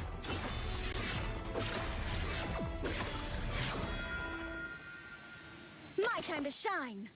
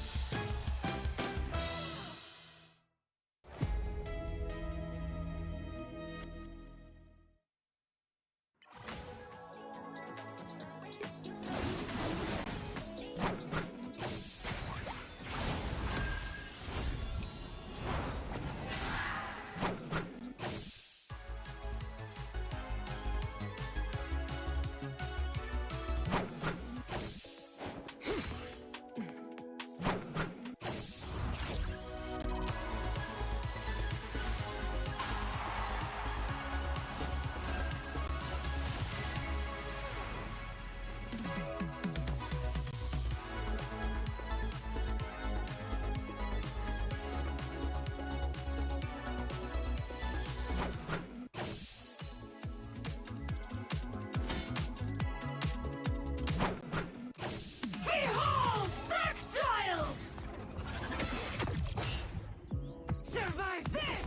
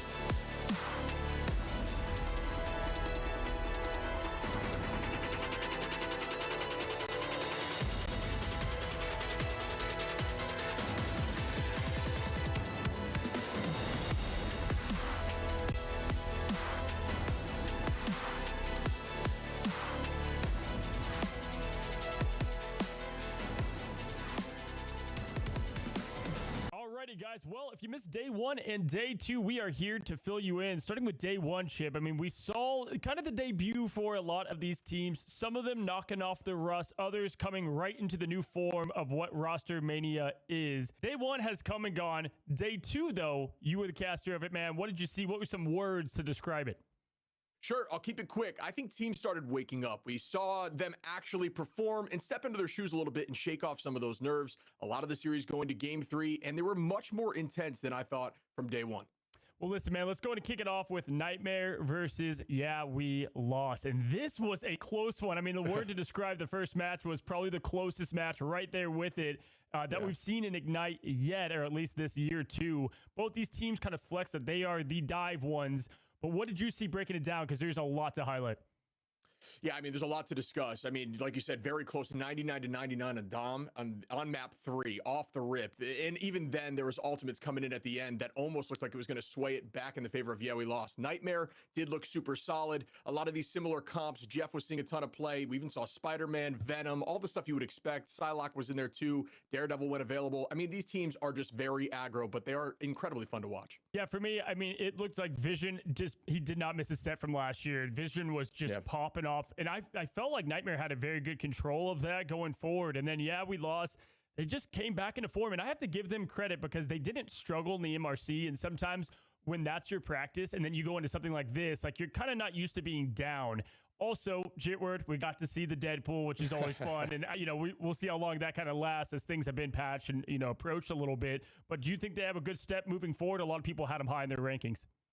Yeah, absolutely. I think that they are confident right now, too. We had the interview with Cartlover, and like I said in the interview, you know, he talked in the prior, we did kind of like a pre-interview test. He said, I'll see you in a little bit. And he did. He came right back for the interview. So that was really cool to see. So they are feeling good, which is a good sign. Yeah, and as for Nightmare, I think they're definitely still like getting their roster together, and they look strong out there. I think they have a great chance today. Excited to see them in the day 3 action. But our other match we're going to talk about in this highlight is Fly versus Sentinels. And we talked about this is the redemption of what happened on day 1 match. And to me, buddy, you know, like you go and see a band and they're playing some new songs and you're like, come on, play the classics. Like, it's like, that's how it felt with Sentinels. They were doing some new stuff day 1 and you're like, get the right amazing on the Iron Man. Let's see Cap on Crimzo. It felt like we returned to old form. Yeah, Crimzo stepped up, Rise stepped up, but also Mirror came in instead of Kurova, which is a huge change, right? In running that backline, more of a consistent backbone backline, right? Running that invis and looking really solid doing it. But yeah, the entire team just kind of woke up. We talked to Ryan in the interview, and he essentially said, you know, we just needed to change our ban phase. Our ban phase was not good day 1, and we really paid the price for it. We figured out what we wanted to do, and now we're going to be clean. And you know what? They looked really clean today or yesterday, for sure. Yeah, I got to say, I mean, Kurova, what a talented player. But one thing with Mirror is it kind of makes the bans more confusing for the opponent. And if they're able to interchange these two studs, that is going to be absolutely massive for them. Because then you have, all right, do you ban the Atom? Do you go this approach? And it doesn't make it as clear-cut, your battle plan against Sentinels. FlyQuest, though, let's talk about him. For me, it's kind of the same as day 1. Talent all over. They're all doing something well, but it just hasn't come together as one, in my opinion. Yeah, truth be told, I want them to perform. I like a lot of those players. I think they're all really talented, like you're saying. You know, it's a newer team. They do have some players from over the pond, which is going to make things a little dicey in terms of communication and, you know, even ping, for example. But yeah, I just want them to find their footing. They just aren't quite there yet. All right, so that's the 2 matches from the early slate. We have 3 other ones that you might have missed from day 2, but that's all for us for now. We'll catch you guys on the next one. All right, so you heard about the couple of matches in day 2 to start us off, but if you missed day 2, we have 3 more matches that were absolute heat, and we start off with TSM and Lunex. Now, TSM struggled a little bit in day 1 to find their footing. Lunex did look strong, but for me, it really all came back together, and you saw that teamwork come to play with TSM that fought back, lost 1 game, and then won 2 in a row. Shib, what'd you see? Yeah, Lunex looked consistently strong, and I think TSM struggled on Dom, but then they just found their footing with this new triple composition. They started running this more brawly beef front line, triple on the front, and then allowing their, you know, essentially 1 duelist on the Star-Lord, who looked really good, obviously. But yeah, it was unstoppable. As soon as that switch came in, it was like the cart stopped moving, everything was stationary, and they locked in for the next 2 maps. Yeah, we've seen a lot of triple Vanguard, and I think it was cool that back in the dev vision, they showed actually how well triple Vanguard works at the highest level, but you have to have an anchor duelist A little bit in SSG, we saw that whenever you had Nectar as the Star-Lord, and in this case, and today in day 2, Bedtime Story had to do a lot of the heavy lifting there. And that's because Gale, who's an amazing player, was on the Gulk, all right? Was playing the Hulk and is definitely going to give that team a little bit of a different look. And we'll see if that's just part of their flexibility or, one of the team packages that they want to run moving forward. Lunex, though, they've definitely proven themselves as a team that's going to be tough to beat. Sure.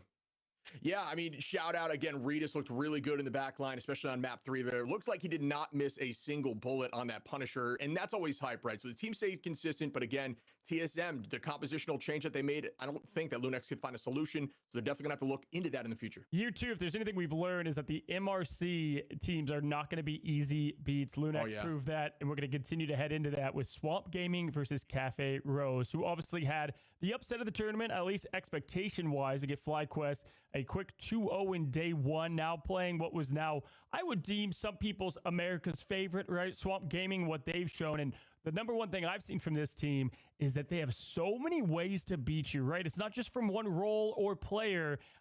I'm personally, if I had them circled on my calendar or schedule, this is a team you have to do a lot of prep for.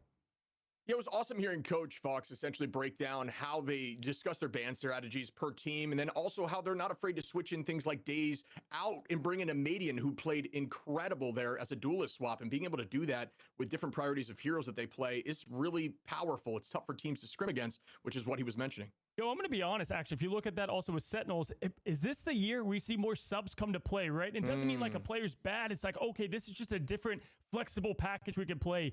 The more heroes you bring into the game, it's going to be kind of more common that you have these specialists in different, team comps that you want to run. And I think that's going to be honestly super interesting on both a viewer and caster, position for that. But yeah, man, the backline for Swamp Gaming, they look tough to beat, but it was not an easy win for them at all. I mean, you may have looked at that game and thought it was going to be a quick one, but Swamp Gaming, they even put on social media like, okay, hey, tip of the cap respect over there to Cafe Rose. Yeah, Cafe Rose has been stepping up. I think, like you're saying, with the MRC teams, we kind of assumed that they were going to struggle a bit up at this elo, but they have nothing to lose, and they're proving it. They look dominant out there, and they're not afraid to step up in these moments, taking things like domination to map 3 off the rip and look super confident. And there was a point where I was like, okay, this team might be able to pull this home, but just, unable to do so. Swamp Gaming locked in and just looked really strong. Absolutely. And then it takes us to our last match of the day. If you missed it, it was TLC Liquid Gaming versus SSG, right? And both these teams look pretty strong, I would say, coming out of day 1. Now you got a battle of some big-time titans, especially in the esport. For me, Liquid, they looked like they were just kind of back to form. I think like day 1, game 1, it's like, okay, a little bit of rust maybe, but man, this is proven to be the team to beat. They look tough. Yeah, they tweeted something out like, hey, we're going to shake the cobwebs off and our games are going to be easier for us. And yeah, they really did just that. I mean, SSG is no joke. Obviously, Nectar is disgusting, but they tried to match comp and domination. And TLC, Team Liquid and Citadel, looked just so good instead. I mean, I don't know that you can try to copy comp into a team like that. I think you got to try to find a way around it. So they really struggled there. And then they kept running those unique compositions, you bunker busters as they went to Midtown. Team Liquid, man, they are the team to beat right now. Yeah, without question. Day 3 is going to be full of matches as well. There's going to be a heater on y'all's plate to watch. A lot of bangers out there. Get ready for some action. We're going to jump right in. Alrighty, day 3 is underway, and we have our predictions ready for you. I mean, obviously, this is really tough to get predictions in. We've only seen these teams on a very small sample size, but today we have some matches that will definitely show a lot more of the path to the finish line in the preseason. Now, we start with Swamp Gaming versus NRG. Talk about starting with an absolute heated banger. Shib, I'm going to give you the floor first. Who do you got? Because these are the favorites amongst, Group A. I'm going to go with NRG here. I think NRG looked really solid in the 100T, and I think they can keep that ball rolling. I think they have the confidence right now. Swamp Gaming is obviously really talented, but NRG keeping it moving, I think, buddy. How about yourself? Yeah, it's hard to go against Velocity and all what they've got. And to keep it interesting, though, I'll go on the other side. I think Swamp Gaming has proved, 2 days in a row that they are just looking all the part. And so I think they continue that train and, look to be America's favorite. But we'll see, because this one is going to come down to micro decisions. And I think when you look at just the coaching behind it and kind of the battle plan, NRG excels in that a ton. So this is going to be a good one, but I'll have Swamp Gaming there first. Second matchup, we have Yeah We Lost versus Lunex Gaming. This is a bit of a repeat of the MRC. I think we both got the same. Yeah, I think we have to stay the same here. Just you know, history repeats itself is the way you've got to think of it, especially when you're doing predictions like this. It's got to be, yeah, we lost. I mean, you know, if you look at it, hey, it was the fastest ever we saw a best of 7, and what, yeah, we lost did. So maybe Lunex, it kind of sparked a fire under them, and maybe they look better. But yeah, that's gonna be a tough one to come back from. Just the way that they play dive is so hard to play against when you're trying to do the anti-dive defense approach, right? Sentinels versus Cafe Rose. Obviously, if you looked at this thing before the preseason, it would be one-sided, but I think it's a more difficult match than you might think. And I think Cafe Rose, they're going to be ready for the part. Who do you got here? Because I think I'm still going to give the edge to Sentinels. Yeah, I think I do the same. Sentinels have looked exponential in their growth, where Cafe Rose has looked consistently strong, but I think what we saw yesterday from Sentinels is a little better than what I've seen from Cafe Rose. Yeah, I'm going to give it I'm going to make it interesting. I'm going to go Cafe Rose wins the first one, Sentinels win the next 2. So it's going to be 2-1. Sentinels end up winning it, kind of what we saw from TSM yesterday. Nightmare versus SSG. This might be the other toughest game to call today. Both teams look all the part. SSG has obviously played both days. Nightmare only one showing against, yeah, we lost, which is a great team. I'll give you the floor first. Who you got?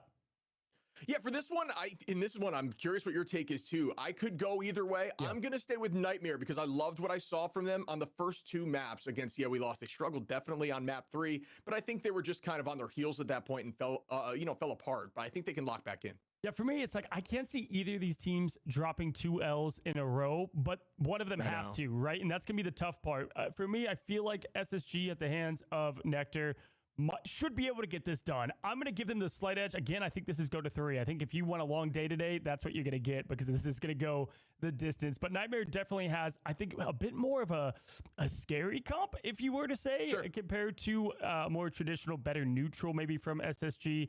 So that's what we might see there to get close to end the day. And then we have Fly versus 100 Thieves, which, year 1, this is like a heater matchup. Year 2, I mean, come on, I know you have Fly, right? No, I got to go 100 Thieves on this one, bro. I have to. I think 100 Thieves looks, they looked really good. Obviously, day 1 didn't play yesterday, so we didn't have eyes on if anything were to crumble for them. Fly, personally, for me, I love the players on the team. I think they're all talented. We keep reiterating it, but I just want to see them perform once to get their confidence up, and I think everyone else's confidence in them. For sure. If 100 Thieves didn't lose day 1, I might have said, okay, there might be like this upset and you had the fire to spark FlyQuest, but 100 Thieves also have that fire. Like they can't go 0-2. There's just no way I can see that happening with that org, with Remix and all the players behind it. But FlyQuest going 0-3, there's also a lot at stake for them there. So even though you have 2 teams that are winless, I think there's so much mental to be played here. But overall, I think 100 Thieves ends up taking it. So what I can't wait for is for me and you to probably be wrong about most of these, but that's how it goes, yeah? That's always how it is, and that's why sometimes you and I got to split down the other side. One of us has got to be right, buddy.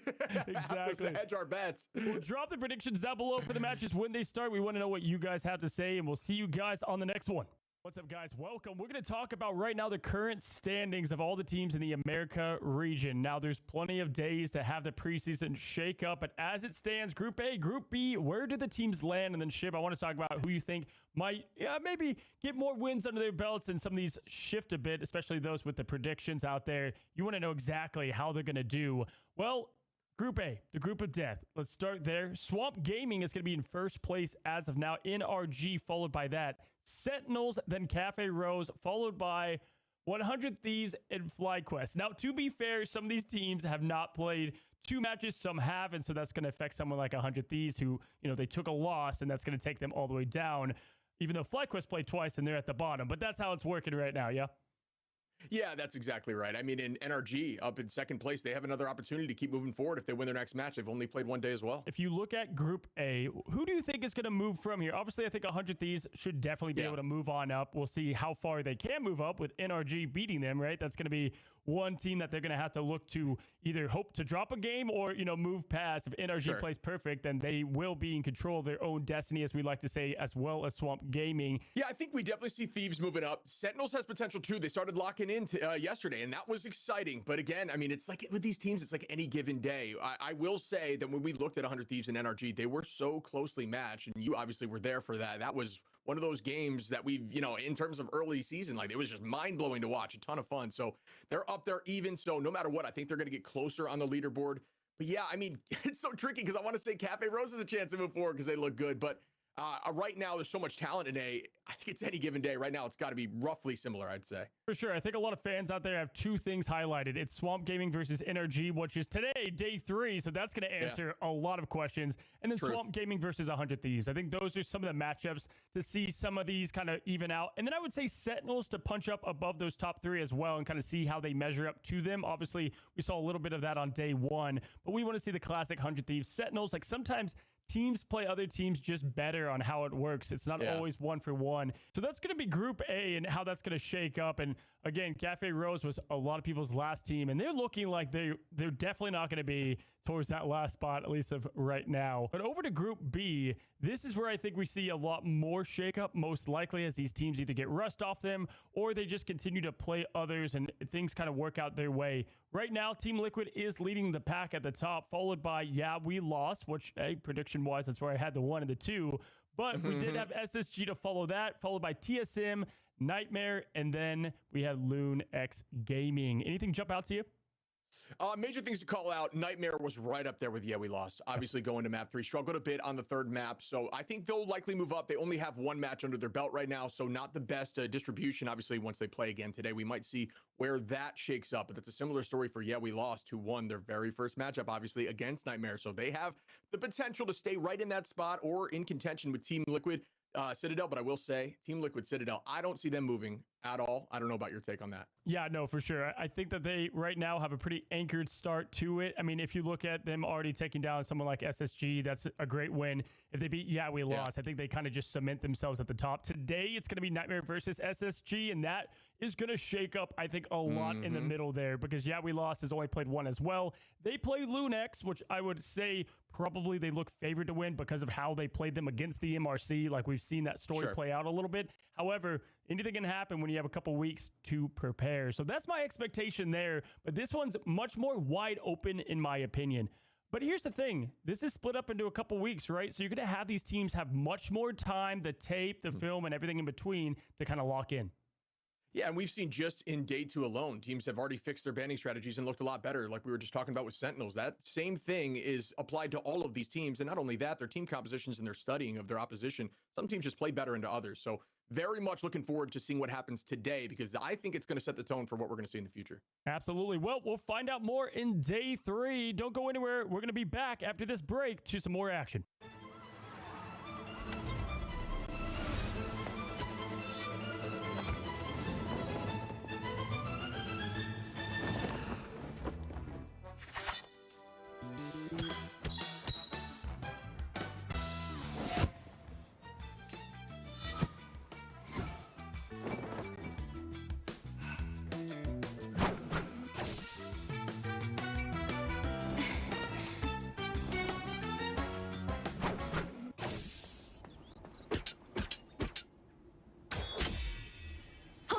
I'm trying to help.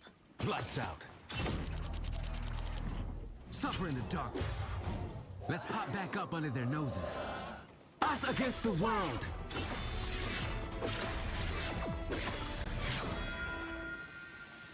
My time to shine.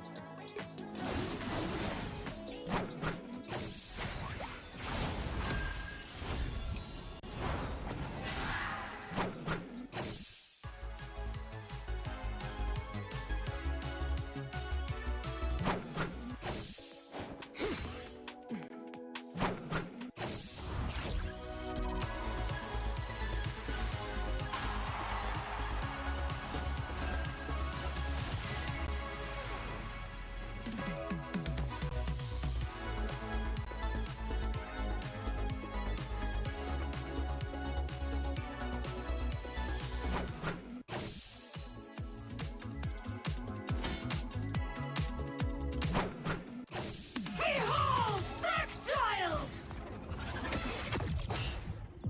Survive this!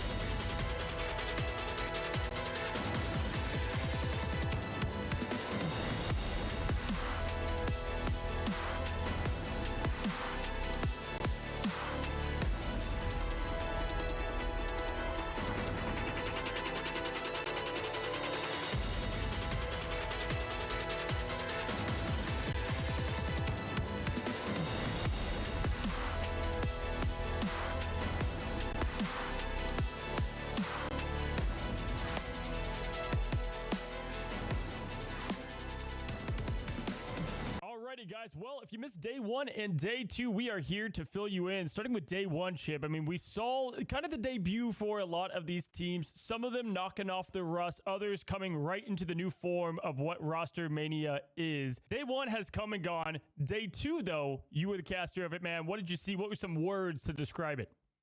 Sure, I'll keep it quick. I think teams started waking up. We saw them actually perform and step into their shoes a little bit and shake off some of those nerves. A lot of the series going to game 3, and they were much more intense than I thought from day one. Well, listen, man, let's go and kick it off with Nightmare versus we lost. And this was a close one. I mean, the word to describe the first match was probably the closest match right there with it that we've seen in Ignite yet, or at least this year too. Both these teams kind of flex that they are the dive ones. But what did you see breaking it down? Because there's a lot to highlight. Yeah, I mean, there's a lot to discuss. I mean, like you said, very close, 99-99 on Dom on map 3, off the rip. And even then, there was ultimates coming in at the end that almost looked like it was going to sway it back in the favor of we lost. Nightmare did look super solid. A lot of these similar comps. Jeff was seeing a ton of play. We even saw Spider-Man, Venom, all the stuff you would expect. Psylocke was in there too. Daredevil went available. I mean, these teams are just very aggro, but they are incredibly fun to watch. Yeah, for me, I mean, it looked like Vision he did not miss a step from last year. Vision was just popping off. And I felt like Nightmare had a very good control of that going forward. And then, we lost.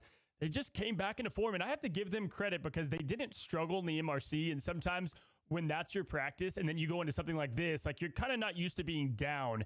Also, Jitward, we got to see the Deadpool, which is always fun. And, we'll see how long that kind of lasts as things have been patched and, approached a little bit. But do you think they have a good step moving forward? A lot of people had them high in their rankings.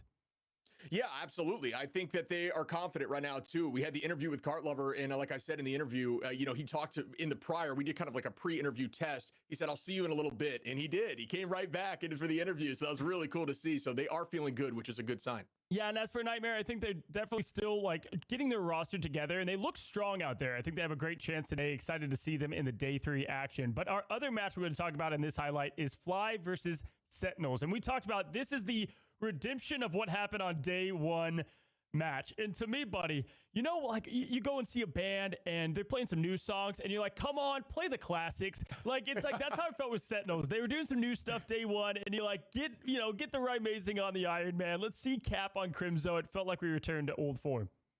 Yeah, Crimzo stepped up, Rai stepped up, but also Mirror came in instead of Kurova, which is a huge change, right? In running that backline, more of a consistent backbone backline, right? Running that invis and looking really solid doing it. But yeah, the entire team just kind of woke up. We talked to Rai in the interview, and he essentially said, we just needed to change our ban phase. Our ban phase was not good day 1, and we really paid the price for it. We figured out what we wanted to do, and now we're going to be clean. And you know what? They looked really clean today or yesterday, for sure. Yeah, I got to say, Kurova, what a talented player. But one thing with Mirror is it kind of makes the bans more confusing for the opponent. And if they're able to interchange these two studs, that is going to be absolutely massive for them. Because then you have, all right, do you ban the Atom? Do you go this approach? And it doesn't make it as clear-cut, your battle plan against Sentinels. FlyQuest, though, let's talk about him. For me, it's kind of the same as day 1. Talent all over. They're all doing something well, but it just hasn't come together as one, in my opinion. Yeah, truth be told, I want them to perform. I like a lot of those players. I think they're all really talented, like you're saying. It's a newer team. They do have some players from over the pond, which is going to make things a little dicey in terms of communication and, even ping, for example. But yeah, I just want them to find their footing. They just aren't quite there yet. All right, so that's the 2 matches from the early slate. We have 3 other ones that you might have missed from day 2, but that's all for us for now. We'll catch you guys on the next one. Alrighty, so you heard about the couple of matches in day 2 to start us off, but if you missed day 2, we have 3 more matches that were absolute heat, and we start off with TSM and Lunex. Now, TSM struggled a little bit in day 1 to find their footing. Lunex did look strong, but for me, it really all came back together, and you saw that teamwork come to play with TSM that fought back, lost 1 game, and then won 2 in a row. Shib, what'd you see?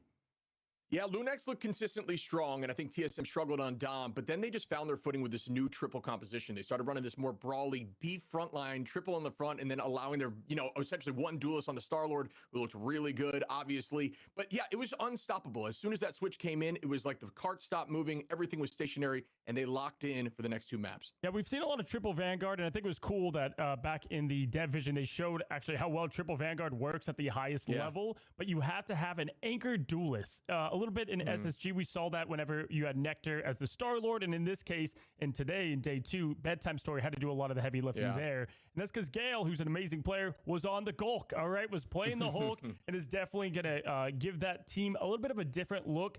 And we'll see if that's just part of their flexibility or, you know, one of the team packages that they want to run moving forward. Lunex, though, they've definitely proven themselves as a team that's going to be tough to beat. Sure.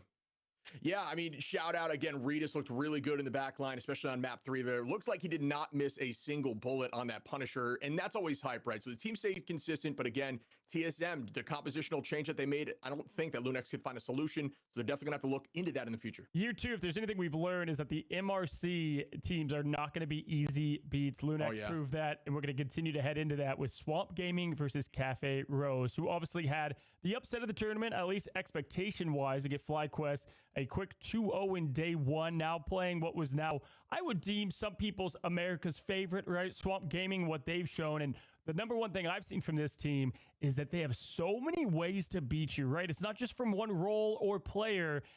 I'm personally, if I had them circled on my calendar or schedule, this is a team you have to do a lot of prep for.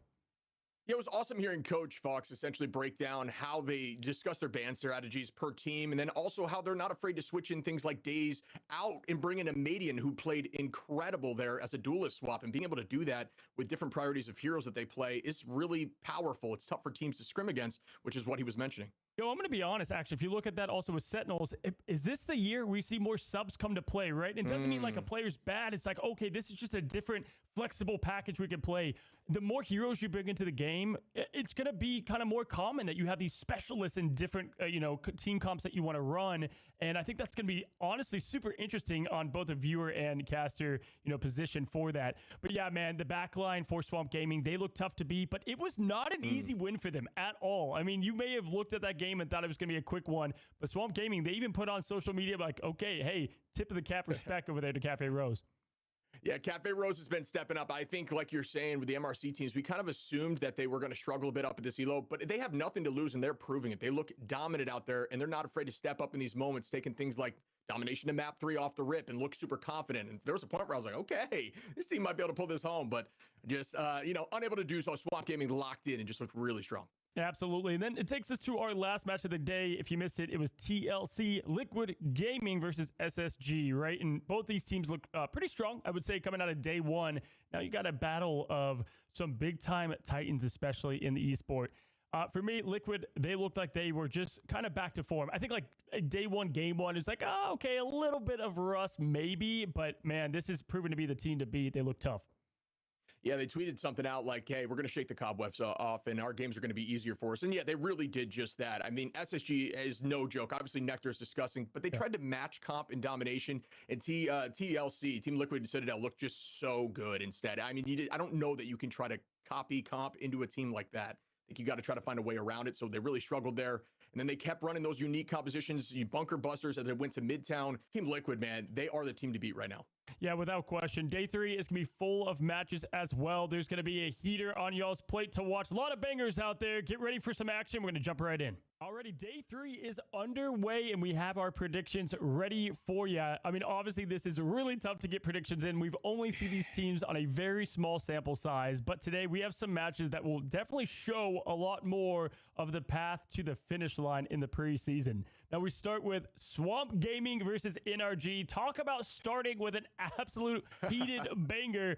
Shib, I'm going to give you the floor first. Who do you got? Because these are the favorites amongst, Group A. I'm going to go with NRG here. I think NRG looked really solid in the 100T, and I think they can keep that ball rolling. I think they have the confidence right now. Swamp Gaming is obviously really talented, but NRG keeping it moving, I think, buddy. How about yourself? Yeah, it's hard to go against Velocity and all what they've got. And to keep it interesting, though, I'll go on the other side. I think Swamp Gaming has proved, 2 days in a row that they are just looking all the part. And so I think they continue that train and, look to be America's favorite. But we'll see, because this one is going to come down to micro decisions. And I think when you look at just the coaching behind it and kind of the battle plan, NRG excels in that a ton. So this is going to be a good one, but I'll have Swamp Gaming there first. Second matchup, we have Yeah We Lost versus Lunex Gaming. This is a bit of a repeat of the MRC. I think we both got the same. Yeah, I think we have to stay the same here. Just history repeats itself is the way you've got to think of it, especially when you're doing predictions like this. It's got to be Yeah We Lost. I mean, you know, if you look at it, hey, it was the fastest ever we saw a best of 7, and what we lost did. So maybe Lunex, it kind of sparked a fire under them, and maybe they look better. But yeah, that's gonna be a tough one to come back from. Just the way that they play dive is so hard to play against when you're trying to do the anti-dive defense approach, right?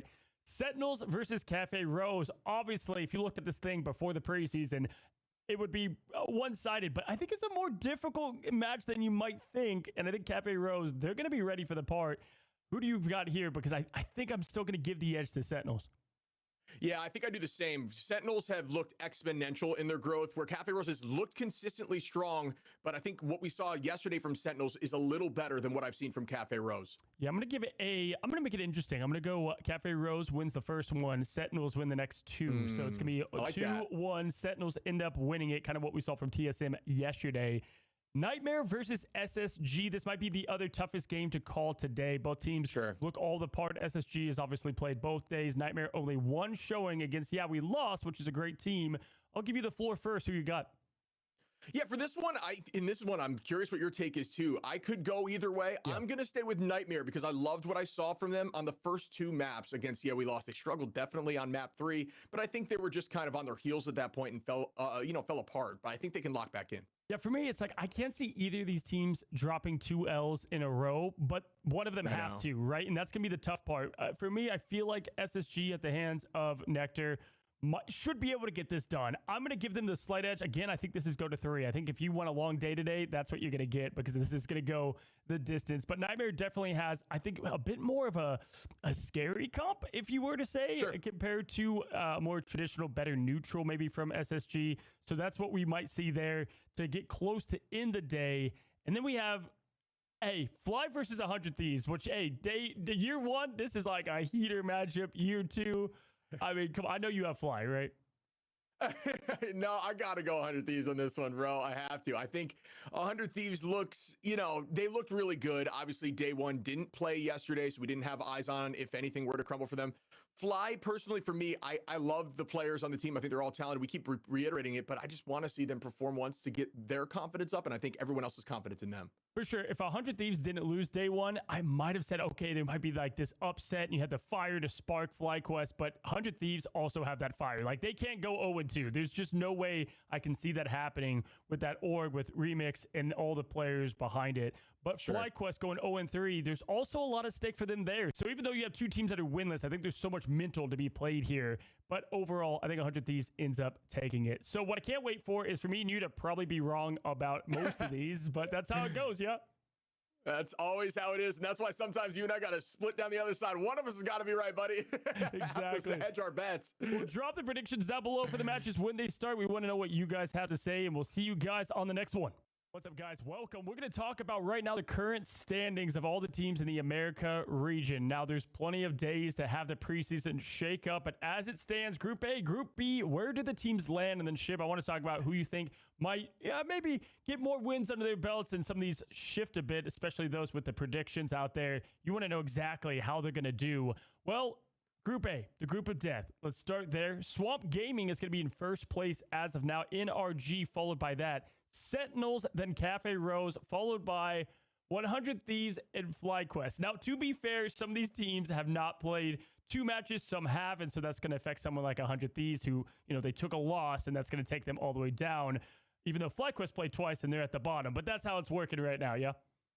Yeah, that's exactly right. I mean, in NRG up in second place, they have another opportunity to keep moving forward if they win their next match. They've only played 1 day as well. If you look at Group A, who do you think is going to move from here? Obviously, I think 100 Thieves should definitely be able to move on up. We'll see how far they can move up with NRG beating them, right? That's going to be one team that they're going to have to look to either hope to drop a game or, move past. If NRG plays perfect, then they will be in control of their own destiny, as we like to say, as well as Swamp Gaming. Yeah, I think we definitely see Thieves moving up. Sentinels has potential too. They started locking in yesterday, and that was exciting. But again, I mean, it's like with these teams, it's like any given day. I will say that when we looked at 100 Thieves and NRG, they were so closely matched, and you obviously were there for that. That was one of those games that we've, in terms of early season, like it was just mind-blowing to watch, a ton of fun. So they're up there even. So no matter what, I think they're going to get closer on the leaderboard.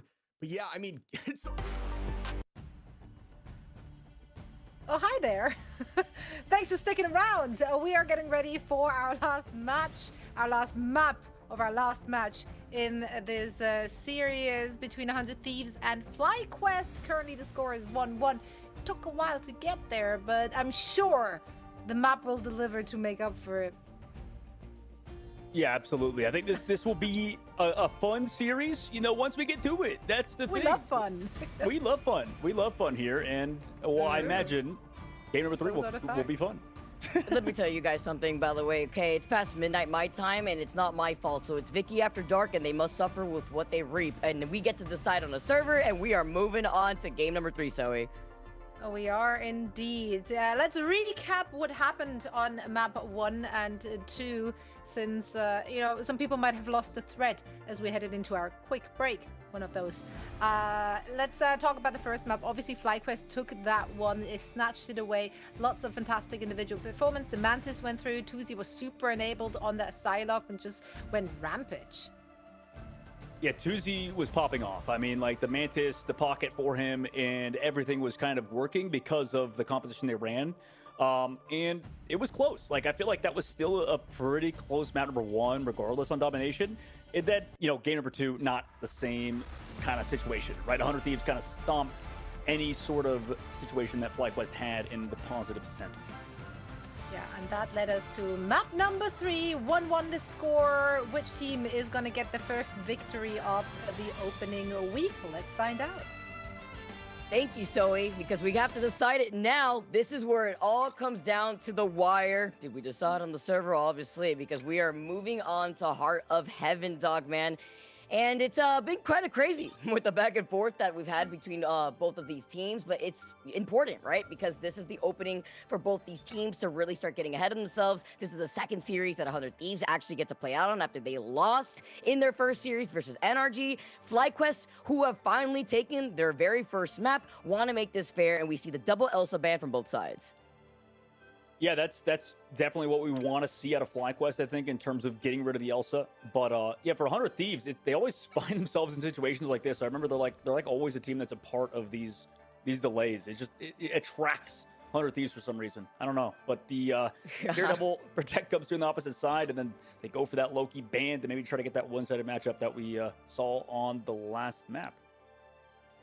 See, as I believe the server that they also decided to be on now is going to be North Virginia. So having that agreement at the very least, while the Daredevil's protected for 100 Thieves, FlyQuest, they were able to protect the Gambit, but now that means that they get to ban out the Gambit from the other side because they ban out the Loki, so they would rather still deal with the Gambit from them, get the Rage and Royal Flush into the win condition. We know what Melio could do just with that. The Mantis, though, do you want to give the damage boost over to the Daredevil is the question. And with that Psylocke being hovered, that's the respect that we were expecting going into this final map here, Dogman. 2C has just gotten so much value with this Psylocke. Yeah, I mean, it makes sense. I think considering what they've liked to run so far, now I wonder, you know, does that on the opposite angle let them go for that Mantis Protect potentially to counter it, right? Because we know that's available. Maybe they still want to run it even without that Psylocke, but like you mentioned, it's a lot of respect towards that one player, towards, you know, giving him that character, considering we are on Heart of Heaven. So I would be interested to see what FlyQuest can run on this map. Maybe you do more divey stuff yet again. We'll kind of see as it moves forward. That first point, I think, is a little bit more open, obviously, but 100 Thieves going for that Angela Protect for TTK. Meanwhile, still had that Vanpool kind of go through thus far. I mean, it's not really been touched on this map specifically throughout the entire ban phase until now for FlyQuest going for that Protect. Okay. Different little look, right? Because we did see on the side of FlyQuest that they wanted to prio that Vanpool for themselves, kind of swapping things off here with Jolly, too, when he was forced over to the thing. And here we go. This is not a drill, guys. We are getting into our final game of the day.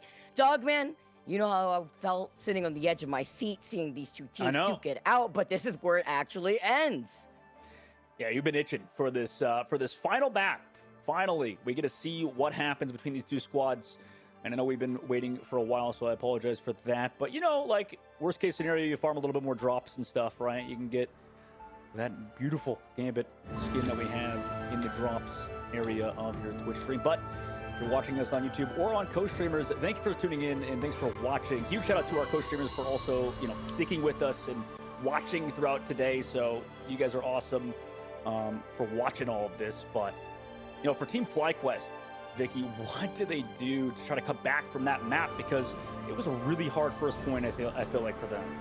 And I think it goes down to like which game modes you feel like you're suffering on, right? We were talking a little bit about it earlier today with some teams that may not be able to find their strike. And now with FlyQuest kind of going into a different look with 2C being on the van pool, we have to see if they get that sort of impact with the side lock. Of course, they will be able to have access to that Gambit, and that could benefit Melio, who is on the Daredevil, Jolly on the Angela too. FlyQuest start things off on the attack, and 100 Thieves, because we also have to mention too, Dogman. It's been a little bit, just so that way you guys who are just tuning in can know, this is going to be FlyQuest's map that they decide on, as well as a side here. They're slowly walking it up. You see, traditionally, this height needs to be controlled by this defensive squad, and yourself, he's kind of looking for, you know, that height to try to control it. In the meanwhile, kind of full surround. Both Angelas flying over is a bit aesthetically pleasing, but you know, in the moment, you know, this entire point needs to sort of get surrounded upon by the offense for them to really have a shot at diving this back line of Melio and all the other triple strategists running around, or rather, Millennia and Winnie on the height. We're going to talk about the van pool. Skin represents Melio now going to be able to wrap around, but Delena is the one on the Psylocke to showcase what the Delena Psylocke could do. Sadly, we won't get the mirror match because the Psylocke was banned on the FlyQuest, and this forces Ken to back away. Nice little reset here if he can, but he cannot. And I was thinking that there was going to be maybe some backup from Jolly, but this is the Delena show. If it's not on the Elsa, it's looking like it's going to be on the Psylocke. Yeah, Delena's always had that Psylocke in his back pocket. Comes out, nice little two-piece in that fight, and then also staves off the aggression from FlyQuest. Now we're already down a minute off the clock, right? FlyQuest have at least built some ultimates to put Vests, you know, on that rogue, so they can go aggressive, potentially with a full triple comp dive, but Tuzi gets stunned in the middle of his ult, I believe, but same thing with TTK. Meanwhile, with those Deadpool ults out, not a lot of actual action happens on the inside, maybe some cooldowns forced out, but Tuzi goes down on the other side, so Vinny gets the better of him, caught out in that engagement. Calling them in here before closing in the gap. Vinny is going to be able to control this right side, splitting the attention of FlyQuest. You can see Melio going up on top of the roof. They're trying to pinpoint where Melio is, thanks to TTK being on that Angela.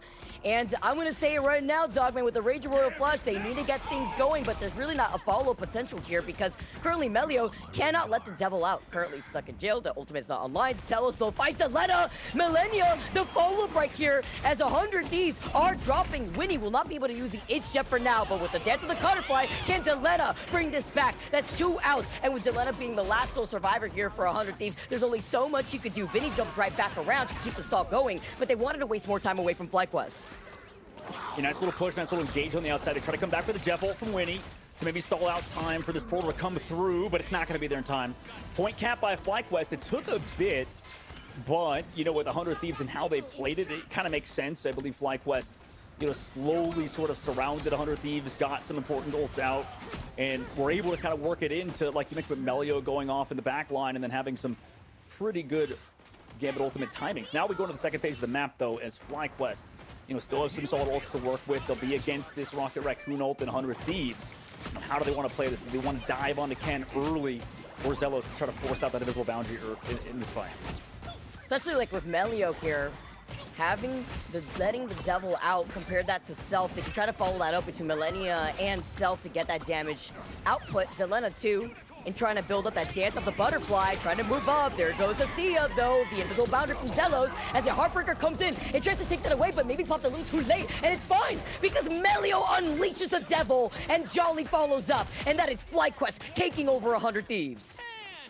Yeah, they're starting to string together a few fights, and well placed with that invisible boundary. Now Millennia goes back over to the Invisible Woman, tries to get off that Rocket Raccoon that we used on that first point, and, you know, maybe they're finding that BRB a little bit easier to take care of. They're also switching forward to that front back comp that we saw in the previous map. Tuzi caught back towards his own, or back towards their spawn, due to them just switching to this full thing composition. They're again playing this, trying to counter the dive style, and it's working. Melio goes down too.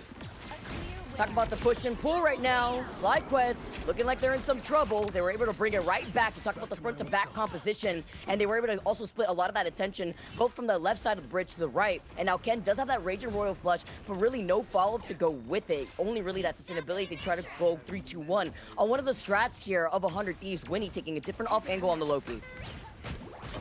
Yeah, this is what I'm a little worried about now for FlyQuest. You know, how can they deal with this back line?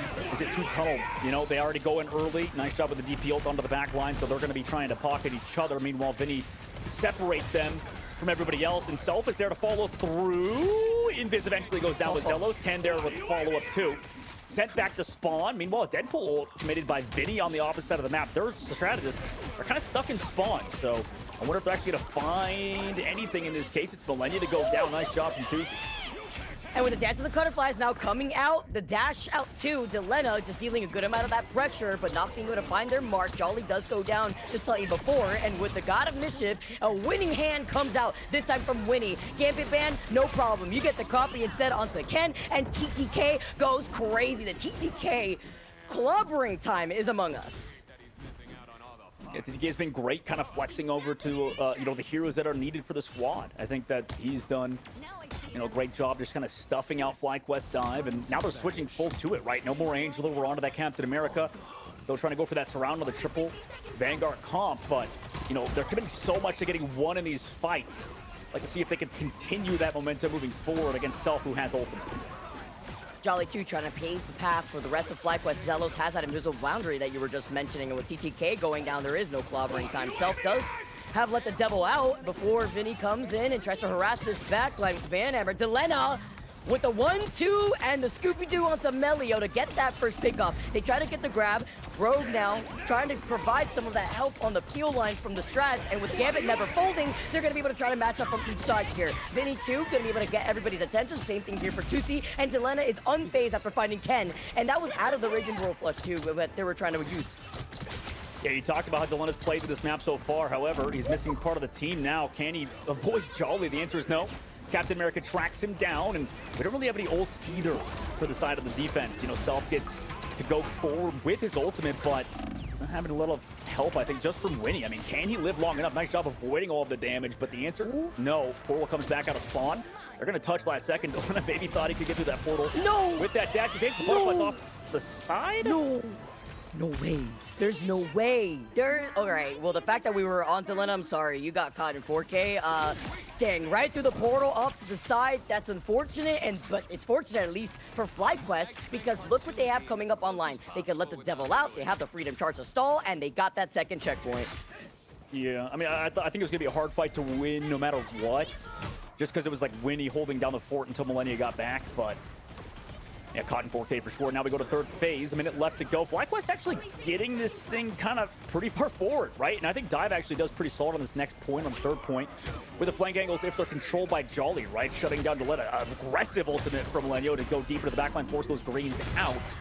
But will he get any KOs through TDK, who is just stopping the dive by himself? What are you waiting at, though? The Van Hammer comes online, tries to look at the back line, assembling the troops, though, from FlyQuest to meet Jolly with the Freedom Charge. Invisible Boundary called in from Winnie in the form of the God of Mischief, and with Millennia in the safety over to the side, is going to be able to find Vez. Vinny closes the gap, too, with the bubble, and it's going to be 100 Thieves taking over this point. FlyQuest playing very spread out, but they do have the Raging Royal Flush to recontend in the next 17 seconds. I was wondering if they would have any more staggered KOs, but you're right. It's as you mentioned, Vicky, like double strat ults. They just used the low key in that fight. But TDK's been big with some pretty large clobbering times, right? Even in the middle of straddles. They go aggressive with the Deadpool. Oh no! Zelos dies with ult during the Gambit ult. That's brutal. That was such a big first pickoff, though, here. 100 Thieves recognizing that. Millennia with the invisible boundary with two people out, though. Clobbering time comes in, only finds Vez, but it's just enough. With the 1v1 over to the side, and Ken trying to fight for their life originally. He comes back around. The help! He gets three together. Delena and TTK were the only ones originally on the point, as Delena now comes out from spawn room gates, and with overtime ticking down, they cannot get off. Well, Huge stacker. I guess they didn't need it in that fight, or Zelos, just because Ken, you know, already got the ult out. At least the rest of the squad can get value, and then Ken just decides to do everything else by himself, like you mentioned. But now, in this upcoming fight, Invisible Boundary to counter potential ultimates from 100 Thieves. They can get that out, maybe get some KOs. Best could also slow down the ultimate charge from Delena if he goes for the right time, but Ken's already dead. Oh, with Ken going down, at least Zelos was ready with the invisible boundary. That's just one victim on the other side. And with FlyQuest pushing into the 100 Thieves spawn, it is all for naught with Delena looking at the dance of the Cutterfly, only having that and nobody else from 100 Thieves. Let the devil back in because FlyQuest have actually pushed this payload to the finish line when Dogman, they had little to no time on that second checkpoint when they recontested with that portal play. Yeah, that's crazy. I mean, what a push by them towards the very end. And, you know, realistically, it's because, like, well, Delena did his part of the job, I believe, because he's going for his ult early. Also found the KO. But, I mean, maybe after the invisible boundary, they wanted to go with Self-Soul or even combo those two, but he couldn't because Vest had his ultimate on Rogue and just removed Self. Like Self was at his ult, but his ult charge dissipated in front of his very own eyes and just didn't have any follow-up after the invisible boundary. Plus, the aggressive play afterwards was just clean. So, you know, there's a lot of things culminating right now, Vicky, I think at a macro level. You know, time of day, maybe these players are getting tired and stuff, but that was still a very clean end towards the very end of the map for FlyQuest. Promise you, though, that miss on the Cutterfly before that second point had nothing to do with the ping out there. It's okay. You got to reset. 100 Thieves now on the attack have to get this payload to the finish line. This is an insane final series, Dogman. We weren't expecting this, but I will say for those of you guys watching at home, this is a great way to finish off our first week within the Ignite series in the Americas region. Welcome, because 100 Thieves, the Titans within their group respectively, are here clawing for their life, and FlyQuest have Jolly on the Hulk. There should be a good changeup, I think, to see Jolly play that Hulk. And again, and for FlyQuest, you know, honestly, a good spot to be in after what happened earlier. You know, go to this map where you maybe get Dylan off, like the Phoenix and some of those sort of, you know, hit scan heroes that he's incredibly strong at. Same thing with the Psylocke, but, you know, at points, FlyQuest have done a great job, at least in the mirror. We'll see if they can keep it up. I think that Jolly's already out of Hulk form. Never mind. In Bruce Banner form, just got taken out by the rest of the squad of 100 Thieves to track down the Hulk player. I was gonna say, like, Delena just pinpointing exactly where he is from the other side of the waterfall. It looked like he was all the way far in left field as Jolly's gonna be able to get back into Hulk form, come out of the spawn room gates. A nice reflect here as Self finds Zelos. That's 2 out for FlyQuest as FlyQuest now looking on to see if they can get the portal play to at least get back onto the points because currently 100 Thieves with 3 minutes on the clock, they're looking for more of these daggers. Yeah, this is kind of brutal because, like, what we saw from 100 Thieves and FlyQuest, also portal cooldown used, probably is not going to matter in the grand scheme of things because they should have it up by second phase or by the next checkpoint if they need it, if they get a few holds. But regardless, like, you can see, like, FlyQuest on their defensive holds just sometimes get caught out in their setups. Like, Jolly's on the right side angle, has to try to jump back to the squad, you know, goes through that back angle of the waterfall side without a strategist, and he goes down. So, tough situation for Jolly specifically, but great track down by 100 Thieves. We'll see if they can keep it up on their attack, whereas FlyQuest on defense, I think, you know, aren't the best team at playing reactionary. I love saying that side by side too. It's a get off my strats real quick. It's the bouncer making sure that you'll exit your way if you are the daredevil from the receiving end. Delena does have the dance of the butterflies though. Look at where Delena's gonna come from as Zelos and Ken are very close to the strat ult. TDK tries to isolate them. Nice little bubble here. Self jumps in, finds a dive onto Zelos, and Melio then gets a trade off. But FlyQuest are down 2 members, and even with the Rage of Royal Flush coming in online, you want to hold on to that for the re-fight that you're gonna try to push onto the point. Yeah, that was a beautiful engage, and I think every time they've had, like, Deadpool ultimates for the side of 100 Thieves, they've just taken full advantage of it, and then also they go in immediately with, like you mentioned, the Dance of the Butterflies towards the back line, throwing TTK's bubble out there to block off some of the healing for anybody getting hit by it so they can't patty cake it or just absorb the damage, and yeah, job done. Nice work from 100 Thieves. We'll see if they can continue it, though. They have double strat ults, but it is the Rocket Raccoon alongside the Invis instead of double Gambit in Invis, so realistically, FlyQuest can take advantage with these, you know, combination of ultimates and maybe slow down their backline too after the Invis boundaries pop. Oh, but with the Heartbreaker, that's actually enough to take away the Sia from Winnie. That was big from Vez. This allows FlyQuest to at least regain control over this point because you do not want this speedrun here. When you have 3 minutes, you have the Vanpool ultimate just to look at them too. At the same time, Zelos is the one taken out, but Zelos will come right back around with the invisible boundary. Yeah, that was a clean engage by them, but now 100 Thieves kind of walking into it. I mean, Winnie's going to have the ult now after, like you mentioned, the Heartbreaker's gone. I mean, how do they live this? They have invisible boundary, but they lose Jolly early. He has to come back out of spawn still, waiting for the invis. Kind of awkward corner to retouch, but they have to right now. Let the double out towards the point two. Invis boundary is here now from the Zelos, who is invisible to outlive it, but with the damage we see later, can they get the KOs through it? They can't. Oh man, but letting the double out, it looks like purgatory as the caps are going out, both from Jolly and Vinny. The Freedom Charge boosting up into these ultimates too. Look at Ken, the Rage and Royal Flush. Do they have the protection as Zelena now jumps into the backline? They try to shut them down. Self then finds Ken. It's a trade from both sides, but no strategist available for FlyQuest to help with the sustainability. They're still kind of ducking and diving around the point, in the meanwhile trying to stall it out as long as possible. Melio does trade out one, but is it enough? You lose your cap in this fight, also against the taunt from TTK. Portal is here, so they did get that cooldown back, by the way. Does have a BRB. And FlyQuest delay has kind of panned out because of Zelos' TP back from Doctor Strange. But they don't have any straddles, right? And Millennia's close to that invisible boundary. Talk about that sustain here. Millennia is going to be the one to help everybody for 100 Thieves. CTK to get into position as he activates it immediately and finds Jolly. Melio cannot run away as they've had their private 1v1 over to the side. As Zelena comes out on top, that's 100 Thieves wiping out FlyQuest. Best is the last one alive. Jolly's going to come right back, but this is 100 Thieves finally getting the second checkpoint. They did waste a good amount of time here though, Dogman. There is 3 minutes at least extra on the clock for the 100 Thieves to work with, so they need to get up and see if they can build up the space. Yeah, honestly, if you're FlyQuest, their delays are looking pretty solid. You know, when they can play dive, it looks pretty good. But, you know, can they keep up that pressure in the third point? Because honestly, 100 Thieves still have a pretty good time bank. 3 minutes in the third point. There was a lot of stall for sure. But will it be enough? You know, they need to string together at least a few fights together. You know, maybe find like KOs like this against Self without any ultimates up. That's exactly what you want to see as 100 Thieves are trying to force out like an early straddle somewhere. And Ken too with the itch Jeff trying to get everybody off the point. Melio close to letting that double out, but it's up to Winnie with that Sia to help enable Zelena. TTK looking to the back. Their Heartbreaker is the first one activated. Diving into the backlight of 100 Thieves. Winnie needs help.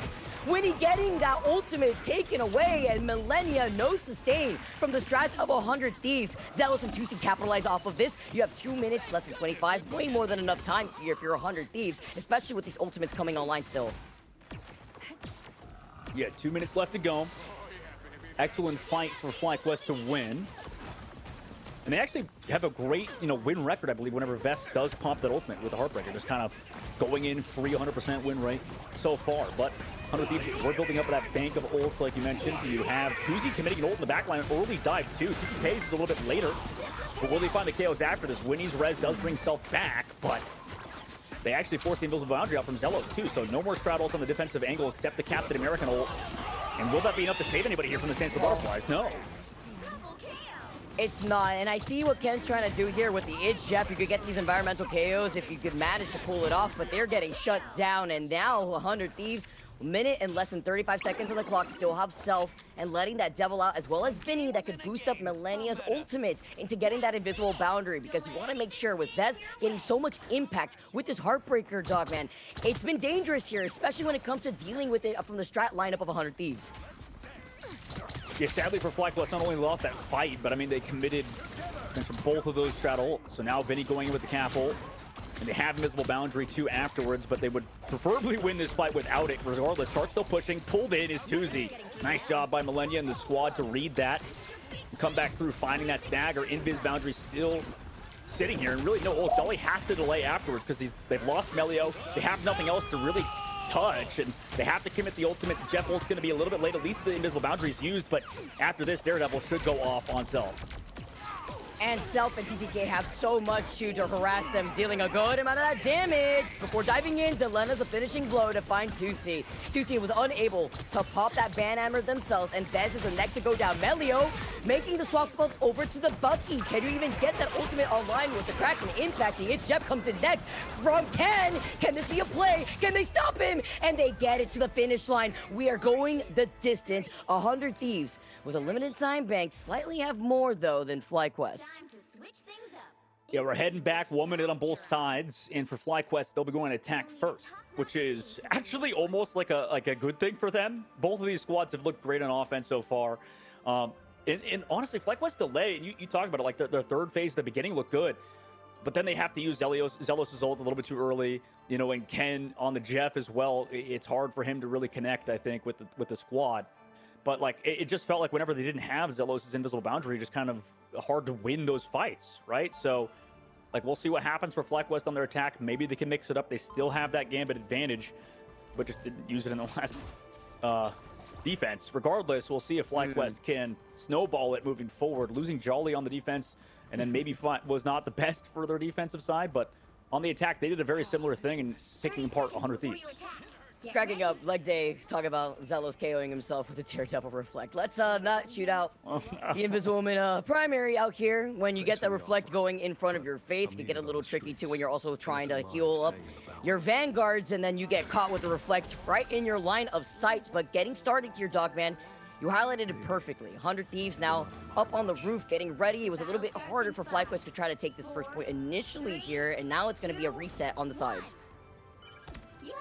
Yeah, let's see who can actually strike first blood, right? With both of these teams running Daredevils, so you know you can see through the walls and stuff, set up the dives a little bit easier. You look for that target who is caught out. Now, both of these Deadpools, though, just kind of looking at each other towards the main side, trying to take specific angles as Melio tries to set up his dive. It's a bubble party, though, as Girly say Jolly trying to get the shish kebab, seeing if they could go for something cheeky. Over to the right side of the map. Vess is ready, though, to come down from the rooftops. Breaking the whole house down, though, is going to be Melio, just trying to focus down on that cap, but with the Van Pools now active, and Zelos and Ken being the first to go. Yes, we're seeing FlyQuest, though, specifically Melio wake up, says, I don't even need some of this healing, but 100 Thieves still have more of that sustain. They lost out on Vinny, lost out on Self. Vinny going over to the Doctor Strange, seeing if they get that portal play with this recontest, allowing FlyQuest to come back from the spawn room gates. Looking for the Daredevil. They came back for the Peel meanwhile, so they had the BRB, and like you mentioned, the portal's still available on the defensive side. Melio able to find out Witty, nice job, and that also removes that BRB too. Self and TTK able to trade back more though, and that should be enough potentially as there's no portal in time and overtime. Justin's Jolly stall. Unfortunately for FlyQuest, this overtime takes down with not even a tick given. 100 Thieves hold. That was beautiful. The fact that they were able to focus on that strat backline of FlyQuest allowed it where even though they lost out on, what, 2 or so before that second to last fight, they still were able to clear the point. It wasn't enough time to allow the Gambit to come back together with Zelos too. So we got to see some swap-ups because it's going to look a little difficult here for FlyQuest. Sure, they were able to, you know, at least get it to the finish line, but it was on their attack where they struggled a little bit to flip it originally, as 100 Thieves kind of didn't struggle either in that same time when they were the ones on the attack. Yeah, I think all of this kind of stems back to 100 Thieves with Vinny building up that ultimate so quickly. Or yeah, I think it was it Vinny or TTK? No, it was Vinny in that last fight. He was the one on the Deadpool. But like he built up that ultimate incredibly quickly. They dove in the back line first. They ended up, you know, having to back up, but that read also onto Melio's flank ended up panning out for them, Vicky. But imagine this could be a potential draw still because 100 Thieves, they need to get only a single tick, 33% of the board, and they're going to cap out and win the series. But they only have a minute to do it. That's so true. You're absolutely right. We're going to have to see if this was worth the wait. At least for now, it is. And I'm also just really thinking about how important having that Rage of Royal Flesh would have been. Imagine for FlyQuest if they were able to get that reset, but they didn't. And that's the main part of the series here as 100 Thieves coming out. Delena popping up on this side lock. What do you think, though, Dogman, of Zelos being on the Cloak and Dagger? I mean, he's shown it before. He knows what they're trying to do. They're trying to go for that dive, you know, sort of play as well. So, you know, he's trying to, like, potentially fade it. You know, maybe play back with Ken as well. Maybe to try to build towards that Cloak and Dagger ultimate. Because, like you said, you know, maybe if you could build it in the middle of the fight, could be actually fight winning versus 100 Thieves, who are, again, trying to set up these dives with Delena and the rest of the crew. But, again, fighting for those angles right now, pretty much across the whole map. Both of the Vanpools to 2C gets it slightly first. CTK is going to be able to match him eventually, but it's about peeling for this backline first. They try to harass both Millennia and Winnie, and with the follow-up from Vez, they do find Millennia. TTK now looks at them back. FlyQuest in some trouble as they're going to be able to try to tie it away with Vez getting another one. Then instead, they actually reset. They stop them from trying to push over to the left side. This is going to be 100 Thieves looking to get a reset because they have less than 25 seconds. Melio is waking up. He's filled 2, and Self gets 2C.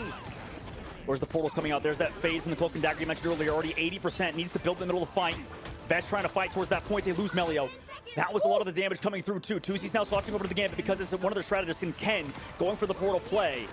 Stalling out now is the tanks, the vanguards of FlyQuest. Back to the portal, get back towards that spawn. Zelos, 95, 96, 99%! He's built it, and he's back towards the point with the Cloak and Dagger ultimate. But can they find the KOs before other strat ults are built? 100 Thieves not even close to theirs. Vidi falls. Can anybody else go down too? Here comes the Deadpool towards the point, and maybe, just maybe, Zelena needs to find more kills. He goes with the stance of the butterfly. The BRB brings back TTK. They can find the KOs they need. Zelos is dead, but so is Winnie on the opposite side. TTK trades back one. It's messy. It's back and forth. TTK finds another one himself! Are you kidding me? And in overtime, Millennia falls himself with another one. Tries to find more, and he does! He does it himself! 100 Thieves win!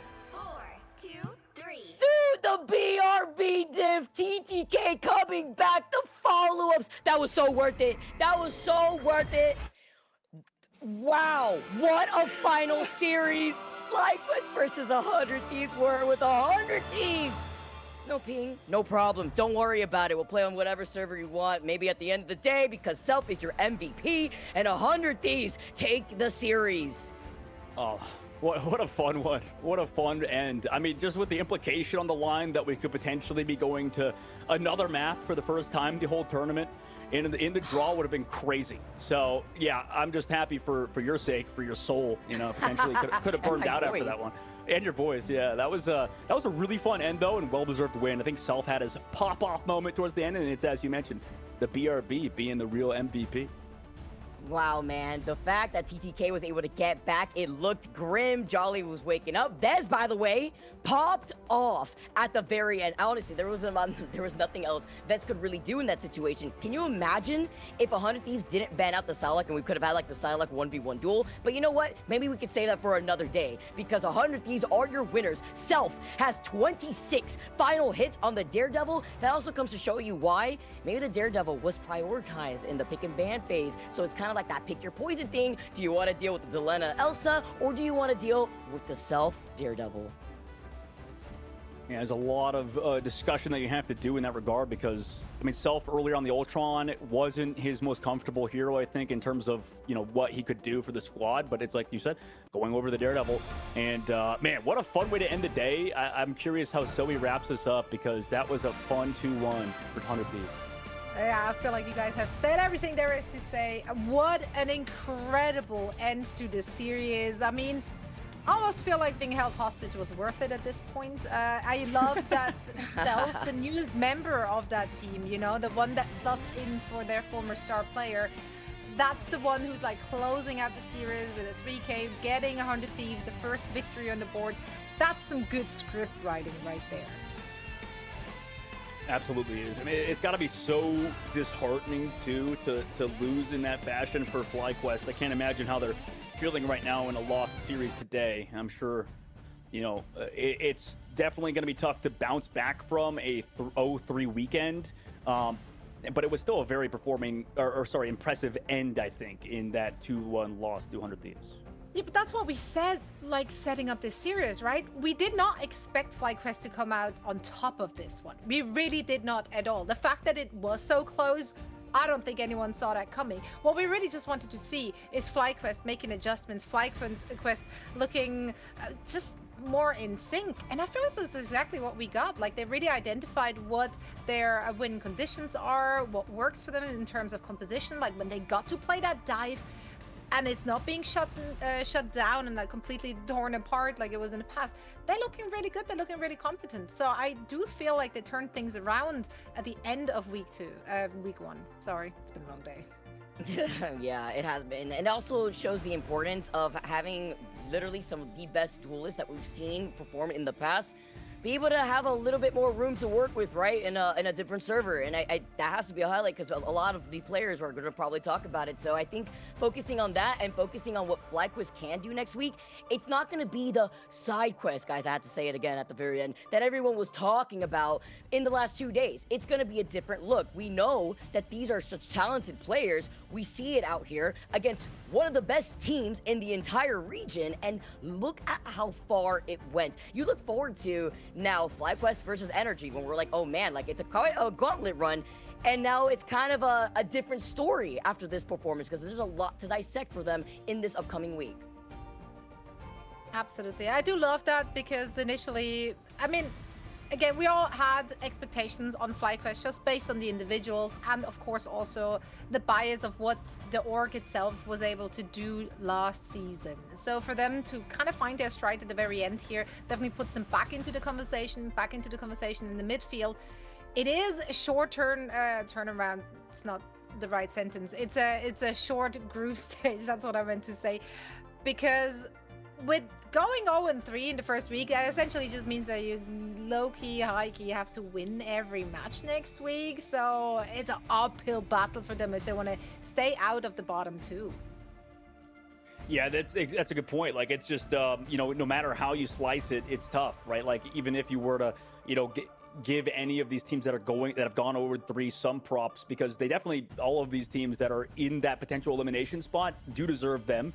But, you know, we can give as many, you know, flowers as you want, because it doesn't matter how many of those flowers you have when they are whittled away in your hands, because every single opportunity you had, you've lost. What's happening? Sorry, it's just what happens At past this midnight, hour? you know? It's like I unravel. You start with like t-shirt quotes. I do love that for you. Poetry. Actual poetry. Yeah, but I mean, I'm just glancing over at FlyQuest's schedule coming up in week 2. Energy Shock and then Swamp Gaming. Those are the 2 matches they have next week. That's tough. But they played it so close against their 100 Thieves, so that should then, of course, make you feel hopeful about an opportunity there against those 2 teams. Yeah, absolutely. You're right. I think that there is a chance. And I think we can offer that same opportunity to the Group B side too, right? Like Group B is just fighting tooth and nail to get qualified, right? So a match that I'd be checking off, I think, for a lot of our fans out there is going to be Nightmare versus Lunex too, because Lunex also are 0-3, but have had close 2-0s too. So, you know, that'll be a really fun game, I think, end of the day next Monday or next Friday. Yeah, it's always such a dumb thing to say. It was like, those are quality losses, right? Like, the pieces are there. Like, it just all came down to either they kind of fumbled and couldn't close it out at the very last second, or the opposition just popped off left and right. And like, every once in a while, another team is just on fire, and then that's it. That's a GG. Nothing you can do about that. You just have on days and off days like that. But yeah, it's been an extremely interesting first week of play here. I think we've learned a lot. Mostly about the fact that we may have all had a pretty wrong read on some of those teams, which I do love. I love that they come in and prove us wrong. Yeah, me too, because then you get to kind of figure out, okay, what's going in Americas? Imagine those who ended up going to sleep right before that final map like played out and saw how close it ended up being. It was definitely worth the wait, and now people get to really dissect what happened. And then looking forward, I think it's the best birthday gift for myself to be able to see how everyone's pick'ems are not only in the trash bin, but it's like unpredictable, right? This region has come out from the MRC teams making adjustments in the 2 weeks that they had on a new patch and a new season, seeing what they could push into the MRI. It's been nonstop close competition. Like, despite the 2-0s, it's been very back and forth, and we've heard it from so many different players across multiple regions here between EMEA and NA, where they talk about, all right, well, some of us are still figuring out the meta. We're even hearing other players in our past interviews talk about how they excel when they play what they're comfortable with. Except next weekend, we are playing on a different patch in the tournament server. We will have the White Fox buff actually come through. We will have those Ulcer nerfs come in, and we have to see how that's going to affect anything, even for the teams that are comfortable running the triple strat. Because after today, too, we've been seeing a lot of triple strat, and we keep talking about the ultimate nerfs and what that's done in terms of splitting up those ultimate charges across those strategies. And is it better? Is it worse? Well, guess what? It actually works out in different types of game modes. The Ultron coming out too on Domination. There's a lot to break down here. And with those White Box buffs, we're going to have to see how that's going to influence some of the teams that excel, especially on the triple strat. So my eyes are also on Sentinels. Yeah, we did get a good look at quite a few White Foxes already this week. The question is, how much of it will we actually see next week? Valentina's White Fox, for example, was absolutely lights out. So I am super excited to see which teams will benefit from playing on the most recent patch and which teams might start struggling there. Is there any team that comes to mind that could be on either side of the spectrum? I mean, I think every team this week in terms of like maybe I feel like a lot of the teams out of Group B fall in that category, Zoe. Like I feel like you know, or maybe even Group A too, like with Sentinels. But you know, I feel like TSM still figuring out, same thing with Nightmare, Lunex. Like a lot of these squads are still trying to kind of determine, you know, what they're best at. But you know, coming back to Group A, like it's the same thing for Sentinels in those squads. You know, like for FlyQuest, I feel like they were already preparing almost for the patch next week, right? So considering the fact that they were letting Elsa through sometimes and trying to play to that Mantis triple strategist composition that, you know, we heard in the interview earlier from Crimzo that a lot of teams are focusing triple strategist. Yeah, actually I found it so interesting this week that Elsa caught a lot less bans than I would have expected to see her catching, but yeah, we don't know. We don't know what the team's strat books look like. We do have an opportunity to talk to one of the coaches who might be sharing some insight. It's iRemix joining us for a quick chat after this victory, so let's bring him in. iRemix, long time no see, and Hello, Steve, what's up, Zoe? congratulations. Thank you. It's great to chat to you again. Okay, listen, we gotta be real about this one though. I mean, a win is a win, but FlyQuest definitely made you sweat for it today. Can you identify the biggest hurdle that they put in your way, and why was it so difficult to close things out as cleanly as you would have liked? To be honest, first map we just made a composition error. Like I think if we played some different character instead of Temple, it would have been easier to mark that comp because they're like flanking everywhere. So having a Venom or a Cap will be more useful. But I also think like if we were playing a fair game, I do believe like I'm gonna call out some people. I think there's coaches that are getting league codes. We never did that. We had a plan, and somehow they banned DD first when we had never played DD. So I'm just putting that out there. All right. I love Dogman's face. That's the tea we need at this hour, by the way. I'm here for this. Yeah, you know what? Hey, if you know them, you could call them out so that way other teams may know, because who knows what other strats are being leaked. But I respect it. I respect the remix. You guys came out on top.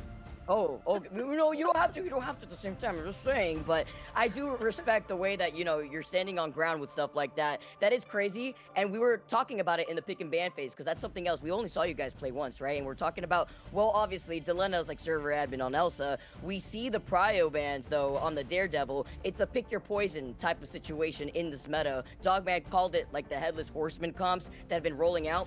Well, you finished the job.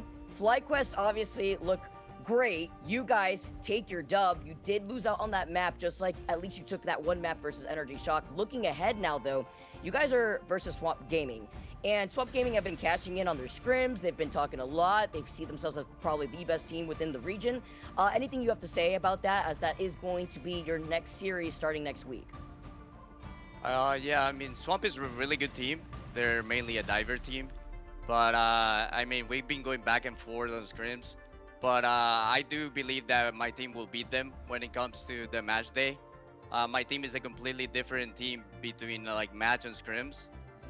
The first series leap away from us, I do believe we lost to energy to just ourselves. We could have easily beat that team. So I do believe moving forward, we're just going to beat every single team. As long as like, I mean, we'll beat them regardless, even if they're trying to cheat and leak codes and everything. I love it, dude. That's great. Dude, Remix, real quick, one question on this. Like, this is something that I've been, like, kind of burning at. I know you're a big brain guy over there at 100 Thieves.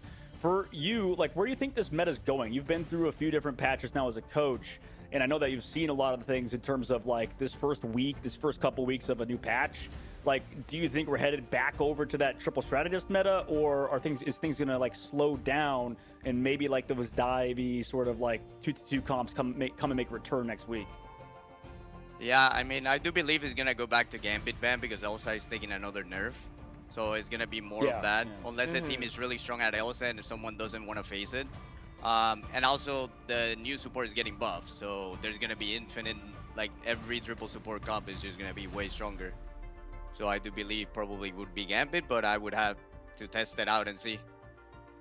That's my best guess. Well, we'll see soon enough. Yeah. Well, Remix, I'm gonna let you rest up. This series took a few minutes longer than anyone expected, so I'm sure you are as exhausted as the players are. Thank you so much for sharing the insight, and best of luck in your matches next week. Yeah, I mean, I want to give shout out to my family, to all the players. I Please think do, yeah. all of the new everyone carried that match. Self was going crazy on DD. He's one of the new additions to the team. So I mean, I give him the MVP of that match. And also Winnie was great on support, and yeah, we are ready to beat everybody. And also a shout out to Space and Jay, who are my friends and supported me this whole time. Thank you. Yeah, much love to everyone out there. Much love to you, Remix. Great to see you again. Rest up. Have a good rest of your night. Thank you. You too. Thank you, Bye. Remix. See you. Came in with the tea as well. I'm here for it. It's that hour. It's that hour of the evening. This is some great insight, though, and yeah, definitely he's echoing what we're saying, and we're echoing what he is saying here as well, right? Vicky, you kind of called it there. Yeah, it's hard too, right? Because if you feel like your strats have been leaked and you're already going into the match seeing it play out before your eyes, there you go. You're going to have to actually go back to the drawing board as quickly as possible, right? You're going to have to figure out, okay, well, if they already know what to expect, what haven't they seen? And it's really difficult to come up with that actually on the fly against a team that has a lot of pressure on their backs. Let's not forget, a lot of people had 100 Thieves as #1. I feel like after the first week, it's kind of usual though, so it kind of follows us everywhere we go. Pick'ems just end up, setting on fire, and that's the beauty though, when it comes to starting off a new season now within Marvel Rivals Ignite. Yeah, that's right. But pick'ems are like flowers. They're not meant to last forever. You just enjoy them for the 5 minutes of you posting them, and then you have 2 people agreeing with you, and then the other people get blocked. You know how it goes. But yeah, it's a good time for everyone involved. I think it really helps 100 Thieves there as well, because they obviously have like a lot of... They have very experienced players, but then you also have Remix, who's just such a experienced competitor. So if stuff like that happens, like what he shared, like he is quick on his toes. He does have the depth to like think outside of the box, come up with something new. I mean, top teams, they come with more than 1 page in their strat book usually. So you just gotta find the right one to edge out the victory. They managed to get that done today. So that has worked in their favor. Overall, Dogman, what's your biggest takeaway from this first week? My takeaway from this first week is that I am incredibly excited for next week. That's literally my only takeaway. Now I just want to see... I just want to see how everything sort of like kind of culminates. Like really, at the end of the day, we saw all these matchups, but this is building into week number 2, right? This is just the beginning of a new patch, and then into another one. We now get to see these teams that are at the bottom try to not get eliminated, not get relegated, right? Because even if you're an invited team, if you're not a partner in squad, there's a chance you get sent back down and have to work your way back up. But today's games were just definitely insane, and they got even more insane as the day went on. They're really literally. good. Vicky, what's your highlight match here? I mean, it has to be that last one. It's like making sure everyone was truly excited for that last game, keeping everyone on the edge of their seat. And it went the distance when we were highlighting this series to be a difficult mountain, the David versus Goliath type of series, right? And FlyQuest really showed up. Nightmare versus Space Station 2 went all the distance, so we had those 2 games go to a game 3. But I feel like a team that I'm excited to see keep pressing on is We Lost, because this is a team that has gone against the grain with the different compositions that they've rolled out with. It's very entertaining. Everyone just always keeps hyping up the Jitward Squid. The Jitward Squidward. The Jitward Spider-Man. It's late, guys. It's late. But he's coming out on that Spider-Man. They're making it work with different comps that you don't expect.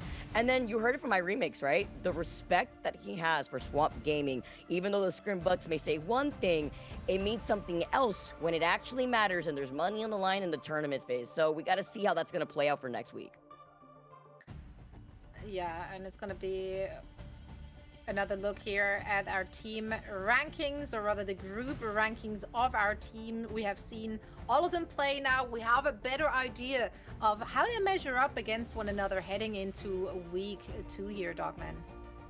Yeah, I think games are always way closer than you would assume going into it. And I mean, that is another maybe takeaway back to the original question you asked, Zoe, with like a takeaway is that this week you talked about a pick'ems, or Vicky talked about pick'ems being in the trash. You know, like maybe people are going to be begging Guang like 500 units, you know, let me reset my pick'ems or something, you know, maybe.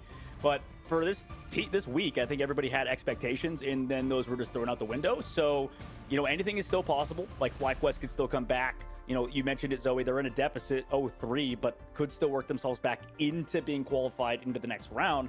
And then for the, you know, other side with Cafe Rose, they already have a game to work with, and a considerable kind of upset game over FlyQuest, considering FlyQuest, I think, looked a lot better versus 100 Thieves today. And then that could be interesting to see if 100 Thieves are then on the potential exit out of the group stage.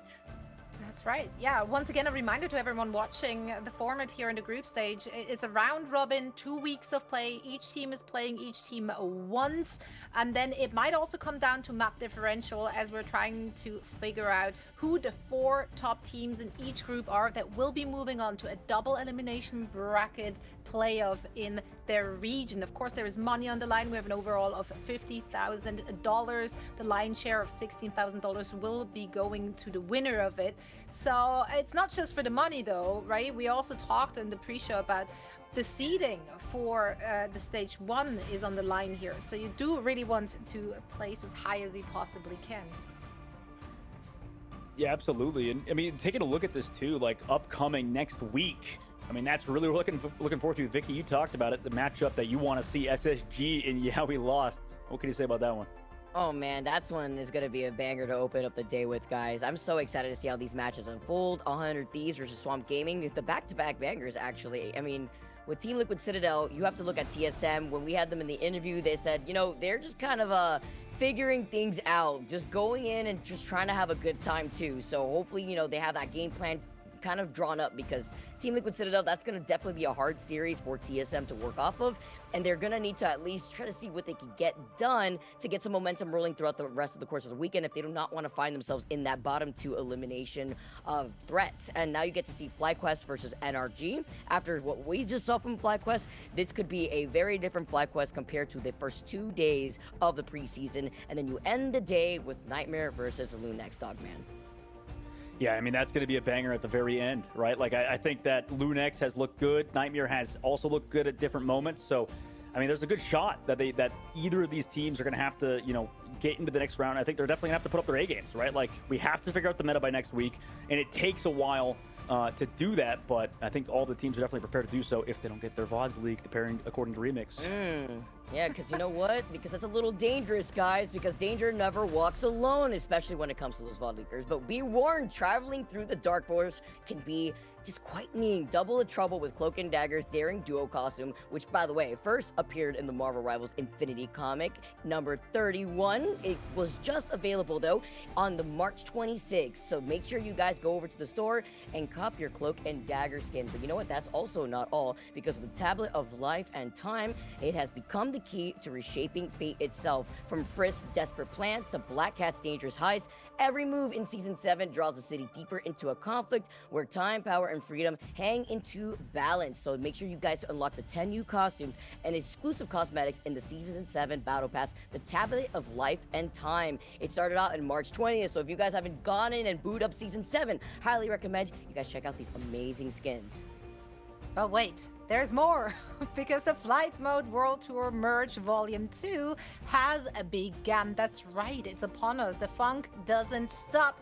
Gotta feel the groove, buckle up for a wild ride. All you have to do is also completing some daily missions to earn the name or see Samba costume for free, or you can pick your own rewards from the roster of available costumes. Of course, there's also the option of upgrading to premium to unlock all access permanently, including Star-Lord's Groovy Guardian and Magic's Infernal Idol. Yes, the tour started already, so get groovy and take center stage. Well, I'm rooting for that one, Zoe, because I'm about to make some noise for ESU's very own sports legend with Brett Hendrick. Whether he's scoring on the field or just walking on the campus, he's always the center of attention. The game is on, and the score points are coming in hot for Captain America's Brett Hendrick. The star costume first appearing back, by the way, at Season 7's release, so that dropped just like these other skins a few days ago on the 26th. So make sure to cop them. They're in the store right now. That's right. And with that, look at all those goodies. It is time for us to close out the day. What an incredible exclamation point on an opening weekend this last match was, guys. It's been such a pleasure. We've had shocking upsets, mid-match identity crises, absolute display of dominance, as well as a little bit of everything. Scriptwriters really have done a good job for this opening 2026 season. And now there is, of course, a lot to digest as the teams head into the lab for the second and final week of group play. It's their last shot to break into the top 4 and secure a spot in that double elimination playoff bracket we just discussed. But that is it from us. Vicky, Dogman, it's been an absolute pleasure. Also, super happy early birthday to Vicky. Make sure to hit her up on all the socials you can find her on and wish her a happy early birthday. Thank you all for watching and sticking with us through some of those longer breaks. We'll see you right back next week for the conclusion of the Marvel Rivals Ignite preseason group stage. Have a good night.